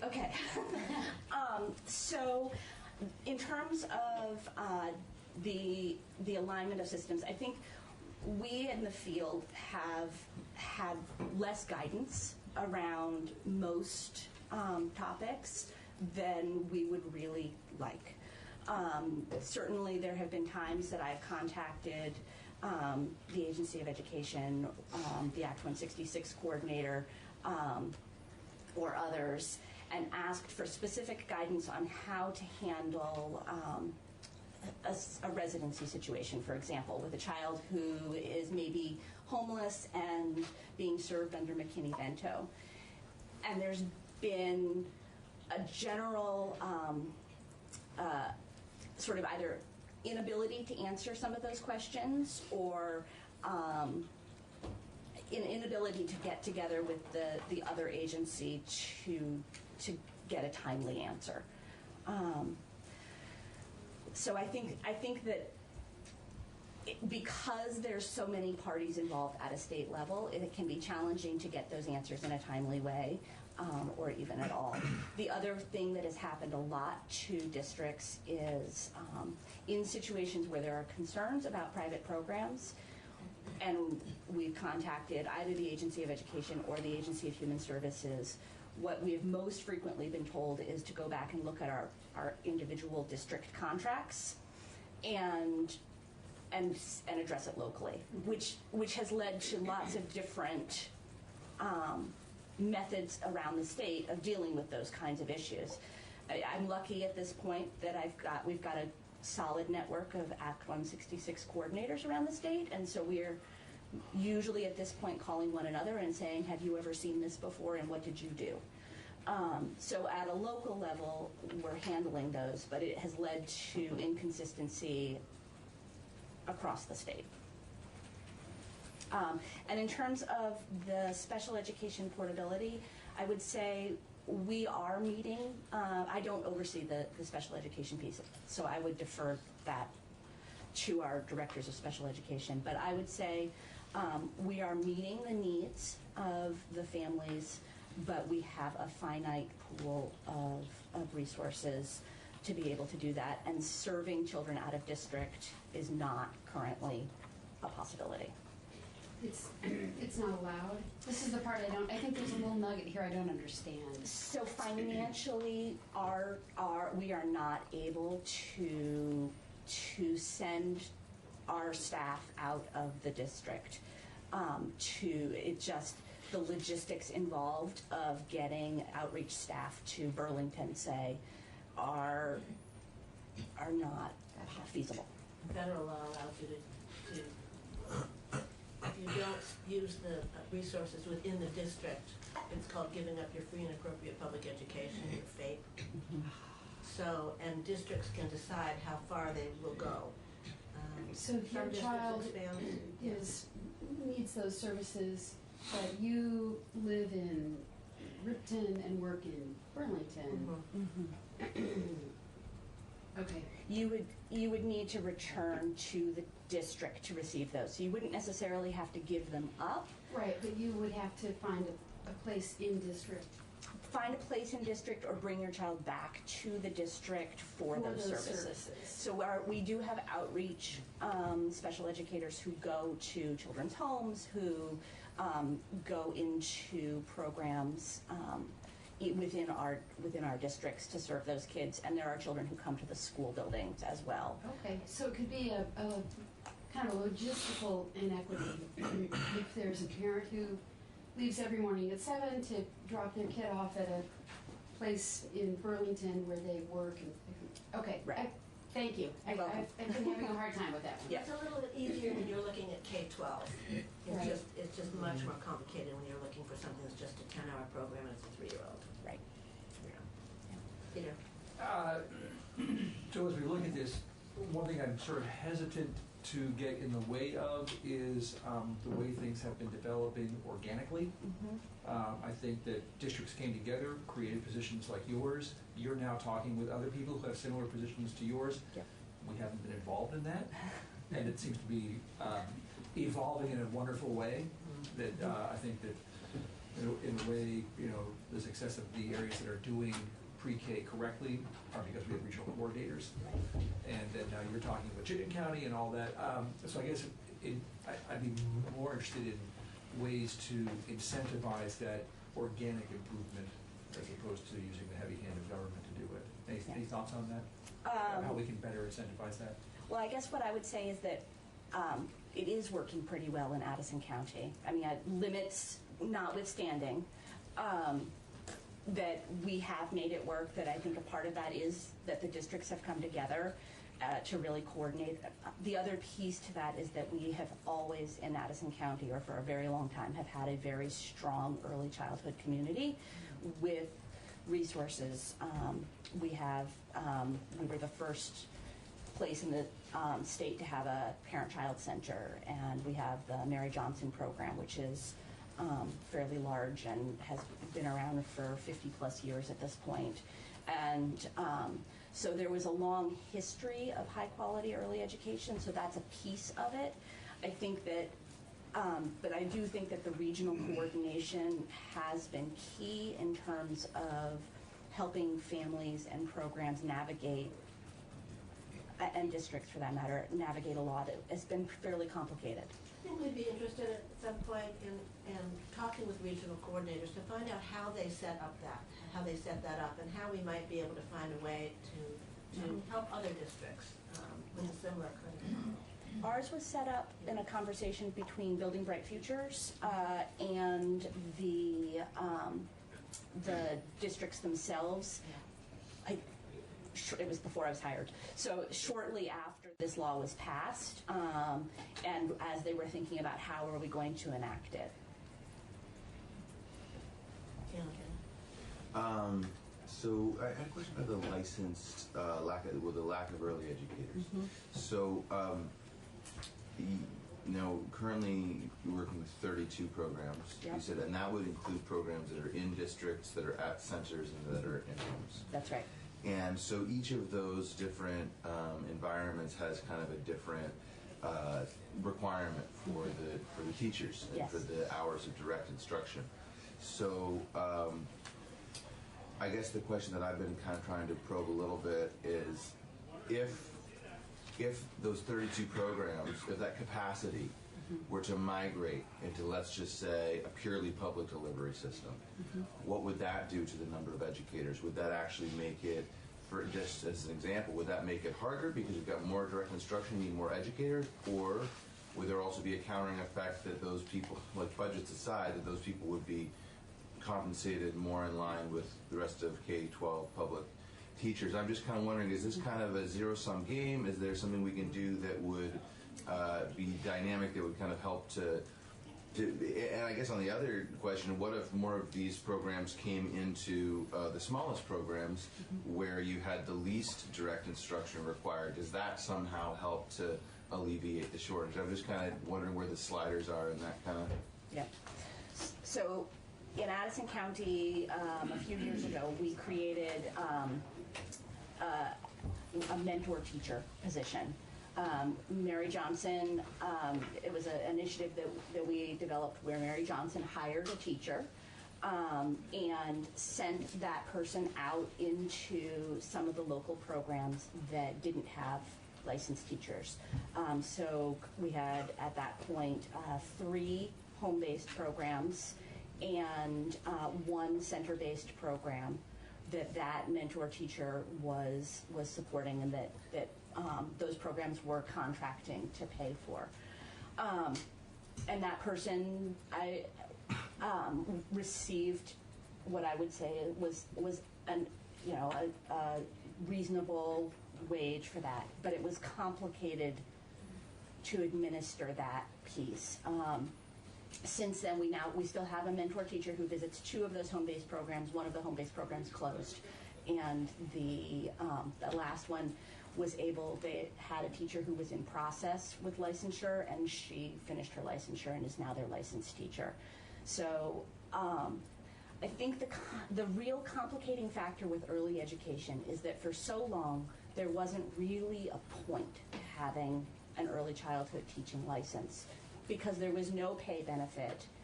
And so now the field is playing catch up in a lot of ways. There still isn't equity in wages in the private field, in the private sector and the public sector, or in benefits. And so I think we would need time to be able to get there. The other piece that I'm not sure about is 10 hours a week is a really that's a hard position to fill, right? You're not going to necessarily hire a teacher for just those 10 hours. But the realities of childcare being what they are in the private sector, you're not going to be able to afford the wages full-time for a teacher based on those other 30 to 40 hours of private tuition. I want to, I'm just looking at the time, and I want to make sure that we get Janice Stockman in, and then it might be that we would be directing questions to both of you. So, Janice, thank you. And do I just go back here? Yes. Thank you so much. You're welcome. Hi. Hi. Welcome. Let's see. For the record, is your name? I'm Janice Stockton, and I'm the Early Childhood Coordinator for the Wyndham Southeast Supervisory Union and the Wyndham Southeast School District. Thank you for inviting me today. So my job title and my job is a little bit different than Meg's. As the Early Childhood Coordinator, I oversee early childhood special education and public pre-K, our partnerships, and I also serve as a resource to our public pre-K classrooms in our school district for coaching, for resource support, and to navigate the morass of legislation and regulations and policies and programs that govern early childhood in our state. Wyndham Southeast is a small district compared to what Meg represents. We're Brattleboro, Guilford, Vernon, Dummerston, and Putney. Although Vernon is not technically in our school district, it's part of our supervisory union. I'm in my 11th year there. Prior to that, I was a consultant to the Child Development Division in the Head Start State Collaboration Office, and during that time is when many of the discussions around public pre-K were happening, and Act 62 was the former legislation that allowed and made kind of pathways for education dollars to flow out to community private programs. At that time, I wasn't a policymaker, but I was at a lot of meetings, and there were many discussions about how to distinguish between the kinds of programs that would qualify for this high quality pre-K education and how to distinguish those from the ones that met the minimum quality standards that were put forth by our Child Development Division's program regulations.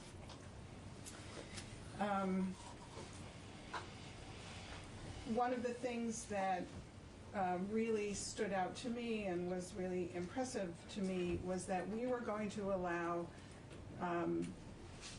kids all around the state to receive a higher level, higher standards, and higher expectations for their education program than what were formerly available to them. Because we were publicly funding it, we were making some requirements for quality standards, and that kids and families would have more access to high quality education. So the criteria that you see in Act 166 is a result of compromises made during those discussions. So we have a licensed teacher endorsed in early childhood ed or early childhood special education who may not actually be the classroom teacher. They may be a teacher in a classroom down the hall. They may be the director who doesn't have teaching responsibilities. They had to have STARS levels, 3 or 4 or 5 stars, a curriculum that follows the Vermont Early Learning Standards, and using ongoing progress monitoring tools using the state-approved assessment teaching strategies goals. While I support a lot of the changes that your draft legislation is talking about, I hope you don't change one thing, that universal pre-K or UPK represents a higher standard than what's available if there were no pre-K legislation. So I'm going to tell you what I think is working well in Wyndham Southeast, what changes I would like to see that could improve pre-K, and then I want to give you some of my responses and reactions to the draft bill. So what's working well? We have 312 preschoolers enrolled in pre-K in our district. We've seen an increase every year that we've been doing this. So 312 is the most that we've had. We have 4 public classrooms serving children who are 4 years old by September 1st. All of these classrooms offer a full day, so in excess of the 10 required hours. They're there for the same amount of time as K through 6. Yes, just 4-year-olds. Yeah. Just 4-year-olds, right.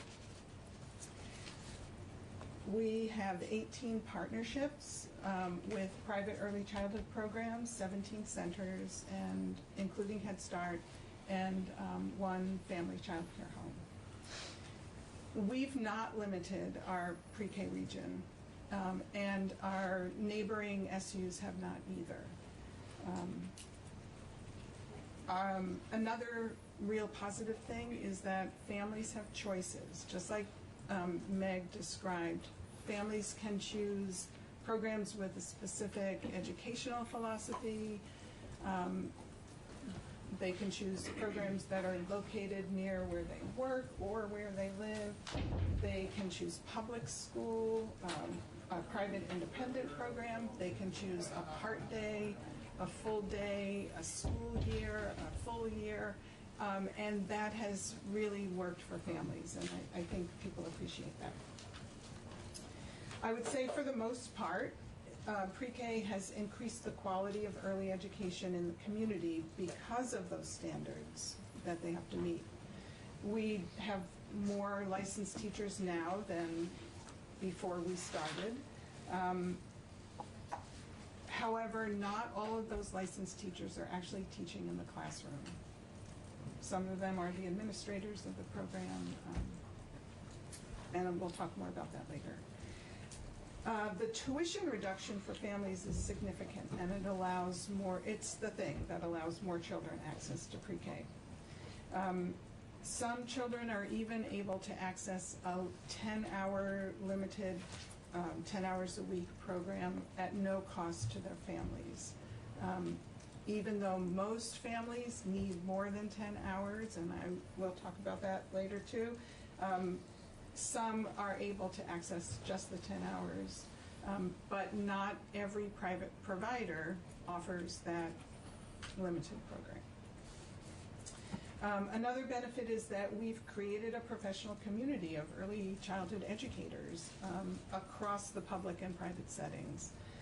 We developed bridges between both sectors that have mutual benefit. Our schools know more about the kids that are coming into kindergarten, and private programs feel elevated because of their partnership with the school district, which offers them professional development, access to the local standards board for teacher license renewal, and a voice at the table at our school board meetings. That was something that was initiated last year. So actually, prior to our merger, the private providers were coming to school board meetings to give a report, a monthly report.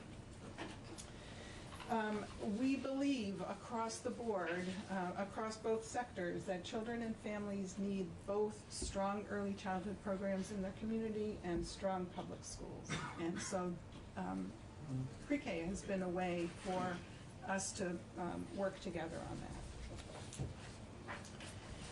So there are some changes that I would like to see happen, much of which you have addressed in your draft. I think the first one is I really like the idea of separating out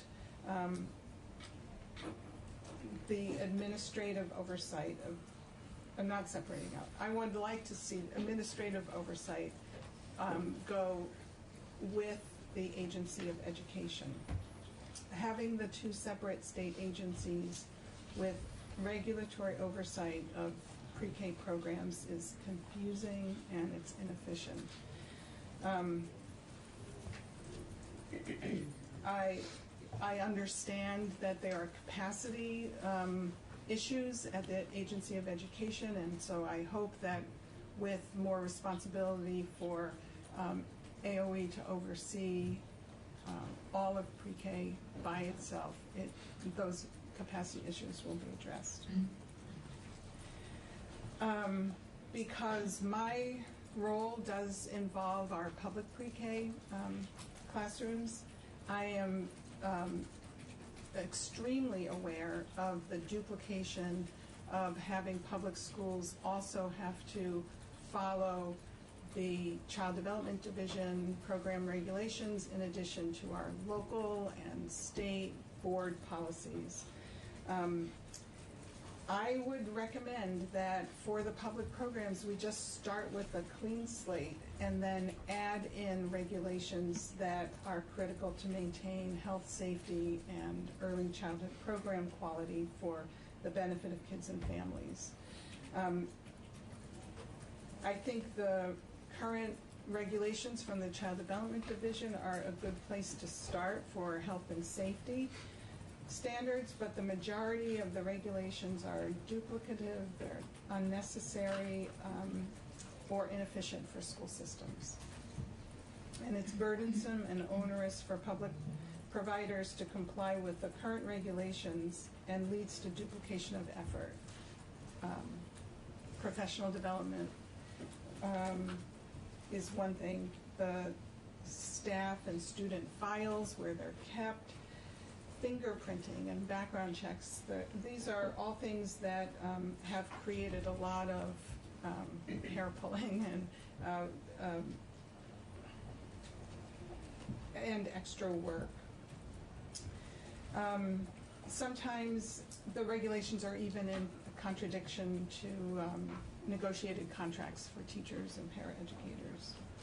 So I would say release the public providers from having to comply with those regulations. The most significant factor in effective early education is the teacher. And teachers with professional credentials and specific knowledge and skills about teaching young children are more effective than those without those equivalent credentials. I believe that every child that receives public funding for pre-K should be taught by a licensed teacher. I don't have data to show you, but I go into lots of classrooms and I see the difference between classrooms that are managed and taught and by someone who's with a teaching background. That's not to say that there aren't excellent early childhood educators who aren't licensed teachers, but finding a way to acknowledge and recognize their skills and bring them to a level of having teacher certification is something I think that has been a strength of our system in the past, and I would hope to see that continue. Also, I urge you to consider allowing teachers with preschool Montessori certification to meet the teacher licensure requirements for universal pre-K. I don't think we ever talk about that, but and I don't have any particular investment in Montessori, except that I know in my community that is a program that has struggled to maintain its ability to partner with us because their teachers go through a very highly structured and very thorough training program.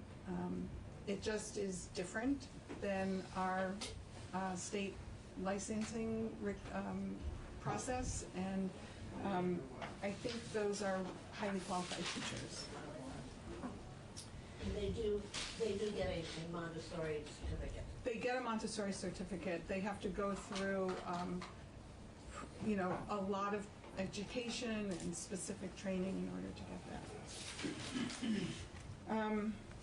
We need clear guidelines and a process for monitoring. And I understand that this is something the AOE has been working on for a number of years. We are looking forward to it being unveiled, and I hope that this committee will be hearing from them pretty soon about that. I also think that within our school districts and within our partnerships, that the monitoring should be done by an outside body. I think it's hard for us to be good partners and monitor them as well. So I would just ask you to think about what is the most appropriate body to provide that monitoring.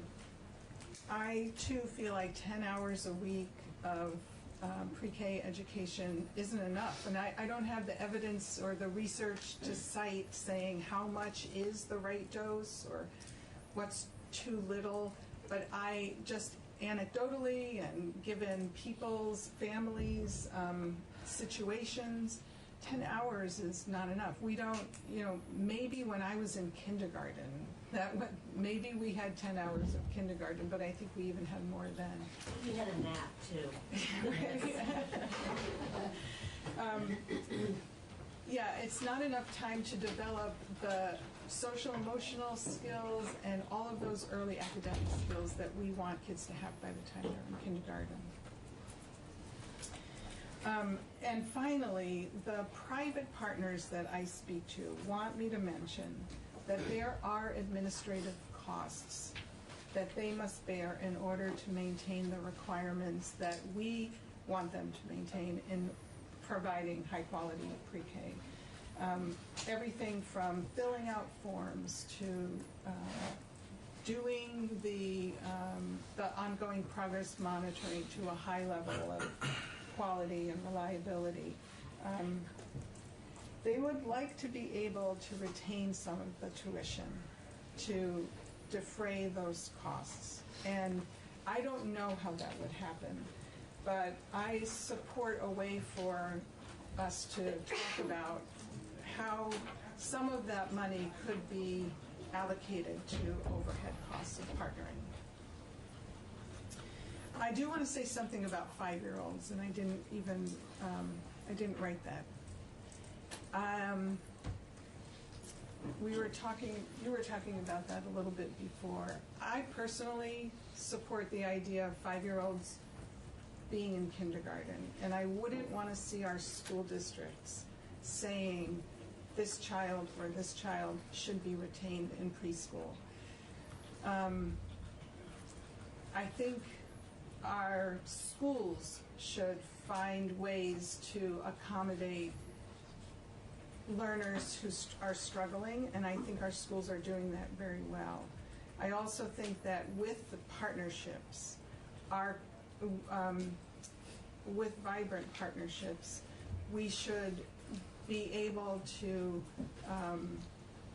accommodate kids' needs in whatever setting or whatever at the appropriate grade level. And there is a complication when it comes to special education. So if we are saying a 5-year-old isn't ready for kindergarten and they should repeat preschool, maybe there are some developmental delays that have yet to be identified. And if we keep 5-year-olds in preschool and then discover that they need special education and they turn 6 at some point during that year, then our early childhood special ed system isn't licensed to serve them beyond the age of 6. So I think it's very complicated when we're talking about that. So my reactions to the draft bill, thank you so much for taking out the word pre-qualified. It's confusing. People don't know, are they pre-qualified and then they're going to get qualified? So thank you for taking that away. I'm a little confused about the organizing structure, and maybe you can help me understand it.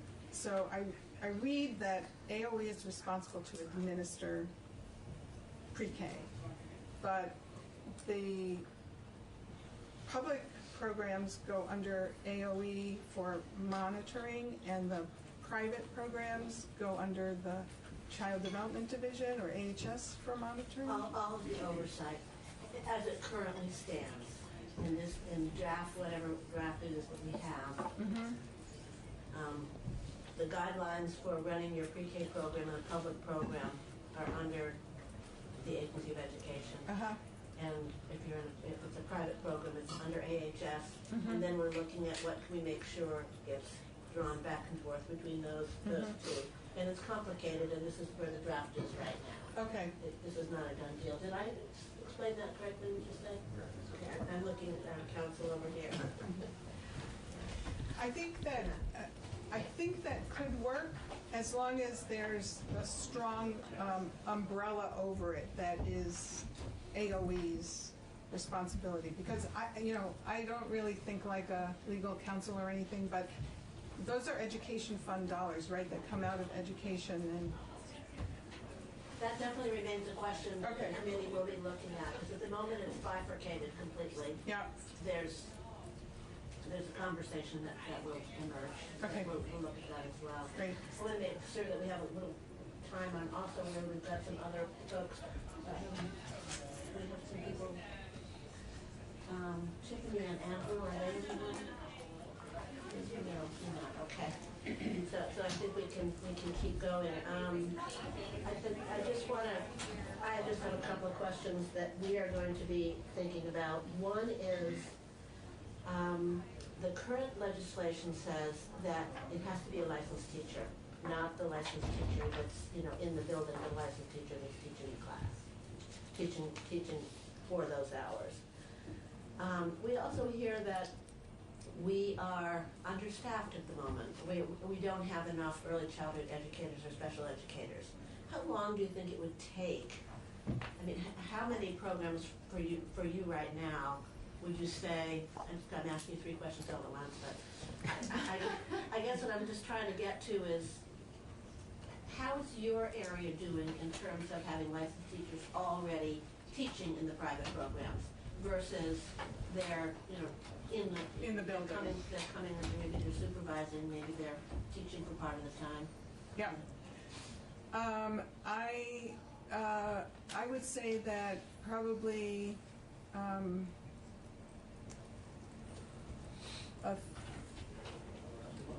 I think about 7 or 8 of our partner programs do not have licensed teachers in the classroom. For the most part, they have licensed teachers as the director or the administrator. Or they might have a teacher in one classroom but not in the other. So there would be a ramp up period. Yeah. And I think that, I think there were more vibrant initiatives to increase the availability of supported peer review with a provisional license. And actually in my district, our superintendent does sign off on provisional license occasionally for private. That are willing to do that. I know, and it takes a bit of convincing, and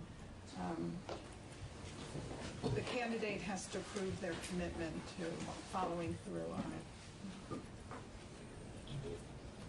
But I feel like this may be beyond the bounds, the scope of your committee, but we are never going to get to the place where we want with results for young kids if we continue to have inequality in qualifications and compensation for early childhood educators. So we just need to figure that out, and it's hard. It's why we haven't figured it out so far, but those struggling private programs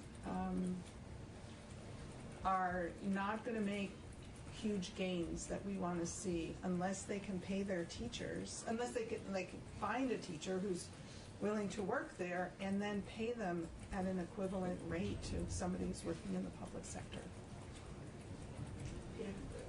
just a technical question. If we take UPK vouchers aside, does this goes to both of you, does a 4-star or NACE certified private provider have to have a licensed teacher in the classroom? No. No. Okay. Not now. Right, but they do in order to receive the voucher. And this is sort of contrary to what you actually said. I'm really glad you said it because it made me think more about it. But whenever we've gone to visit a private 4-star NACE certified center, I always ask, okay, could I ever tell the difference between when pre-K is going on and when childcare is going on? And the answer is universally no. You are always watching high-quality childcare, which then makes me wonder about the necessity of having a licensed teacher. I mean, if you already are reaching 4 stars or NACE certification, are we adding an unnecessary level by saying, and you have to have a 10-hour-a-week licensed teacher on premises? I don't think it's an unnecessary level. I think the stars and NACE accreditation value structural elements and reward them with that level of accreditation. And the structural elements like classroom size, materials, those are really important too. The environment is really important. But I think, all of the research that I read is the teacher and the skills of the teacher are the critical factors in high-quality education, whether it's pre-K or 4th grade. You can have a beautiful classroom with all the right materials and you can wash your hands at all the right times, but if the teacher doesn't know how to teach and manage a classroom, so that sort of... I don't know, what do you... Well, I guess what I would say, Peter, is, sorry, I can't see you. I would say all of the research around what makes an effective professional development has to do with coaching and having a teacher with background and professional experience and education as that mentor in the room has a far greater impact than anything else. So in the situations where we only have a licensed teacher on site who's not in the room, I think that doesn't happen. But in the situations where the licensed teacher might be there and be absent for a day, things can carry on because she's going with she, it's usually she, because she's been there most of the time. Does that make sense? Thank you. You get to start? Yeah. All right. Okay, great. So, so I'm Tiffany Hubbard, and I oversee the school-based programs that are provided through Washington County Mental Health through our local community schools, our educational partners in the Washington County area. And I'm Andrew Ripley, and I provide clinical oversight and supervision to approximately a third of our programs. We have a couple other clinical supervisors as well. Yeah. And as I look around the room, there are also other educational mental health leaders in the room. Amy Irish from NCSS is also in, and there are some DMH folks who are very privy to the mental health services that are provided in our public school system. So Andrew and I are really just going to speak about the services that Washington County provides to our local youth and our education system. I think each of you have, maybe you do or maybe you don't, we'll sort of move it along in this PowerPoint. But just as we go through, there are some slides that we'll review and then some that we'll just skim over. But please don't hesitate to ask us questions along the way. It'll be very helpful. If there's information that we're providing or acronyms that we're using that you'd like more information about. What I would say is that the mental health services locally in our state, across our state certainly, have changed tremendously in the years that I've been involved. So in 1995, Washington County created the very first behavioral interventionist position in the state of Vermont. That position is now duplicated across all designated agencies in the state and serve hundreds of youth.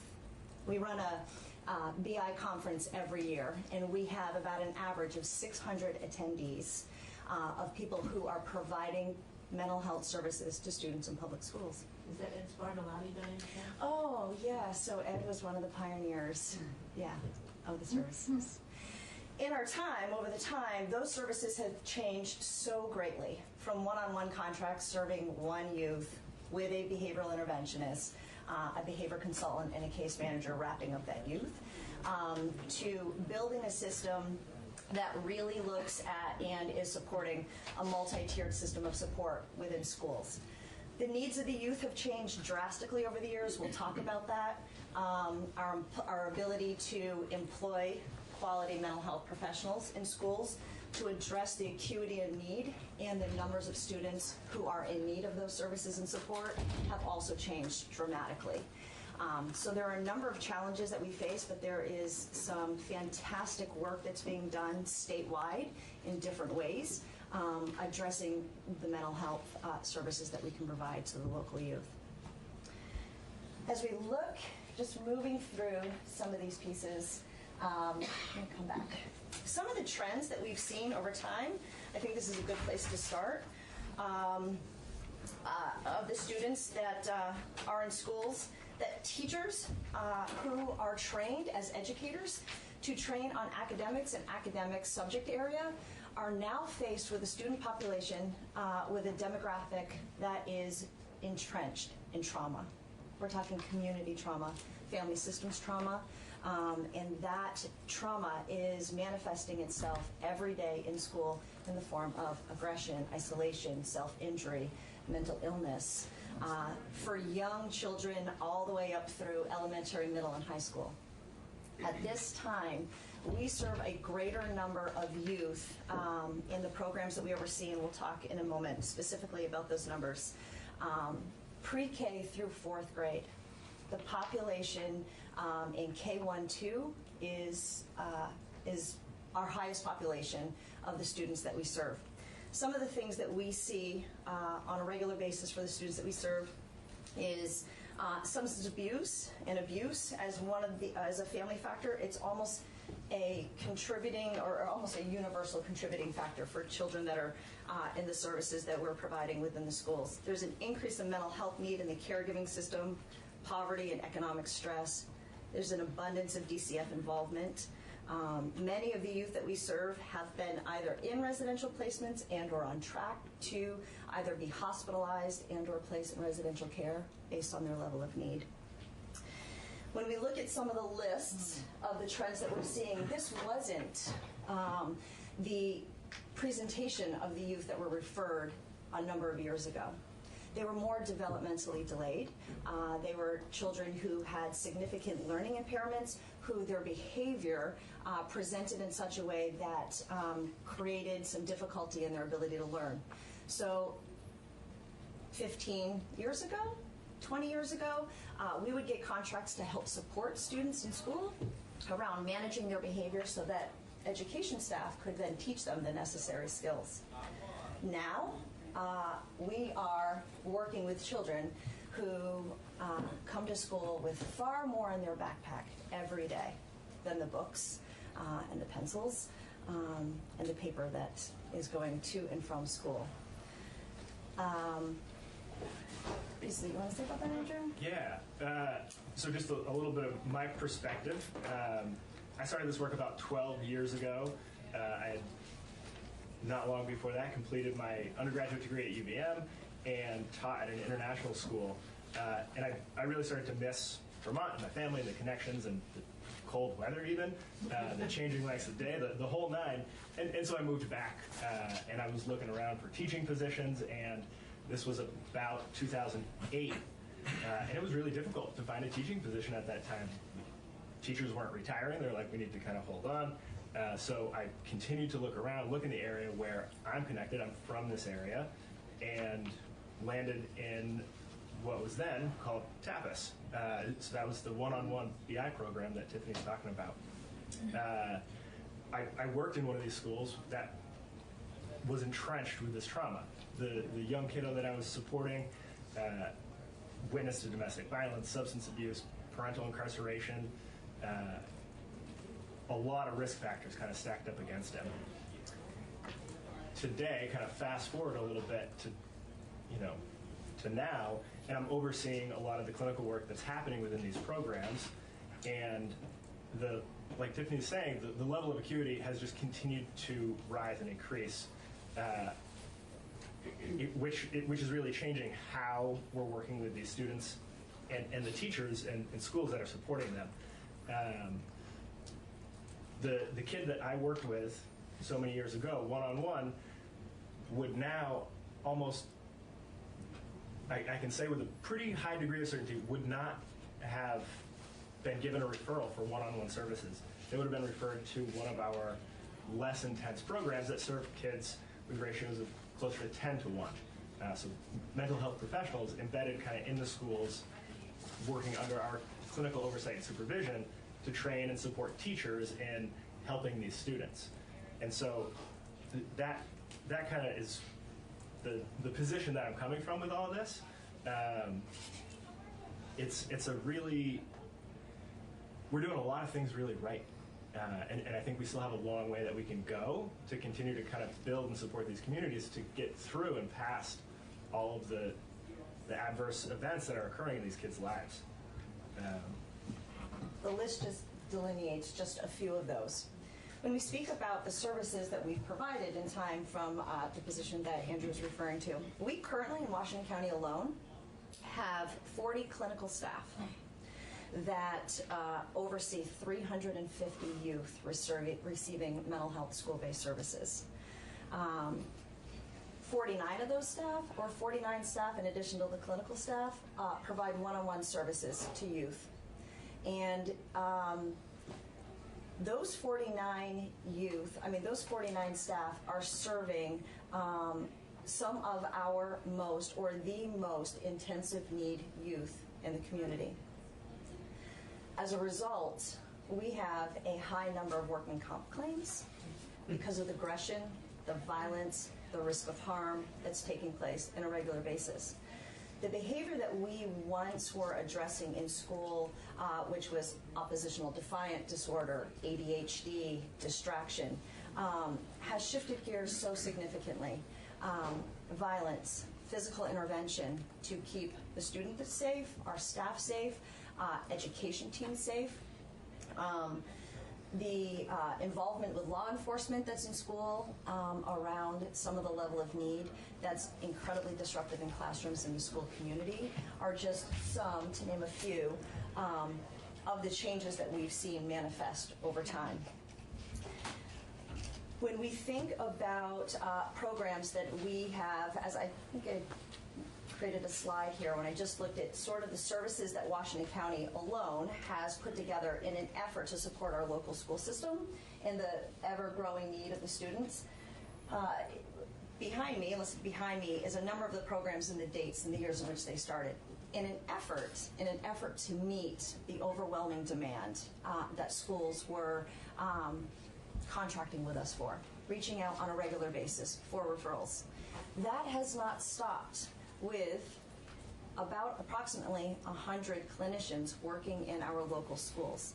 We have referrals of about 15 to 20 referrals for services for students that we are unable to address at this time. A number of those students are not even in school. They're receiving 2 hours of tutorial instruction outside of the school building each day because their level of need has been determined to be so unsafe that they're not able to be managed in the school. These students are receiving tutorial services in local police stations and local libraries, wherever the school or the educational teams and administration can find space that's available to offer that tutorial service, all while waiting for mental health to be able to pick up the referral. Some of the challenges for us to be able to pick up those referrals is staffing. We currently have about 40 staff vacancies in school-based services alone. And yet we still serve over 350 students locally in our community. There are, at this time, 2 active PBIS clinician referrals. That particular program here, the Positive Behavioral Intervention and Support Clinician Program, created in 2019, was created under the idea of doing more with less, providing more mental health services with fewer number of professionals to serve as many kids as we possibly could within a school system. In 2013, we started with 1 clinician. We now have 13 clinicians with 2 to 3 referrals waiting for us to hire those clinician positions.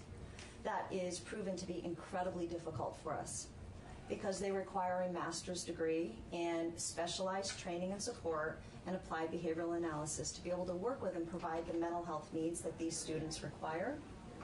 And our ability to pay those positions in a way that's able to maintain them and sustain them is so incredibly limited. As a result, a number of the qualified staff are hired by the public school system because they can make more money to work through the school system, and yet the need of the students are so intense that the school system needs the designated agency to provide the designated agency services. And yet we're having a very difficult time hiring and maintaining the qualified staff to provide that set of service. So that is an ongoing challenge that we face on a regular basis because the acuity of need for the students that are being referred require the psychiatric oversight. They require the mental health services support through counseling. They require the respite services that the designated agency has that's able to be provided. For us, within the school system, we provide a lot of the behavioral support, run a lot of mental health groups, and can push counseling services in. But it's not meeting the need of the students that are there in terms of numbers. So we battle every year vacancies. We battle the ability to be able to pick up all of the referrals that come our way for students who are not in school at this time, waiting to be educated based on our ability to provide staffing to some of the youth. So just a little bit about that positive behavior support clinician position that I think is so powerful, and I think is really important that we continue to pursue and kind of develop that program. The professionals who fill those roles are collaborating with their local school teams to kind of build and support the systems that are designed to meet the needs of every student in the school, right? So they're kind of informing that universal level of social emotional learning within these different schools, and then they're working in a more targeted capacity with the students whose needs aren't met with that universal level of instruction. So we're helping bring schools into using best practice and kind of helping shape and mold that along the way, and then providing those kind of targeted services that bring in the psychiatric support, the additional case management that comes with these positions, and the needs of those students over time. So I wasn't the first one, but I was the second, right around the same time. The needs of the students when I first started were very different than the needs of the students whom I'm overseeing now. In 2013, 2014, the internal systems within school communities weren't robust enough to kind of support all of their students. And so that's why we had all of these referrals coming in. And I think as we help develop those systems, schools are able to meet more of the need, but it's still not enough. And so the referrals that my clinicians get are for pretty aggressive and intense behaviors, really major mental health diagnoses, developmental diagnoses, and those children bring with them this huge set of complex challenges with trauma, with their disability, and then even within the schools that are supporting them, trying to understand how do we make this person a part of our community? How do we keep them a part of our community? Within our programs, we have a saying called, within multi-tiered systems of support, there's universal, secondary, and tertiary levels, and we have what we call 2.9ers, right? So those are the kids at the very top of that secondary level that 10 years ago, those were tier 3 students. And they were served in an individual capacity with a one-on-one interventionist and a case manager and a behavior consultant. And now we're asking our school-based clinicians to work with these kids with less resources, both that the schools have And when we're able to find the folks to fill these positions, they're just kind of overrun sometimes with a feeling of urgency and need to help all these kids, because I think that's really why everyone gets into it, is to help the kids. So one of the, what used to be one of the unique sort of makeups or infrastructures for how we provided services in Washington County that has now been duplicated also across the state is that we provide a significant level of wraparound mental health services to the youth. So the wraparound being a case manager or a clinician, as well as a behaviorist and an individual who provides that one-on-one capacity. Much of the case management work or the school clinician work is spent in the homes, in these children's homes, working with their families, supporting that family system. The family system varies by a significant degree for so many of the students.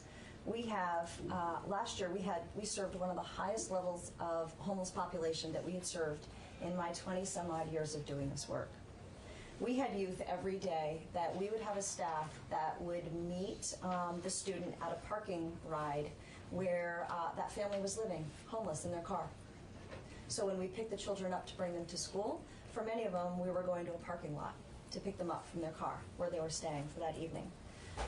We fill bags of food at the end of the day for a number of our youth so that they have food to eat when they go home, because home is a question that we answer almost every afternoon for a sadly larger than ever should be population of students when they say, where am I going today?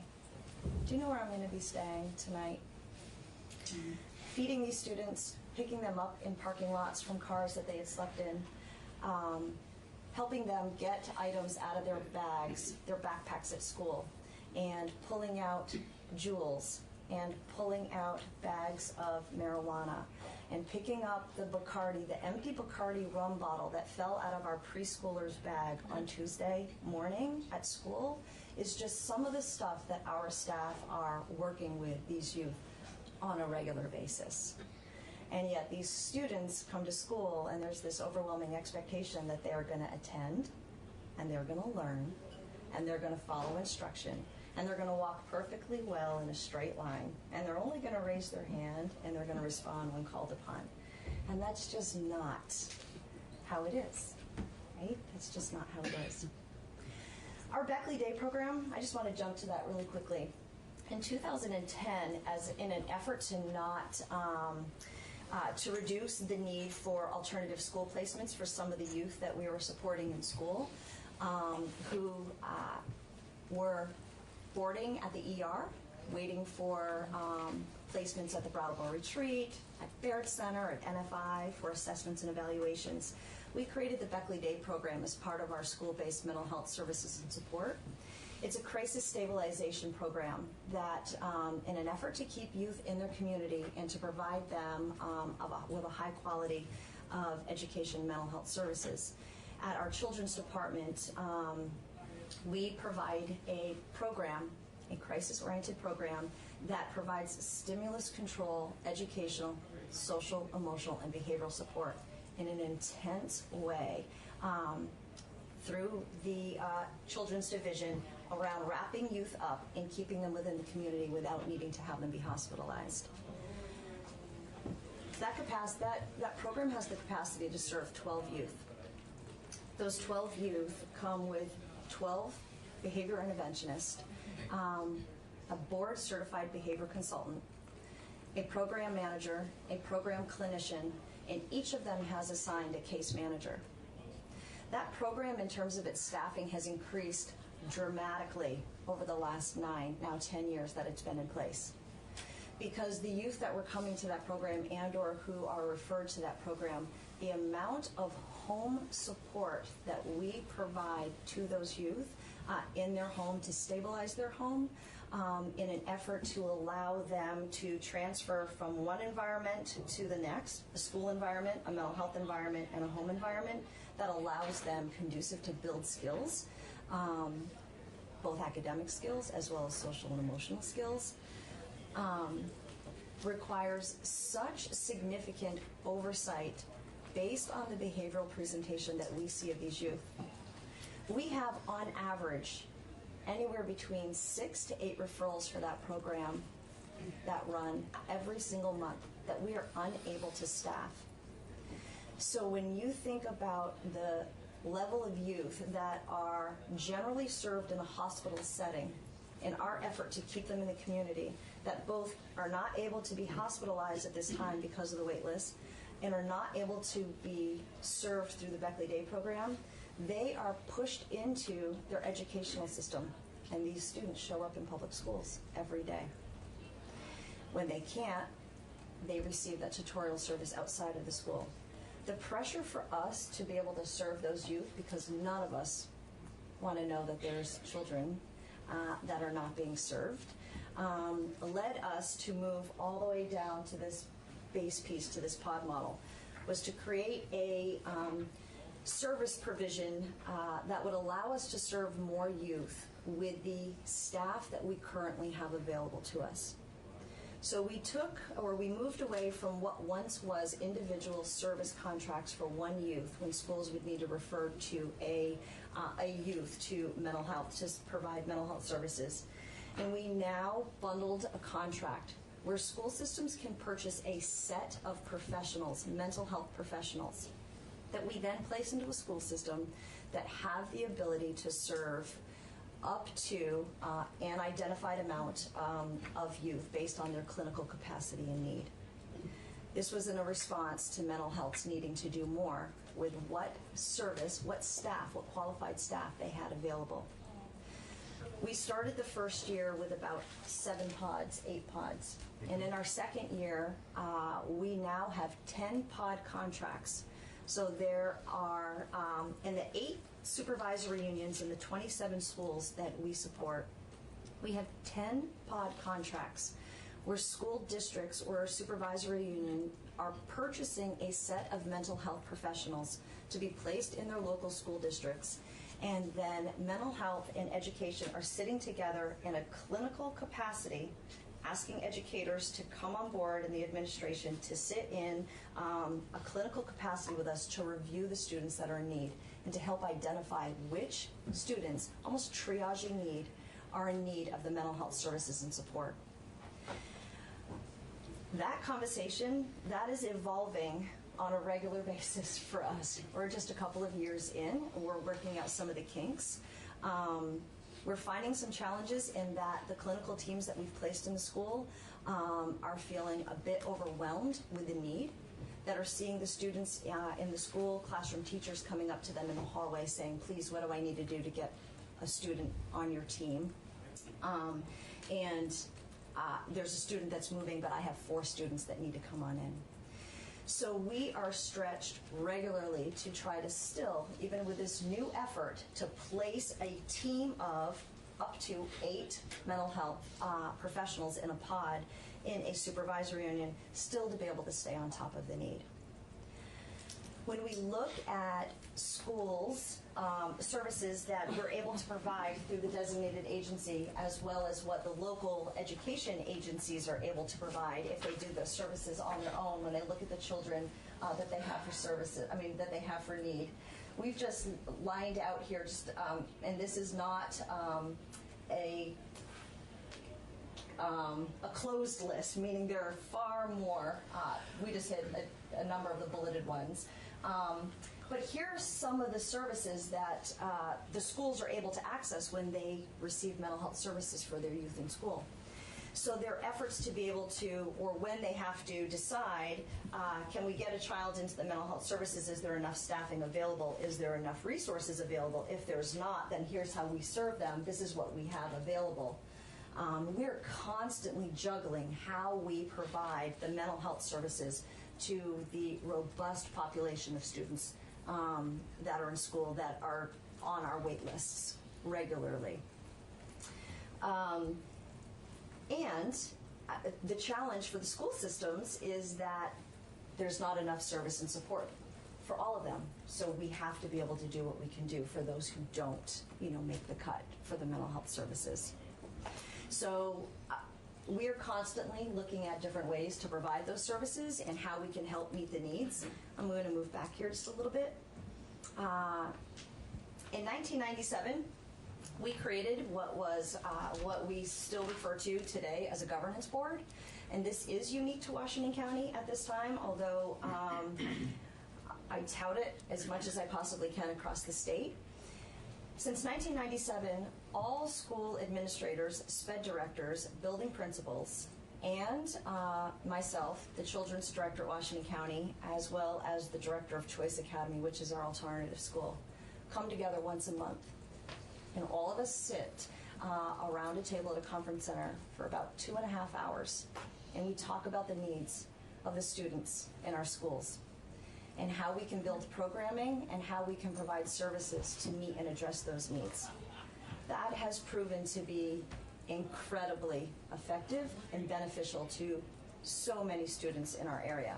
That is how all of the programs that you've seen listed have been created over time, in collaboration with our educators around here's what we're experiencing, here's the presentation, how can we partner with you, how can we get some of these needs met. Despite the services we are able to provide, despite the number of students we serve, there is always, and there continues to be, an ongoing conversation around we're not doing enough. We collectively, mental health, education, we have far more youth that need these sets of services than what we're able to provide. What about the other students? How do we continue to provide it? As we speak, as I'm here today, I'm not in our governance board, which was today for this month's meeting, where they're talking about building, where some of the conversation is talking about building alternative programming within the public schools, because our ability to serve them outside of the school is compromising school budgets and their ability to provide educational staffing. So the governance board has proven to be incredibly beneficial for us. We talk about the challenges, we talk about the successes, we talk about family systems that move from district to district, so there's an awareness of need and services that can be provided. Can you let us say about board or? So I'm not sure exactly how it lines up with governance board, but one of our local partners, one of the SUs that we partner with really closely, has contracted for that set of professional services, right? So the pod, where there are BIs across their supervisory union, and in every school in that district there is a positive behavior support clinician, and so seeing how the programs can kind of work together to meet the needs of the entire supervisory union has been a really eye-opening kind of experience, and is an ongoing challenge to find the right people to do it. It takes a pretty unique set of skills to be able to build an alternative program within a public school. How do you prevent students from needing to be outplaced? You support them earlier and better to the greatest extent possible. You support the adults who are interacting with them and learning how to do that. And when I think about this SU, we've recently kind of undergone some changes in how we're structuring our PBS clinicians within some of their schools to create more of a fluid K through 12 or pre-K through 12 model to allow for some of the things that Tiffany's talking about, following a family when there are multiple students who are being referred for these more intense levels of service, so that there's a unified point of contact. There's not a loss of information when a student goes from an elementary school to a middle school just because they're changing buildings. They have the same team, the same set of connected professionals to continue to support them.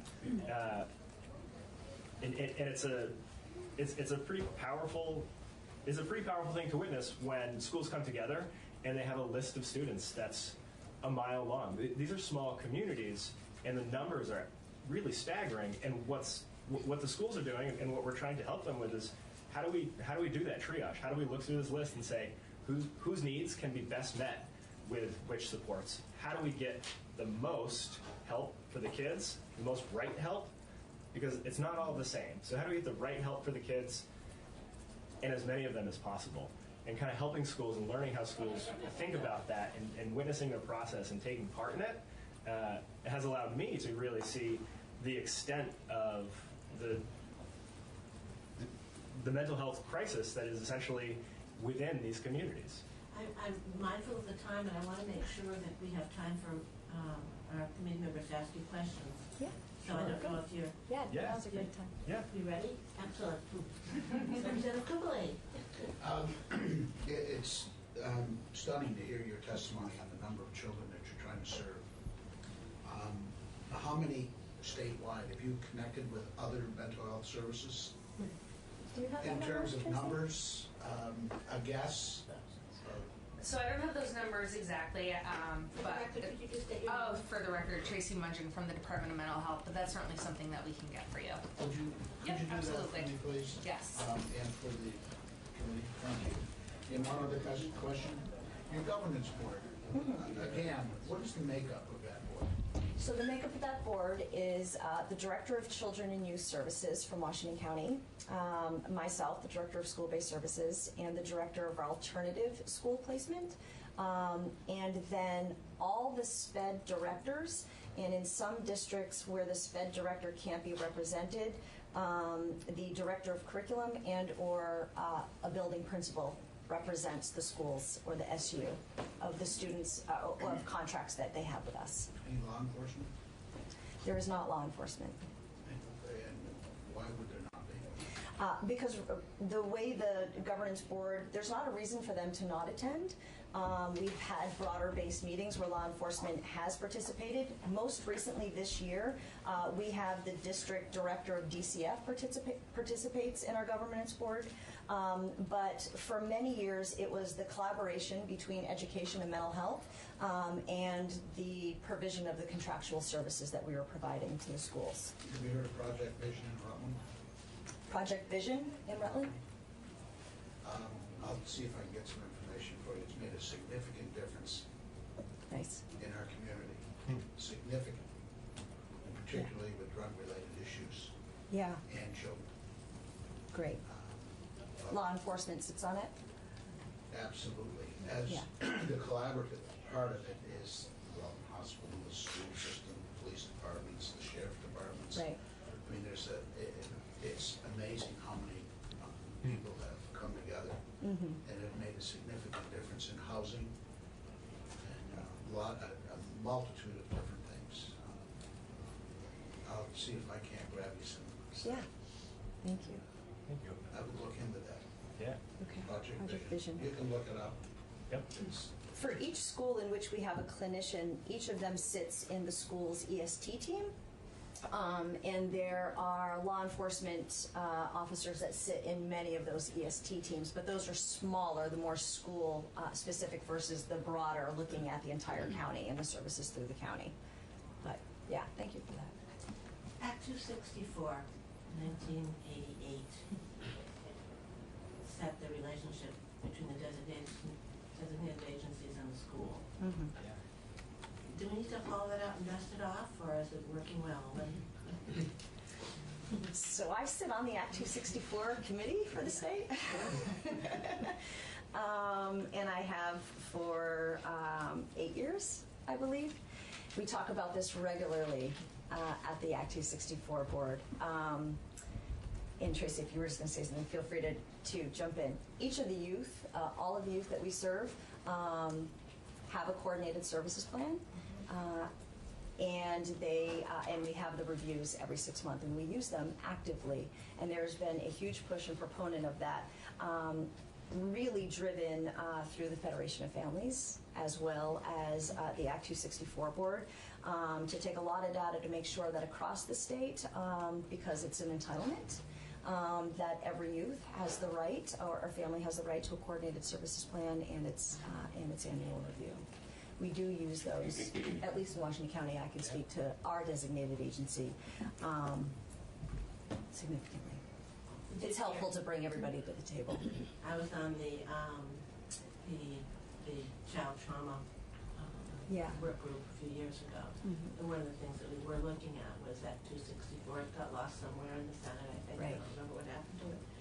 But I do remember hearing that there were some schools that had to deal with more than one designated agency. Mm-hmm. And sometimes they had a great relationship with one, but it didn't work as well with the other, and then there were criticism about the school, but in reality it was that complexity.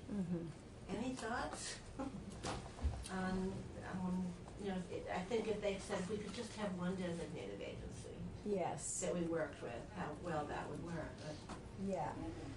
So border town to- I can see where that might be the case. I mean, we certainly, and we have for years, Washington County has crossed county lines. So we provide, we have 3 pods, 4 pods. I'm just thinking clinicians off the top of my head, 2, 4, 6 clinical staff, probably about 24 BI staff, and 2 clinical coordinators that oversee staff that work outside of Washington County, work in the Caledonia Central Supervisory Union area. So that would be an example of a school system who would have both Northeast Kingdom and Washington County.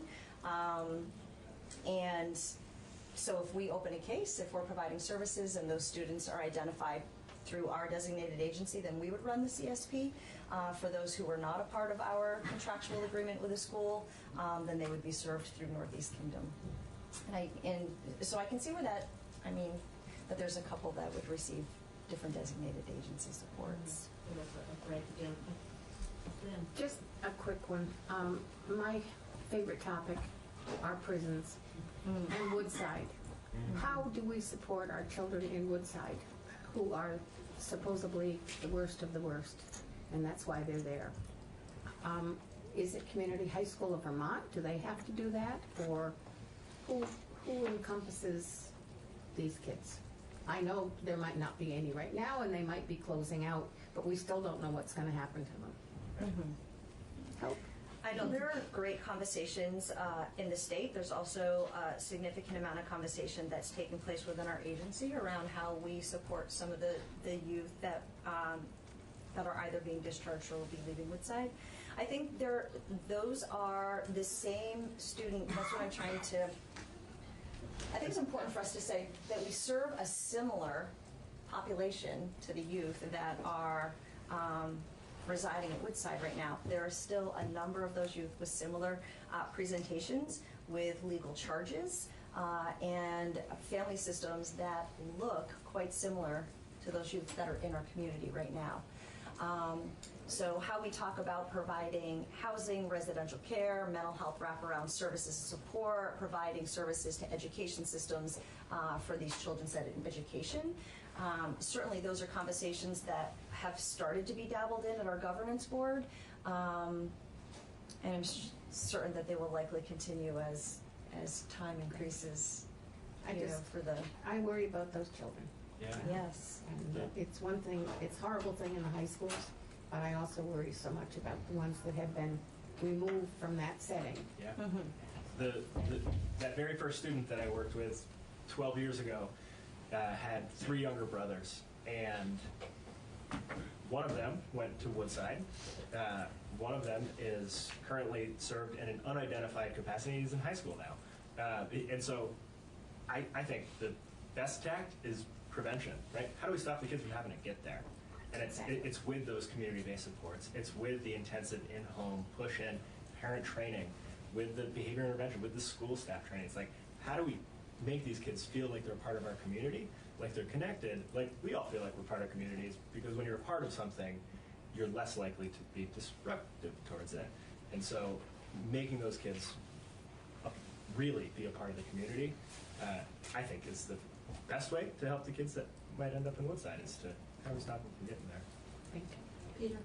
So glad you brought up the issue of prevention. So I'm going to give you kind of a pick one or the other. Just take your time. Sure. I'll split the difference here.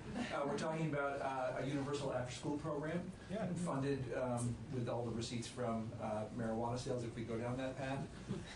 If you had the choice of putting all that money into high-quality early education, child care, or into after-school, which do you think would be the more effective use of that money? Oh, that is that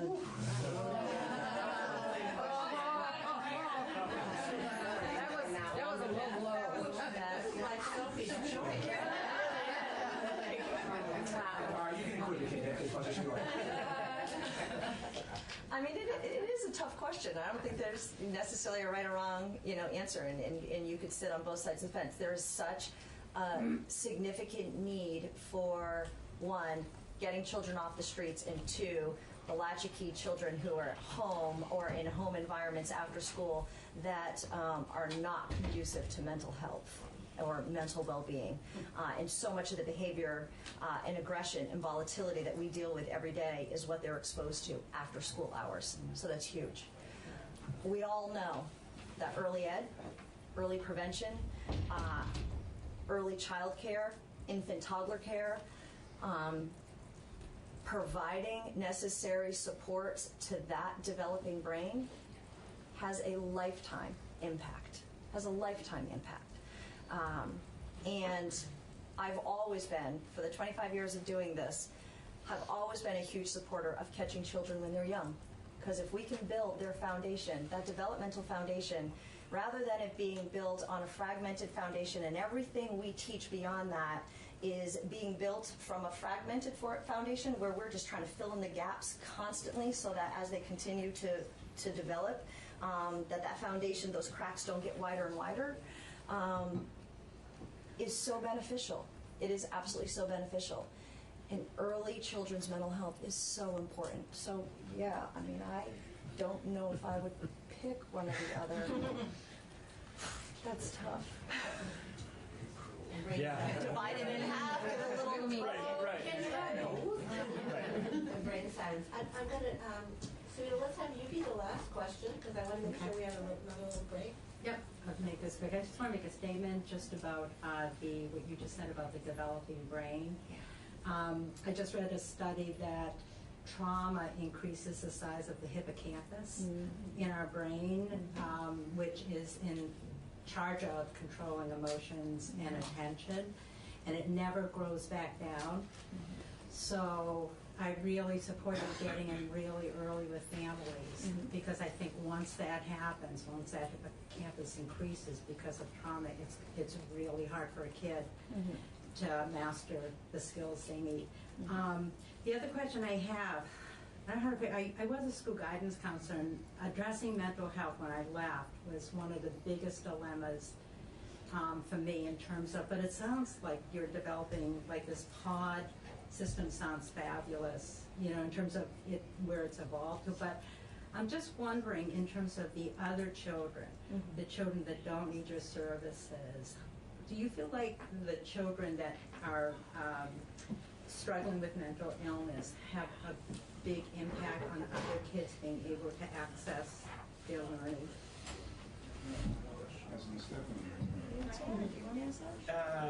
I'll take a stab at it. Sure. I think they are impacted by it, right?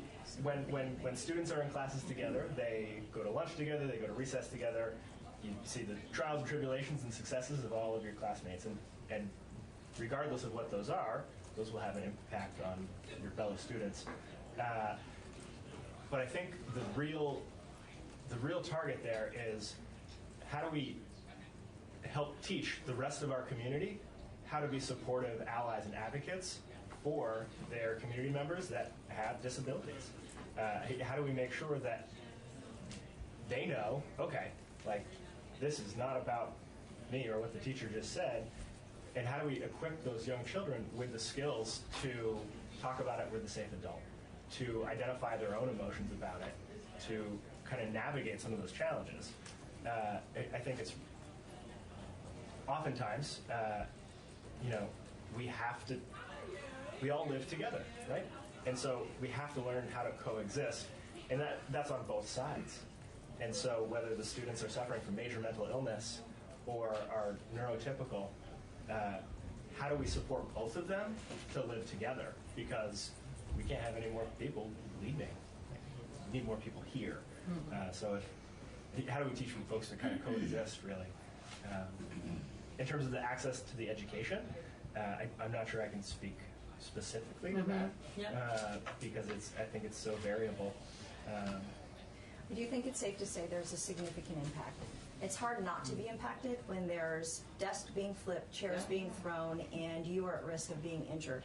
And that's an everyday occurrence in our public school system. There's no doubt about that. And so we are mindful and cognizant all the time about the ripple effect of the behavior of one or two students in a classroom and how to create and promote safety. Because if you're going to school not feeling safe, whether it's a result of peers or a result of a system, then it's really hard to learn when you're questioning your safety on a regular basis. And if I could just say one piece about the developing brain and the hippocampus. Yes, while indeed that is true, there is such plasticity in our neurology, and for that, all of us should be incredibly grateful.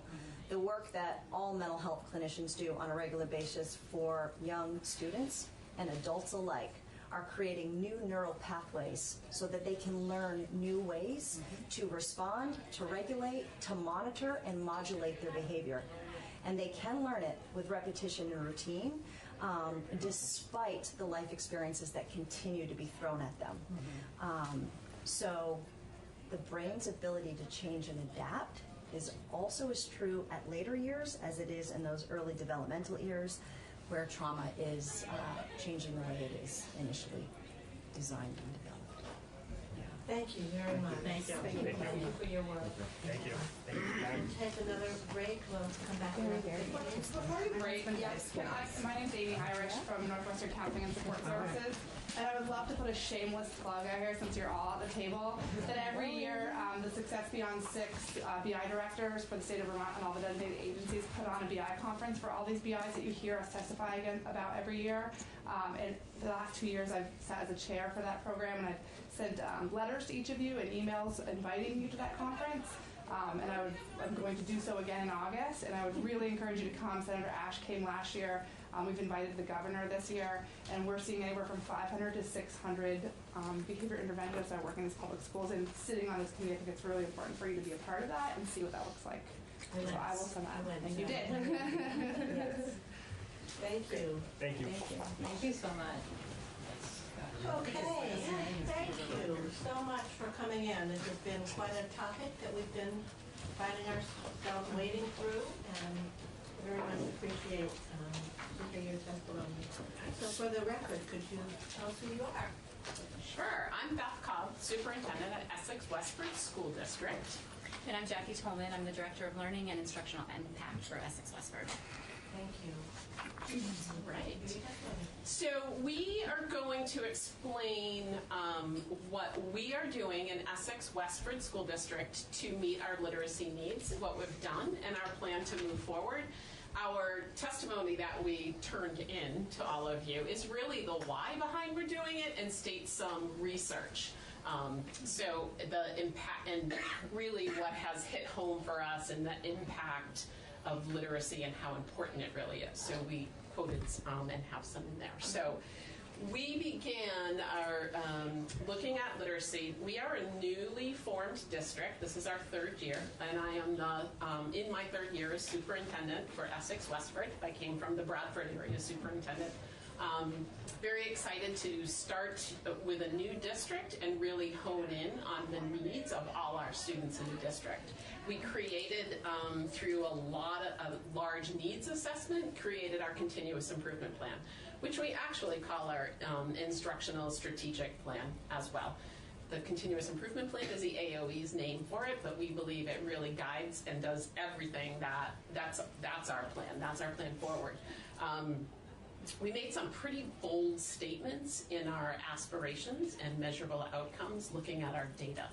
So the one that we will focus on today, because you want to know about literacy, is that by the end of third grade, all students will read on grade level.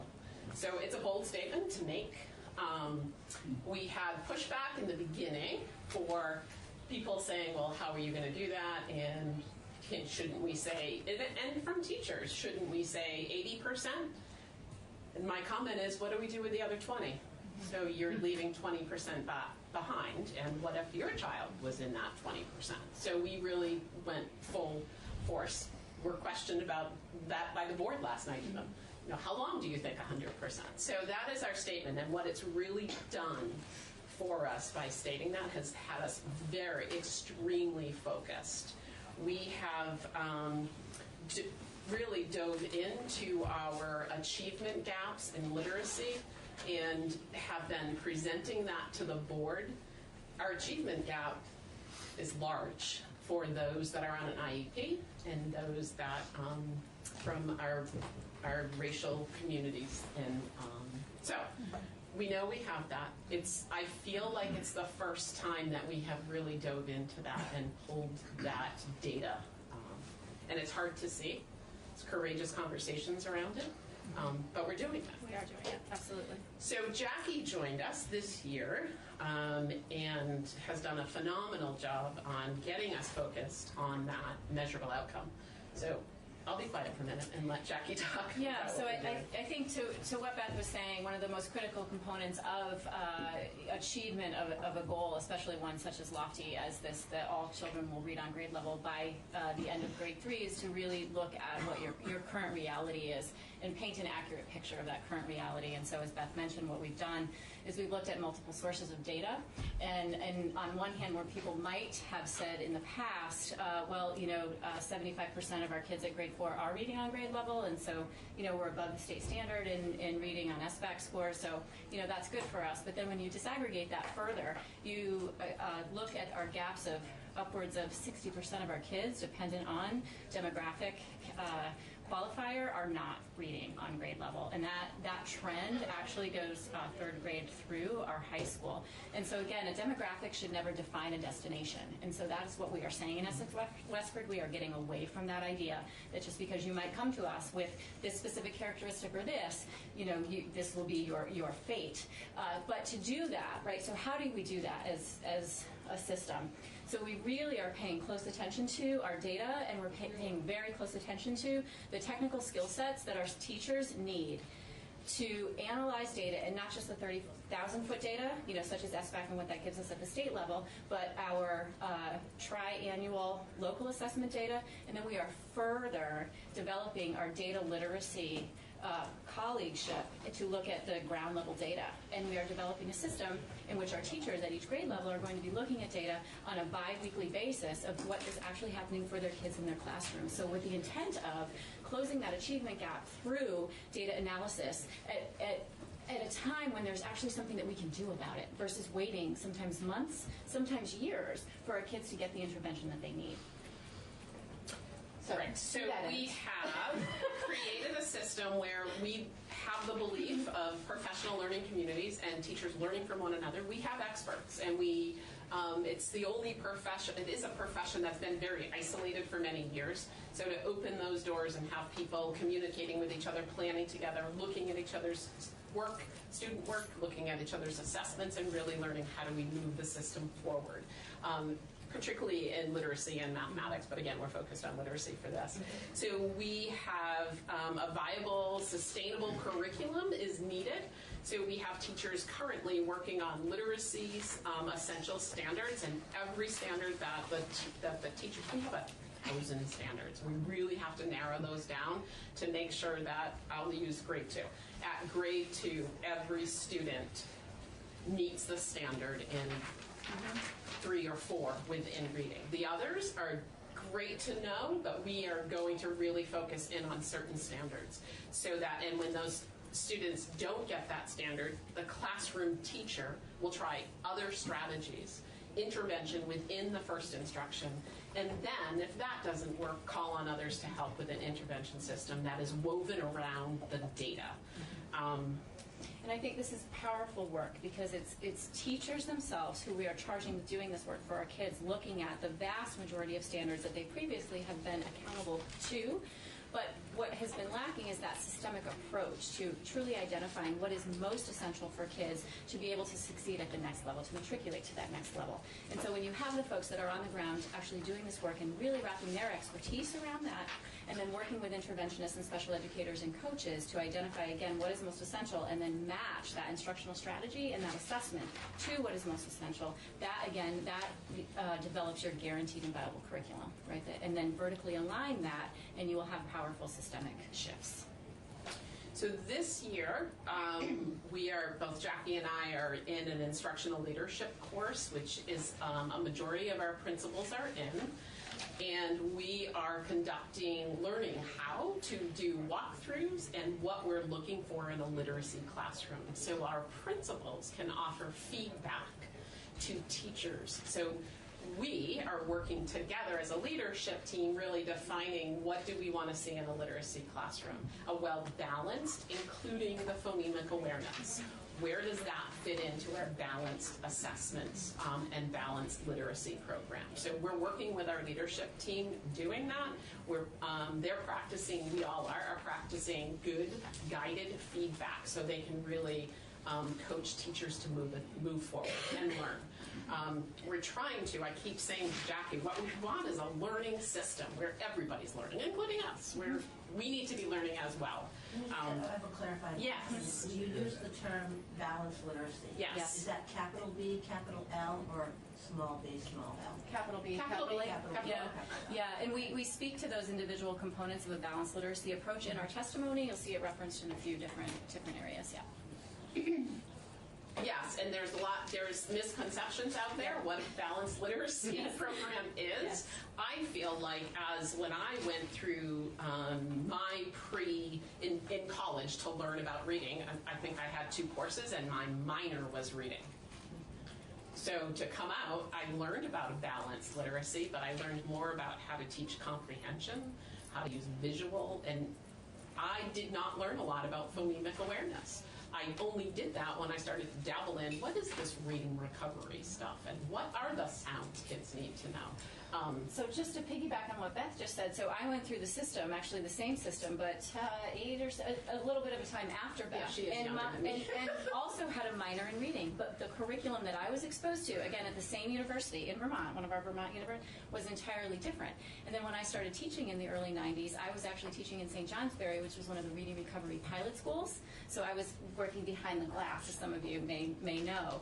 But then to think about how the pedagogical shift over the years, and really what it comes down to is that balanced approach and truly analyzing data so that we are truly identifying instructional strategy with a skill gap. And teachers need the deep pockets to be able to do that, and they need to have that immediate opportunity for professional reflection and growth so that they can meet the needs of our kids.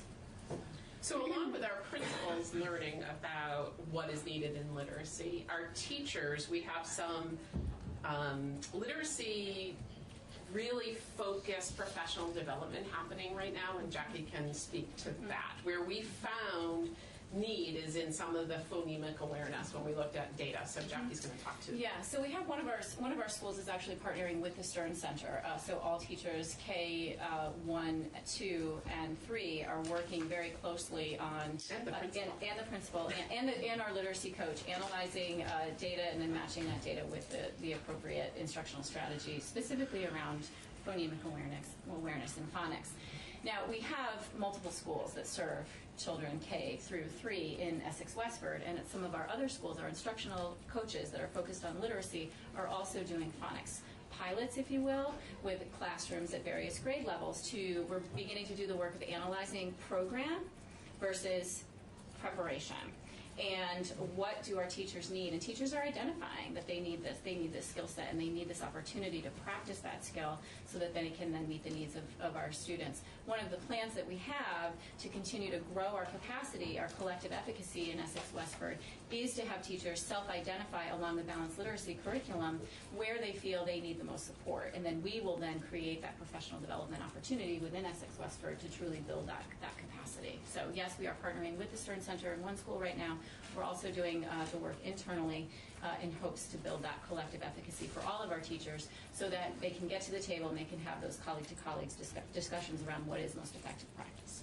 What I've seen, I spend 90 minutes, I spend an hour a month with each principal individually on principal issues and their own goals, and then I'm 90 minutes a month within the school doing walkthroughs with a principal. And what I've noticed in those walkthroughs and those that really focus on the phonemic awareness is unbelievable, and the teachers' confidence in the skills that they now have that they can look at. So within the balanced literacy and teaching comprehension and word work and all of that, we're giving the tools to teachers now to know what to do. And so when I speak with teachers that are learning with the Stern Center, they feel like they have the tools now and that they don't need to send their children to someone else. Yes. No, I can do this, which is really powerful. And then we have a teacher at one of our schools doing a similar, not that kind of learning, but still has that confidence. And the kids do too. I heard kids talk about a silent E in first grade. Because if we're truly going to improve outcomes for all kids, we have to give all kids the instruction that we believe is going to improve outcomes. And where do all kids get instruction? Right? It's at that first tier in their classrooms, right? Especially in those early years. It's absolutely essential. Yep. So one of the things that we are putting into our budget, we have invested monies. And our proposal to the board, and we did this last night, which they have been set up week after week after week on our literacy data, so they knew something was coming. We have currently 2 literacy coaches. We now would like 4 more. So we are providing each grade level, a whole K grade across the system with a coach. All first grade teachers will have a coach. This will guide them. The coaches will be able to guide them in that deep dive into data, looking at student work, what are the next steps in instruction, and they'll really focus in on that grade level, which developmentally we feel that's the best way, instead of giving each school that teaches grade K to 5, it's the same number of coaches, but their own coach, we feel that if we do it, and Jackie had to convince me, she did a good job. If we have them because I was an instructional coach at a school, and I know the impact, but when you have it at grade level, they can work with Jackie to make sure that it's systemic. When we look at Act 173, we're extremely excited about that because it focuses in on literacy. It's exactly what we need to be able to do and be able to be flexible with money. So we feel like in our Act 173 and with the Ed Quality Standards, this work is there. It's holding us accountable to it. So is that we believe if the agency would hold us accountable to it and support districts that need it, that's where the power. That's where the rubber meets the road. Absolutely. We have to be accountable. Yes. Because again, systemically, we have a guide. We have VT-MTSS. We have 173. We have the education quality standards. We have all of those guiding documents. It's up to the individual districts to analyze their needs to put resources in place that are adequately going to achieve those outcomes for their students. I quickly have a question. So, this is great. Have you shared this with your other superintendents or other schools throughout the state? I mean, this is charged up. Mind if I speak? Yes. Chelsea Myers from For the Record. The Instructional Leadership Academy, with those learning walks that they're talking about, is through the VSA. So we have our first year of cohorts. So that work is being shared amongst a specific cohort, and we're working on a model for next year to disseminate that system. And I think that's a lot of the core of that coaching, and it is embedded in the instructional leadership component. So that is something that is being shared with all of the superintendents. Yeah. So their specific reading program, I would say, not as much other than the informal discussions with colleagues. Yeah.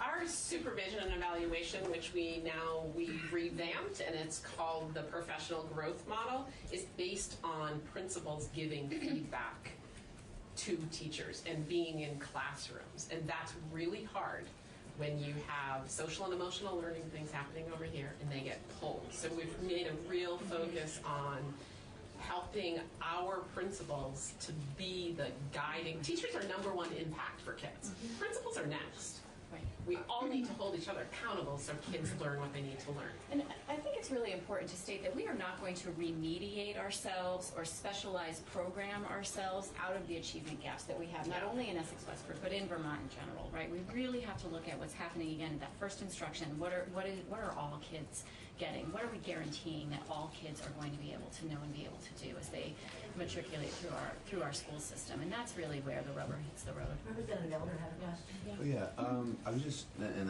it's really interesting to hear about what you're doing, and that you set this lofty goal, which seems really critical. So I'm curious about, I'm glad to hear that you think it maps well into 173, and that's what I've been certainly hoping to hear. We've been hearing so much about screening and assessments as sometimes an obstacle to getting certain kids certain additional supports early, and that there's seems differences of methodology, differences of opinion in terms of what assessments might be most appropriate, and then what remediation steps might be most appropriate to follow up on that assessment. Kind of leaving the remediation out of it, can you talk a little bit about screening and assessment and how that works in for pre-K and kindergarten age kids? Because I'm assuming if we want to get to this point by grade 3, we can't start in grade 2. Right. Yeah. You want to tackle that, or would you like me? Would you join? Go. You start. Okay. So I think clarity precedes confidence. So again, I'm going to actually start with not just assessment, but with that guaranteed viable curriculum and that essential standard work, and what is it that we want all kids to know and be able to do to be effective readers, right? That's what it's all about. So when you have those essential standards and you're clear about where you're going, then you can match your assessment, your screening, and your plan to those standards. What I see in systems is a current lack of understanding of truly how screeners and assessments are connected to that first instruction. And so if as a system you want to improve outcomes for kids, you have to identify screeners and assessments that are going to give you that data that is actionable at a closer amount of time span versus waiting for an entire year, because by then again it's too late to intervene, right? We can't wait. So I think we have to be mindful of what we're choosing. Yes, I do not see it necessarily as a barrier. I think it can be perceived as a barrier if people don't understand the clear connection between what data the screeners and assessment are giving us and how that is directly connected to the strategies that we are using with our kids to close those gaps in skills.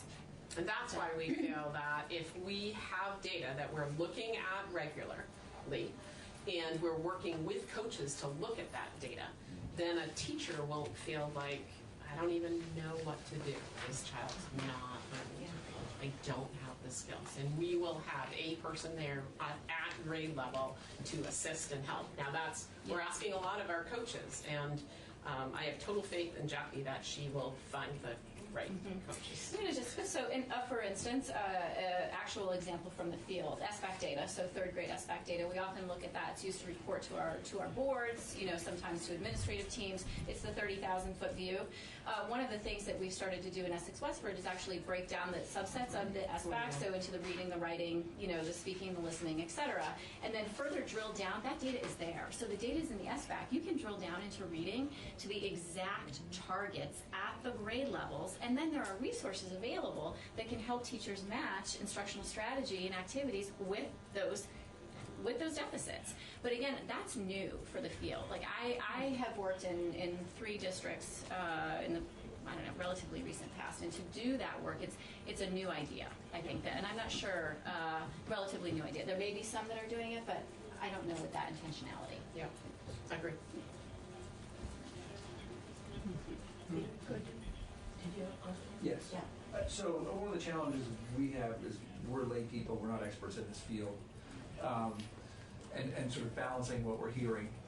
And so, for example, yesterday we heard testimony from Mark Seidenberg, a professor in Wisconsin, who wrote Language at the Speed of Light, which is a book that is also promoted by the Stern Center, at least the head of the Stern Center.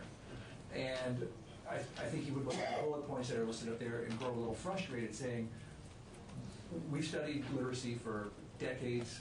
We have the knowledge, the data, the evidence that says, frankly, that structured literacy instruction is the way to go. And so, one question is how, you guys are on a balanced literacy track.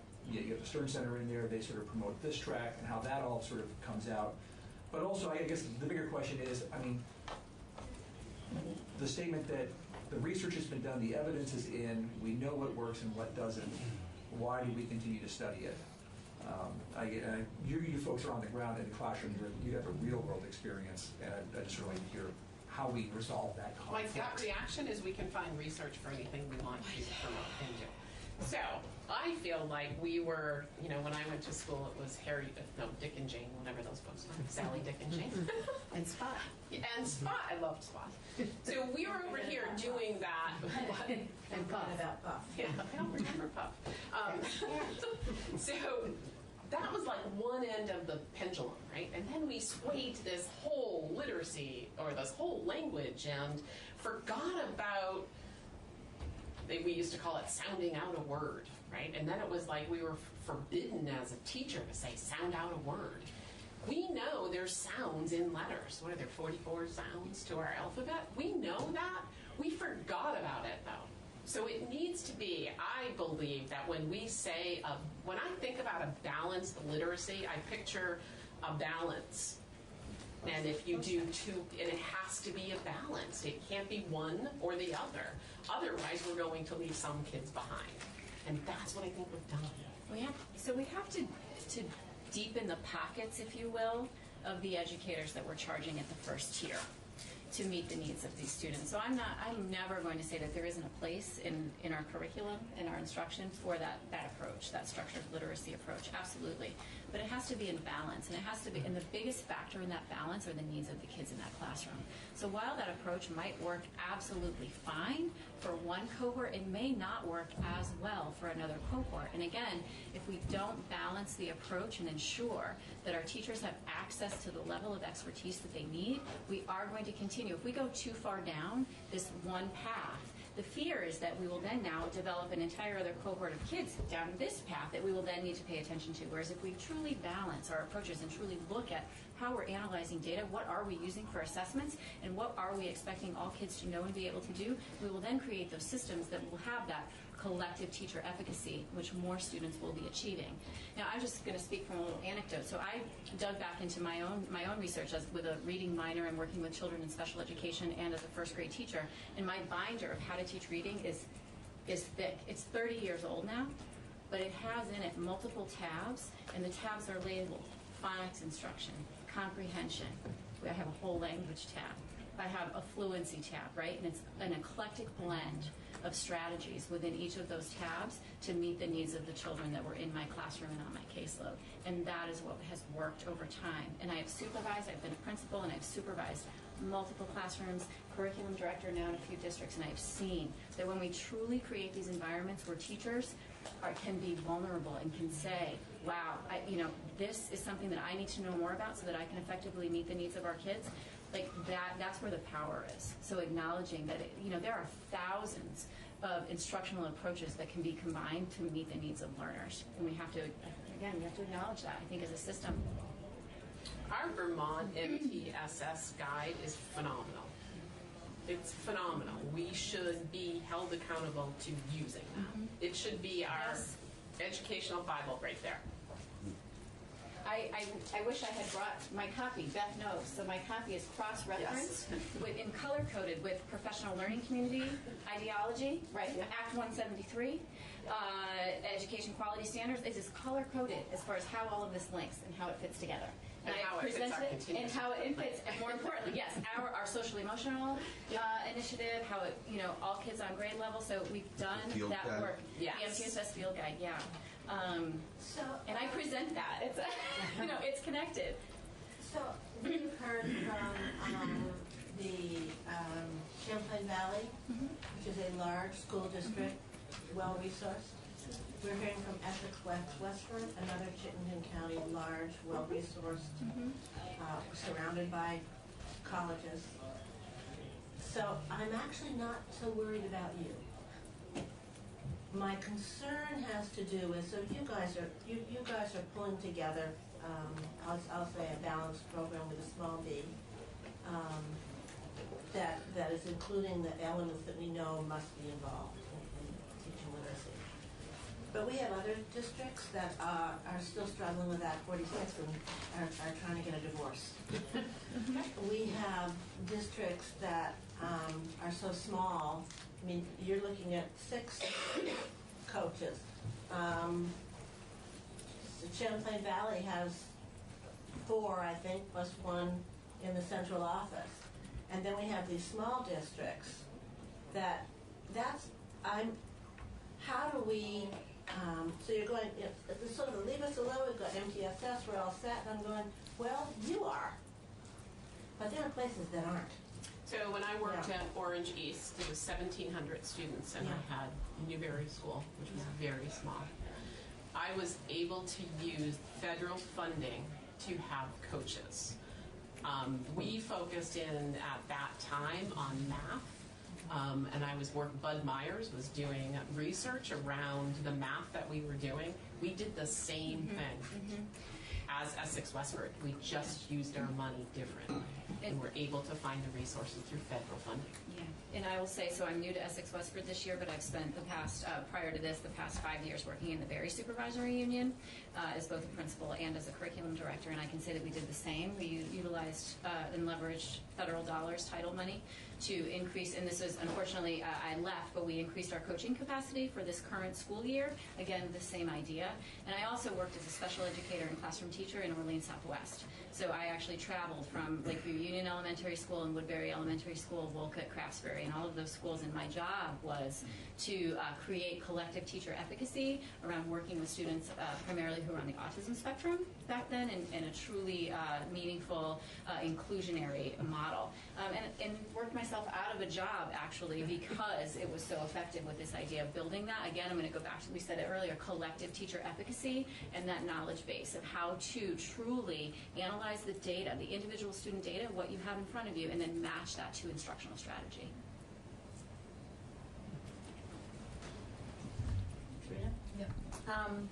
I'm just wondering, this initiative of getting all children to read by the end of third grade, is that like, how old is that? Is that like, and just what results are you seeing? So that's one question. And then last night, we took public testimony from the public. And, we heard story after story from parents who were told, by their relative schools that their kid was fine, they were reading at grade level. And then at 7th grade, and this was mainly dyslexia, that they were talking about that their child wasn't reading fine. And I'm just like wondering how that can be avoided, or how people can trust when you say they are reading at grade level, they will be okay, that they can trust that. It's new for Essex Westford. We're a new district, so we put that into place. And again, it's a bold statement. I felt confident as superintendent in saying that and believing wholeheartedly we can do it. Part of the belief is in each other as well, and we need teachers to believe in each other that we can do this. And it's only a beginning for us. The work that we're doing around creating our essential standards, and we said last year, we started with our professional learning communities, but they really were about gaining trust, building that culture. And this year it was like I said to Jackie when she came on board, we are going to have essential standards by the end of this year. And she said, okay, by January we will have literacy, by March we'll have math. And I'm like, all right, we're going. And and now we have teachers who fought it are saying this is what we need. That's true. So, and they were fighting in the beginning. We're nowhere near where we want to be. We were doing a futures protocol this morning with our leadership team, and we were pretending it was 2023. Wow, if we can get there in 2023. And looked back on, Jackie had us do this thing where it was like, okay, so now you're in 2023. What were you doing in 2020 that wasn't working? Wow, that was really powerful. So we are only in the very beginning, but we believe that we will do it too. We have a huge commitment, and our teachers are getting on board. I love that you're using data. Yes. As a school board member, it was just like, just show me the data that the kids are reaching proficiency, let's say 70%. But I also agree with you. When I left education, you could drill down, with that data and get the resources and the specific skills that the kids needed. So I'm just really so excited to hear that you're utilizing that. Well, we also have opened up our data system, and I kept asking when I first was superintendent there, like, why are we looking at this data? Like, why? You can't because of FERPA. No, we can. These are our kids. Yeah. So we opened that up, and now we're like, what is going on. So that is new for our system to do, and I feel badly saying that. Why? Why? So I'm just going to look over to Ted and just Fisher from the Education, just to remind you that we are desperate for data around the state. We are not. We of course can't drill down the way you can with your data. Right. But we can get some help to really get an idea of where are the holes. I don't know if there's anything you can disaggregate to show us in terms of poverty, in terms of, but we're hungry for that data. For the record, Ted Fisher, Vermont Agency of Education. So the level that Superintendent Cobb is speaking about, we can't absolutely not because of FERPA. But there's a lot that we can drill down into. I'm not going to say on the record, but we're working on scheduling of initial status update from you, and then hopefully we'll have some more updates by the end of the session as we roll out some new. Even in larger cohorts, you know? Yeah, so when we can go district by district, but we can also do, I think, generally we're still committed to coming back to have a talk about how we're doing generally. Yeah. And then we're working on some additional data resources that are not ready for prime time yet, but we when we can have have them, we'll give you regions, an update. a picture of regions, particularly as we're looking at this space funding model and looking at how we might do that.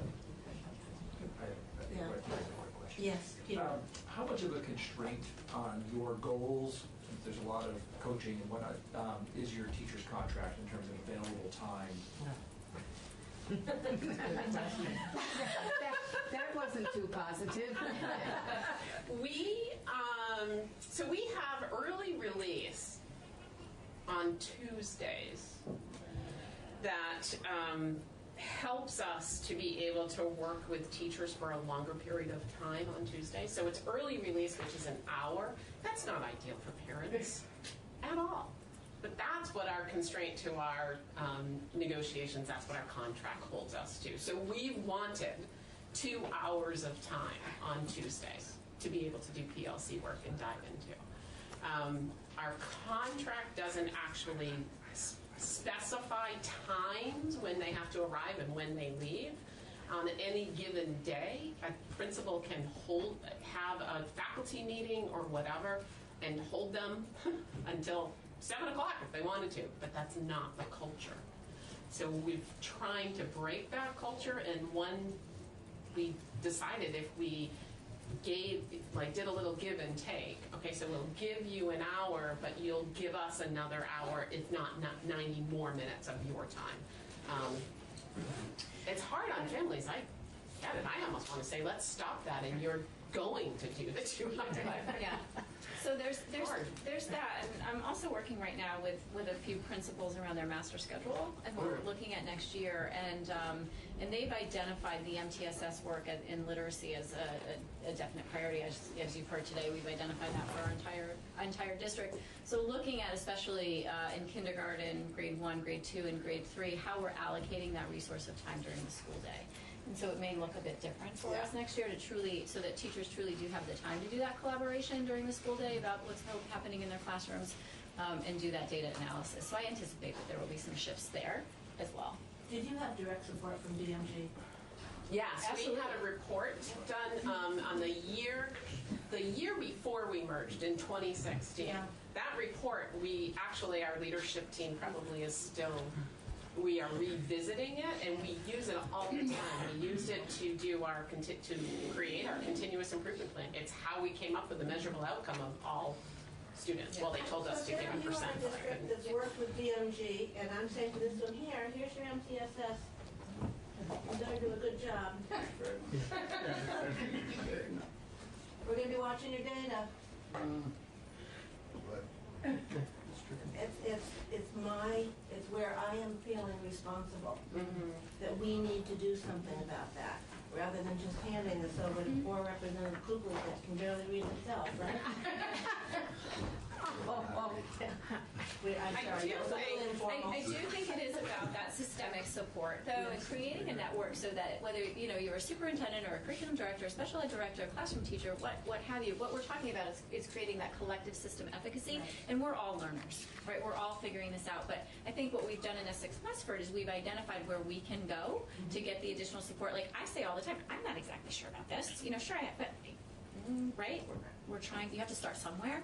So I think again, systemically, we can think about what are the resources. Where can people go to? Can the agency help in that way? That might help some of the others move along. So one of our interests is how do we get that systematic coaching? I do think at the agency, someone that has a strong literacy knowledge along with how do you move a system forward? What's that systemic, what's change all about? What's transitions? How do you do that? That's hard to find with what they're paying at the agency. Yeah. And you're not going to find it. Go take a course at UVM for 3 credits over the summer and come back and you'll be all set. Well, it's about that system analysis and then that cultural and technical piece and marrying that to the individual needs of the district. Which is what DMG is talking about. Yes, absolutely. Dylan. Yeah, and I know we're getting tight on time, so sorry to throw this one out there, but we've taken some testimony and asked about definitions. They're very important. So the different proposals have evidence-based structured literacy instruction as a definition. Another contemplates research-based. Another contemplates defining dyslexia. And I'm wondering, I mean, to the extent that we're looking at that big picture of how are we going to do it in all of our districts so all our kids have the same opportunities and the same support to achieve success, do you think the definitions work, or do you think that there's some caution there around how we define those terms? I think that, especially around dyslexia, not that there isn't a need, right, for our teachers, again, to increase their level of effectiveness and perhaps working in some areas, with children who have this diagnosis. I know that the most recent diagnostic manual, I think DSM-5, has done some work around dyslexia, and they've now, I have it pulled up on my phone. I have a good friend of mine is a researcher at Harvard, and I was just talking to her about this on the way here. I actually saw it yesterday. Did you? Okay. So she was, and so I was talking to her, and she said just, cautionary in that, again, that idea of sort of pigeonholing us into one where DSM is actually broad in the definition of the specific learning disability at this point. Again, and I think it speaks to our need for that eclectic blend of targeted approaches dependent on the profiles of the students, right? So it's not just about this one categorization, but it's really about collective efficacy and understanding sort of what it all means. We're asking our teachers to do a lot. Yeah. We are, and the term initiative fatigue is one that we hear. Yeah. Which I think in our perspective at this point, we're looking at how do we move forward with what DMG recommended with literacy, and not provide it, not send it to you as another initiative, but where's the support that's needed to make this happen?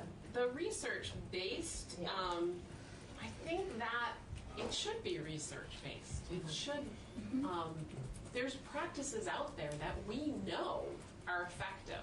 Why we don't all use them, I don't know. That's the whole systemic change, right? And when we do our grant writing, we have to base in research-based. We don't get approved anymore, but that's newer than it was. Anybody could write anything and it would get approved, but not anymore. And it has to be research-based, and you have to prove, and you have to show your outcomes. Which, as you pointed out, you can find research to support stuff. Right, exactly. And I realize we're short on time, but I also think, the administration has a significant responsibility to the communities in which they serve to help our teachers and community as a whole understand how all of these things are truly connected together. And that makes that initiative fatigue maybe feel a little bit less. And that's some of the work that we're also doing. And I don't know that we spoke to that specifically, but it really is, again, about that color coding, the MTSS, right? It is all connected. But again, we need to be transparent about how it's connected and then what we're going to do to move forward. Anything else? Thank you. This is very helpful. Appreciate it. You're welcome. Thank you. Yes, thank you. Thank you. Gives us hope for the future. Okay, I don't think we have the students from the independent schools, from country schools. They're at lunch, actually. Good luck. I'll see you soon. I'm sure I'll get you to find a place. Oh, my goodness, wait a second. What I just heard. Yeah. Oh, you did that.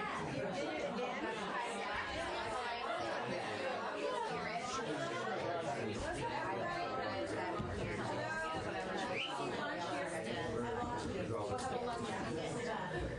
I'll be brief. Pre-K, and I want to get that from Colin on pre-K. So we haven't quite finished, I'm sorry, we still have a little bit more testimony, but this is on pre-K. So, Okay. Colin, please, thank you for your. Shifting gears. I will actually try and weave them together a little bit. All right. Bear with me. Yeah. And I will keep it brief because I do recognize that I am between you and lunch, which is And then probably the house floor. Yeah, exactly. So, so for the record, Colin Robinson, political director of Vermont NEA. I have some prepared testimony that I believe Avery's probably going to pull up. But as it relates specifically to draft 2.1 of the pre-K bill, I wanted to thank you all on behalf of our members for tackling this issue. Obviously, it's been an issue that this committee has taken on over the years, and specifically working to address some of these technical but impactful changes. I want to start out by just echoing, quite frankly, what Representative James and I spoke to yesterday, and you also heard from the folks in Washington County Mental Health earlier this morning. Just by way of context for the conversation about pre-K, because I think we all recognize that having access to high-quality early caring learning is incredibly impactful on children's future success in the public education system and all the challenges that students are coming to school with. We need to be addressing as early as possible. Vermont NEA has testified in previous sessions that we believe the best way to provide high-quality universal pre-K is inside our public schools, and it's only through that that we'll truly be able to create an equitable and sustainable system. And we also, I think, other colleagues from the School Boards Association and superintendents as well have spoken to some of the reports that you've seen that have highlighted the facts that the public programs, and some of the folks you heard from this morning spoke to this as well, have higher enrollment from students that are on free or reduced lunch or on IEPs. And quite frankly, we believe it makes sense, right? Because that's where students are going to be able to receive the most comprehensive services. They're going to streamline their access to their education as they move on. And so it's all kind of in that context that I'm offering comments on the draft today. So I want to sort of highlight a couple specific things. First of all, I'll move here. We're happy to see the move towards improvement of quality by moving to 4 stars. We also, obviously, I think you heard from folks this morning, and as Chair Webb has indicated, and I believe a request to JFO, I think we all recognize that 10 hours is not adequate, and we'd obviously support increasing that. On the licensed educator, and this is already spoken to as well, but the current draft says that private programs have a licensed educator either present or to provide regular active supervision or training of the private provider staff. And we believe that if a licensed educator is required for private program or public programs, and we're trying to ensure equity across the system, that having a licensed educator providing that direct instruction is critical. And quite frankly, it's interesting in the echoes of the conversation around literacy and talking about making sure that our educators have the skills they need to provide effective instruction to struggling readers, that we would be looking at a situation where we wouldn't be ensuring that folks with a licensed, the education licensure wouldn't be providing that same education in a public program, even if it's provided in a private setting. So that's an adjustment that we'd like to see. We also appreciate the draft recognizes that it's good public policy to allow local communities through their public schools, through community engagement, to have a conversation about their needs and lifting that requirement that they get approval beyond their normal course of community conversations for possible expansion of pre-K programs. We think that is a positive step.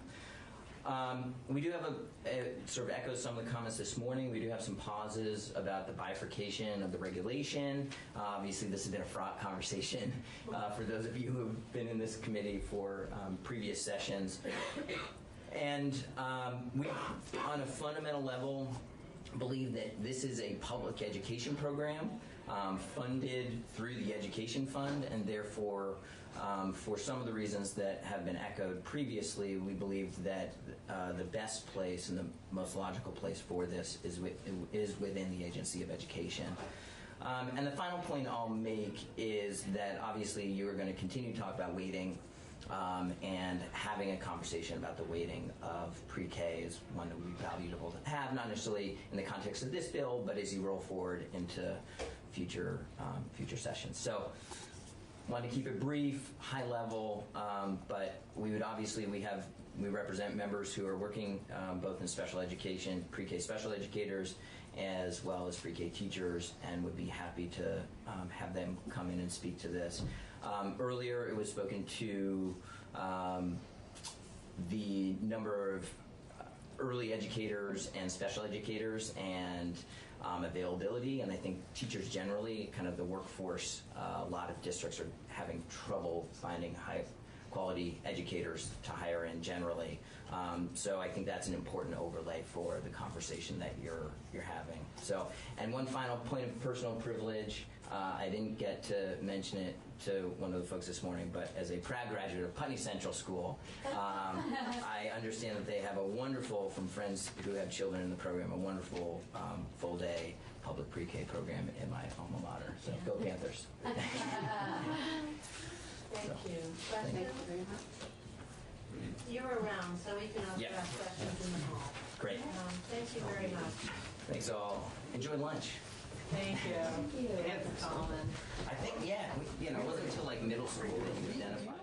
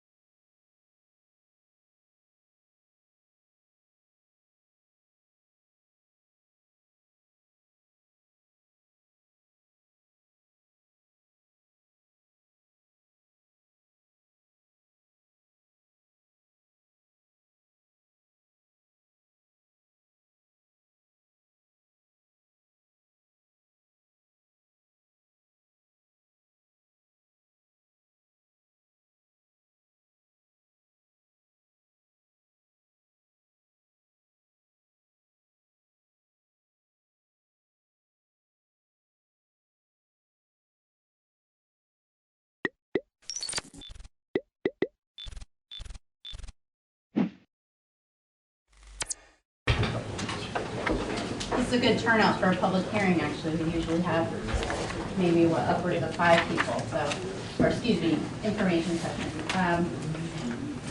So I'll introduce myself. My name is Sarah Seves. I'm special counsel with the Vermont Department of Public Service. And we thank you for coming to this information session regarding the joint petition filed by Southern Vermont Cable Company and Comcast for approval to sell Southern Vermont Cable's cable television system assets to Comcast. So before I get started, can everybody hear me okay? Okay. As I said, I'm with the department. I am, for all intents and purposes, the lead attorney in this case. This is kind of a form of litigation. And so I am the go-to person for the actual procedure. This is my colleague Clay Purvis, our Director of Telecommunications, and we also have with us Carol Flint, our Director of Consumer Affairs. And we're here to answer any questions you have of the department. We also have representatives from Southern Vermont Cable. We have Ernie, and please say your last name for me. Shalaba, thank you, from Southern Vermont Cable, as well as Eli Emerson. And then from Comcast, we have Dan Glanville, Melissa Pierce up in the back, and Jerry Tarrant. So the purpose of this information session is to just give you really an overview of the regulatory process involved for the proposed transaction, as well as to answer any questions you might have regarding PUC procedure, because I realize it's not very intuitive if you don't do it every day. And this is kind of an informal session prior to the public hearing, which will be on the record. This is not on the record, but I do see we have public access here, so it will be likely be on your access channel. So that said, we do have representatives from Southern Vermont Cable and Comcast here, and I will offer them up to answer any questions you may want answered, because the difference between this and the public hearing, of course, is you can't get any questions answered during the public hearing portion. That's really just an opportunity for the Public Utility Commission to take your comments. What else? So I'll just start with a real broad overview of procedure. We at the department represent the public interest in utility regulatory cases such as this. We're separate from the Public Utility Commission, which many of you may know. They are the tribunal that will actually make the decision in this case. We are, for all intents and purposes, like the prosecutor, but we represent the public interest. So we, the department, requested a full litigation schedule in this proceeding, meaning that there will be discovery conducted. We have already served discovery questions on the joint petitioners. We served that on Friday, and if you follow the case in EPUC, which the PUC will explain during the public hearing, you may have seen those questions. Many of the public comments that were filed in this docket informed our discovery questions, so I thank you for those. What else? Once discovery is conducted, then we, the department, will file pre-filed testimony that is informed by the petition that was filed, the testimony that was filed, as well as the responses to our discovery questions. And then we'll have an evidentiary hearing in a couple months, and that will be in Montpelier. So next steps will be for the joint petitioners to answer the department's discovery questions. That, I believe, is going to happen on February 14th. And like I said, we will craft our pre-filed testimony based on those responses in addition to the petition that was filed. And that is where we will recommend that the PUC either grant the petition or deny it. And so that's kind of a general outline of how the procedure works. If you have any questions on that, me or one of my colleagues will be happy to answer those. We have business cards that I'm happy to offer up, and you can also access our information on our website, publicservice.vermont.com. Yes, sir. Can you spell your last name for me, please? My name is Sarah Aceves, Aceves. I think, yes. Thanks for coming down, and we appreciate you coming to us to hear us out. Do you have any sense of what the timeline might be for this process? Yes, so actually just today, the PUC adopted a schedule, and that was issued on ePUC. So the schedule goes through April 3rd, and we are right now at the February 3rd public hearing. So we have a few deadlines between now and April 3rd, which is when the evidentiary hearing is. The main ones being the department will file our testimony in the case on March 3rd. And then the petitioners will have a chance to serve discovery on us after they read our testimony on March 6th, and we will respond to that on March 13th. There's also room in there for motions to intervene, which the PUC will explain, but in this case, BCTV did file a motion to intervene, and we will be responding to that this week. And those are the main deadlines. So April 3rd is the evidentiary hearing, and that will be in Montpelier. And the PUC will issue an order after that April 3rd hearing. That's right. So after the evidentiary hearing, the PUC will consider all of the testimony in the case, as well as various conversations that happened during the hearing, and then they will issue an order either granting or denying the petition. Any question? Yes? And the petition is for a certificate of public good, correct? That's right, yes. So, well, the certificates the petition's for a number of things. One of them is for a certificate of public good to be issued to Comcast, and the certificate of public good that Southern Vermont Cable currently has would be revoked. That's just the way the process works. Anything else that we can answer for you as far as the department goes? And remember, the petitioners are here as well if you have any questions you want answered from them. Okay. Yeah. Can articles or terms be added to the certificate of public good, and what does that process look like? Yes, so there can be conditions that are added. Procedurally, that can happen in two ways. The department, through its testimony, can recommend that certain conditions be included in the certificate of public good. I should mention that Comcast already has a certificate of public good to serve a number of towns in Vermont, and they have conditions in that. The other way is for the PUC itself to come up with certain conditions. Yes? One of the considerations that I've been looking at as one of the legislators who represents this area is continued expansion. And while we appreciate what Ernie's done over the years, we keep wanting to try and expand to people who don't have it. And Clay, I think you mentioned at one point that Comcast has a certain amount of miles that they are committed to. Can you go over that piece again?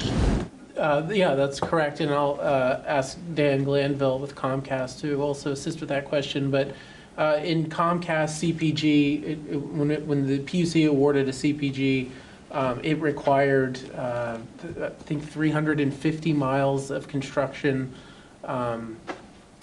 during the length of its CPG. So we anticipate that if Comcast is awarded a CPG here, for the Southern Vermont Cable property, that its commitment to build 350 miles could be satisfied in the Southern Vermont Cable area, as well as the other towns that Comcast is already certificated for. Do you have anything else you'd like to add to that? I have a general statement. Do you want me to read that? Whatever Absolutely, you're comfortable with. Yeah. So good evening. Thank you to the college for welcoming us here this evening, and also thank you to all of you. Happy to take some of your questions.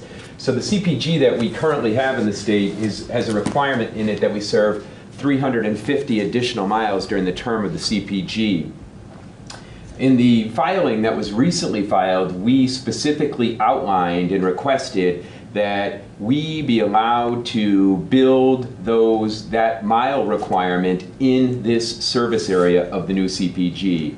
Our goal is to continue to expand services across the footprint as you identified. We have a long history in Vermont that dates back to 2006 of building in areas that required further expansion, and we hope to continue that. We are open to considering additional areas and continuing to build in those areas so that we can continue to service people who want and need our services. Yes, sir. This 350 miles of construction, is that predicated on new construction, or is that upgrade to bring fiber to areas that don't have it? It's unserved areas. So we currently have, whatever we have built today, that 350 additional miles is in addition to what is currently built. So it's new construction. So it's no guarantee of any upgrade to fiber or upgrade of existing networks? Well, I think the thing that we have done across our footprint throughout our tenure here in Vermont, across New England and across the country, is to continue to invest multi-millions and billions of dollars into our network with the expansion of fiber in that network, and so that we can continue to provide additional and upgraded services. And I'll give an example of that. For instance, I live in Western Massachusetts, and when I started in the industry in 1998, our high-speed internet product was 1.5 megabits down. Today, we have multi-gigabit platform that's available across our footprint. The same speeds that are available here in Vermont are the same speeds that are available in Boston and other major cities across the country.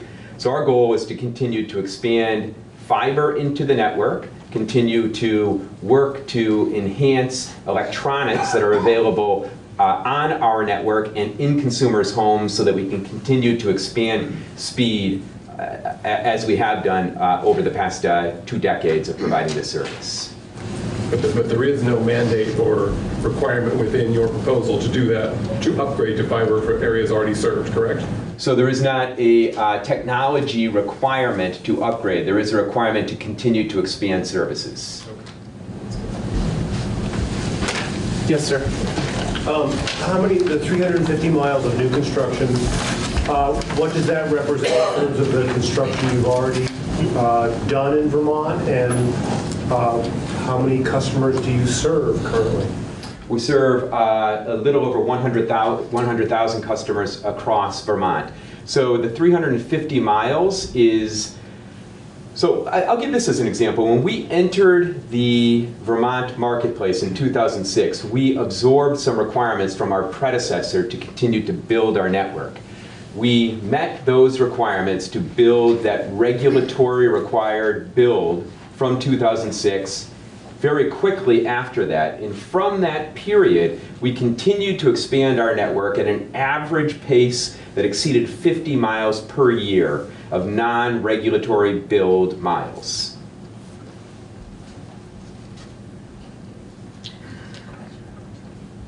Yes, ma'am. Hi, I'm with BCTV, and we did submit a motion to intervene. I was just looking at the schedule. Would the deadline for our pre-filed testimony be March 3rd? You will likely have a different schedule adopted by the PUC, since we have this one set with the department already. And that will be based on if and when you're granted intervener status. So I think in today's order they said, well, let me look at it so I don't misspeak. I was just looking at the non-petitioners thing. That's right. So this says the schedule may be modified as needed if additional parties intervene and require discovery. So I think that's probably a conversation that we can have between BCTV and the department, possibly the petitioners, and we can figure out the schedule that might work better, or if you want to have a uniform schedule, that's something we could talk about. If you want to have your own schedule, that's a possibility as well.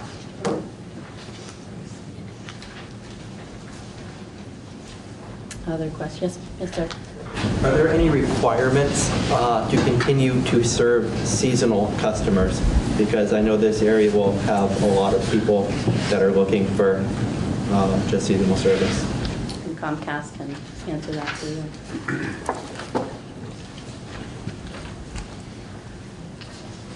We have a long established seasonal program across our footprint here in New England, as well as across the country. So we continue to do that as a business need, and continue to do so without regulatory requirement. You mentioned the 350 miles that you're required to add. What is that as a percentage of your existing miles? And can we assume that that same percentage would apply to the, I think it's roughly 100 miles that Southern Vermont Cable currently has? So I don't have the percentage here with me off the tip of my tongue. I can tell you that we will build those miles likely before the requirement requires us to be complete on that. We also look at multiple ways to continue to expand our network. Recently, we have partnered with the state on several public-private partnerships for further expansion of the network. I will say that those requirements under the CPG are completely separate and distinct from the 350-mile build requirement. So anything we do in the public-private partnership realm with regard to any state dollars allocated is separate, and we still have our requirement to build. Even without those, I think a thing worth saying is that our actions probably speak for themselves in the sense that we built what was required in the post-Adelphia build, and then we had an unregulated period where we had no requirement to build. We built on average, in some years it was 75 miles, in some years it went down to about 40 miles, but on average it was about 55 miles per year during those years. So we would have the 350 miles required to be built. We'll continue to look at programs that may exist for us to partner to build. In addition to those, we have what we call BAU, with business as usual, where we will continue to build in the residential marketplace as well as the business marketplace and any residences that might be built as a result of those expansions. So you don't know what percentage what miles you have in Vermont currently? I don't have that detail with me right off the tip of my tongue. I can get it though. This 350 miles without knowing how it relates to your existing installed base, quite frankly, it's not really a relevant number.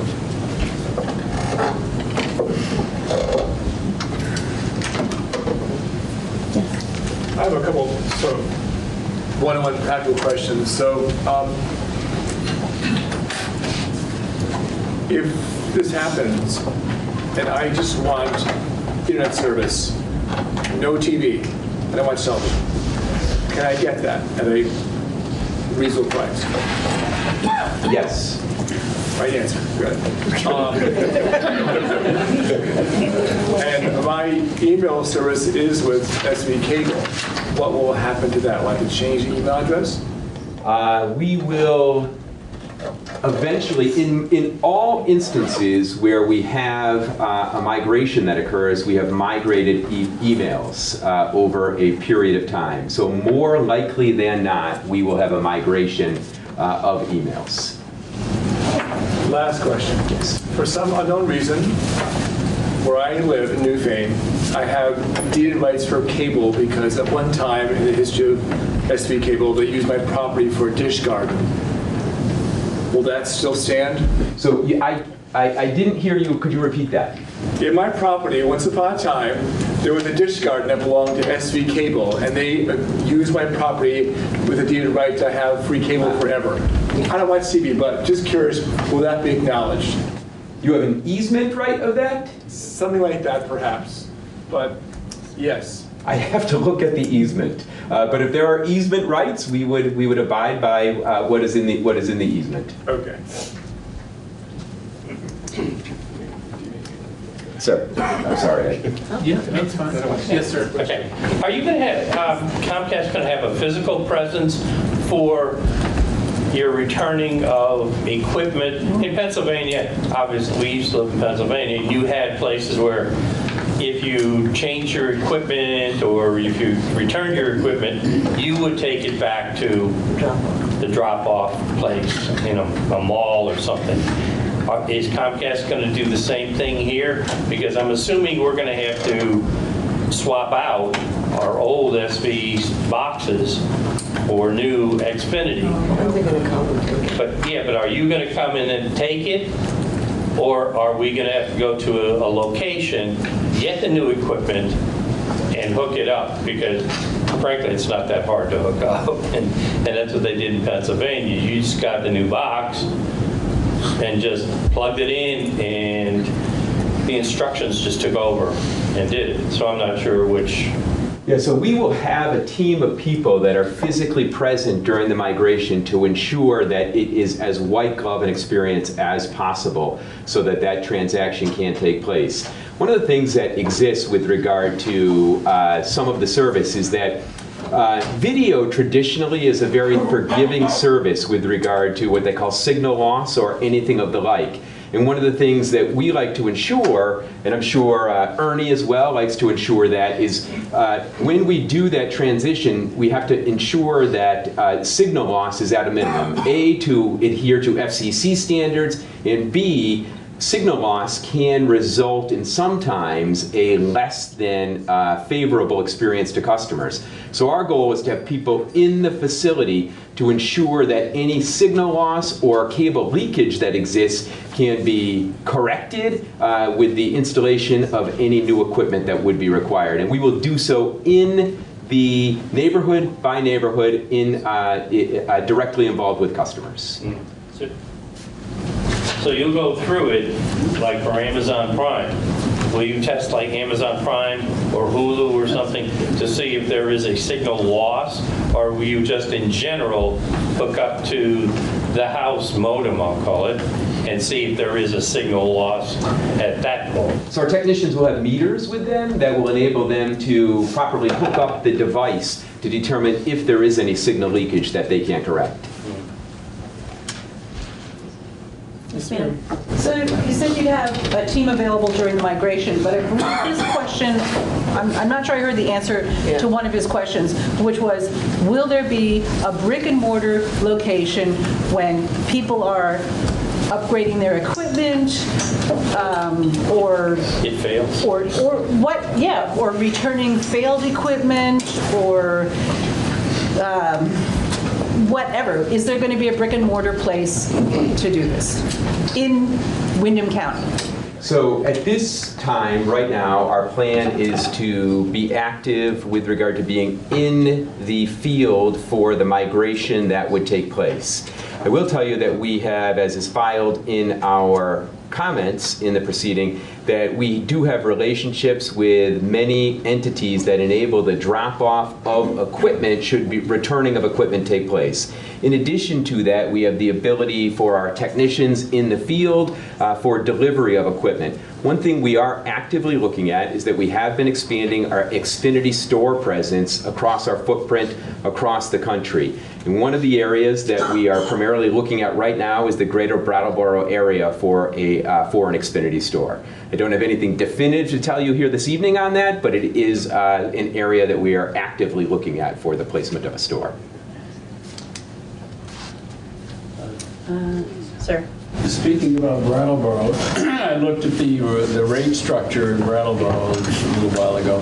Do you think that the rate structure will apply here as it does in Brattleboro, or are you going to stay with what Ernie's been set up? So we will migrate customers to an Xfinity experience. As a result of that, though, every customer that will be migrated will be able to qualify for new promotional pricing. Some of that is available for the bundle offers that are available, and after that, the price structure that exists for the Brattleboro area would be very similar. And I'll just quickly mention that these are questions that the department has asked of the petitioners in our discovery questions. So we should have answers to, more in-depth answers to those, I hope, in a couple of weeks. Yes. So, I'm sorry. So I just want to make sure everyone has a chance. So okay, he's been asking, waiting. The technicians that will be servicing the area, will they be physically living here in Windham County, or will they be coming in from out of state? And how many will there be?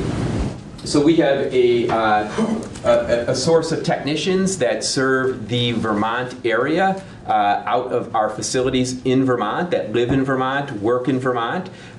We also have technicians that will sometimes, in necessity, cross over from Massachusetts, which is the greater Greenfield area, to service if there could be storm issues of the like.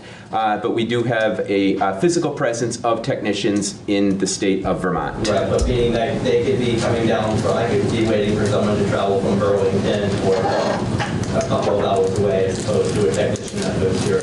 So we have 1 and 2 hour service windows that are scheduled for our visits from technicians. Our technicians are assigned their work orders before the day of service, and those 1 and 2 hour windows are scheduled so that they can meet the requirement of the customer in a particular place. I'm not likely to see the same person 2 times in a row, though. Yes, that's what I'm getting at. Yeah, I think that would be a fair belief that you could actually see the same technician on multiple visits. But our goal and hope would be that you don't have the need for multiple visits, that one visit would be able to solve any issue that you might have.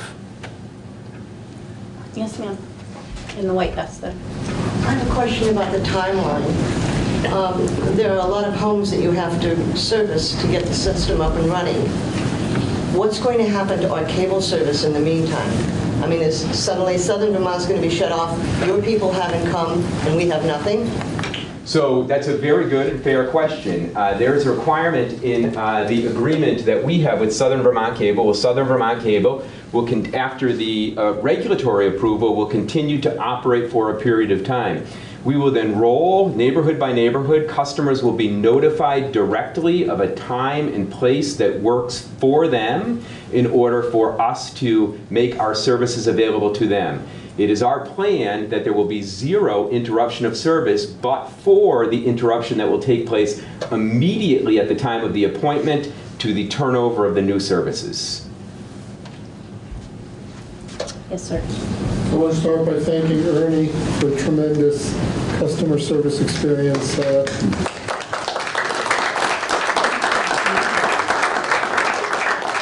been to our house a number of times, literally during snowstorms. I mean, what can you say? I'm going to get some of the details wrong on this. We're in the West Hills, and our internet was made available by some of our neighbors got a grant of some kind to actually put it in, and then we committed to a few years of paying above market rates to support that. I just wanted to make sure that someone had looked at the verbiage in that grant and made sure that this is all consistent with whatever happened. Yes, Connectivity Initiative Grant, right? Yeah. Yes, we have. It might be a CIAC too. I'm not sure of that. It was the BBID project. That was the BBID. It was the okay, that was the VTA. Okay. Grant, yeah. Yeah, we have looked at that, and that would transfer over. Yes, sir. Looking at some of the public comments that have been filed online already, one of the major themes is customer service. And I guess I'd like to throw it back to you to say, tell us about what sort of metrics you use for customer service and how you would expect that to apply to Windham County. So it's a good question. I thank you for the question. About 5 years ago, Comcast made an active direct investment in increasing customer service because we recognized at the time that we needed to do better as a result of that. So across the board, we engaged in additional training for employees, but on top of that, we made a significant investment in our call centers across New England to better service customers on a regular basis. In addition to that, we implemented a Net Promoter Score variation so that we could directly poll customers immediately after a transaction to find out what went well, what we could do better, and how we could improve service to customers. We have seen a significant improvement in customer service over the last 5 years. In fact, some recognition as a result of J.D. Power's surveys last year, was some of the first that we had received in significant time. We believe that whether it be our video service, our internet service, or other services that we offer, that we are in a highly competitive marketplace here in Vermont and across the country. And we believe that responding to the needs of customers in order to ensure their satisfaction is the way that we succeed in business. We take customer service seriously. We believe in advancing the needs of it. And I can give you my promise that in my 22 years in being with the company, I have seen significant improvement in the last 5 years. I will tell you that on a particular day, we could have an instance that is escalated to us, but we do focus on it in order to resolve it in a way that is satisfactory to the customer. Thank you. I could take the metric question. One of the things that will happen for customers that are served by Southern Vermont Cable now is that when you transition to Comcast, Comcast will then be reporting on customer service for the metrics that they're regulated under their current service quality plan. So that reporting will be for your service area in addition to their current customers. They'll be rolled right into that report. So if you want to see Comcast service quality reports, you can go right to ePUC, epuc.vermont.gov, and you can look at their service quality reports and see the metrics there and how they've done across the Vermont territory. I think we've maybe one more question. Yes, you've been waiting. Okay, well, actually now I have two questions. You said something about your competitors. So I have the experience of managing my mom's finances down in Florida for like the last 15 years, and she ended up with Comcast. There were no competitors, and after her introductory promotional period was over, the bill just ramped up and up and up for the minimal service that she wanted. Who are your competitors in this area, and what the second part of the question is, what happens after you mentioned, we would have an opportunity to come in at a promotional rate, but those end, and then you get told, oh, the promotion is over. No, you can't go back on that because that was a promotion for new customers only. Watch your TV or your mail and see if any new promotions come up. They never do. So who are your competitors, and is there anything? I mean, I have a friend who lives in Vernon. Her bill with Comcast has went up like $50. She's not happy. She's getting rid of almost all of her service. So it's a good question. Traditionally, cable television, which is the regulated portion that we're here to discuss, when we first entered the marketplace some 50-something years ago, they were primary providers in a particular town that were the only providers. But today, if you look at the video marketplace is served, one of the highest penetrations of digital broadcast satellites are available here in Vermont. So you'll see the Dish Network and the DirecTVs, which are direct video competitors to us. In addition, one of the some of the competitors that are outlined in our filing is the over-the-top providers for video and streaming video programming that is available across multiple marketplaces. Today, I could name 5 to 10 of those that are actively available for people to choose. Those are direct video competitors. You are correct that when I spoke of promotional pricings, that promotions do expire. Traditionally, you'll see our promotions for new customers are in the 2-year time frame. But even at the expiration of promotions, prices do increase with those, but there are options and multiple options available for consumers to choose from in that particular consideration. I think we're out of time for questions, but I don't want to speak for the petitioners, but I think they would likely make themselves available after the public hearing if you have additional questions.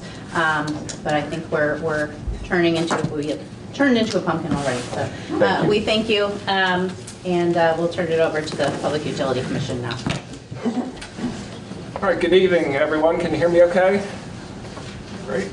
We are here tonight for a public hearing in case number 19-4845-PET, which involves a joint petition by Southern Vermont Cable Company to sell substantially all of its Vermont assets to Comcast and for a CPG for Comcast to own and operate Southern Vermont Cable Company's television system. My name is Micah Howe, and I'm a staff attorney at the Public Utility Commission. The purpose of this segment of tonight's meeting is to hear from you, members of the public, about the proposed acquisition.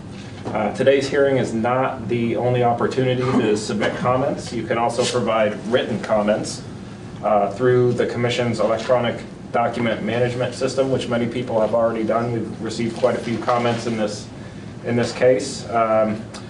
You can also submit comments by direct mail or email. Just be sure to reference the case number 19-4845-PET when submitting your comments. You can also subscribe to this case in our document management system, EPUC, and receive email notifications when documents are filed in the rulemaking. I have placed some, yes, sir. It's hard to hear. Do you have a mic or something? I don't have one. I'll try. I'll yell louder. Are there some here? Oh, okay.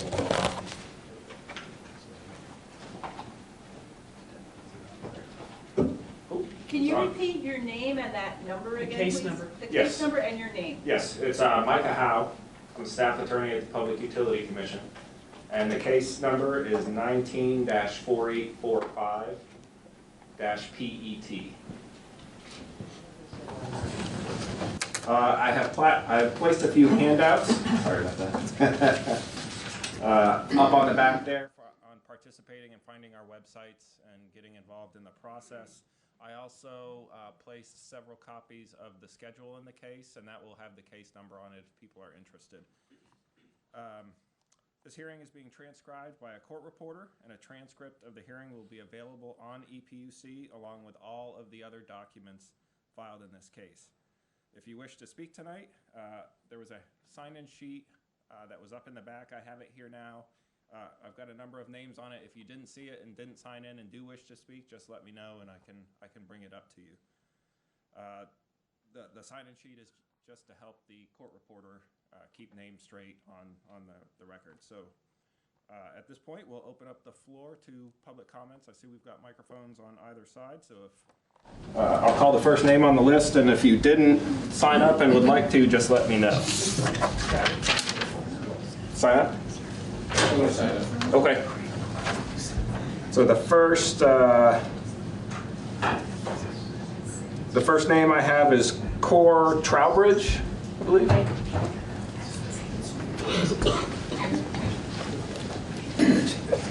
Can you hear me? I can hear you. Okay, great. Hi, my name is Cora Trowbridge. I'm the Executive Director of BCTV, or Brattleboro Community Television. BCTV has contracts with both Southern Vermont Cable and Comcast Cable to provide public, governmental, I know you're reading, but yeah. Can you slow down a little bit? Sure, I can hand this to you. Oh, that's okay. Well, that's not that useful, right? Okay. Public. Southern Vermont Cable. Okay, good.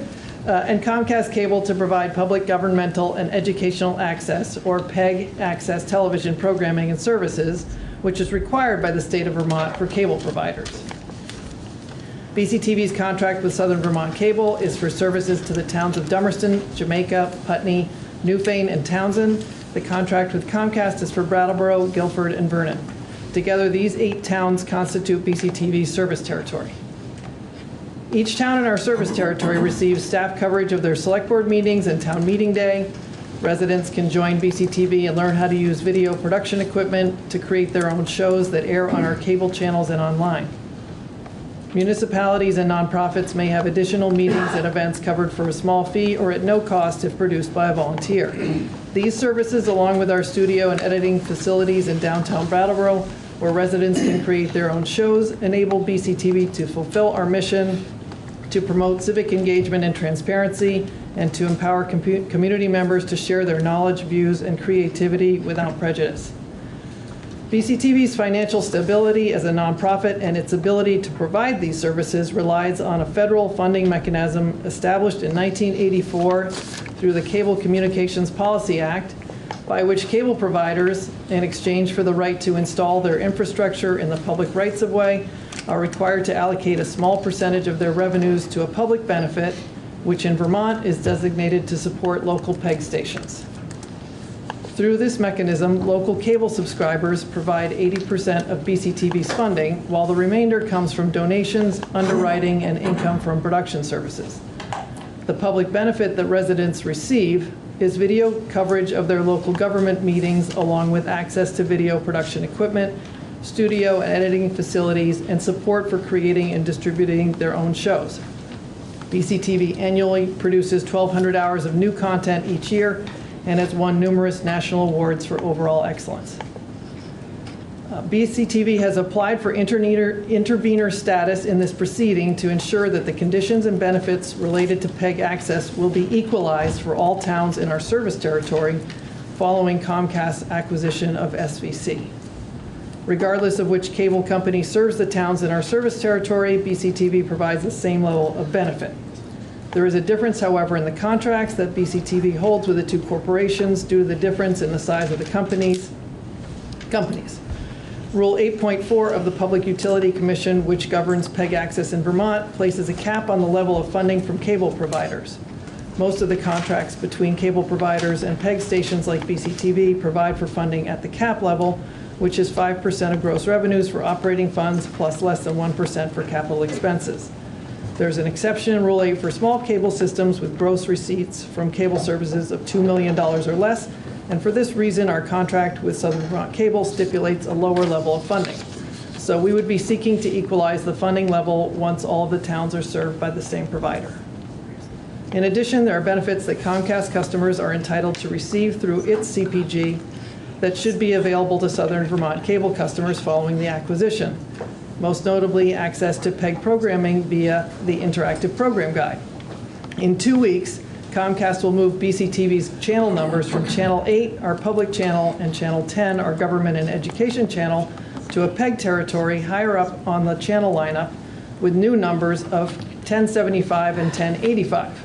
You heard it here, folks. First, the move is the result of a new condition in Comcast's recent CPG requiring that information about PEG programming be made available on the Interactive Program Guide, as it is for all other channels. As a result, customers will be able to search for and record BCTV's programs using their remote, just as they're currently able to do for all other channels. Comcast CPG, along with BCTV's contract with Comcast, contains other terms and conditions that will benefit Southern Vermont Cable customers, such as future provision of HD channels for PEG programming. In short, BCTV calls for all residents and customers in its service territory to have the same funding, benefits, and conditions related to PEG access in a timely manner following the sale of SVC to Comcast. The final issue BCTV wishes to raise here on behalf of its producers and viewers is that of signal quality.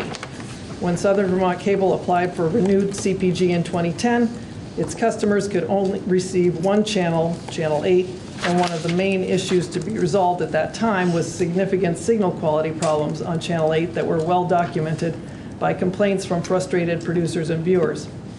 After the CPG renewal process, which addressed this issue and mandated provision of Channel 10, Southern Vermont Cable changed the way it receives BCTV signal from Comcast, with the result that picture and sound quality improved to a satisfactory level. 10 years later, however, we are again witnessing significant signal quality problems due to outdated equipment. While all of BCTV's content is created in high-definition digital files, after leaving our digital broadcast server, it goes through two 1970s-era standard definition analog RF modulators for transmission to Comcast and from there to SVC. This transmission process not only lowers the resolution of the programming, but also degrades the quality. In fact, over the past fiscal year, the annual report that BCTV is required to submit to the state and cable providers documented 6 major incidents of signal quality failure that were reported to Comcast XOC Operations Center. Comcast technicians attempted to address the problems but had difficulty due to the age of the equipment and lack of training to troubleshoot obsolete equipment. One of the state's criteria for issuing a CPG to a cable operator is whether the operator can provide adequate and technically sound facilities, equipment, and signal quality. Comcast has stated that it meets this criteria by providing excellent signal quality and 100% digital picture and sound to its customers, and points to its record of investment in infrastructure to support advanced video services. To deliver on these plans and promises, Comcast should provide reliable 100% digital transmission of BCTV signal and should add HD channels for PEG access content in the near future. In conclusion, BCTV has a stake in these proceedings because it has a contractual relationship with both Southern Vermont Cable and Comcast.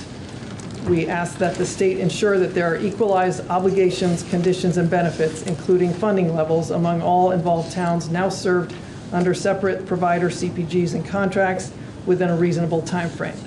BCTV will continue to advocate for improvements to signal quality and updated transmission methods, including the provision of HD channels for PEG content, until locally created content is delivered to customers in the same resolution and quality as commercial channels. Thank you for the opportunity to speak on behalf of Brattleboro Community TV. Thank you. Next up we have Mike. I'm going to go with Moroniki. I should ask you to say it in Polish. Please don't. And I'm going to put this sign-up sheet, I'll just put it over here by the microphone, so if anyone does want to speak, to get through this list, they can just jump up and sign in. I think so. So how is it pronounced? In Polish, it's Morawicki. Most of the people here know me as Mike Merwicki, though. And for the record, I'm Mike Merwicki. I'm one of two state representatives for the Wyndham 4 District of Putney, Dummerston, and Westminster. My partner, Nada Hashim, is here as well. So currently, Southern Vermont Cable serves Putney and Dummerston, so I'm not speaking for the other people from other towns here, but hopefully some of what I say will resonate for them as well. And first of all, I want to give a shout out to Cora here for all their good work at BCTV. They not only help people get to meetings that they wouldn't otherwise, whether it's a select board meeting, a school board meeting, or local events, but they help bring the work of the legislature closer to home. And being 100 miles away from Montpelier, it's not easy for people to get there. So thank you, Cora, and I hope we can help maintain all that BCTV does for our community here. While I know it's important for a lot of people to have the entertainment value of what cable can bring, I think the primary reason I'm here is for continued broadband access. Almost 100 years ago, Vermont went through the process of being electrified because we realized that to join the rest of the world, we needed electricity. And I think similarly, broadband access is what will continue to connect us to the world and help bring Vermont to a place that the rest of the world enjoys right now. And whether it's businesses, students, or now telemedicine, that access is essential. And one of the pieces that I especially hope that we can continue expanding. I think the number of customers that Southern Vermont serves in Putney and Dummerston registers in the hundreds, while there's over 4,000 people. So we've got a lot to go. If we want equal opportunity for all, we've got a ways to go. And I'm hoping that Comcast, out of that 350-mile allocation, can continue to expand in this area for those reasons that I stated, to bring the world here and to help make Vermont a more friendly place for those who want to stay and for those we want to attract here. The other consideration that I hope we can help set some benchmarks, and I appreciate what was said over here, is Ernie and his crew have always been right there on the job when someone's had a problem. And wasn't in common sight to see Ernie himself up on the ladder, hooking your house up or trying to fix something. And don't know that we expect that personal amount of service, but I think we do hope for the level of service to continue. Because we're a rural area, we understand there's challenges here, but Ernie always met them. And I'm hoping that we can set some benchmarks for what kind of service we can expect in the future. I think that speaks to what I can say for right now. But again, I don't know that there are other options. We know that there is a challenge from Ernie leaving, so the fact that many of us have waited a long time to get any access, we appreciate that there's at least one option going forward. And moving forward, I also want to remind people that the state's well aware of the expansion needs right across the state, and that's why last year we passed a bill to start the planning process for local municipal utilities, such as EC5 up in Norwich. So stay tuned to that. That may be something that becomes a partnership that allows us to get to that last mile. I've worked for 3 governors now, and they've all promised we were going to have broadband to the last mile, and we're still waiting. So let's keep pushing. Thanks. Thank you. Next up, I have Claudia Teachman Blocker.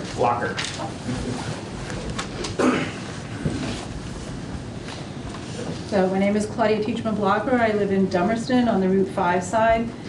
We've been very happy. We don't have any problems with our service. Very happy.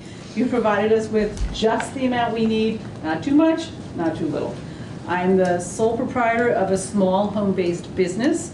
I travel for work, but a significant portion of my income is derived by the use of internet to inform my customer base and to receive and fulfill orders.